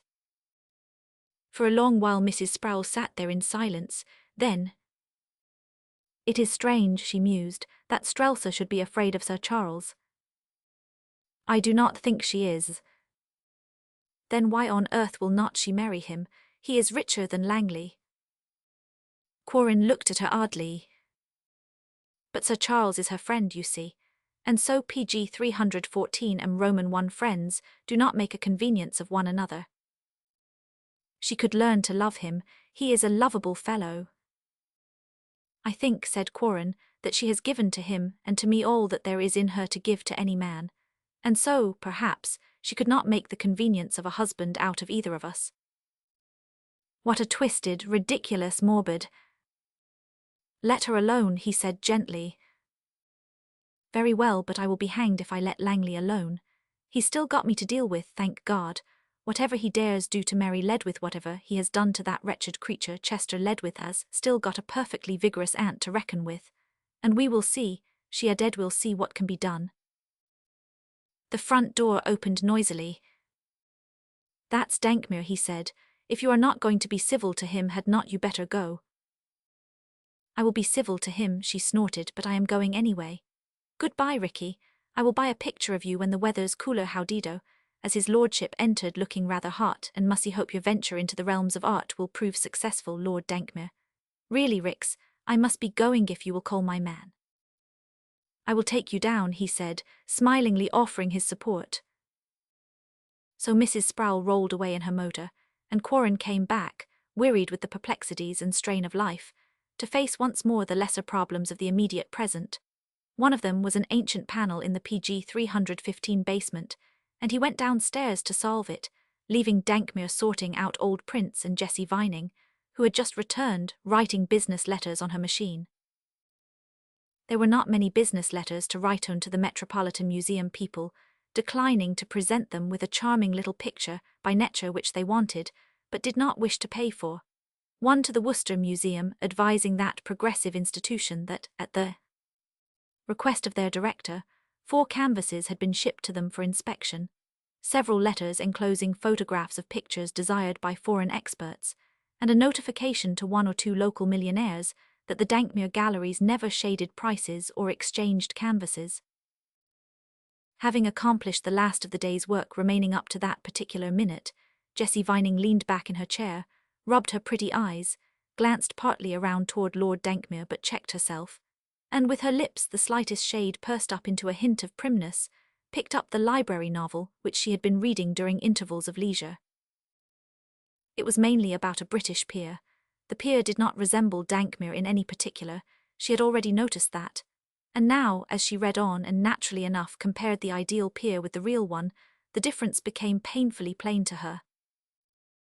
Could that short young man in rather mussy summer clothes, sorting prints over there, be a peer of the British realm? Was this young man, whom she had seen turning handsprings on the grass in the backyard, a belted earl? In spite of herself, her short upper lip curled slightly PG 316 as she turned from her book to glance at him. He looked up at the same moment, and smiled on meeting her eye, such a kindly yet diffident smile that she blushed a trifle. "I say, Miss Vining, I have gone over all these prints, and I cannot find one that resembles the Hogarth portrait if it is a Hogarth." "Mr. Quarren thinks it is." "I dare say he's quite right, but there's nothing here to prove it," and he slapped the huge portfolio shut, laid his hands on the table, vaulted to the top of it and sat down. Miss Vining resumed her reading. "Miss Vining."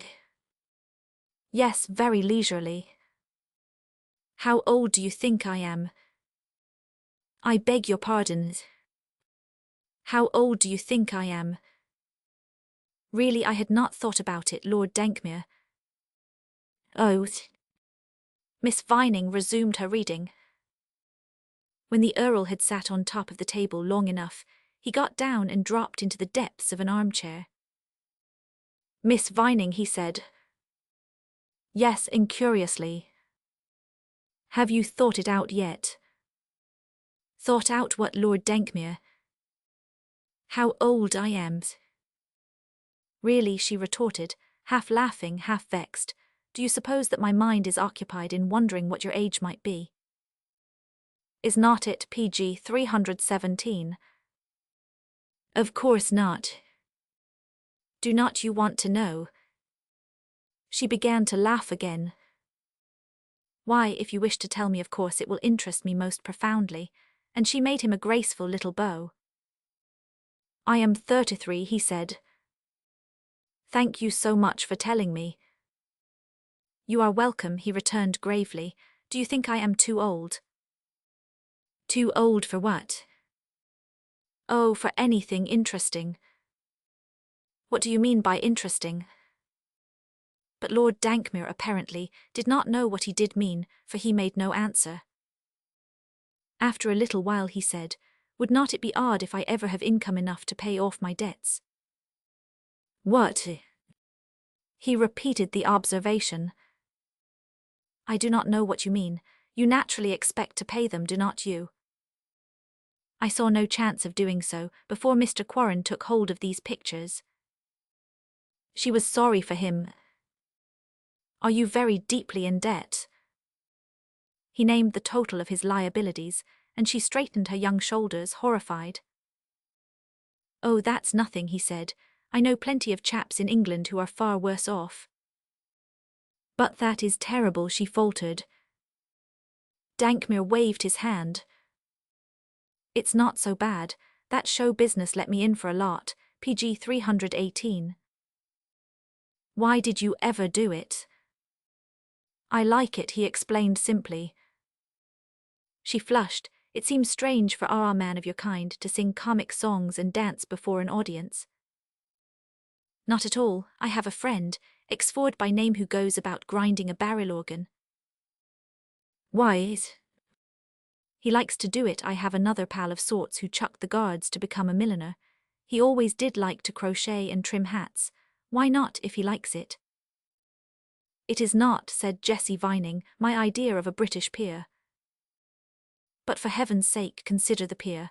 Now and then they have an idea of what they would like to do. Why not let them do it and be happy?" "Then they ought not to have been born to the peerage," she said firmly. "Many of them would not have been had anybody consulted them." "You." "It's brought me nothing but debt, ridicule, abuse and summonses." "You could not resign, could you?" she said, smiling. "I am resigned. Oh, well, I would rather be what I am than anything else. I fancy if the Topeka Museum trustees purchase that Gainsborough, I will be out of debt fast enough." And then she inquired, still smiling, "I do not know. I would like to start another show." "And leave Mr. Quarren, PG 319. "What use am I? We would share alike. He would manage the business and I would manage a musical comedy I am writing after hours." He jumped up and went to the piano, where for the next 10 minutes he rattled off some lively and very commonplace music, which to Jessie Vining sounded like everything she had ever before heard. "Do you like it?" he asked hopefully, swinging around on his stool. "It's lively." "You do not like it?" "It seems very entertaining," she said, reddening. The Earl sat looking at her in silence for a moment, then he said, "To care for anything and make a failure of it, can you beat it for straight misery, Miss Vining?" "Oh, please do not speak that way. I really am no judge of musical composition." He considered the keyboard gloomily, and resting one well-shaped hand on it addressed empty space. "What's the use of liking to do a thing if you cannot do it? Why the deuce should a desire torment a man when there's no chance of accomplishment?" The girl looked at him out of her pretty, distressed eyes, but found no words suitable for the particular moment. Dankmere dropped the other hand on the keys, touched a chord or two softly, then drifted into the old-time melody, Shannon Water. His voice was a pleasantly modulated baritone when he chose. He sang the quaint and lovely old song in perfect taste. Then very lightly he sang the harp, PG 320, and afterward an old Breton song made centuries ago. When he turned, Miss Vining was resting her head on both hands, eyes lowered. Those were the real musicians and poets. He said not these Strausses and girls from the Golden West. "Will you sing some more?" "Do you like my singing?" "Very much." So he idled for another half-hour at the piano, recalling half-forgotten melodies of the Age of Faith, which, like all art of that immortal age, can never again be revived. For art alone was not enough in those days. The creator of the beautiful was also endowed with faith. All the world was so endowed, and it was such an audience as never again can gather to inspire any maker of beautiful things. Quarren came up to listen, Jessie prepared tea, and the last golden hour of the afternoon drifted away to the untroubled harmonies of other days. Later, Jessie, halting on the steps to draw on her gloves, heard Dankmere open the door behind her and come out. They descended the steps together, and she was already turning north with a nod of good night when he said, "Are you walking?" She was, to save car fare.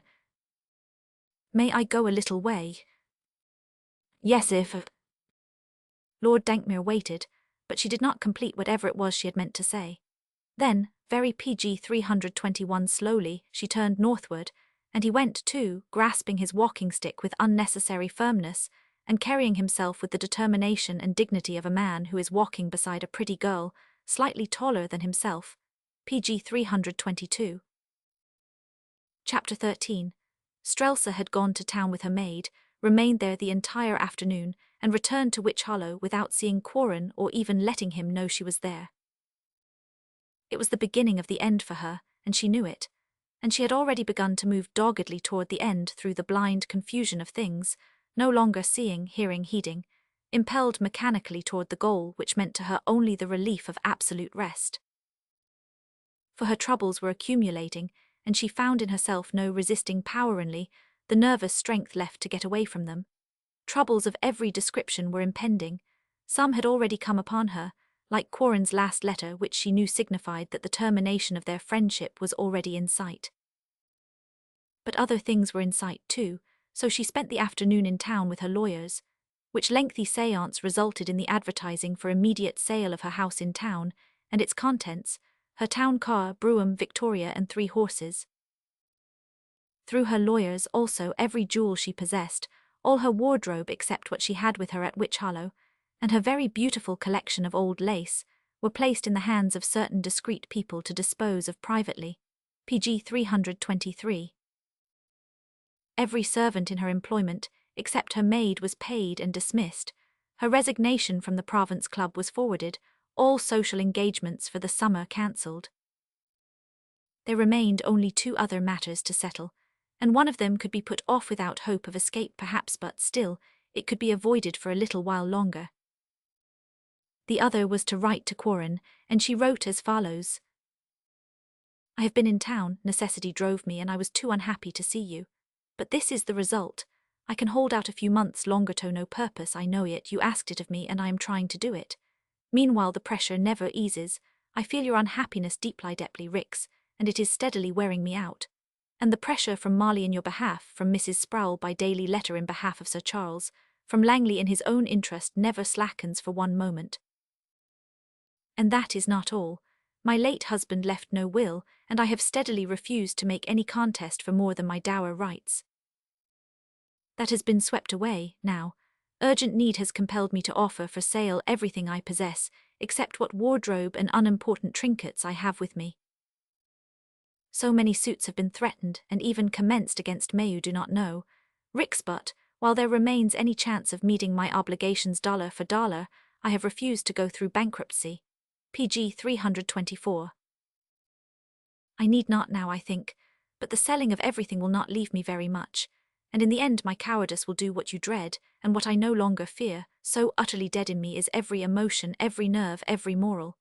Men bound to the wheel have slept, I want that sleep. I long for the insensibility, the endless lethargy that the mortally bruised crave, and that is all I hope or care for now. Love, as man professes it, would only hurt me even yours. There can be no response from a soul and body stunned, nothing must disturb their bruised coma. The man I intend to marry can evoke nothing in me, will demand nothing of me. That is already mutually understood. It's merely a bargain. He wants me as the ornament for the House of Sproul. I can carry out the pact without effort, figure as the mistress of his domain, live life through unharassed as though I stood alone in a vague, warm dream, safe from anything real. Meanwhile, without aim, without hope, without even desire to escape my destiny, I am holding out because you ask it. To what end, my friend? Can you tell me? One morning Marley came into her room greatly perturbed, and Strelsa, still in bed, laid aside the New Testament which she had been reading, and looked up questioningly at her agitated hostess.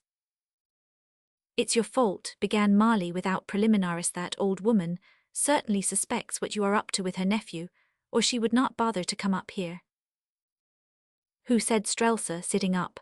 Mrs. Sproul, PG 325. Certainly, horse, foot and dragoons. She's coming, I tell you, and there's only one motive for her advent. But where will she stop? Asked Strelsa, flushing with dismay. Where do you suppose? With Langley. He would not have her. She is not to be your guest, is she? No, she wrote hinting that she would come if asked. I pretended not to understand. I do not want her here. Every servant I have would leave you as a beginning. Besides, I do not require the social prestige of such a visitation, and she knows that too, so what do you think she's done? I cannot imagine, said Strelsa wearily. Well, she's maneuvered somehow, and this morning's paper announces that she's to be entertained at South Linden by Mary Ledwith. Strelsa reddened. Why should that concern me? She asked calmly. Concern you, child? How can it help concerning you? Do you see what she's done? Do you count all the birds she's knocked over with one stone? Mary Ledwith returns from Reno and Mrs. Sproul fixes and secures her social status by visiting her at once. And it's a perfectly plain notice to Langley too, and forgive me, dear, to you. Strelsa, scarlet and astonished, sat up rigid, her beautiful head thrown back. If she means it that way, it is slanderous, she said. The entire story is a base slander. Did you believe it, Marley, PG 326? Believe it? Of course I believe it. Why should you? Because a lot of vile newspapers have hinted at such a thing. I tell you it is an infamous story without one atom of truth in it. How do you know? Asked Marley bluntly. Because Langley says so. Oh, did you ask him? No, he spoke of it himself. He denied it. Absolutely, on his word of honor. Then why did not he sue a few newspapers? He spoke of that too. He said that his attorneys had advised him not to bring any actions because the papers had been too clever to lay themselves open to suits for libel. Oh, said Marley softly. Strelsa, flushed, breathing rapidly and irregularly, sat there in bed watching her, but Marley avoided her brilliant, level gaze. There's no use in talking to you, she said, But why on earth you do not marry Sir Charles? Marley, please do not. Or Rix. Marley, cannot you let me alone? Cannot we be together for 10 minutes unless you urge me to marry somebody? Why do you want me to marry anybody? Why? But you are going to marry Langley, you say. Yes, I am, but cannot you let me forget it for a moment or two? I'm not very well. I cannot help it, said Marley grimly. I am sorry, darling, but the moment your engagement to Langley is PG 327, announced there will be a horrid smash, and some people are going to be spattered. It is not announced, said the girl hotly. Only you and Rix know about it except Langley and myself.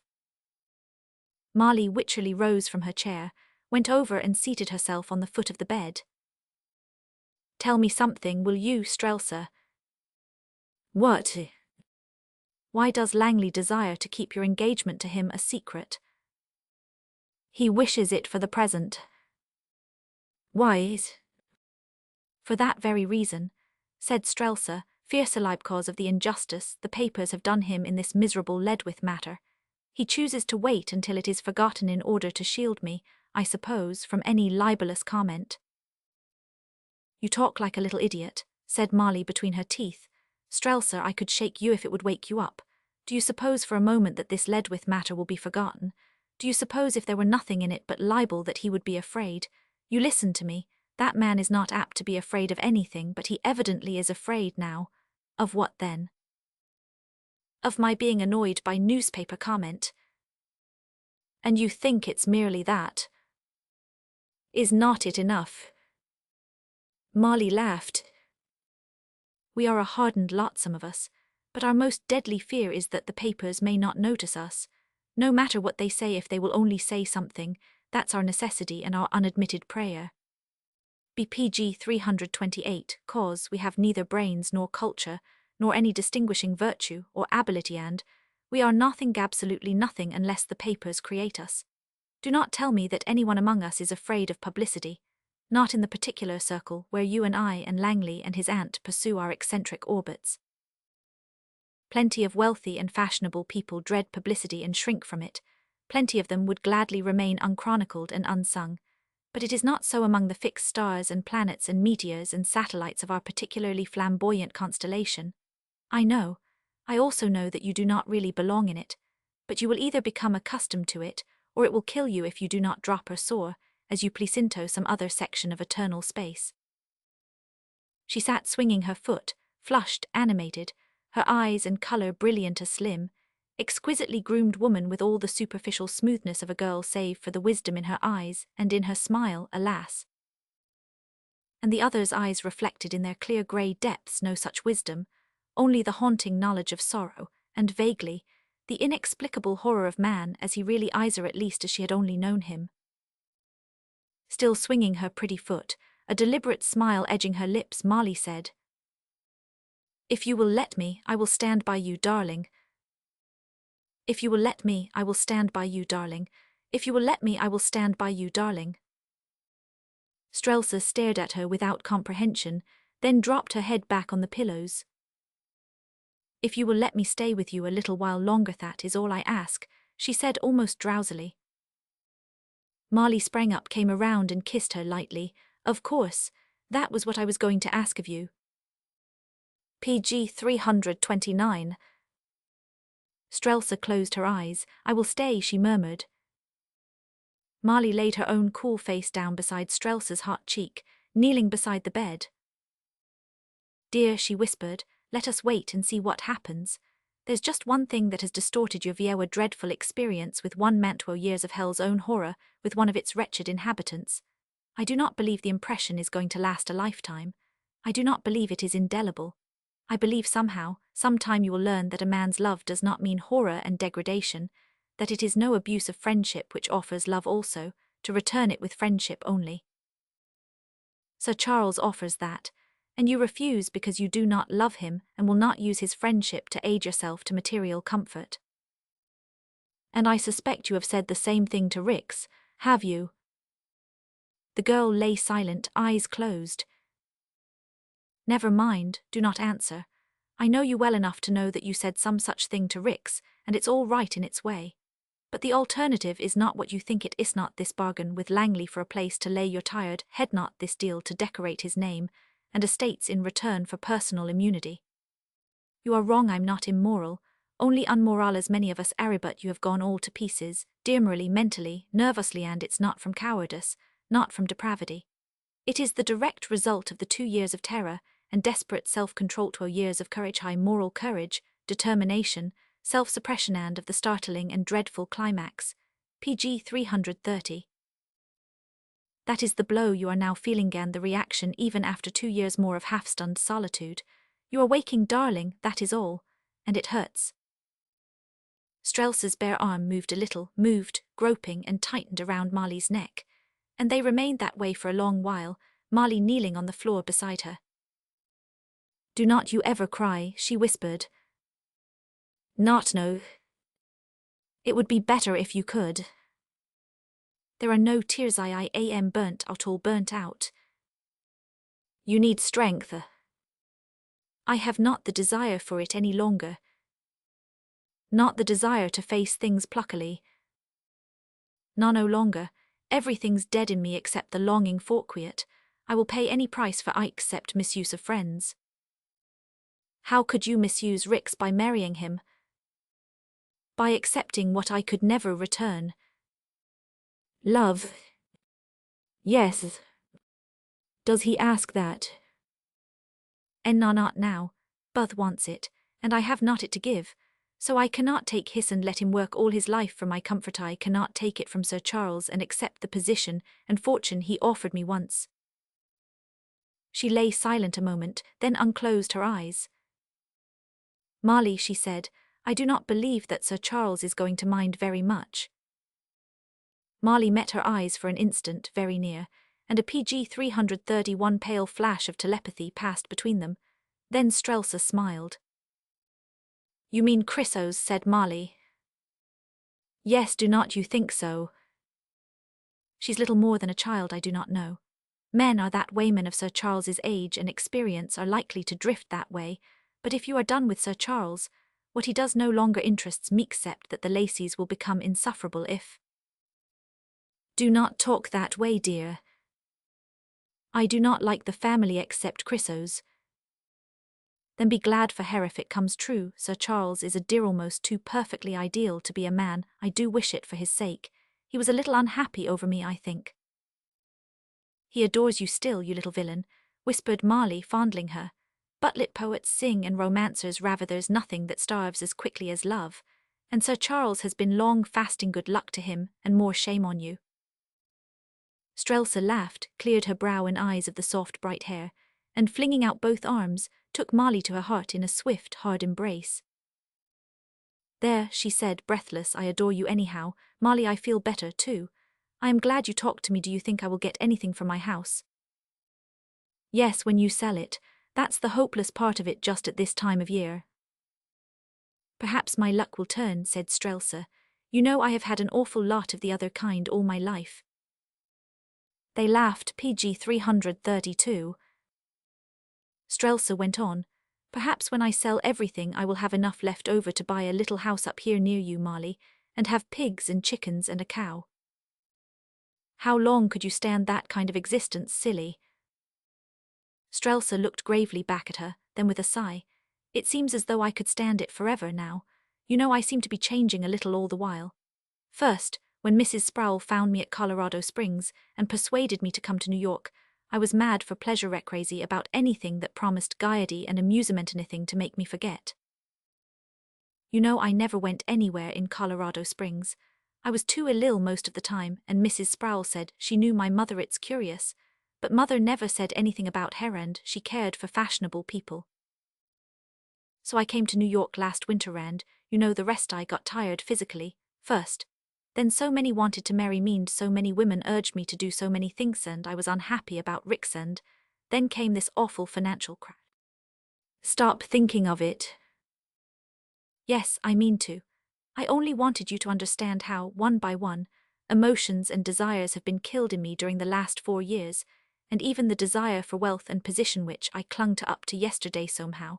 Nowthi's morning has become little more than a dreamy wish. I would rather have quiet if I could, if there's enough money left to let me rest somewhere. There will be, said Marley, watching her, PG 333. Do you think so? And then there would be no necessity for fur. Langley. Strelsa flushed. I wonder, she mused. I wonder whether, but it seems impossible that I should suddenly find I did not care for everything I cared for this winter. Perhaps I am too tired to care just now. It might be, said Marley, that something, for example your friendship with Rix, had made other matters seem less important. The girl looked up quickly, saw nothing in Marley's expression to disturb her, then turned her eyes away and lay silent, considering. If her friendship for Quarren had imperceptibly filled her mind, even crowding aside other and most important matters, she did not realize it. She thought of it now, and of him recalling the letter she had written. Vaguely she was aware of the difference in her attitude toward life since she wrote that letter only a few days before. To what was it due?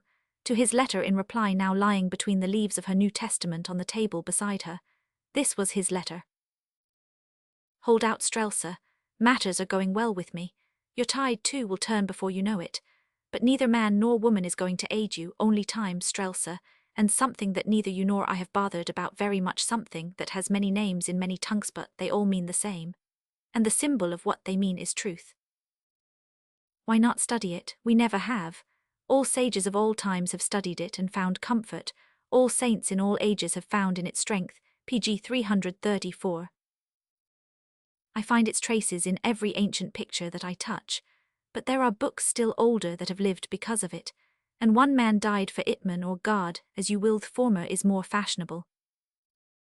Lives that have been lived because of it, given for it, forgiven for its sake, are worth our casual study. For they say there is no greater thing than truth. I can imagine no greater. And the search for it is interesting, fascinating. I had no idea how absorbing until recently, until I first saw you, who sent me out into the world to work. Hold out and study this curious subject of truth for a little while, will you? If you will only study it a while, I promise that it will interest you, not in its formalisms, not in its petty rituals and observances, nor in its endless nomenclature, nor its orthodoxy, but just as you discover it for yourself in the histories of men and women of saint and sinner, and, above all, in the matchless life of him who understood them all.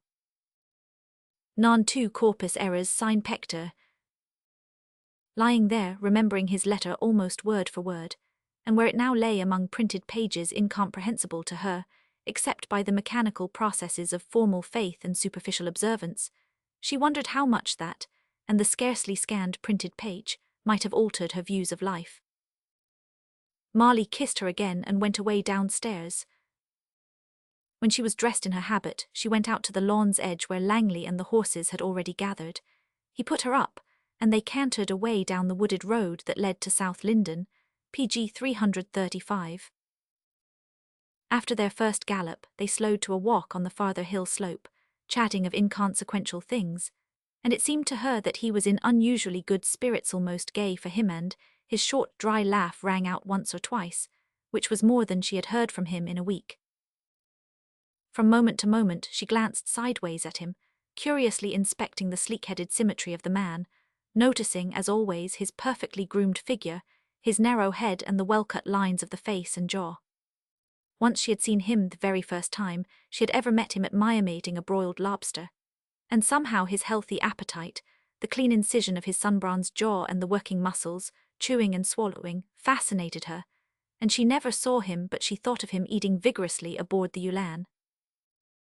Langley, she said, is it going to be disagreeable for you when Mrs. Ledwith returns to South Linden? He looked at her leisurely, eyes as always slightly protruding. Why?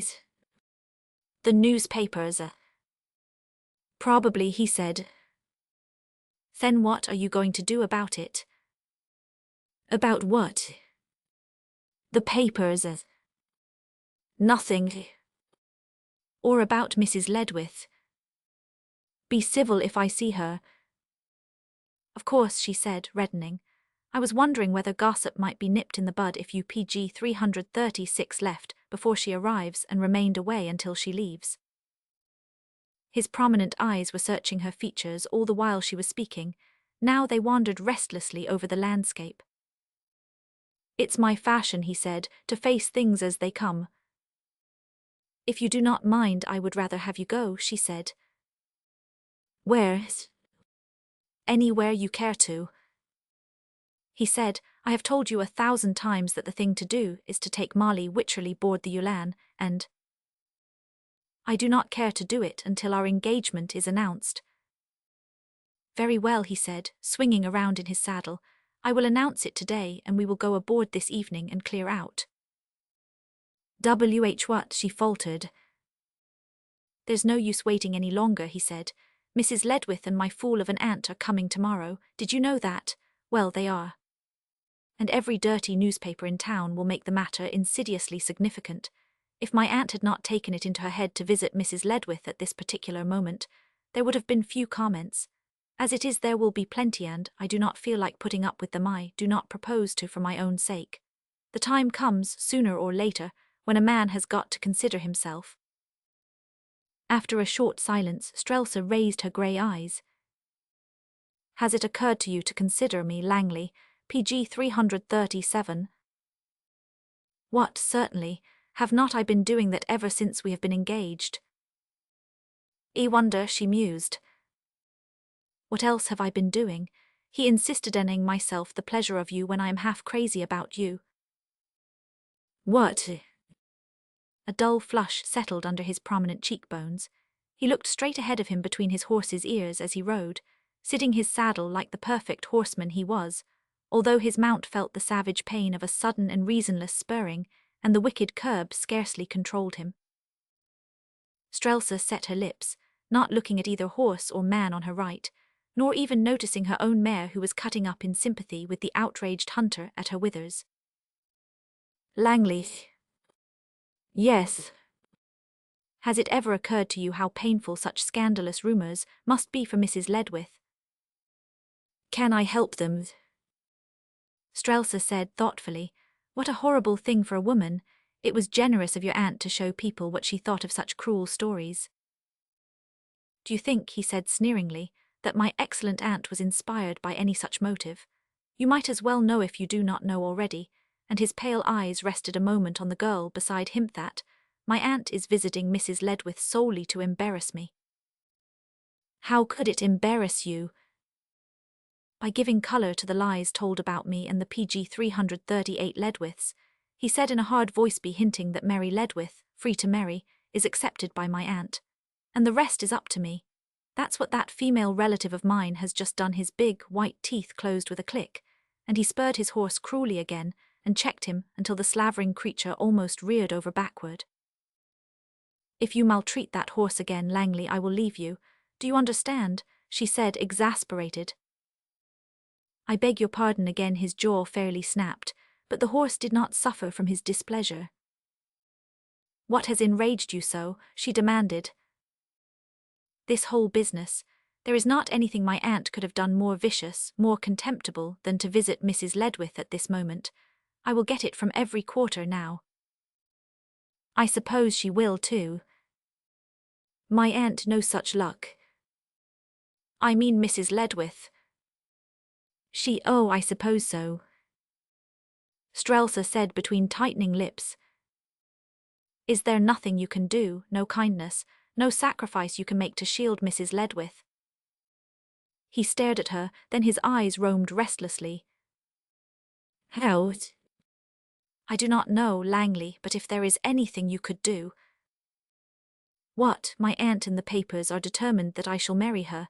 I take it that you are not suggesting that, are you?" "I am suggesting nothing," she replied in a low voice. PG 339. "Well, I am. I am suggesting that you and Marley and I go aboard the Ulan and clear out tonight." "You mean to announce our engagement first?" "Just as you choose," he said without a shade of expression on his features. "You would scarcely propose that I sail with you under any other circumstances," she said sharply. "I leave it to you and Mrs. Wycherley. The main idea is to clear out and let them howl and tear things up." Howl at Mrs. Ledwith and tear her to tatters while we start around the world on the Ulan, nodded Strelsa. She was rather white, but she laughed, and he, hearing her, turned and laughed, to a quick bark of a laugh that startled both horses who were unaccustomed to it. "Oh, I guess they will not put her out of business," he said. "She's young and handsome, and there are plenty of her sort to marry. Hirvan Dankmere would have a chance there," or he hesitated, and decided to refrain. But she understood perfectly, and lost the remainder of her colour. "You mean Mr. Quarren," she said coolly. "I did not," he replied, lying, and she was aware of his falsehood too. "What started those rumours about Mrs. Ledwith and you, Langley?" she asked in the same pleasantly even tone, and turned her horse's head toward home at the same time. He made his mount pivot surely on his hocks and drew bridle beside her. "Oh, they started at Newport." "How?" "How do I know? Ledwith and I were connected PG 340 in business matters. I saw more or less of them both, and he was too busy to be with his wife every time I happened to be with her. So you know what they said?" "Yes, when you and she were lunching at different tables at the Santa Regina, you used to write notes to her, and everybody saw you." "What of it?" "Nothing." "That is just it, there was nothing in it." "Except her reputation. What a silly and careless girl. But a man does not think doesn't care very much, I fancy. And then everybody was offensively sorry for Chester Ledwith. But that was not your lookout, was it, Langley?" Sproul turned his narrow face and looked at her in silence, and after a moment misjudged her. "It was not my fault," he said quietly. "I liked his wife and I was friendly with him until his gutter habits annoyed me." "He went to pieces, did not he?" Once more Sproul inspected her features warily. Once more he misjudged her. "He's gone to smash," he said, "but what's that to us?" "I wonder," she smiled, but had to control the tremor of her lower lip by catching it between her teeth and looking away from the man beside her. Quickly the hint of tears dried out in her grey eyes. From whatever cause they sprang glimmering there to dim her eyesight. She bent her head, absently arranging, rearranging and shifting her bridle.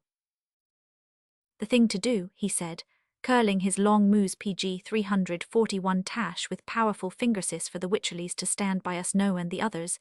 "There's that little lacy girl and Sir Charles if he chooses. We will have to take the whole lot of them aboard, I suppose." "Suppose I go with you alone," she said in a low voice. He started in his saddle, turned on her a face that was reddening heavily. For an instant she scarcely recognized him, so thick his lips seemed, so congested the veins in forehead and neck. He seemed all mouth and eyes and sanguine color, round, big, even teeth now, as the lips drew aside disclosing them. "Would you do that, Strelsa?" "Why not?" "Would you do it for me?" Her rapid breathing impeded speech. She said something inarticulate. He leaned from his saddle and caught her in his left arm. "By God," he stammered, "I knew it. You can have what you like from me, I do not care what it is. Take it, fill out your own checks, and let's get out of here before those damned women ruin us both." She had strained back and aside from him, and was trying to guide her mare away, but his powerful arm crushed her, and his hot breath fell on her face and neck. "You can have it your own way, I tell you, I swear to God I will marry you." "What?" Almost strangled, she wrenched herself free, panting, staring, and he realized his mistake. "We cannot get a license if we leave tonight," he said, breathing heavily, "but we can touch at any port and manage that, PG 342. Yao you would take me permit me to go in such a manner," she breathed, still staring at him. "It's necessity, is not it? Did not you propose it? It makes no difference to me, Strelsa. I told you I would do anything you wished."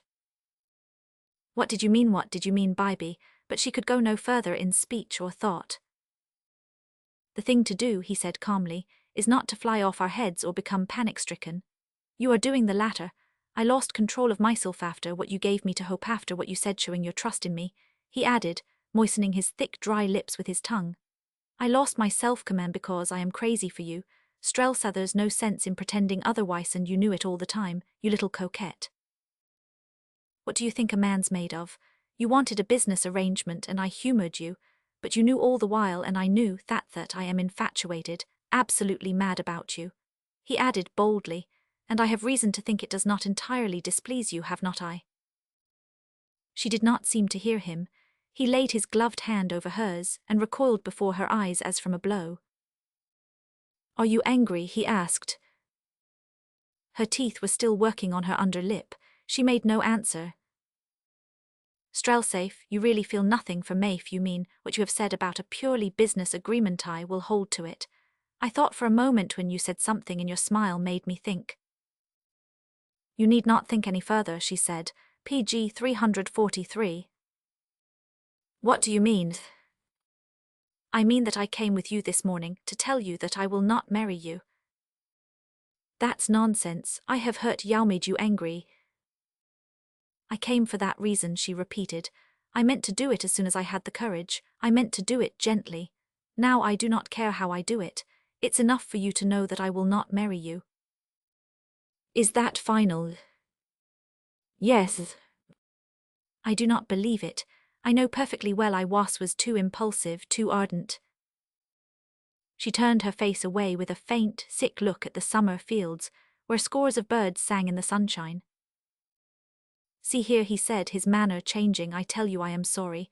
I ask your pardon. Whatever you wish shall be done. Tell me what to do. After a few moments, she turned toward him again. A few minutes ago I could have told you what to do. I would have told you to marry Mary Ledwith. Also, I would have been wrong. Now, as you ask me, I tell you not to marry her. His eyes were deadly dangerous, but she met them carelessly. No, she said, do not marry any woman after your attentions have made her conspicuous. It will be pleasanter for her to be torn to pieces by her friends. You are having your vengeance, he said. Take it to the limit, Strelsa, and then let us be reconciled. No, it is too late. It was too late even before we started out together. Why, I did not realize it then, PG 344, but it was too late long ago from the day you spoke as you did in my presence to Mr. Quarren. That finished you, Langley, if indeed you ever really began to mean anything at all to me. He made a last effort, and the veins stood out on his forehead. I am sorry I spoke to Quarren as I 999. I like him. She said coolly, you hate him. You and Mr. Caldera almost ruined him in that acreage affair. You are mistaken. Caldera squeezed him, I did not, I knew nothing about it. My agents attend to such petty matters. What motive have I for disliking Quarren? She shrugged her shoulders disdainfully. Perhaps because you thought he was devoted to mean to him, and you were right, she added. I am devoted to him because he is a man and a clean one. Have you ended? Ended what? Punishing me? Her lips curled slightly. I am afraid you are inclined to self-flattery, Langley.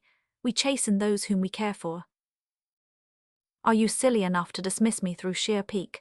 He said between his teeth. Pique, I do not understand. I have merely concluded that I do not need your fortune and I do not want your name. You personally never figured in the proposed arrangement. His visage altered alarmingly. Who have you got on the string now? He broke out, you little adventuress. What damned fool is PG 345, damned fool enough to marry you when anybody could get you for less if they care to spend the time on you? Suddenly his arm shot out and he wrenched her bridle, dragging her horse around and holding him there. Are you mad? She whispered, white to the lips. Take your hand off my bridle. For another word, he said between clenched teeth, I would ride you down and spoil that face of yours. Hold your tongue and listen to me. I have stood all I am going to from you. I have done all the cringing and bootlicking that is going to be done. You are the sort that needs curb and spurs, and you will get them if you cut up with me. Is that plain? She had carried no crop that morning, or she would have used it. Her bridle was useless. Spurring might have dragged them both down under the horse's feet. For the last time, he said, you listen to me. I love you, I want you. You have not a cent. You could fill out any check you chose to draw over my signature. Now if you are not crazy or a hopeless fool, behave yourself. A great sob choked her. She forced it back and sat waiting, eyes almost closed. Strelsa, answer me. There was no reply. Answer me for God's sake. She opened her eyes. Will you marry me? No. His eyes seemed starting from his head, and the PG 346 deep blood rushed to his face and neck, and he flung her bridle into her face with an inarticulate sound. Then slowly, side by side, they advanced along the road together. A groom met them at Witch Hollow. Strelsa slipped from her saddle without aid and leisurely, erect, smiling, walked up to the veranda where Molly stood reading the morning paper. "Hello, dear," she said. "Am I very late for luncheon?" "It's over. Will you have a tray out here?" "May I?" "Do not you want to change first?" "Yes, thanks." Molly glanced up from the paper. "Is not Langley stopping for luncheon with you?" "No." Molly looked at her curiously. "Did you enjoy your gallop?" "We did not gallop much." "Spooned." Strelsa shuddered slightly. The elder woman dropped her paper and gazed at her. "You do not mean to say it's all off, Strelsa?"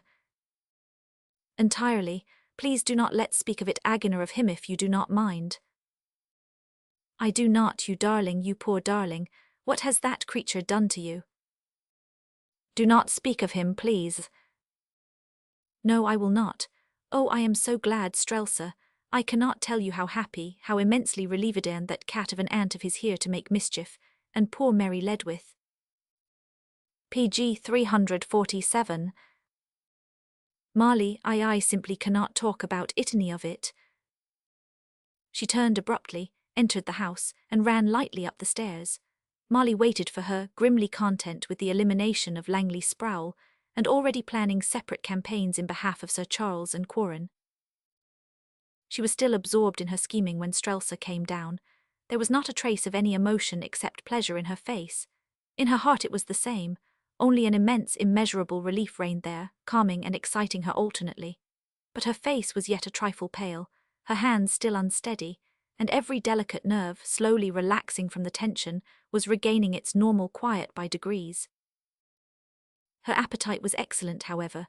Afterward she and Molly chose neighbouring rockers, and Molly, lighting a cigarette, opened fire.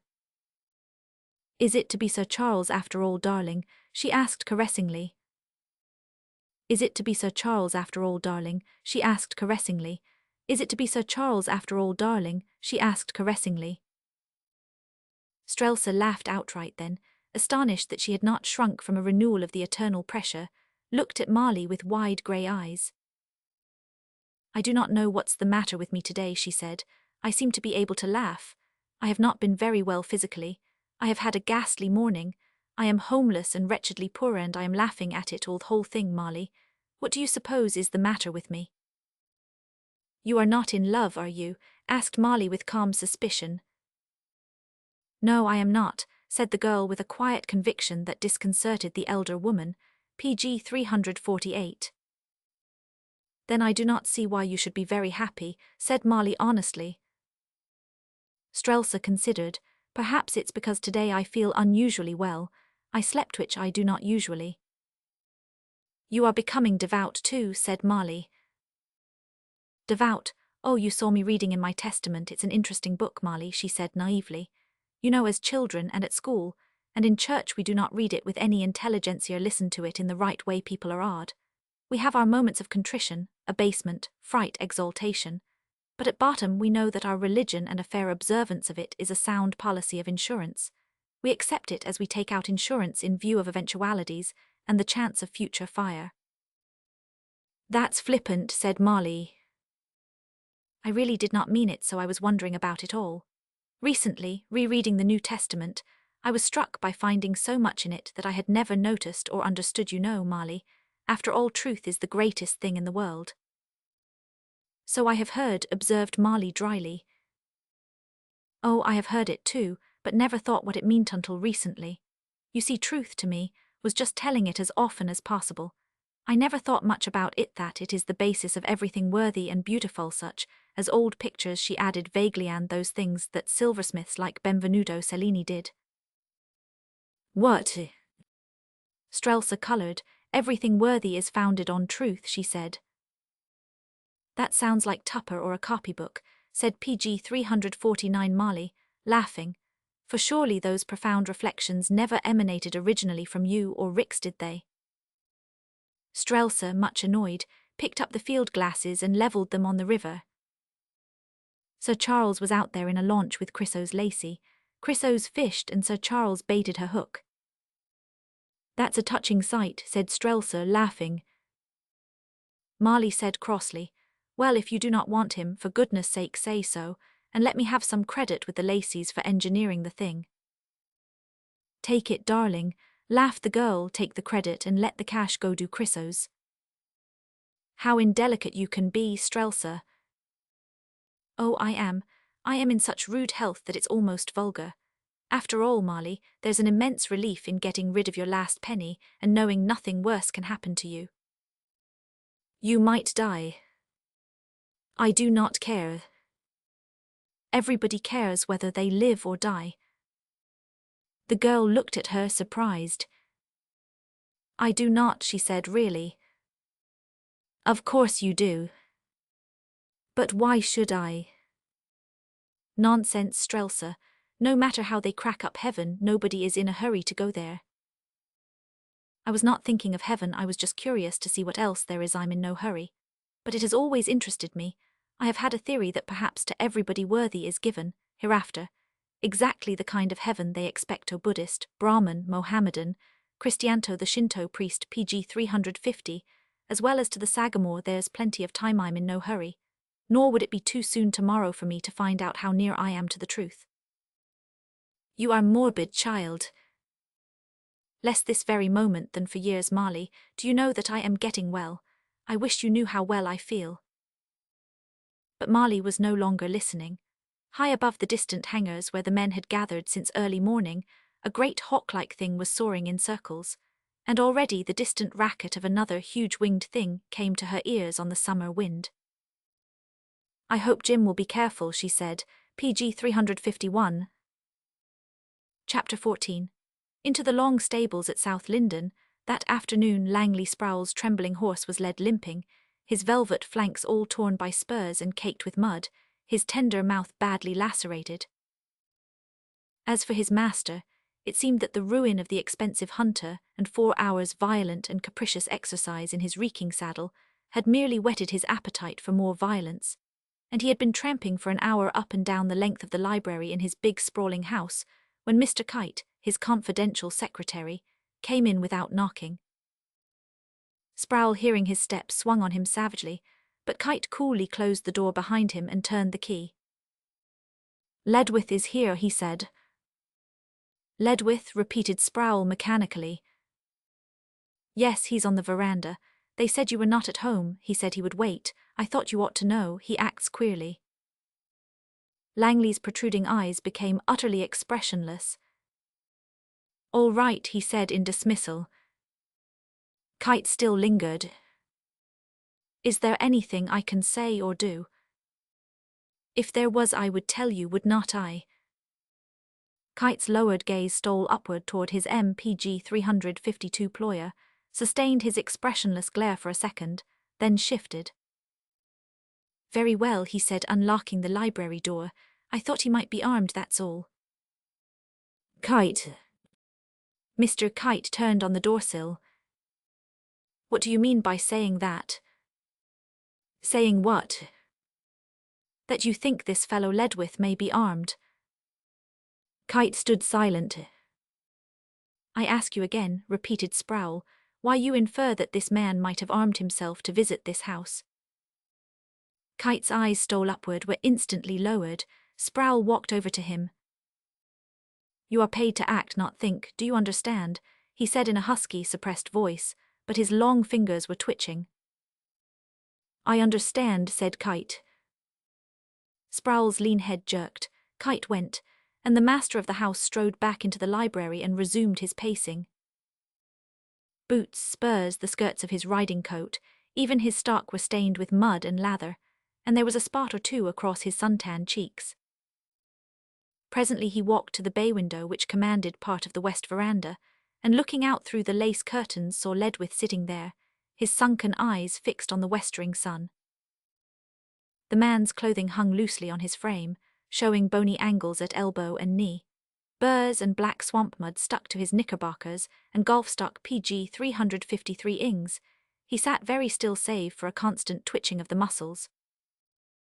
The necessity for nervous and physical fatigue drove Sproul back into the library to tramp up and down over the soft old cerebend rugs, up and down, to and fro, and across sometimes, ranging the four walls with the dull, aimless energy of a creature which long caging is rendering mentally unsound.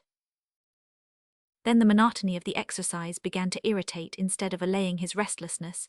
He went to the bay window again, saw Ledwith still sitting there, stared at him with a ferocity almost expressionless, and strode out into the great hallway and through the servant watch doors to the veranda.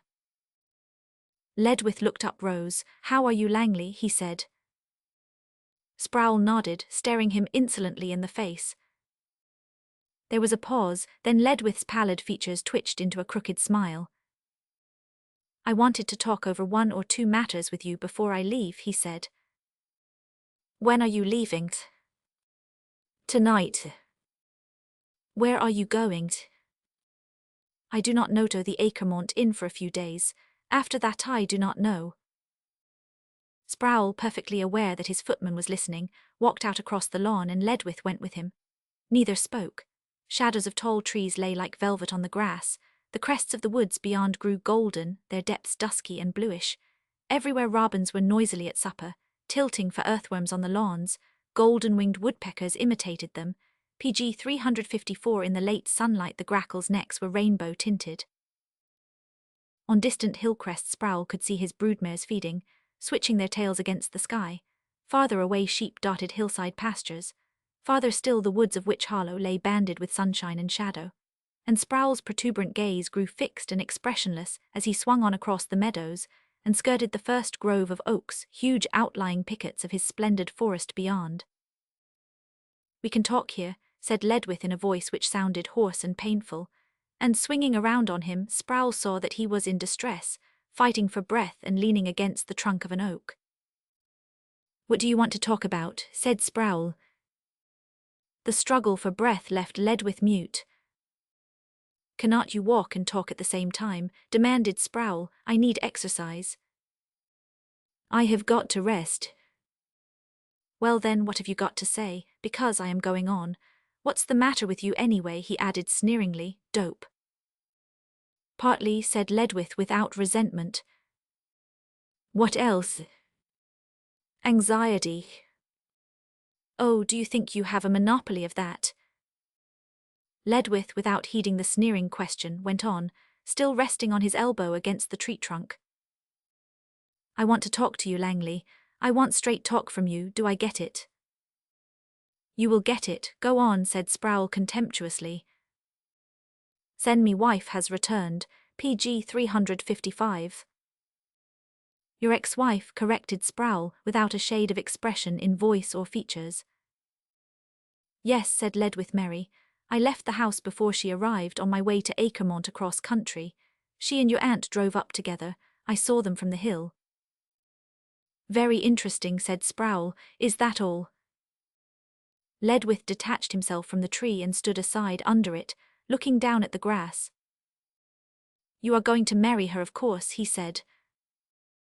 "That," retorted Sproul, "is none of your business." "Because," continued Ledwith, not heeding him, "that is the only thing possible. There is nothing else for her to do for you to do. She knows it, you know it, and so do one." "I know all about it," said Sproul coolly.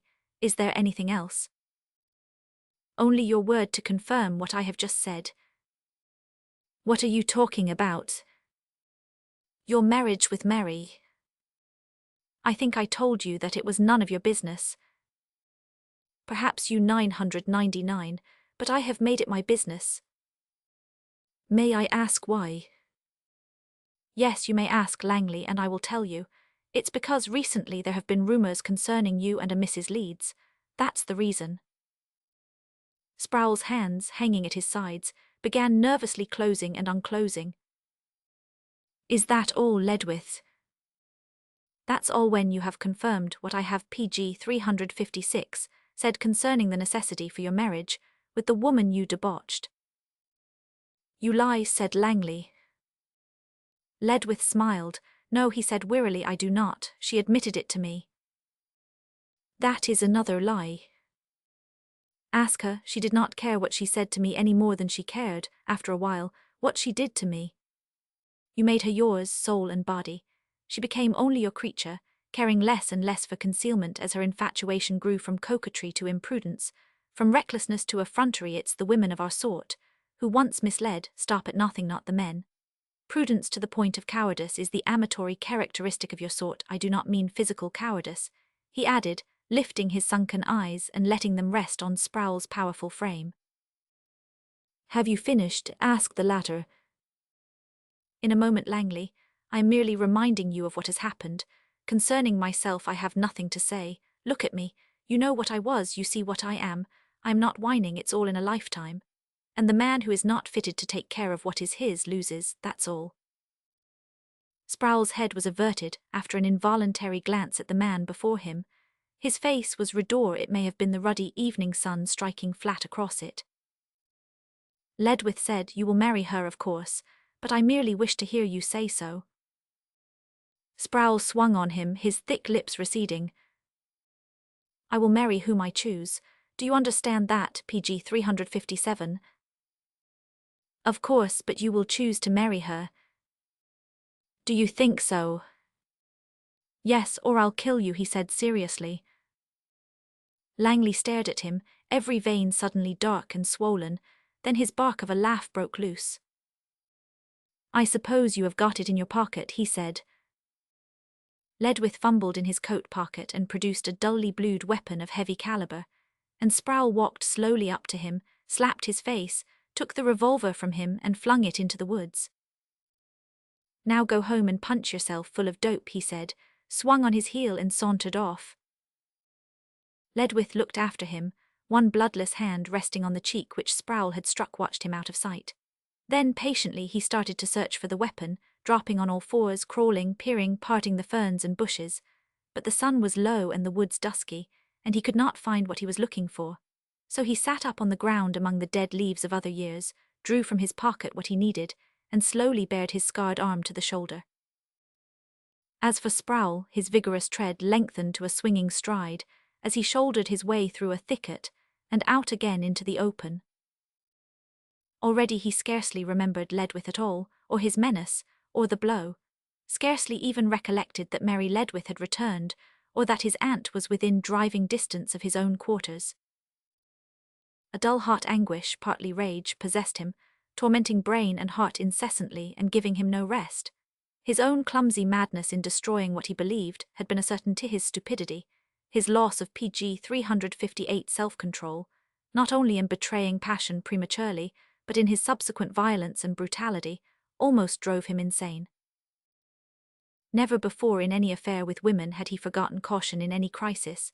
His had been a patience unshakable when necessary, a dogged, driving persistence when the time came, the subtlety of absolute inertness when required. But above all and everything else he has been a master of patience, and so a master of himself, and so he had usually won. And no, in this crisis, involving the loss of what he cared for enough to marry if, he must marry to have his way with her. What was to be done? He tried to think coolly, but the cinders of rage and passion seemed to stir and move with every breath he drew, awaking the wild fire within. He would try to reason and think clearly, to retrace matters to the beginning, and find out why he had blundered when everything was in his own hands. It was his aunt's sudden policy that betrayed him into a premature move. Mary Ledwith's return, and his aunt's visit. Mary Ledwith was there to marry him, his aunt to make mischief unless he did what was expected of him. Leisurely but thoroughly he cursed them both as he walked back across his lawn. But he was already thinking of Strelser again when, as he entered the wide hall, his aunt waddled across the rugs of the drawing-room, pronouncing his name with unmistakable decision. And before the servants, he swallowed the greeting he had hoped to give her, and led her into the library. Mercy on us, Langley, she exclaimed, eyeing his PG 359 reeking boots and riding breeches. Do you live like a pig up here? I have been out, he said briefly. What do you want? Her little green eyes lighted up, and her smile, which was fading, she forced into a kind of fixed grin. Your polished and thoughtful inquiry is characteristic of you, she said.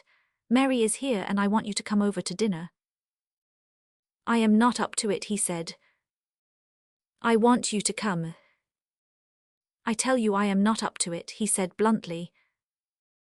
And I tell you that you would better come. Better come, he repeated. Yes, better come. More than that, Langley, you would better behave yourself, or I will make New York too hot to hold you. His prominent eyes were expressionless. Ah, he remarked. Exactly, my friend. Your race is run. You have done one thing too publicly to squirm out of the consequences. The town has stood for a good deal from you. When that girl at the Frivolity Theatre shot herself, leaving a letter directed to you, the limit of public patience was nearly reached. You had to go abroad, did not you? Well, you cannot go abroad this time. Neither London nor Paris nor Vienna nor Budapest, no, nor St. Petersburg nor even Constantinople would stand you.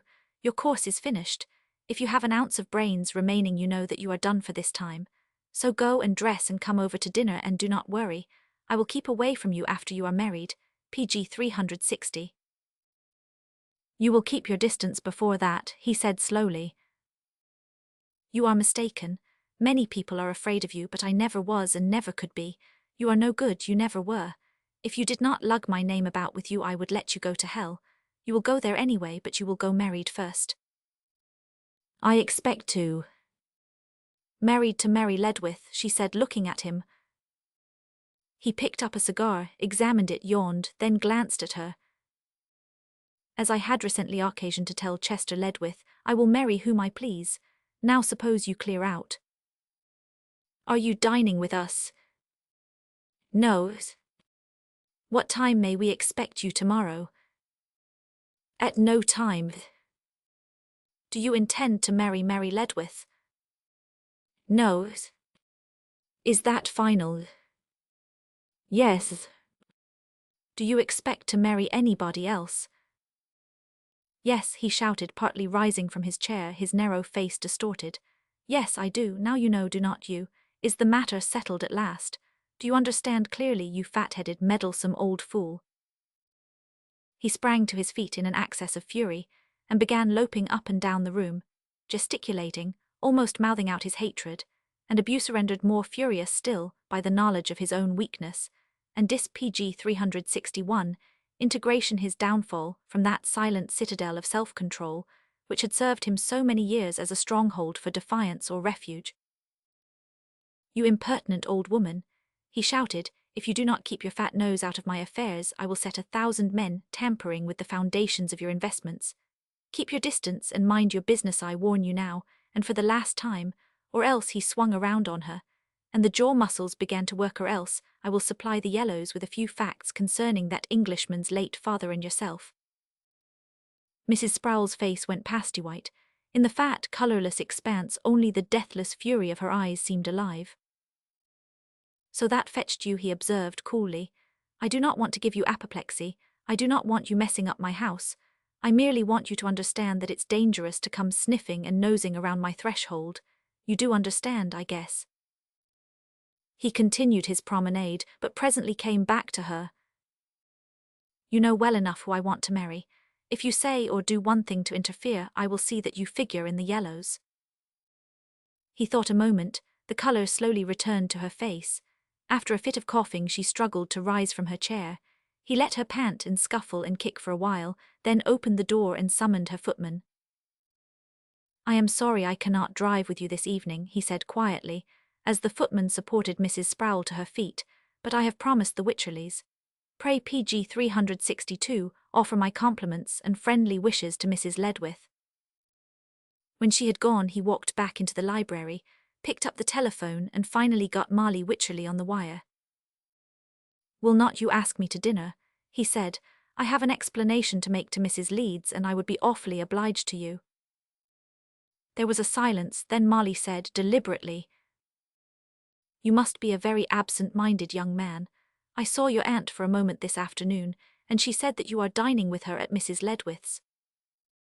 She was mistaken, began Sproul quietly, but Molly cut him short with a laughing goodbye and hung up the receiver. That was Langley, she remarked.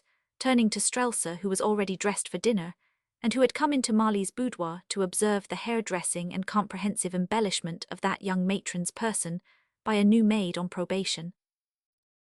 Strelsa's upper lip curled faintly, then the happy expression returned, and she watched the decorating of Marley until the maid turned her out in the perfection of grooming from crown to toe. There was nobody in the music room. Marley turned again to Strelsa as they entered. What a brute he is, asking me to invite him here for dinner when Mary Ledwith has just arrived. Did he do that? Yes, and his excuse was that he had an explanation to make you. What a sneaking way of doing it. Strelsa looked out of the dark window in silence. Marley said, I wish he would go away. I never can PG 363 look at him without thinking of Chester Ledwith and all that wretched affair, not that I am sniffy about Merythe, poor little fool anyway. She added naively, old Lady Sproul has fixed her status, and now we all know how to behave toward her. Strelsa, arms clasped behind her back, came slowly forward from the window. What a sorry civilization, she said thoughtfully, and what sorry codes we frame to govern it. What, sharply? Strelsa looked at her absently. Nobody seems to be ashamed of anything anymore, she said, half to herself. The only thing that embarrasses us is what the outside world may think of us. We do not seem to care what we think of each other. Marley, a trifle red, asked her warmly what she meant. Oh, I was just realizing what are the motives that govern us, the majority of yous, and how primitive they are. So many among us seem to be moral throwback types reappearing out of the mists of an ancient and unmoral past echoes of primitive ages, when nobody knew any better when life was new, and was merely life and nothing else, fighting, treacherous, cringing life, which knew of nothing else to do except to eat, sleep, and reproduce itself, bully the weaker, fawn on the stronger, lie, steal, and watch out that death should not interfere with the main chance. Marley, redder than ever, asked her again what she meant. I do not know, dear, how clean the woods and fields seem after a day indoors with many people. PG 364. You mean we all need moral baths? I do. Marley smiled. For a moment I thought you meant that I do. Strelsa smiled too. You are a good wife, Marley, and a good friend. I wish you had a baby. I'm going to. They looked at each other a moment, then Strelsa caught her in her arms. Really? Marley nodded. That's why I worry about Jim taking chances in his aeroplane. He must not, he's got to stop. What can he be thinking of? Cried Strelsa indignantly. But he doesn't know. You have not told him. No. Why not? I don't know how he will take it. What? Marley flushed. We did not want one. I do not know what he will say. We did not care for them. Strelsa's angry beauty checked her with its silent scorn. Suddenly her pretty head fell forward on Strelsa's breast. Do not look that way at me. I was a fool. How was I to know anything?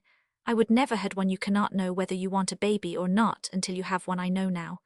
I am crazy about it. I think it would kill me if Jim is annoyed. PG 365.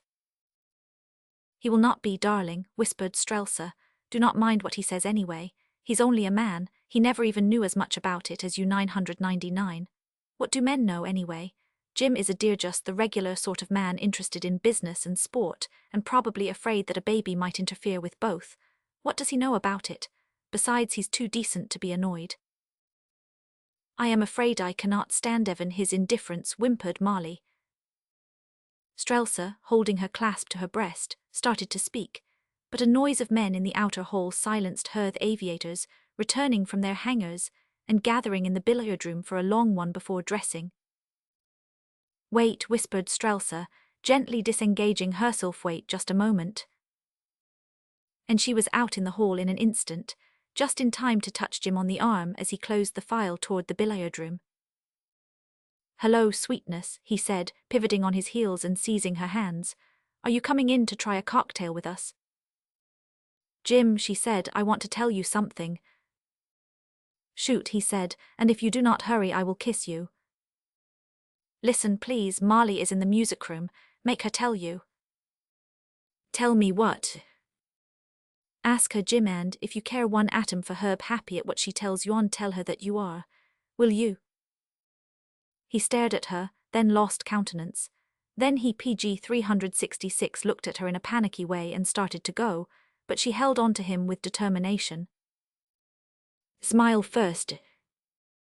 Thunder, aye. Smile, oh Jim, is not there any decency in men? His mind was working like mad. He stared at her, then through the astonishment and consternation on his good-looking features, a faint grin broke out. All right, she whispered and let him go. Marley, idling at the piano, heard his tread behind her and looked up over her shoulder. Hello, Jim, she said faintly. Hello, Ducky, Strelsa says you have something to tell me. Aye, Jim. So she said, so I cut out a long one to find out what it is. What's up, Ducky? Marley's gaze grew keener. Did that child tell you? She said that you had something to tell me. Did she? No, are not you going to tell me either? He dropped into a chair opposite her. She sat on the piano stool considering him for a while in silence, then dropping her arms with a helpless little gesture. We are going to have a baby, are you on it? For a second he sat as though paralyzed, and the next second he had her in his arms, the grin breaking out from utter blankness. You are a corker, Ducky, he whispered. You for me all the time, PG 367. Jim's really. Surest thing you know. Which is it, boy or oh? I beg your pardon, dear, I'm not accustomed to the etiquette. But I am delighted, Ducky, overwhelmed. Oh, Jim, I am so glad. And I am crazy about it, perfectly mad about it, and you are a dear to care. Certainly I care. What do you take me for, a wooden Indian? He exclaimed virtuously. Come on and we will celebrate. But Jim, we cannot tell people. Oh, that's the christening. I forgot, Ducky. No, we cannot talk about it, of course, but I will do anything you say. Will you? Will I? Watch me. Then do not take out the stinger for a while. Do you mind, dear? What, he said, jaw dropping. I cannot bear it, Jim. I was a good sport before, you know I was, but my nerve has gone. I cannot take chances now, I want you to see it. After a moment he nodded. Sure, he said, it's like Lent. You have got to offer up something if you feel that way, he sighed unconsciously. I'll lock up the hanger until. Oh, darling, will you? Yes, said that desolate young man, and kissed his wife without a scowl. He had behaved pretty well, about like the majority of husbands outside of popular romances, PG 368. The amateur aeronauts left in the morning before anybody was stirring, except the servants Vincent Weir, Lester Caldera, the Van Dynes and the rest, baggage, and later, 2 aeroplanes packed and destined for Baron Van Dyne's Long Island estate, where there was to be some serious flying, attempted over the flat and dusty plains of that salubrious island. Sir Charles Mallison was leaving that same day, later, and there were to be no more of Jim's noisy parties, and now under the circumstances, no parties of Marley's either, because Marley was becoming nervous and despondent, and a mania for her husband possessed her pretty resurgence of earlier sentiment, which, if not more than comfortably dormant, buds charmingly again at a time like this. Also she wanted Strelsa, and nobody beside these two. And although she liked parties of all sorts including Jim's sporting ones, and although she liked Sir Charles immensely, she was looking forward to comfort of an empty house with only her husband to decorate the landscape and Strelsa to whisper to in morbid moments. For Chrysos was going to Newport, Sir Charles and her maid accompanying her as far as New York, from where the baronet meant to sail the next day. His luggage had already gone. His man was packing when Sir Charles sauntered out over the dew-wet lawn, a sprig of sweet william in his lapel, tall, clear-skinned, nice to look upon. What he really thought of what he had seen in America, of the sort of people who had entertained him, of the grotesque imitation of exotic society of a certain sort of it nobody really knew. Doubtless his PG 369 estimate was inclined to be a kindly one, for he was essentially thought a philosophical, chivalrous and modest man, and if his lines had fallen in places where vulgarity, extravagance and ostentation predominated, he had encountered little real cultivation, less erudition, and almost nothing worthy of sympathetic interest.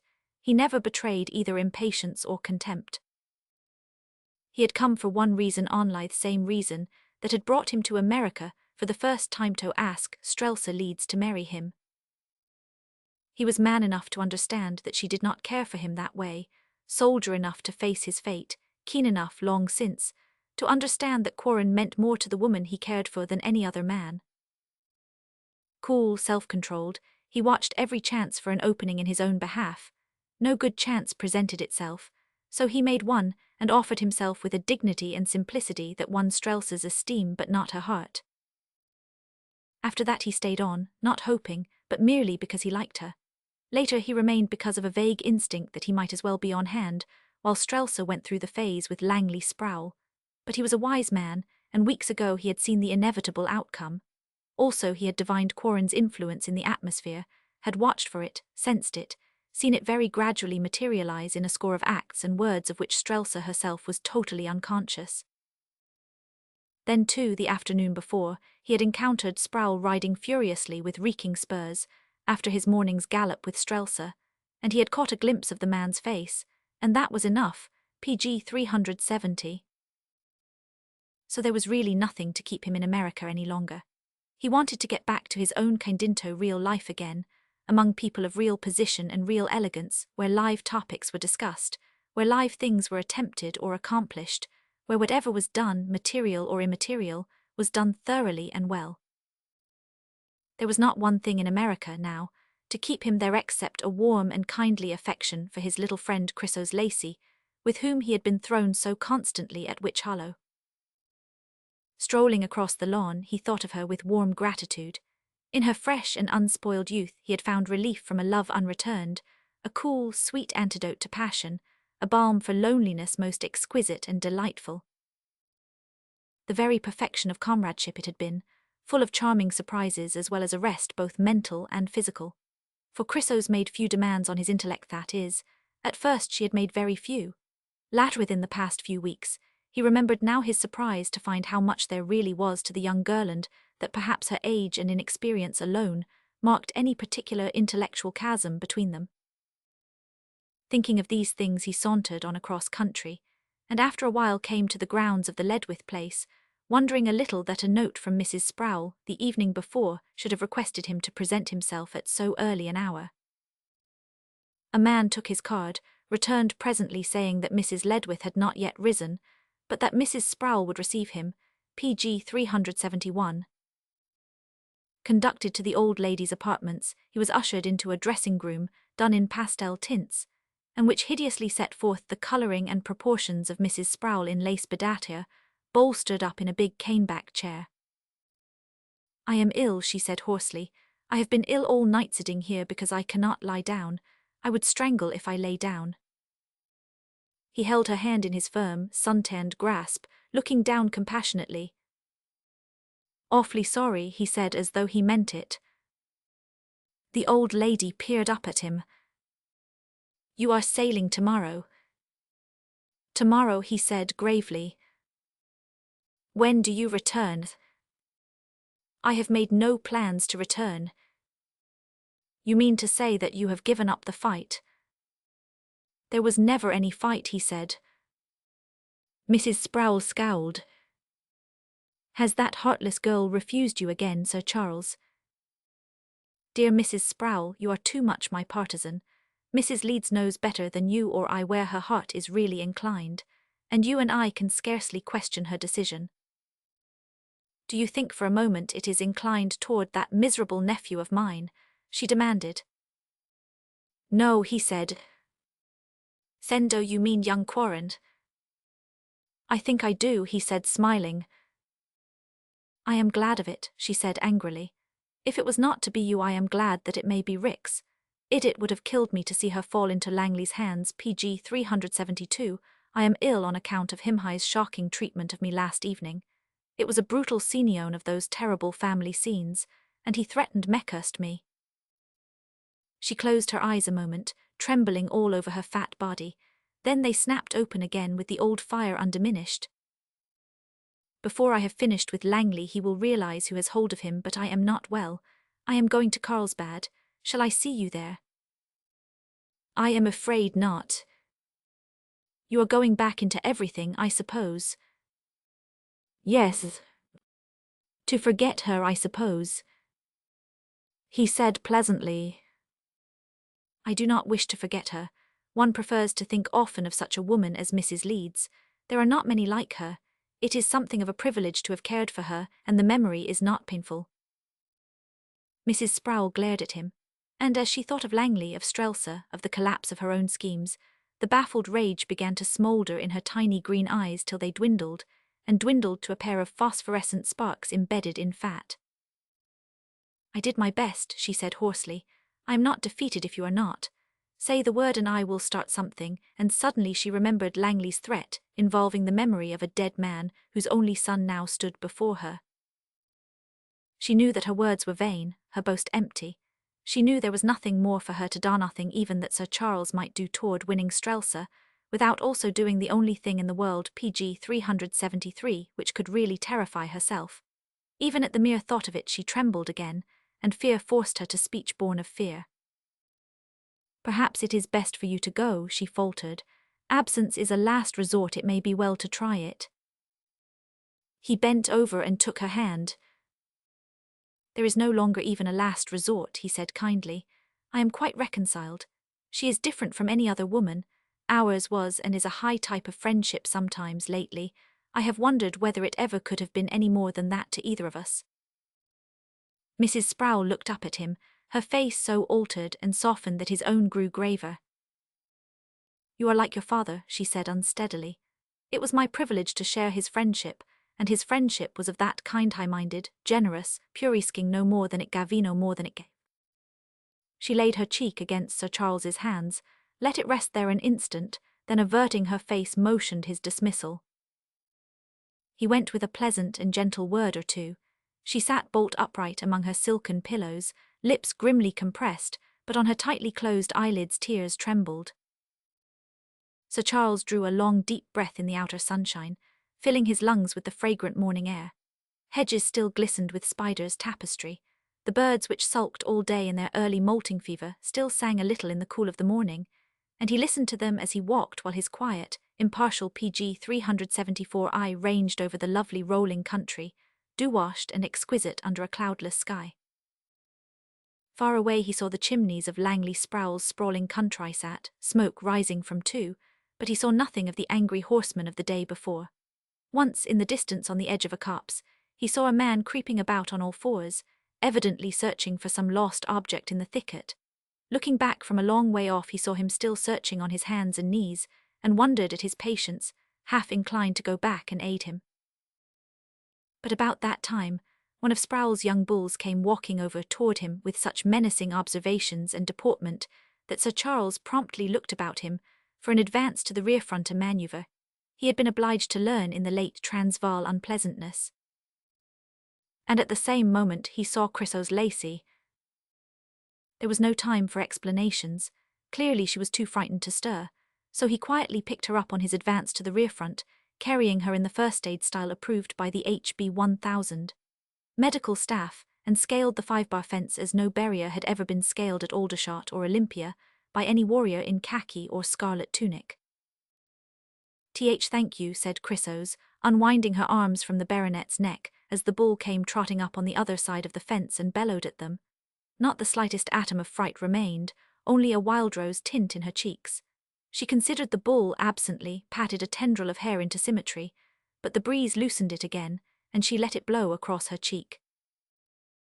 We should have been in South Africa together, PG 375, said Sir Charles. We manoeuvre beautifully as a unit. The girl laughed, then spying more wild strawberry's quest of which had beguiled her into hostile territory dropped on her knees and began to explore. The berries were big and ripe, huge drops of crimson honey hanging heavily, 5 to a stalk. The meadowgrass was red with them, and Sir Charles, without more ado, got down on all fours, and started to gather them with all the serious and thorough determination characteristic of that warrior. "You are not to eat any yet," said Chrysos.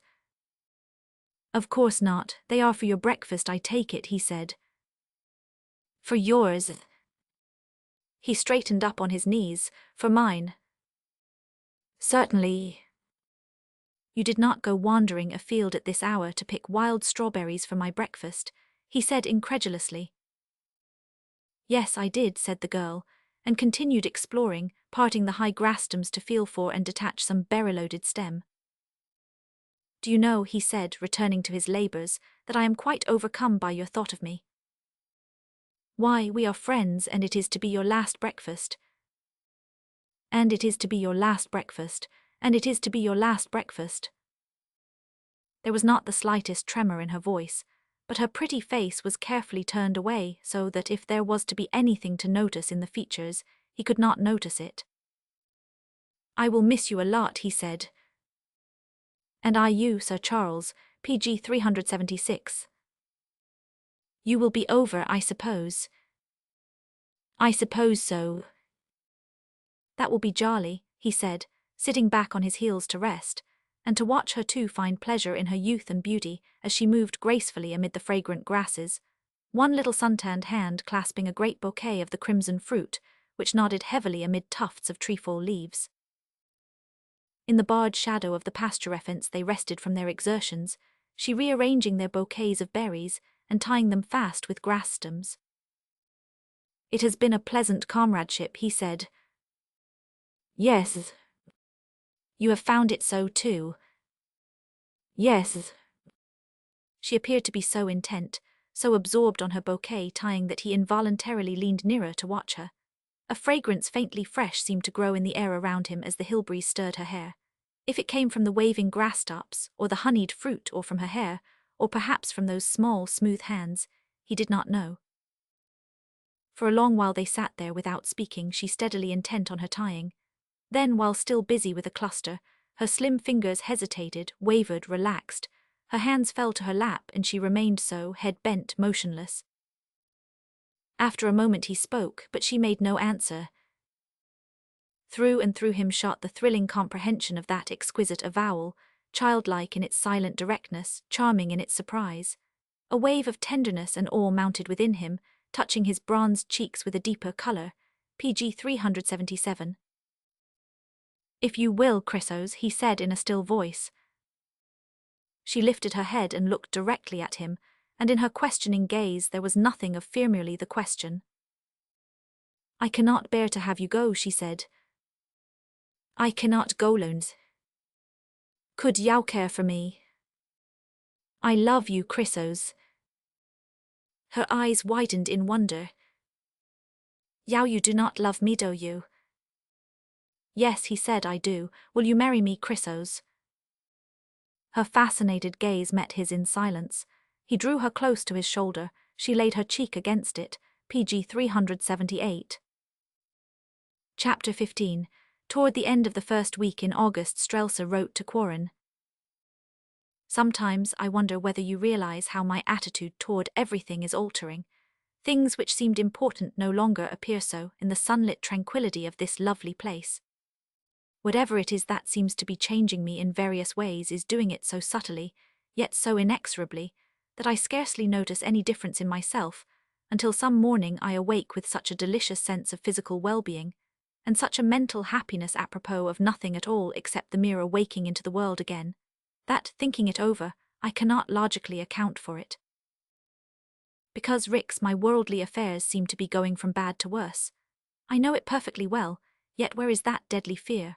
Where is the dismay, the alternate hours of panic and dull lethargy shrinking from a future which only yesterday seemed to threaten me with more than I had strength to endure, menace me with what I had neither the will nor the desire to resist? Gone, my friend, and I am either a fool or a philosopher, but whichever I am a happy one. I wish to tell you something.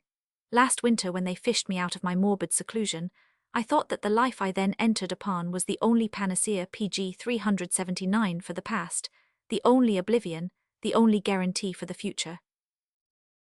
Now I suppose I have gone to the other extreme because let me tell you what I have done.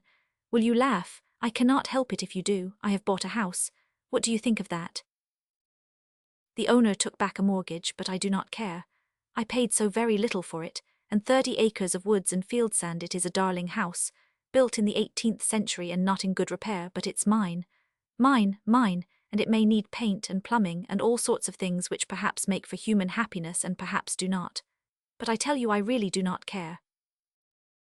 And how I did it was this. I took what they offered for my laces and jewels, about a third of their value, but it paid every debt and left me with enough to buy my sweet old house up here. But that's not all. I have rented my townhouse furnished for a term of 5 years at $7,000 a year. Is not it wonderful? And that is not all either. I am going into business, Rix. Do not dare laugh. Jim has made an arrangement with an independent New York florist, and I am going to grow flowers under glass for the metropolitan market. And if I succeed, I may try fruits outdoors and in. My small brain is humming with schemes, millions of them. Is not it heavenly? Besides, from my second-story windows I shall be able to see Marley's chimneys above the elms. And Marley is going to remain here all winter, because, Rixon, this is a close secreter, little heir or heiress, is PG 380 coming to make this house of Wycherley an habitation, and for Sedan a happier habitation than it has been since they bought it. So you see I shall have neighbours all winter, neighbours, for Mrs. Ledwith is wretchedly ill, and her physicians have advised her to remain here all winter. Poor child, for she is nothing else. Rix, I met her for the first time when I went to call on Mrs. Sproul. She's so young and so empty-headed, just a shallow, harebrained little thing who had no more moral idea of sin than a hummingbird, nor perhaps has she any now, except that the world has hurt her and broken her wings and damaged her plumage, and the sunlight in which she sparkled for a summer has faded to a chill grey twilight. Oh, Rix, it is really pitiful, and somehow I cannot seem to remember whether she was guilty or not, because she's so ill, so broken-lying here amid the splendour of her huge house. You know Mrs. Sproul is on her way to Carlsbad. You have not written me what took place in your last interview with her, and I have asked you twice. Will not you tell me? Langley, thank goodness, never disturbs us. And Rix, do you know that he has never been to call on Mary Ledwith? He keeps to his own estate and nobody even sees him, which is all I ask at any rate. So Sir Charles called on you and told you about Chrysos. Is not Sir Charles the most darling man you ever knew? I never knew such a man. There is not one atom of anything small or unworthy in his character, and I tell you very frankly that, thinking about him at times, I am amazed at myself for not falling in love with him. Strelsa Leeds. PG 381, which is proof sufficient that if I could not care for him, I cannot ever care for any man. Do not you think so? Now all this letter has been devoted to matters concerning myself, and not one line to you and the exciting success you and Lord Dankmere are making of your new business. Oh, Rix, I am not indifferent. All the time I have been writing to you, that has been surging and laughing in my heart like some delicious aria that charmingly occupies your mind, while you go happily about other matters happy, because the ceaseless melody that enchants you makes you so.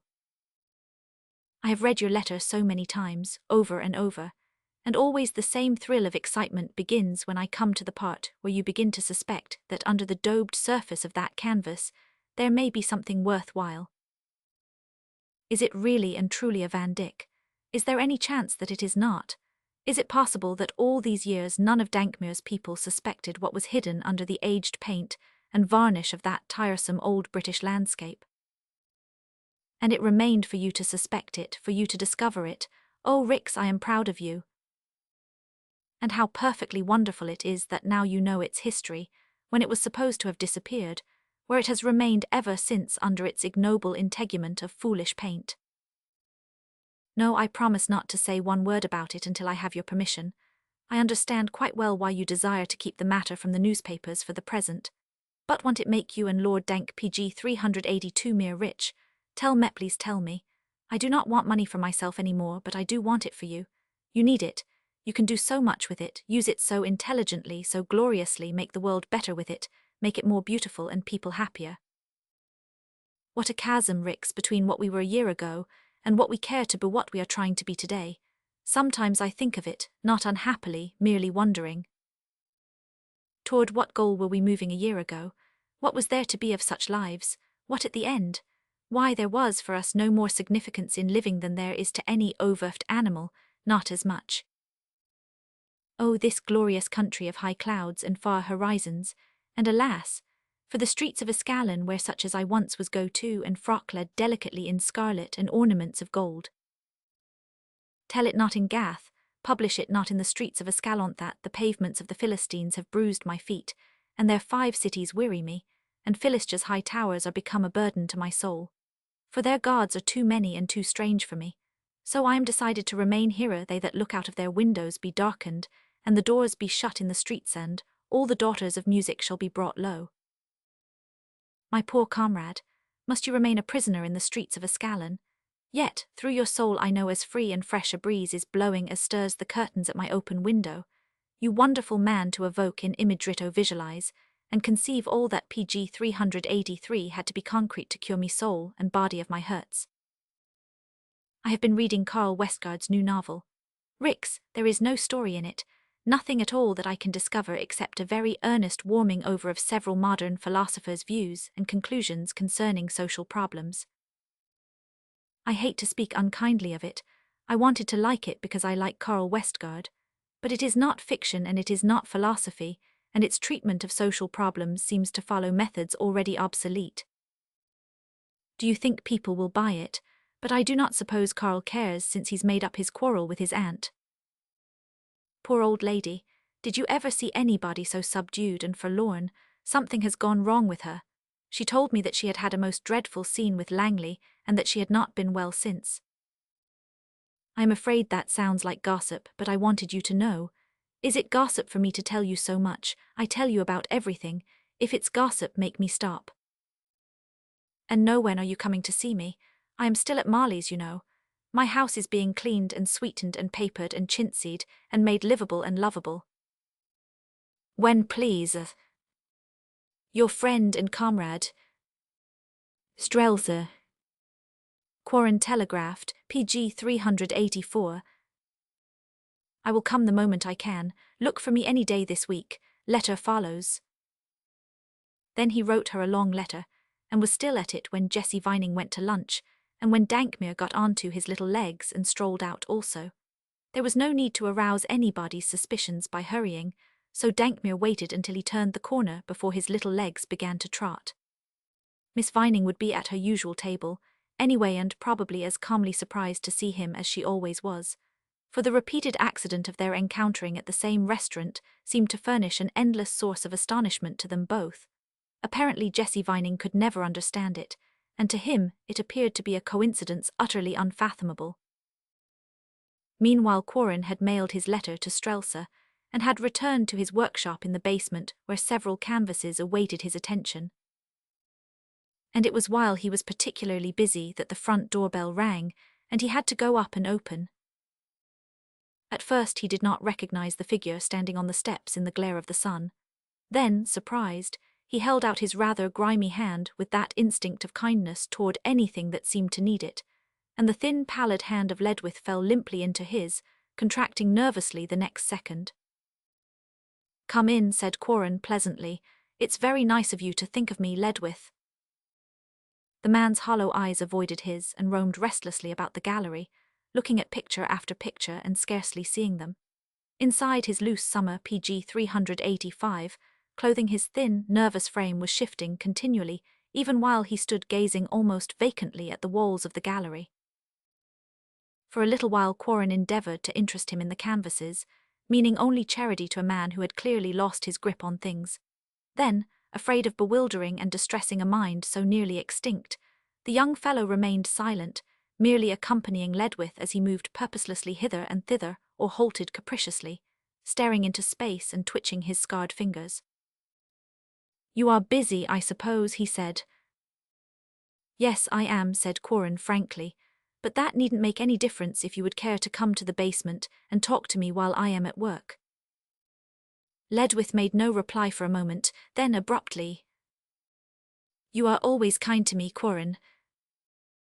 "Get over that idea," laughed the younger man. Strange as it may seem, my natural inclination is to like people. Come on downstairs. In the littered disorder of the basement he found a chair for his visitor, then without further excuse went smilingly about his work, explaining it as it progressed. Here's an old picture by some Italian jink, impossible to tell by whom it was painted, but not difficult to assign it to a certain date, and schools see what I am doing, led with. That's what we call rabbit glue, because it's made out of rabbit's bone, so that's the belief anyway. It's Gilder's glue. Now I dissolve this much of it in hot water, then I glue over the face of the picture 3 layers of tissue paper, one on top of the other, so PG 386. Now here is a new chassis or stretcher over which I have stretched a new linen canvas. Yesterday I sponged it as a tailor sponges cloth, and now it's dry and tight. Now I am going to reline this battered old Italian canvas. It's already been relined perhaps 100 years ago. So first I take off the old relining canvas with hot water, cleaning off all the old paste or glue from it with alcohol. Now here's a pot of paste in which there is also glue and whitening, and I spread it over the back of this old painting, and then, very gingerly, glue it over the new linen canvas on the stretcher. Now I smooth it with this polished wooden block, and then just watch me do laundry work. He picked up a flat iron which was moderately warm, reversed the relined picture on a marble slab, and began to iron it out with the skill and precaution of an expert laundress doing frills. Ledwith looked on with a sort of tremulously fixed interest. In 3 days, said Quarren, laying the plastered picture away, I will soak off that tissue paper with warm water. I have to keep it on, you see, so that no flakes of paint shall escape from the painting, and no air get in to blister the surface. He picked up another picture and displayed it. Here's a picture that I believe to be a study by Greuze. You see, I have already relined it, and it's fixed on its new canvas and stretcher, and is thoroughly dry and ready for cleaning. And this is how I begin. He took a fine sponge, soaked it in a weak solution PG 387 of alcohol, and very gingerly washed the blackened and dirty canvas. Then he dried it. Then he gave it a coat of varnish. Looks foolish to varnish over a filthy and discoloured picture like this, does not it, Ledwith? But I will tell you why. When that varnish dries hard, I shall place my hand on the face of that canvas and begin very cautiously, but steadily, to rub the varnished surface with my fingers and thumb. And do you know what will happen?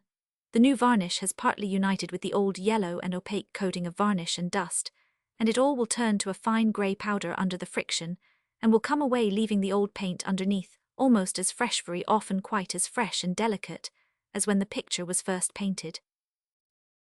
Sometimes I have to use 3 or more coats of new varnish before I can remove the old without endangering the delicate glaze underneath, but sooner or later I get it clean. Then I dig out any old patches or restorations and fill in with a composition of putty, white lead and a dryer, and smooth this with a cork. Then when it is sunned for an hour a day for 3 weeks or more or less, sometimes I'm ready to grind my pure colours, mix them, set my palette, and do as honest a piece of restoring as a study of that particular master's methods permits. And that, Ledwith, is only a little part of my fascinating profession. Sometimes I lift the entire skin of paint from a canvas, picking out the ancient threads from the rotten texture and transfer it to a new canvas or panel. Sometimes I cross-saw a panel, then chisel to the plaster that lies beneath the painting, and so transfer it to a PG 388 new and sound support. Sometimes he laughed, but there are 100 delicate and interesting surgical operations which I attempt, 1,000 exciting problems to solve, experiments without end that tempt me, innovations that allure me. He laughed again. You ought to take up some fad and make a business, and even an art out of it. I said, Ledwith dully. Why not, man, you're young yet, if. Yes, I know, Quarren, but my mind is too old, very old, and very infirm, being in me of ageth age, that comes through those centuries of pain that men sometimes live through in a few months. Quarren looked at him hopelessly. Yet he said, if only a man wills it, the world is new again. Beaut if the will fails. I do not know, Ledwith. I do. He drew up his cuff a little way. his dead eyes resting on Quarren. Then, in silence, he drew the sleeve over the scars. "Even that can be cured," said the younger man. "If there is a will to cure it, perhaps. Even a desire is enough." "I have not that desire. Why cure it?" "Because, Ledwith, you have not gone your limit yet. There's more of life, and you are cheating yourself out of it." "Yes, perhaps, but what kind of life?" he asked, staring vaguely out into the sunshine of the backyard. "Life in hell has no attractions for me." "We make our own hells, PG 389. "I did not make mine. They dug the pit and I fell into it, hell's own pit, Quarren." "You are wrong. You fell into a pit which hurt so much that you supposed it was the pit of hell. And taking it for granted, you burrowed deeper in blind fury until it became a real hell. But you dug it. There is no hell that a man does not dig for himself." In Ledwith's dull eyes a smouldering spark seemed to flash, go out, then glimmer palely. "Quarren," he said, "I am not going to live in hell alone. I am going there shortly, but not alone." Something new and sinister in his eyes arrested the other's attention. He considered the man for a few moments, then coolly. "I would not, Ledwith." "Why not?" "He is not worth Eitvan as company in hell." "Do you think I am going to let him live on? Do you care to sink to his level?" "Sink? Can I sink any lower than I am?" Quarren shrugged. "Easily, if you commit murder." "That is not murder." But Quarren cut him short, continuing. "Sink lower, you ask? What have you done anyway except to commit this crime against yourself?" Touching him on the wrist. "I am not aware of any other crime committed by you, Ledwith. You are clean as you stand except for this damnable insult and injury you offer yourself. Cannot you reason? A bullet-stung animal sometimes turns and bites itself. Is that why you are doing it? To arouse the amusement and contempt of your hunter, PG 390. "Quarren, by God, you shall not say that to me." "Why not? Have you ever considered what that man must think of you to see you turn and tear at the body he has crippled?" Ledwith's sunken eyes blazed. He straightened himself, took one menacing step forward, and Quarren laid a light, steady hand on his shoulder. "Listen to me," he said. "Has it never occurred to you that you could deal him no deeper blow than to let him see a man stand up to him, face to face, where a creature lay writhing before, biting into its own vitals?" He smiled into the fixed eyes of the almost mindless man. "If you say the word, I will stand by you, Ledwith. If all you want to do is to punish him, murder is not the way. What does a dead man care? Cut your own throat and the crime might haunt him and might not. But kill, nonsense. It's all over then except for the murderer." He slid his hand quietly to Ledwith's arm, patted it. "To punish him you need a doctor. It's only a week under the new treatment. You know that, do not you? After that a few months to get back nerve and muscle and common sense." "And then," motioned Ledwith with dry lips. "Then, oh, anything that you fancy. It's according to a man's personal taste. You can take him by the neck and beat him up in public if you like, or knock him down in the club as often as he gets up. It all depends, Ledwith. Some of us maintain self-respect, PG 391, without violence. Some of us seem to require it. It's up to you." "Yes," Quarren said carelessly.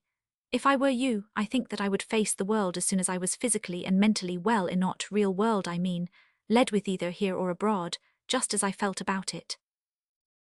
A man can get over anything except the stigma of dishonesty. And personally, I think he ought to have another chance even after that. But men's ideas differ. As for you, what you become and show that you are will go ultimately with the world. Beat him up if you like, but personally I never even wish to kick a cur. Some men kick em to their satisfaction. It's a matter of taste, I tell you. Besides..." He stopped short, and presently Ledwith looked up. "Shall I say it?" "Yes, you are kind to me always." "Then, Ledwith, I do not know exactly how matters stand. I can only try to put myself in your present place and imagine what I ought to do, having arrived where you have landed, and, do you know, if I were you, and if I listened to my better self, I do not think that I would lay a finger on Langley Sproul." "Why?" "For the sake of the woman who betrayed, meaned, who is now betrayed in turn by the man who betrayed us both. Ledwith said through his set teeth, "Do you think I care for her? If I nearly kill him, do you imagine I care what the public will say about her?" "You are generous enough to care, Ledwith, PG 392. "I am not," he said hoarsely. "I do not care a damn." "Then why do you care whether or not he keeps his word to her, and shares with her a coat of social whitewash? Ish is only a little fool alone to face the world now." "You are quite right, Ledwith. She ought to have another chance. First offenders are given it by law, but even if that chance lay in his marrying her, could you better it by killing him if he will not do it, or by battering him with a dog whip? It is not really much of a chance, considering it on a higher level than the social viewpoint. How much real rehabilitation is there for a woman who marries such a man?" He smiled, because he continued, "My viewpoint has changed. Things that once seemed important to me seem so no longer. To live cleanly and do your best in the real world is an aspiration more attractive to me than social absolution." Ledwith remained silent for a long while, then muttered something indistinctly. "Wait a moment," said Quarren, throwing aside his painter's blouse and pulling on his coat. "I will ring up a taxi in a second. You mean it, Ledwith?" The man looked at him vacantly, then nodded. "You are on," said Quarren, briskly unhooking the telephone. While they were waiting, Ledwith laid a shaking hand on Quarren's sleeve and clung to it. He was trembling like a leaf when they entered the cab, whimpering when they left it in front of a wide brownstone PG 393 building composed of several old-time private residences thrown together. "Stand by me, Quarren," he whispered brokenly. "You will not go away, will you? You would not leave me to face this all alone. You have been kind to me. I can do it. I can try to do it just at this moment. If you will stay close to Maeve, you will let me keep hold of you." "Sure thing," said Quarren cheerfully. "I will stay as long as you like. Do not worry about your clothes. I will send for plenty of linen and things for us both. You are all right, Ledwith, you've got the nerve." "Aye." The door opened to his ring. A pleasant-faced nurse in white ushered them in. "Dr. Liddon will see you in a moment," she said, singling out Ledwith at a glance. Later that afternoon, Quarren telephoned to Dankmere that he would not return for a day or two, and gave careful instructions, which Dankmere promised to observe to the letter. Then he sent a telegram to Strelsa. "Unavoidably detained in town. Hope to be up next week. Am crazy to see your house and its new owner. RSQ." Dankmere at the other end of the telephone hung up the receiver, looked carefully around him to be certain that Jessie Vining was still in the basement where she had gone to straighten up one or two things for Quarren. Then, with a perfectly serious face, he began to dance softly. The Earl of Dankmere was light-footed and graceful PG 394 when paying tribute to Terpsichore. Walking stick balanced in both hands, straw hat on the back of his head, he performed in absolute silence to the rhythm of the tune running through his head, backward, forward, sideways, airy as a ballet maiden. Then off he went into the back room with a refined kick or two at the ceiling. And there Jessie Vining, entering the front room unexpectedly, discovered the peer executing his art before the mirror, apparently enamoured of his own grace and agility. When he caught a glimpse of her in the mirror, he stopped very suddenly and came back to find her at her desk, laughing. For a moment he remained red and disconcerted, but the memory of the fact that he and Miss Vining were to occupy the galleries all alone exclusive of intrusive customers for a day or more, assuaged a slight chagrin. "At any rate," he said, "it is just as well that you should know me as I am, Miss Vining, with all my faults and frivolous imperfections, is not it?" "Why?" asked Miss Vining. "Why what?" repeated the Earl, confused. "Why should I know all your imperfections?" He thought hard for a moment, but seemed to discover no valid reason. "You ask such odd questions," he protested. "Now where the deuce do you suppose Quarren has gone?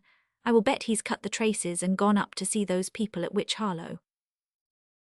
"Perhaps," she said, making a few erasures in her typewritten folio and rewriting the blank spaces. Then she glanced over the top of the machine at his lordship, who, as it happened, was gazing at her with such PG 395 lyre intensity that it took him an appreciable moment to rouse himself and take his eyes elsewhere. "When do you take your vacation?" he asked carelessly. "I am not going to take one." "Oh, but you ought. You will go stale, fade, drooper and all that, you know." "It is very kind of you to feel interested," she said, smiling, "but I do not expect to drooper and all that, you know." He laughed after a moment, and so did she, sweet, fearless little laugh most complimentary to his lordship, if he only knew eat a pretty, frank tribute to what had become a friendshipan, a chord born of confidence on her part, and of several other things on the part of Lord Dankmere. It had been of slow growth at first imperceptibly. Their relations had grown from a footing of distant civility to a companionship almost cordial but not quite, for she was still shy with him at times and he with her, and she had her moods of unresponsive reserve, and he was moody, too, at intervals. "You do not like me to make fun of you, do you?" she asked. "Do not I laugh as though I like it?" She knitted her pretty brows. "I do not quite know. You see, you are a British peer, which is really a very wonderful thing." "Oh, come," he said, "it really is rather a wonderful thing, but you do not believe it." "Yes, I do. I stand in awe of you. When you come into the room I seem to hear trumpets sounding in the far distance. PG 396. My boots squeak." "Nonsense, I do hear a sort of a fairy fanfare playing Hail to the Belted Earl." "I wear braces." "How common of you to distort my meaning. I do not care, you may do as you like, dance breakdowns and hammer the piano, but to me you will ever remain a British peer, poor but noble." "Wait until we hear from that Van Dyck. You cannot call me poor then." She laughed, then, looking at him earnestly, involuntarily clasped her hands. "Is not it perfectly wonderful?" she breathed with a happy, satisfied sigh. "Are you really very happy about it, Miss Vining?" Why should not I be?" she said indignantly. "I am so proud that our gallery has such a picture. I am so proud of Mr. Quarren for discovering it, and," she laughed, "I'm proud of you for possessing it. You see, I am very impartial. I am proud of the gallery, of everybody connected with it, including myself. Should not I be?" "We are three very perfect people," he said gravely. "Do you know that we really are? Mr. Quarren is wonderful and you very agreeable, and as for me, why, when I rise in the morning and look into the glass I say to myself, who is that rather clever-looking girl who smiles at me every morning in such friendly fashion? And, would you believe it, she turns out to be Jessie Vining every time." She was in a gay mood. She rattled away at her machine, glancing over it mischievously at him from time PG 397 to time. He, having nothing to do except to look at her, did so as often as he dared. And so they kept the light conversational shuttlecock flying through the sunny afternoon until it drew near to tea-time. Jessie said very seriously, "No Englishman can exist without tea. Tea is as essential to him as it is to British fiction. A microscopic examination of any novel made by a British subject will show traces of tea leaves and curates, although, as the textbooks on chemistry have it, otherwise the substance of the work may be colourless, tasteless, odourless, and gaseous to the verge of the fourth dimension. If you do not cease making game of things British and sacred," he threatened, "I will try to stop you in a way that will astonish you." "What will you try to do?" she asked, much interested. He looked her steadily in the eyes. "I will try to turn you into a British subject. One cannot slam one's own country." "How could you turn me into such an object, Lord Dankmere?" "There's only one way." Innocent for a few moments of his meaning, she smilingly and derisively defied him. Then, of a sudden, startled into immobility, the smile froze on her lips.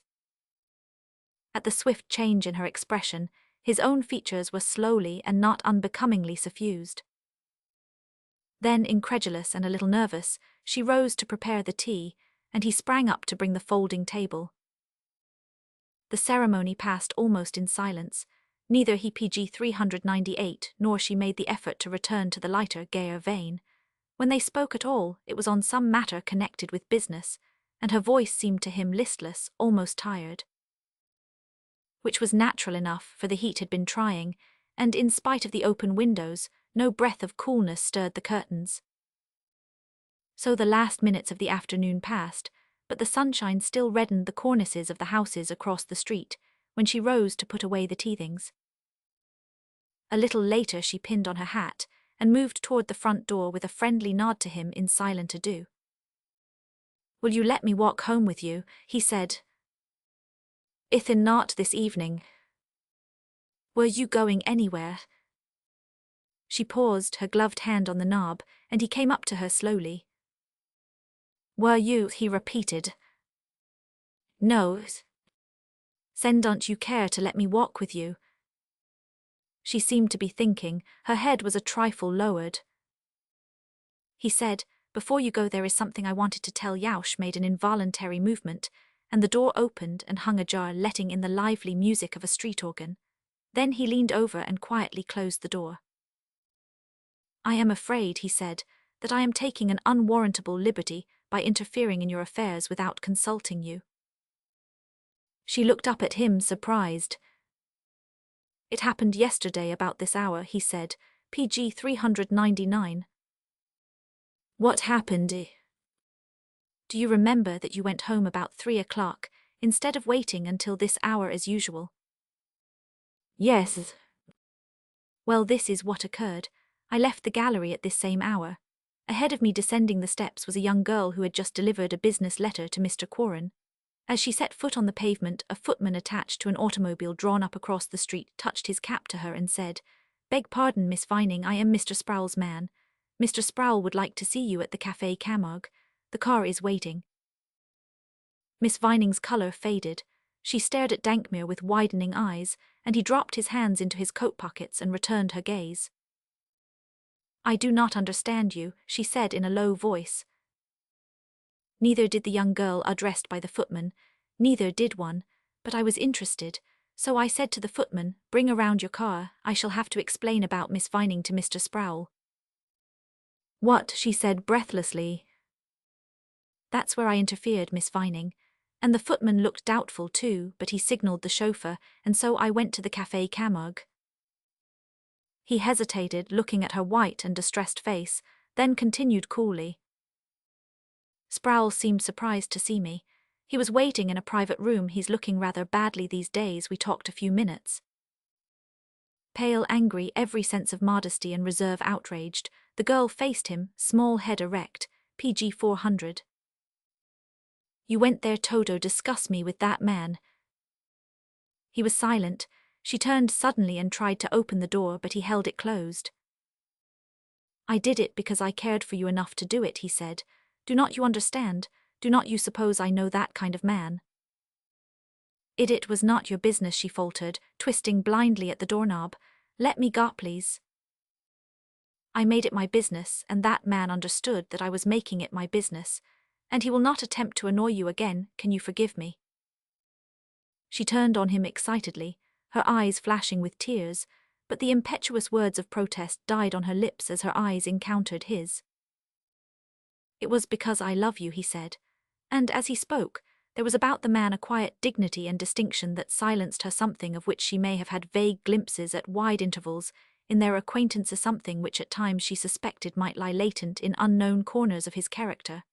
Now it suddenly confronted her, and she recognized it and stood before him without a word to say. It mended matters a little when he smiled, and the familiar friend reappeared beside her, but she still felt strange and shy, and wondering half fearfully, she let him lift her gloved hands and stand, holding them, looking into her eyes. "You know what I am," he said. "I have nothing to say about myself, but I love you very dearly. I loved before once and married. And she died after that. I did not behave very well until I knew you. At PG 401 is really in me to be a decent husband if you can care for me, and I do not think we are likely to starve." "It is not that," she said, flushing scarlet. "What? What you have I could only care for what you are." "Can you do that?" But her calm had vanished, and, head bent and averted, she was attempting to withdraw her hands and might have freed herself entirely if it had not been for his arm around her. This new and disconcerting phase of the case brought her so suddenly face to face with him that it frightened her, and he let her go, and followed her back to the empty gallery where she sank down at her desk, resting her arms on the covered type machine, and buried her quivering face in them. It was excusable. Such things do not usually happen to typewriters and stenographers, although they have happened to barmaids. When he had been talking eloquently and otherwise for a long time, Jessie Vining lifted her pale, tear-stained face from her arms, and his lordship dropped rather gracefully on his knees beside her, and she looked down at him very solemnly and wistfully. It was shockingly late when they closed the gallery that evening, and their mode of homeward progress was stranger still, for instead of a tram or of the taxi which Lord Dankmere occasionally prevailed upon her to accept, they drifted homeward on a pink cloud through the light-shot streets of Ascalon, PG 402. Chapter 16. To the solitary and replete pike, lying motionless in shadow, no stillbait within reach is interesting. But the slightest movement in his vicinity of anything helpless instantly rivets his attention. Any creature apparently in distress arouses him to direct and lightning action, whether he be gorged or Notvan perhaps, while he is still gashed raw with the punishment for his last attempt. So it was with Langley Sproul. He had come into town, sullen, restless, still fretting with checked desire. Within him a dull rage burned. He was ready to injure, ready for anything to distract his mind, which, however, had not given up for a moment the dogged determination to recover the ground he had lost with perhaps the only woman in the world he had ever really cared for. Yet he was the kind of man who does not know what real love is. That understanding had not been born in him, and he had not acquired it. He was totally incapable of anything except that fierce passion which is aroused by obstacles when in pursuit of whatever evinces a desire to escape. It was that way with him when, by accident, he saw and recognized Jessie Vining one evening leaving the Dankmere galleries, and Langley Sproul never denied himself anything that seemed incapable of self-defense. He stopped his car and got out and spoke to her, PG 403 very civilly, and with a sort of kindly frankness which he sometimes used with convincing effect. She refused the proffered car to take her to her destination, but could not very well avoid his escort, and their encounter ended by her accepting his explanations and his extended hand, perplexed, unwilling to misjudge him, but thankful when he departed. After that he continued to meet her occasionally and walk home with her. Then he sent his footman and the car for her, and drew Lord Dankmere out of the grab-bag, to his infinite annoyance.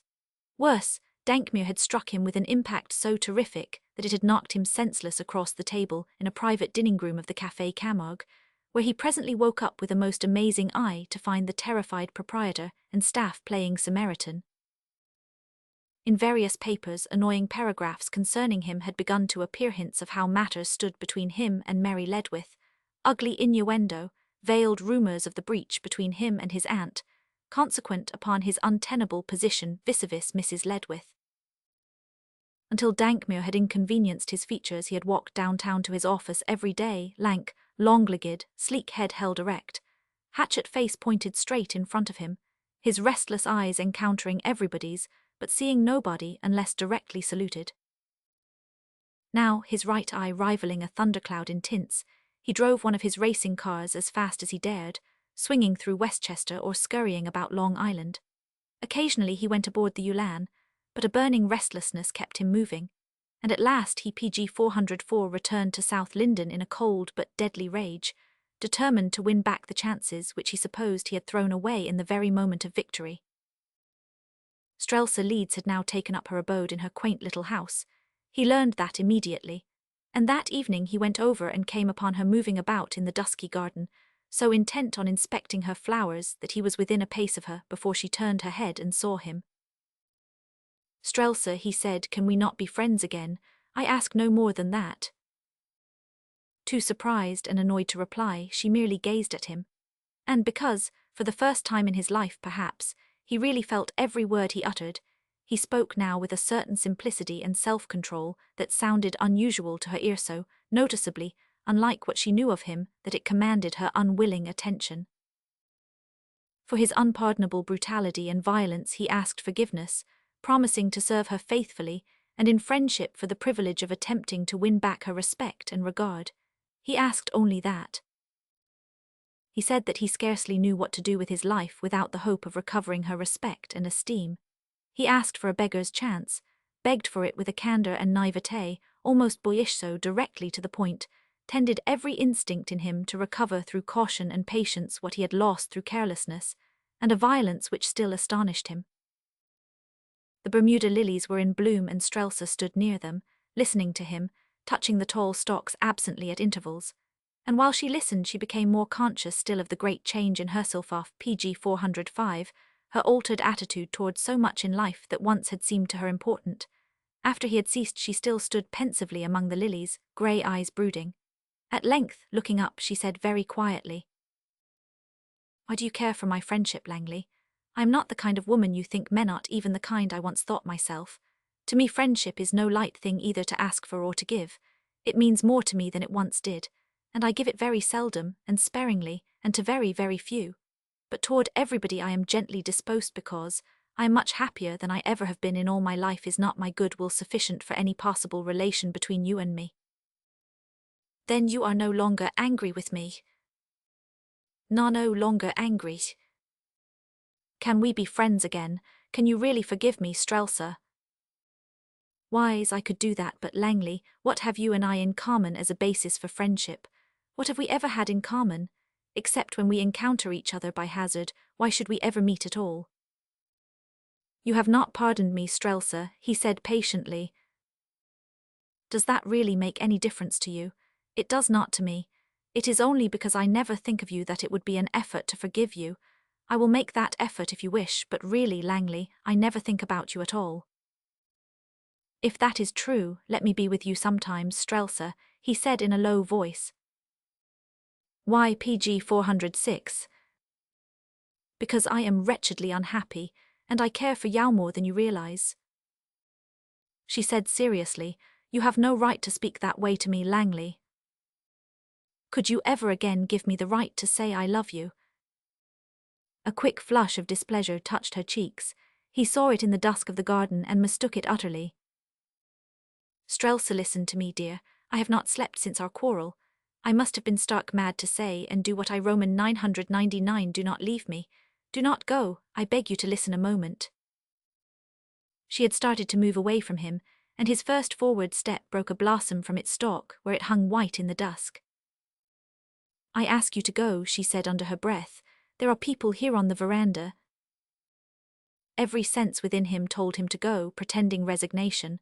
That was his policy. He had come here for martyrdom, cuirassed in patience. Every atom of common sense warned him to go. But also every physical sense in him was now fully aroused. The silvery stardusk, the scent of lilies, a slender woman within arm's reach. This woman, who had once been so nearly his, who was still rightfully his.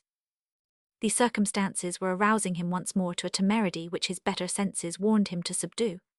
Yet if he could only get nearer to Herif, he could once get her into his arms, overwhelm her, with the storm of passion rising so swiftly within him, almost choking him so that his voice and limbs already trembled in its furious surge.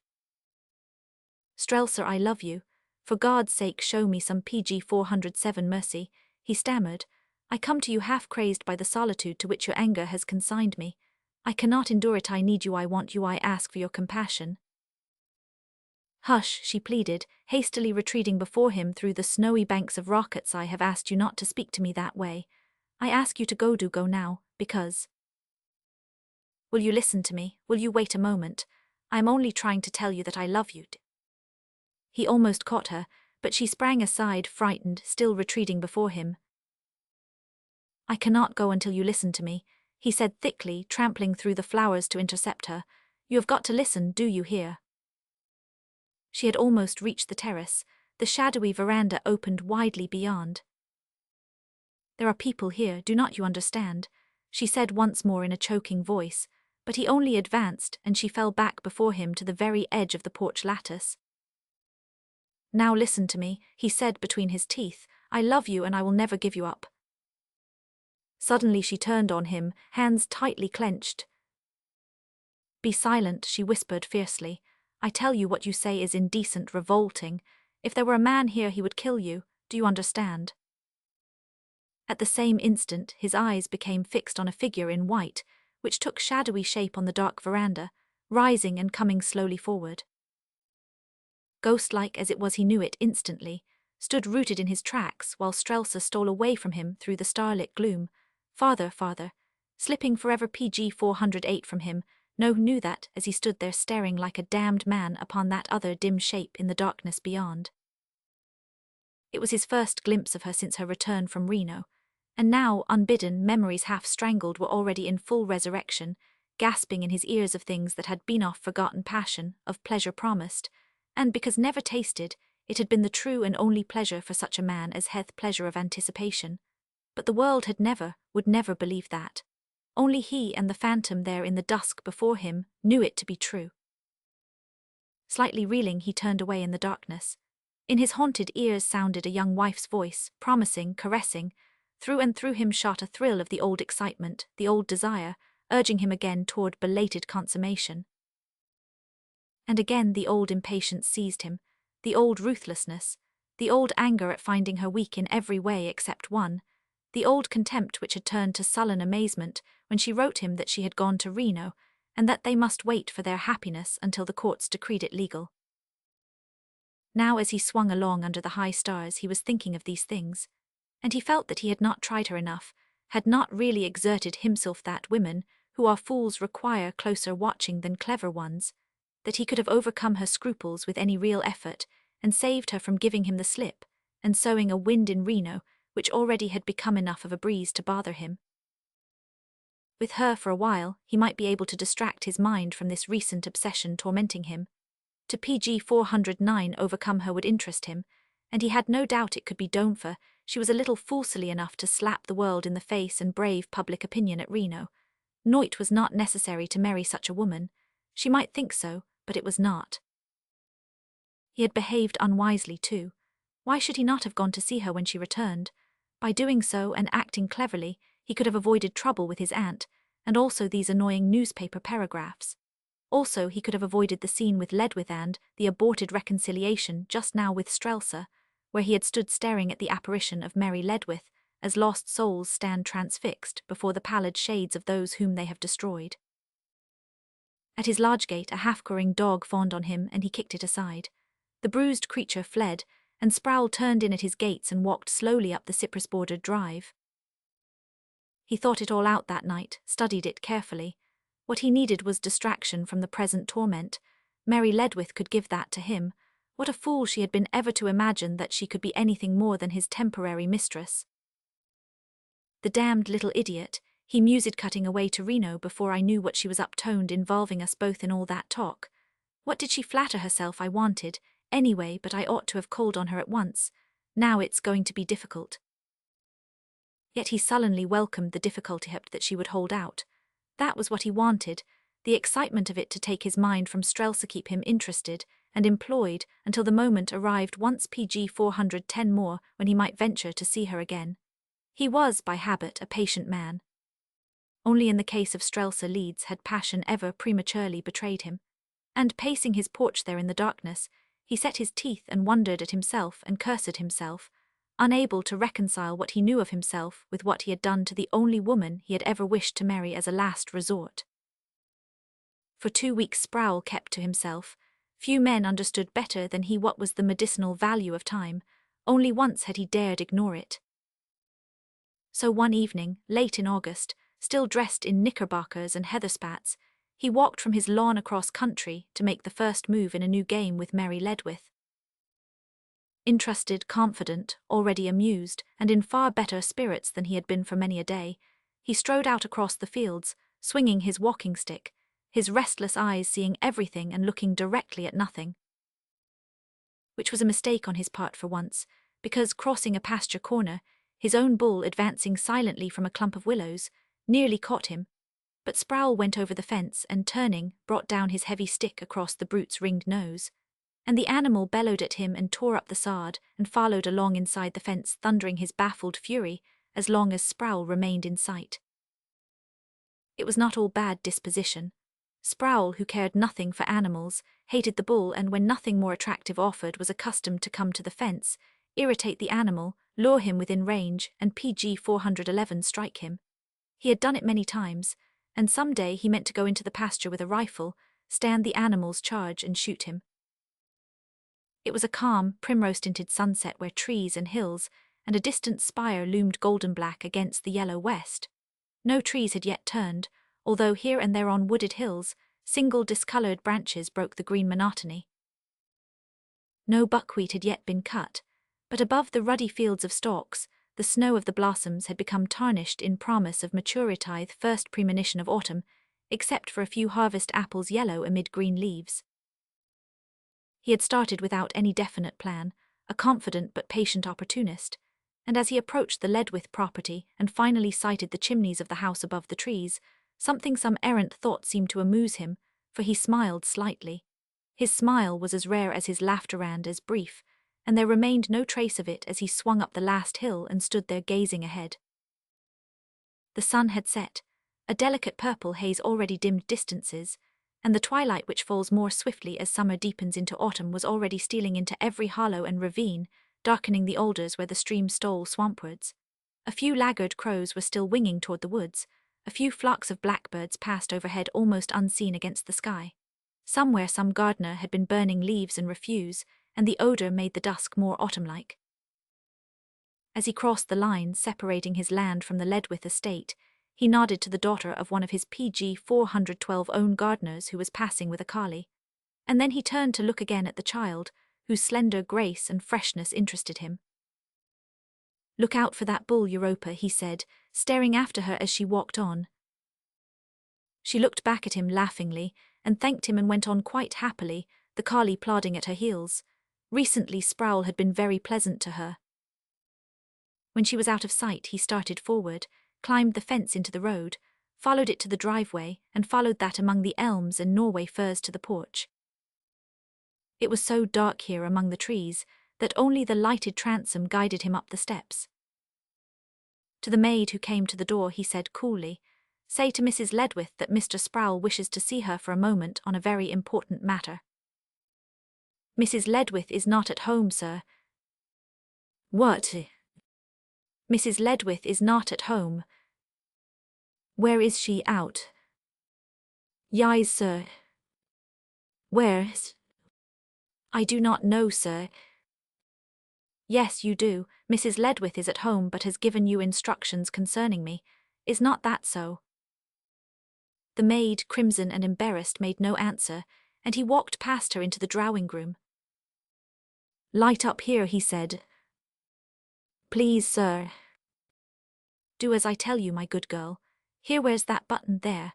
As the pretty room sprang PG 413 into light now, "Never mind your instructions, but go and say to Mrs. Ledwith that I must see her." He calmly unfolded a flat packet of fresh banknotes, selected one, changed it on reflection for another of higher denomination, and handed it to her. The girl hesitated, still irresolute until he lifted his narrow head and stared at her. Then she went away hurriedly. When she returned to say that Mrs. Ledwith was not at home to Mr. Sproul, he shrugged and bade her inform her mistress that their meeting was not a matter of choice, but of necessity, and that he would remain where he was until she received him. Again the maid went away, evidently frightened, and Sproul lighted a cigarette and began to saunter about. When he had examined everything in the room, he strolled into the farther room. It was unlighted and suited him to sit in, and he installed himself in a comfortable chair, and throwing his cigarette into the fireplace, lighted a cigar. This was a game he understood, a waiting game. The game was traditional with his forefathers, every one of them had played it. Their endless patience had made a fortune to which each in turn had added before he died. Patience and courage of the sort known as personal bravery had distinguished all his race. He himself had inherited patience, and had used it wisely except in that one inexplicable case, and personal courage in him had never been lacking, nor had what often accompanies it, coolness, obstinacy, and effrontery. He had decided to wait until his cigar had been leisurely finished. Then, other measuress perhaps walking upstairs unannounced, perhaps an unresentful with PG 414 drawl, a note by messenger, and another attempt to see her tomorrow, did not yet know, had arrived at no conclusion but would make up his mind when he finished his cigar, and then do whatever caution dictated. Once a servant came to the door to look around for him, and when she discovered him in the half-light of the music-room, she departed hastily for regions above. This amused Sproul. As he lounged there, thoroughly comfortable, he could hear an occasional stir in distant regions of the house, servants moving perhaps, a door opened or closed, faint creaks from the stairs. Once the distant sounds indicated that somebody was using a telephone. Once, as he neared the end of his cigar, a grey cat stole in, caught sight of him, halted, her startled eyes fixed on him, then turned and scuttled out into the hall. Finally he rose, flicked his cigar ashes into the fireplace, stretched his powerful frame, yawned, and glanced at his watch. And at the same instant somebody entered the front door with a latchkey. Sproul stood perfectly still, interested, waiting, and two men, bareheaded and in evening dress, came swiftly but silently into the drawing-room. One was Quarren, the other Chester Ledwith. Quarren took hold of Ledwith's arm and tried to draw him out of the room. Then Ledwith caught sight of Sproul and started toward him, but Quarren again seized his companion by the shoulder and dragged him back. "I tell you to keep quiet," he said in a low voice. "Keep out of this. Go out of the house." "I cannot, Quarren, IPC 415. You promised not to come in until that man had left." "I know it, I meant Tubbot, good God, Quarren, I cannot stand there." He was struggling towards Sproul, and Quarren was trying to push him back into the hole. "You said that you had given up any idea of personal vengeance," he panted. "Let me deal with him quietly." "I did not know what I was saying," retorted Ledwith, straining away from the man who held him, his eyes fixed on Sproul. "I tell you I cannot remain quiet and see that blackguard in this house." "But he's going, I tell you, he's going without a row, without any noise. Cannot you let me manage it?" He could not drag Ledwith to the door, so he forced him into a chair and stood guard, glancing back across his shoulder at Sproul. "You would better go," he said in a low but perfectly distinct voice. Sproul, still holding his cigar, sauntered forward into the drawing-room. "I suppose you are armed," he said contemptuously. "If you threaten me, I will take away your guns and slap both your faces. Ask the other pup how it feels, Quarren." Ledwith struggled to rise, but Quarren had him fast. "Get out of here, Sproul," he said. "You will have a bad time of it if he gets away from me." Sproul stared, hands in his pockets, puffing his cigar. "I have a notion to kick you both out," he drawled, PG 416. "It would be a mistake," panted Quarren. "Cannot you go while there's time, Sproul? I tell you he will kill you in this room if you do not."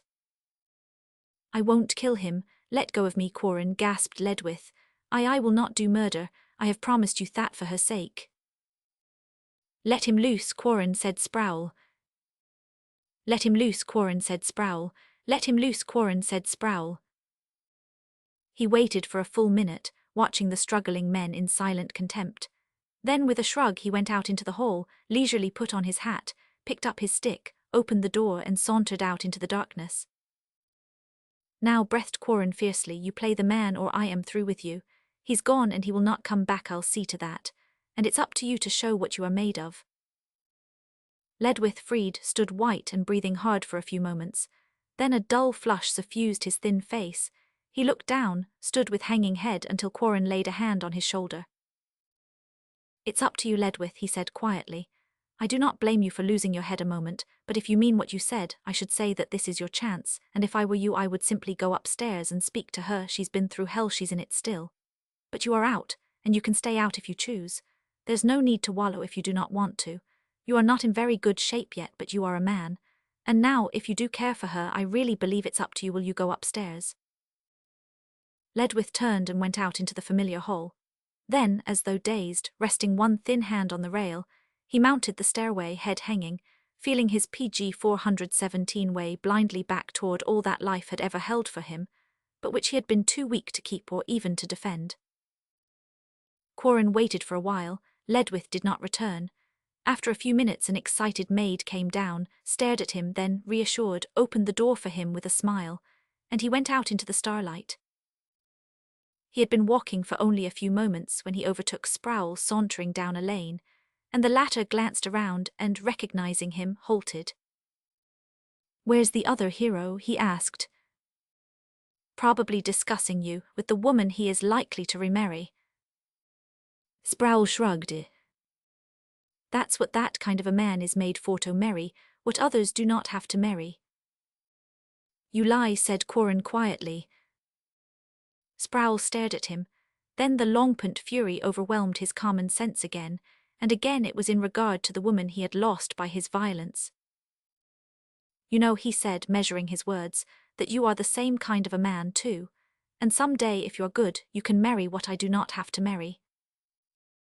He reeled under Corin's blow, then struck at him blindly with his walking stick, leaping at him savagely but recoiling, dizzy, half senseless under another blow so terrific that it almost nauseated him.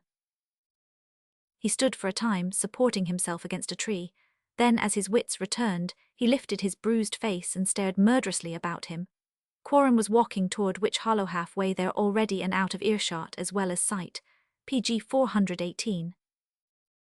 Against the stars, something moved on a near hilltop, and Sproul reeled forward in pursuit, breaking into a heavy and steady run as the thing disappeared in the darkness. But he had seen it move, just beyond that fence, and he seized the top rail and got over and ran forward in the darkness, clutching his stick and calling to Corin by name. Where had he gone? He halted to listen, peering around with swollen eyes. Blood dripped from his lips and cheek. He passed his hand over them, glaring, listening. Suddenly he heard a dull sound close behind him in the night, whirled to confront what was coming with an unseen rush, thundering down on him, shaking the very ground. He made no outcry. There was no escape, nothing to do but to strike, and he struck with every atom of his strength and went crashing down into darkness, and over his battered body bellowed and raged the bull. Even the men who found them there in the morning could scarcely drive away the half-crazed brute. And the little daughter of the gardener, who had discovered what was there in the pasture, cowered in the fence corner, crying her heart out for her father's dead master, who had spoken kindly to her since she had grown up, and who had even taken her into his arms, and kissed her the day before when she had brought him a rare orchid from the greenhouse. Every newspaper in America gave up the right-hand columns to huge headlines and an account of the tragedy at South Linden. Every paper in the world, PG 419, chronicled it. There were few richer men in the world than Langley Sproul. The tragedy moved everybody in various ways. Stocks, however, did not move either way, to the surprise of everybody. On second thoughts, however, the world realized that his wealth had been too solidly invested to cause a flurry. Besides, he had a younger brother financing something or other for the Emperor of China. Now he would return. The great race would not become extinct. That night Corin went back to the Wycherleys and found Molly waiting for him in the library. "What on earth did Mary Ledwith want of Jim this evening?" she asked. Sproul was in the house. "What?" "That's why the poor child telephoned. She was probably afraid of him and wanted Jim there." Molly's teeth clicked. "Jim would have half-killed him. It's probably a good thing he was in town. What did you do?" "Nothing. Sproul went all right." "What did Mary say to you?" "I did not see her." "You did not see her?" "No." Molly's eyes grew rounder. "Where is Chester Ledwith? He did not go with you into the house, did he?" "Yes, he 999, but where is he? Yow, you do not mean to say?" "Yes, I do. He went upstairs and did not re-PG 420 turn, so I waited for a while and then came back." They sat silent for a while, then Molly lifted her eyes to his and they were brimming with curiosity. "If they become reconciled," she said, "how are people going to take it, Rix?" "Characteristically, I suppose." "You mean that some will be nasty about it?" "Some. But then..." "Oh, Molly," he said, smiling, "there are more important things than what a few people are likely to think or say." The girl made a fool of herself, and the man weakened and nearly went to pieces. He's found himself again. He's disposed to help her find herself. It was only one of those messes that the papers report every day. Few get out of such pickles, but I believe these two are going to, and somehow, do you know from something Sproul said tonight, I do not believe that she went the entire limit, took the last ditch. Molly reddened. "Why?" "Because although they do it in popular fiction, men like Sproul never really boast of their successes. His sort keep silent when there's anything to conceal." "Did he boast?" He 999. I was sure he was lying and he shrugged. Told him so. Well, something of that sort. I believe he was lying, too. It was just like that romantic little fool to run off to Reno after nothing worse than the imprudence of infatuation. I've PG 421 known her a long while, Rix. She's too shallow for real passion, too selfish to indulge it anyway. His name and fortune did the business for her little idiot. Really, she annoys me.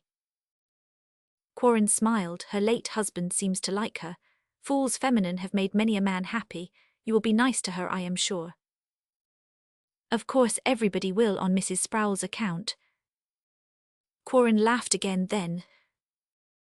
Meanwhile this Ledwith business has prevented my talking to Strelsa over the telephone, he said. Oh, Rix, you said you were going to surprise her in the morning. But I want to see her, Marley. I do not want to wait. It's after 10 and Strelsa has probably retired. She's a perfect farmer. I tell Yaoyons horribly every evening at 9. Why, I cannot keep her awake long enough to play a hand at Chinese Khan. Be reasonable, Rix. You had planned to surprise her in the morning, and I'm lonely without Jim besides. If you are clever enough to burst upon Strelsa's view in the morning, when the day is young and all before her, and when she's looking her very best, nobody can tell what might happen, and I will whisper in your ear that the child has really missed you, but do not be in a hurry with her, will you, Rix? No, he said absently. Marley picked up her knitting. If Chester Ledwith does not return by 12, I am going to have the house locked, she said, stifling a yawn. PG 422. At 12 o'clock, the house was accordingly locked for the night. It's enough to compromise her, said Marley crossly. What a pair of fools they are. PG 423. Chapter 17. Strelsa, a pink apron pinned about her, a trowel in her gloved hand, stood superintending the transplanting of some purple asters, which not very difficult exploit was being attempted by a local yokel acting as her hired man. The garden, a big one with a wall fronting the road, ran back all the way to the terrace in the rear of the house beyond, which stretched the western veranda. And it was out on this veranda that Quarren stepped in the wake of Strelsa's maid, and from there he caught his first view of Strelsa's garden, and of Strelsa herself, fully armed and caparisoned for the perennial fray with old Dame Nature.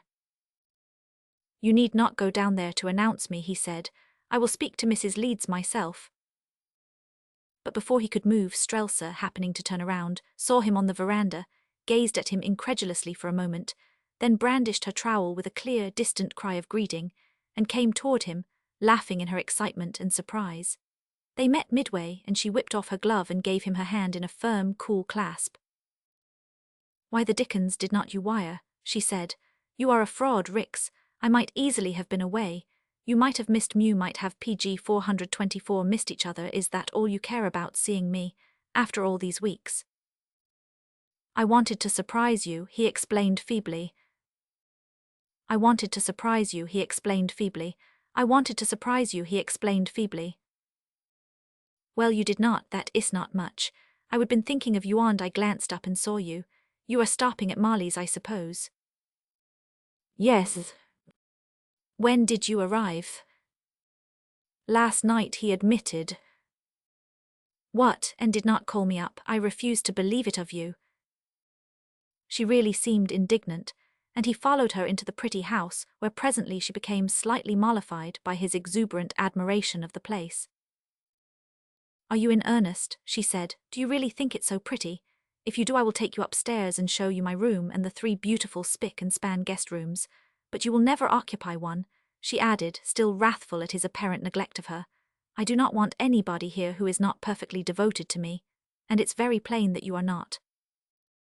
He mildly insisted that he was, but she denied it hotly. And I shall never get over it, she added, but you may come upstairs and see what you have missed. They went over the renovated house thoroughly. She, secretly enchanted at his admiration and praise of everything, pointed out any object that seemed to have escaped his attention merely to hear him approve it. Finally, she relented. You are satisfactory, she said as they returned to the front veranda and seated themselves. And really, Rix, I am so terribly glad to see you that I for PG 425 give your neglect. Are you well? You do not look very well, she added earnestly. Why are you so white? I am in fine shape, thank you. I did not mean your figure, she laughed. Oh, that was a common kind of a joke, was not it? But I am only a farmer, Rix.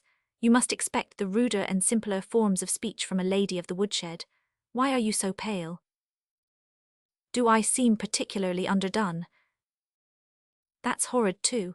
Are you and I going to degenerate just because you work for a living? You are unusually thin anyway, and the New York pallor is very noticeable. Will you stay and get sunburnt?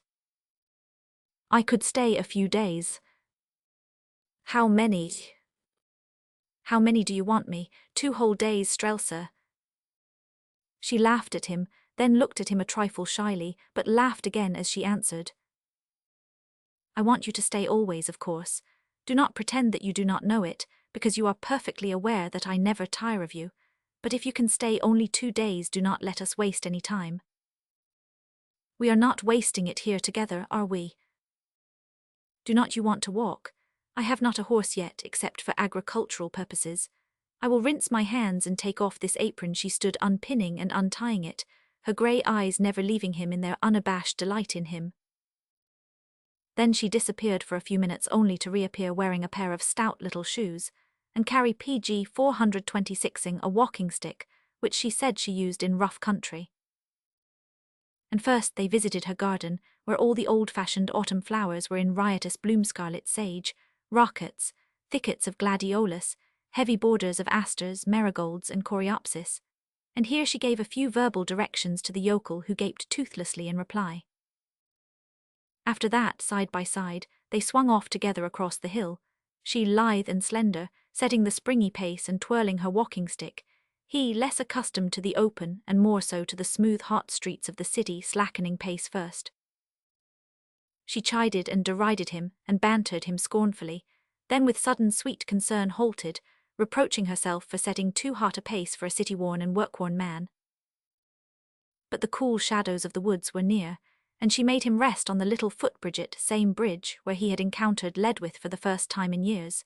He recognized the spot. After they had seated themselves and Strelsa, resting on the back of the bridge seat, was contentedly dabbling in the stream with her cane, Quarren said slowly, "Shall I tell you why I did not disturb you last night, Strelsa? You cannot excuse it. You shall be judge and jury. It's rather a long story, though." "I am listening." "Then it has to do with Ledwith. He's not very well, but he's better than he was. You see, he wanted to take a course of treatment to regain his health, and PG 427, there seemed to be nobody else, so I offered to see him through." "That's like you, Rix," she said, looking at him. "Oh, it was not anything, I had nothing to do." "That's like you too. Did you pull him through?" "He pulled himself through. It was strenuous for 2 or 3 days and hot as the devil in that sanitarium." He laughed. "We both were wrecks when we came out 2 weeks latero, a bit groggy, that's really all, and he had no place to go and seemed to be inclined to keep hold of my sleeve, so I telephoned Molly. And she said to bring him up. That was nice of her, was not it?" "Everybody is wonderful except you," she said.